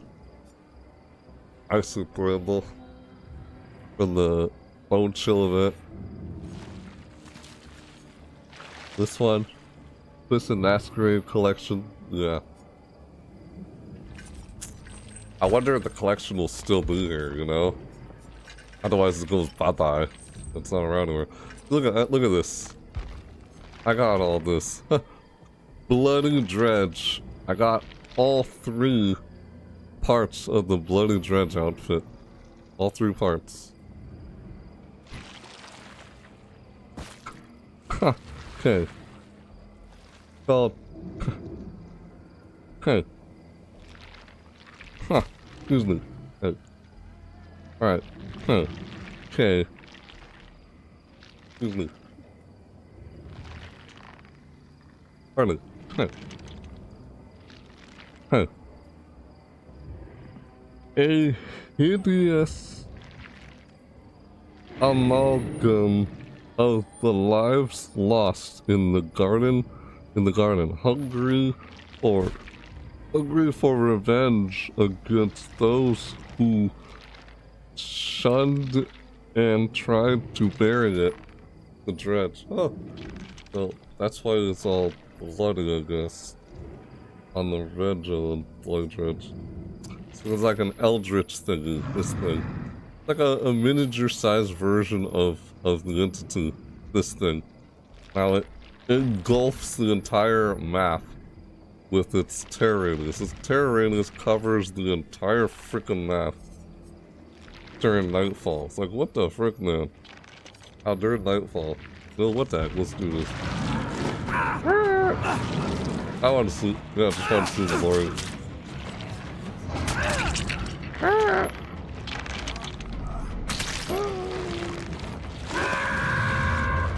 That's what I literally could have done. There's 2 matches I've had where I literally could have done that. I could have lorried the survivors, the last survivors. I got in 2 of my matches. But it's like, you know, I changed my mind. I chose not to. I chose to let him go and take the exit gate. And the one that was in the locker I was trying to find, I chose to let him take the hatch. What the frick? The guy was like, what? I think he was sitting there like he's surprised that I decided to let him take the hatch. Yeah. Okay, I just wanted to let you take the hatch. That's what I did there. He looked surprised, so I let him. I was like, yes, I'm shaking my head. Go ahead, take the hatch, dude. All yours. All for you, yeah. Hiding in the freaking locker? Like, what's wrong with you? Now they're hiding in the locker against the dredge. I want to see what that looks like from the survivor's perspective. When you hide in the locker and the dredge appears and gets you while you're in the locker. It's like, oh god, like, ah! Did you see how... Ow, excuse me. Orella Rose, you see how she like screams when she caught her in some locker. I don't know how many times I found people in the locker 3 times throughout this video of me playing as a dredge. I found people in the locker like at least 3 times. In one match, I found them in the locker. I think it was a Kid Denson locker at one point. And then I found them in the locker twice. Yeah, 2 separate survivors twice in the locker. During that previous match I just got through. But yeah, here it is. Masquerade colors. Look at that, fancy outfit. Oh! I was not wearing this outfit when I chose to sue the Mori. Aw. Look. Oh. Look. We could have solved Mori. Play Mori with this outfit. This fancy Masquerade colors outfit. Kinda noisy. A little bit. Funny. Anyway, yeah. We'll continue this in part 2, where I'll play Laura the Anniversary of that. Yes, I'll play Laura the Anniversary of that in a part 2. Yeah, Twisted Masquerade, good play. Yeah, part 2, and I'll play Laura this. Alright, well. Thanks for lurking in the chat. You've been here with me. Yeah, go check out the Masquerade, Twisted Masquerade event. 3 days after it started. This event started on Thursday, and here I am playing it on Saturday, or Sunday morning, as I'm still doing this live. But, yeah. Played the Dredge, played the Unknown, played the Survivor, you know. I wish I'd played as Orella. I'm surprised I didn't play Orella Rose at all during this video. I haven't played that Survivor yet. I mean, I haven't gotten her perks, that's my point. I haven't gotten that shareable yet. But I prestige Detective Tap actually prestige 3 characters in this video. Yeah, I noticed I prestige Detective Tap at least once. I prestige the Unknown once. And I also prestige the Dredge in this video too. Yeah, I prestige 3 people in this video. How about that? Yeah, so anyway, you made it this far into video, and I guess you're seeing this. Whether you're seeing this live or not, you know, made it this far in the video. I guess you saw this whole video from the beginning and such. Or, I guess whenever you're seeing this, regardless how far you can watch it, I guess. What? Have you played the Masquerade, Twisted Masquerade event yet? Have you played it yet yourselves? If so, what did you think of it? Well, I guess it's pretty much the same as like the past ones? Or what'd you think of anything that was part of this event, or anything I covered within this video? What'd you think? Yeah. What'd you think of anything I covered in this video? Let me know in the comments down below what you guys think. Hopefully you check out the Grimoire. Make sure you check out the Grimoire. Like, you know, create your own chapter. You know, make sure you vote on that, as I showed a while ago. Yeah, make sure you vote on that. Want to vote on what our next chapter will be. You know, decide what type of survivor you want to our next survivor to be, or what our next killer will be. Gotta vote on that before June 30th of you know, I'll show you real quick if you're not sure what I'm talking about. I'm gonna show you guys real quick if you don't know what I'm talking about here. See this on screen here? I'm gonna show it real quick because I have no idea what I'm talking about. Look, see here? Excuse me. Oops, what am I doing? Oh. Huh. That is super weird. Right, here, look on screen. See this? Right here? That's the Grimoire. Click here and you select what type of survivor, you know, part of create our own chapter. This is like the first 2 weeks of it, the first week of it, or first 2 weeks, where you try to vote. Do you want your survivor to be from an ordinary world, or your survivor to be from a collapsed world, or do you want the survivor to be from a touched world? Do you want them to be from an arcane world? I chose collapsed world. That's what I voted for. Choose which one you want to vote for. I voted for a collapsed world. Or for killer, what kind of killer do you want the killer? Do you want this next killer to be for this? You know, create our own chapter with the whole community called the Grimoire. Make sure you vote on this. You don't miss out on voting on this. You have until June 30th to vote on this. Yeah.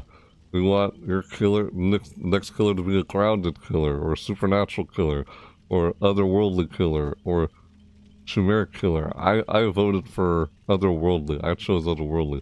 Examples, you know, the Dredge, the Unknown, those are Eldritch, Abomination. Yeah, otherworldly. That's what I voted for. They're both under, yeah. Yeah. Well, you vote. So vote who you want the next survivor to be from. That's what these are from. I chose a collapsed world. That's like the apocalypse. So the survivor would be from an apocalyptic world. That's what I voted for. And I guess that's what I wanted to see the survivor from. That's why I voted. Like, you guys can vote for who you'd like to come from, or what killer you'd want to see our next killer be. I chose otherworldly. There's generic. Like examples, the artist, the singularity, a werewolf, like a werewolf killer maybe. Like a vampire, that's supernatural, like a Castlevania, you know? Like Dracula. So, yeah, make sure you vote on that. We have until... I'm just showing this to mention if you hadn't known about this yet. Inbox, right here. See? There it is. The Grimoire, I'm reading it one last time here in this video. The Grimoire opens every 2 weeks. Cast your votes and help shape a new killer and survivor into something truly your own. Make sure to submit your votes for the first round for both the killer and the survivor before Monday, June 30th at 12 o'clock p.m. Eastern Time. And keep an eye or 2 out for the next vote coming soon. Coming soon. Hey. Yeah. Coming soon. Yeah. We're dying to take you along on this journey in the fog. That's the Grimoire. As part of, you know, we vote for what we want our next chapter to be. You know, vote for what your next chapter will be. Part of the whole community. The whole community take part in this. Make sure you get on this before Monday, June 30th at 12 o'clock p.m. Eastern Time. If you haven't done this yet. This was posted like on June 27th. June 27th is when this thing went up. It's like a, yeah, I clicked on that link and it would take me to, yeah, seeing this This is what you would see after you click on that link. And click on it, yep. You decide what you read. This is a little story here. And then you decide on what you want your survivor to be from. What world do you want to be from? Tell me, where is home? Where do you come from? Where'd you come from? A collapsed world? Did you come from an ordinary world? Did you come from a touched world? An arcane world? You want to decide which world do you want this survivor that we're voting for to come from? Yeah. Or the killer. What type of killer would you want this next killer to do for this chapter that we're all creating together? I chose otherworldly, like I said before. So, yeah. It all ends until June 30th at 12 o'clock p.m. Eastern Time. This first round, every 2 weeks, cast your vote. Well, this is the first 2 weeks, I guess. It doesn't end until, I guess, Monday, June 30th at 12 o'clock p.m. Eastern Time. I guess soon they'll have the next one come out. Wonder what that is. Well, make sure you do that. Don't miss out on that. Yeah.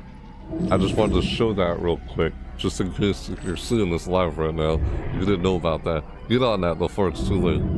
Otherwise, dang, you didn't vote. Make sure you vote, so we can decide on what our new what our chapter is going to be. It's a chapter created by the community. They discussed about that since the 9th anniversary podcast.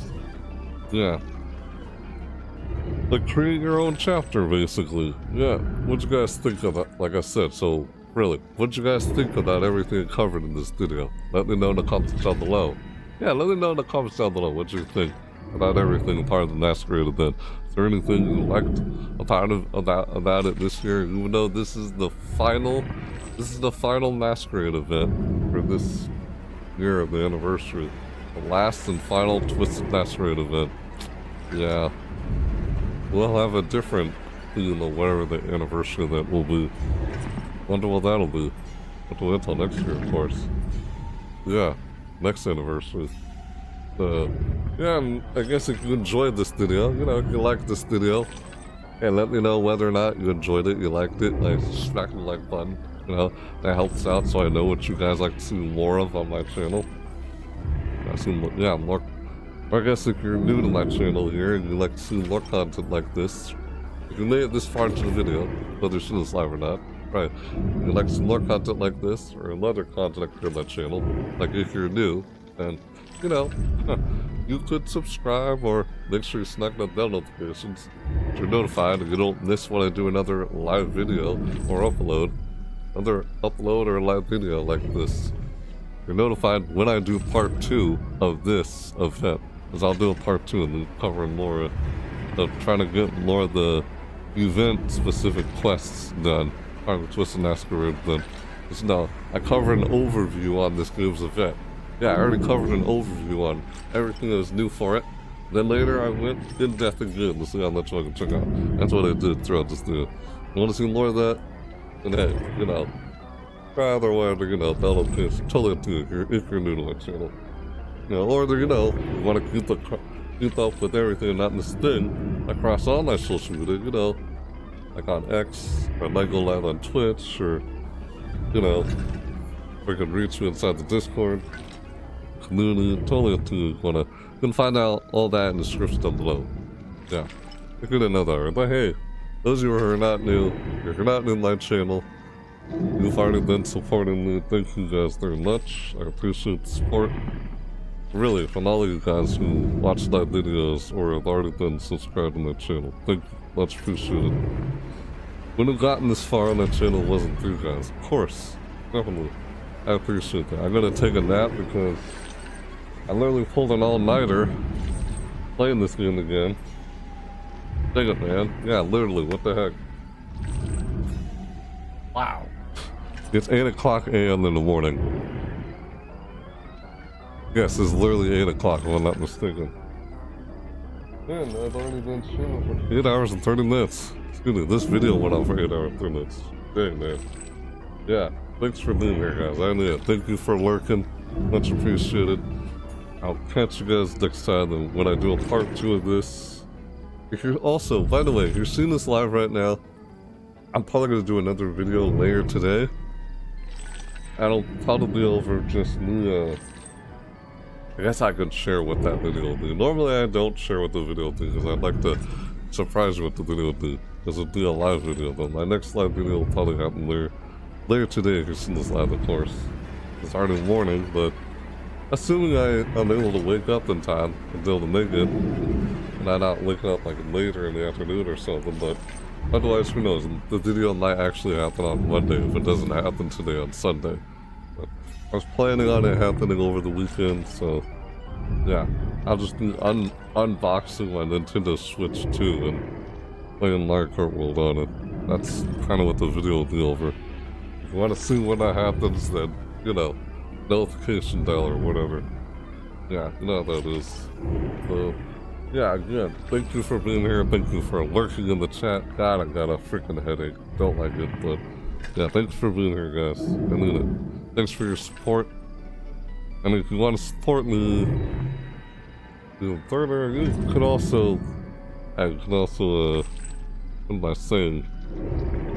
I'll worry about that later. I'll fill in explaining that later.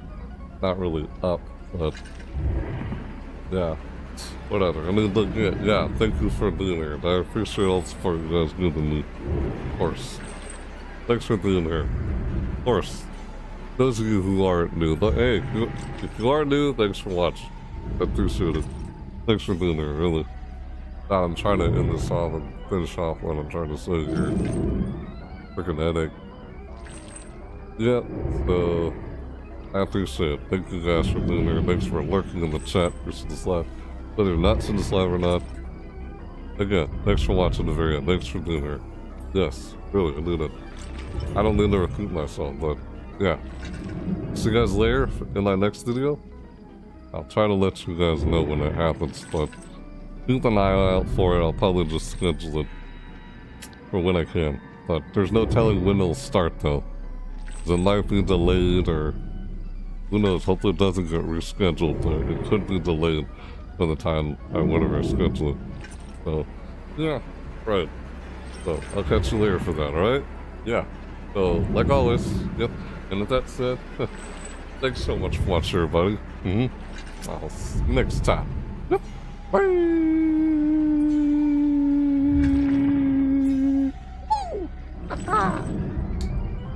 Oh yeah, you later.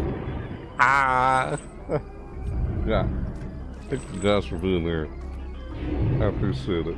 Thank you for lurking. I need it. I'll catch you guys later in the next video. Hopefully that'll happen later today. That's the plan. If you're seeing this live right now on Sunday. Later today. I already kind of said what it was. If you're interested in checking that out. I'll see you guys in part 2. Let me check out more of this Masquerade Event. Dead by Daylight. Yep. Hi. Oh, yeah, right. Bye-bye. Thanks for watching. Yep, thanks for watching. We're checking out Dead by Daylight's Twisted Masquerade Event of 2025. It's the last and final Twisted Masquerade event. Man, this is part 1. Dead by Daylight's 9th anniversary event. What part? Dead by Daylight's 9th anniversary event. Part 1. See you guys next time, part 2. Who knows when that'll happen. It might happen maybe 2 or 3 days from now, because that's when part 2 of the event quests become available in 2 days from now. That's when I'll probably do my next video, but who knows, we'll see when. Yeah, you guys have a nice morning or night whenever you're seeing this. Yeah, you're seeing this live right now, it's morning for me. Unless you're seeing this and you're somewhere where it's nighttime. Hey, again, thanks so much for being here. Thanks for lurking. Thanks for watching. I'll see you guys next time. In my next video. See you next time. Yep. Bye, yeah.